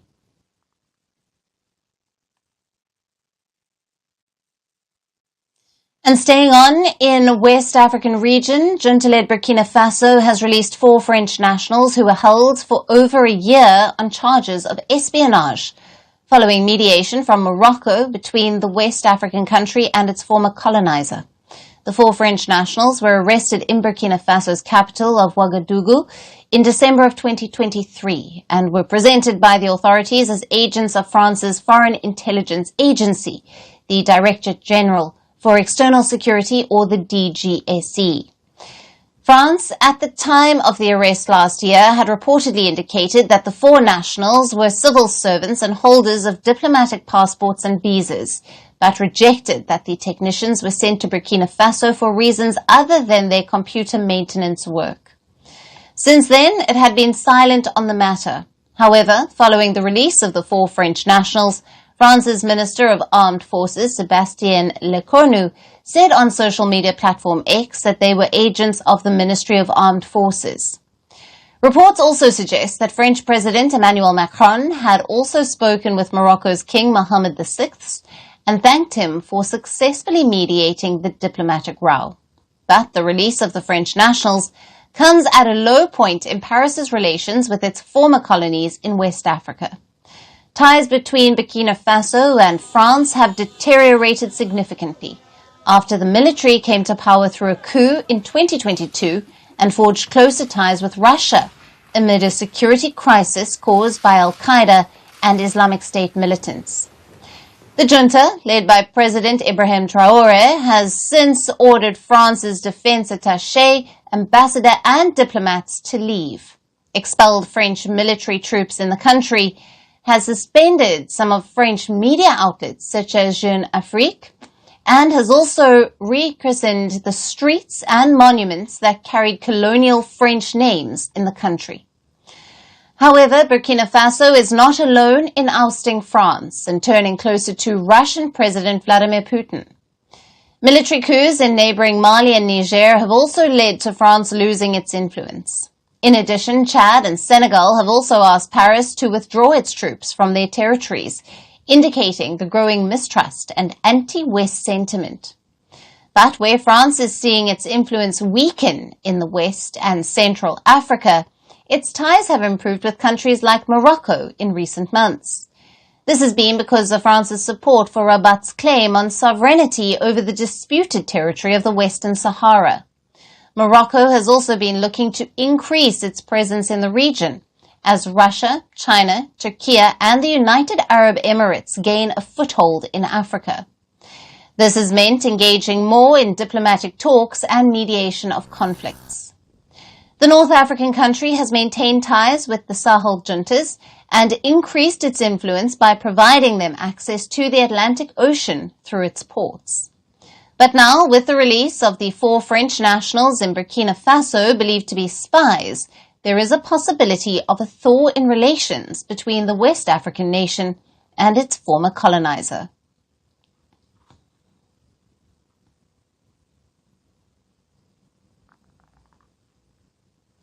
Our final story is from Gabon, where a conflict is unfolding between elephants and humans.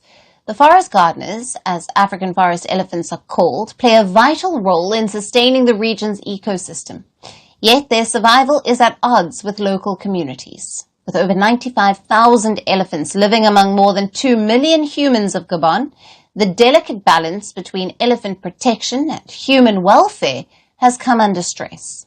Our next story gets you all the details. The African forest elephant in the vast rainforests of Africa's Congo Basin. These giant feet tread a path of life unique to this region.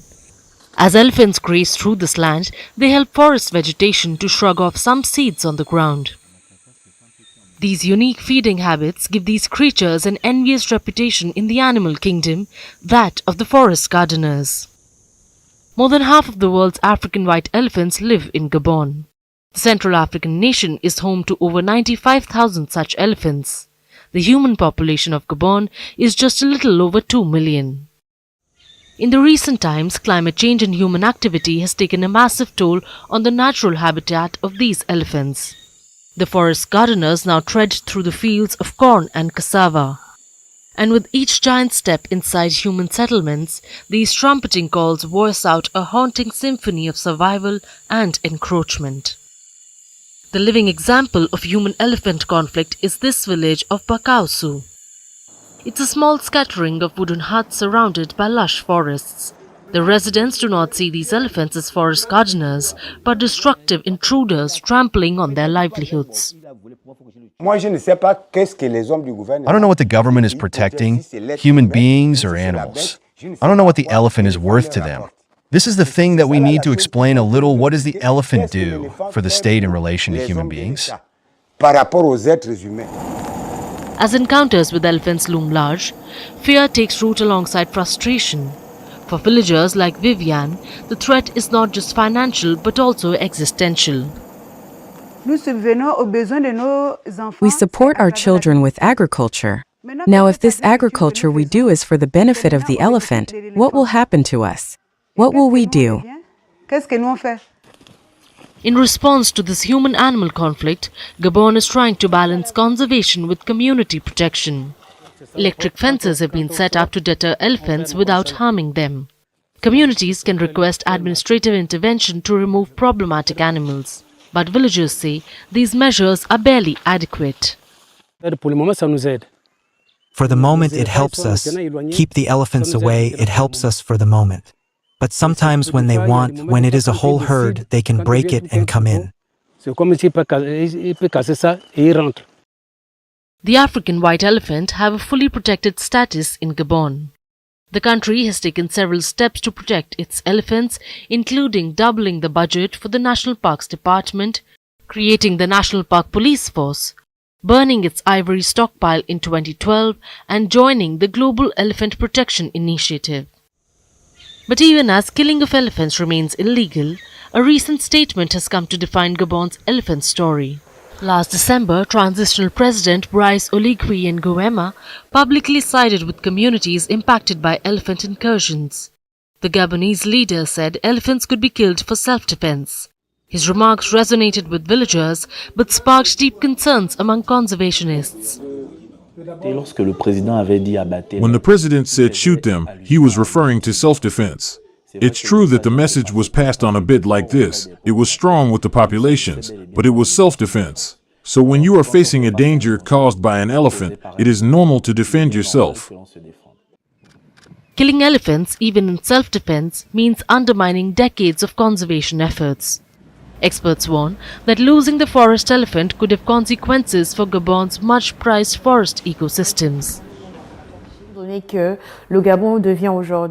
Gabon is now becoming, in terms of area or space, that has forest elephants as a country of refuge. And so we have a double responsibility, keeping this species alive for the world to see, and also keeping this species alive for the sustainability of our forests. As the sun sets over Gabon's forests, the forest gardeners merge with the shadows of villages they encroach upon. For now, this human-animal conflict remains unresolved. It is a challenge that asks, will the fragile trust between humanity and nature collapse under the weight of unsustainable demands of human existence? And that's it on the show for today. We will see you again at the same time on Monday. Thank you for watching. Have a great weekend and goodbye.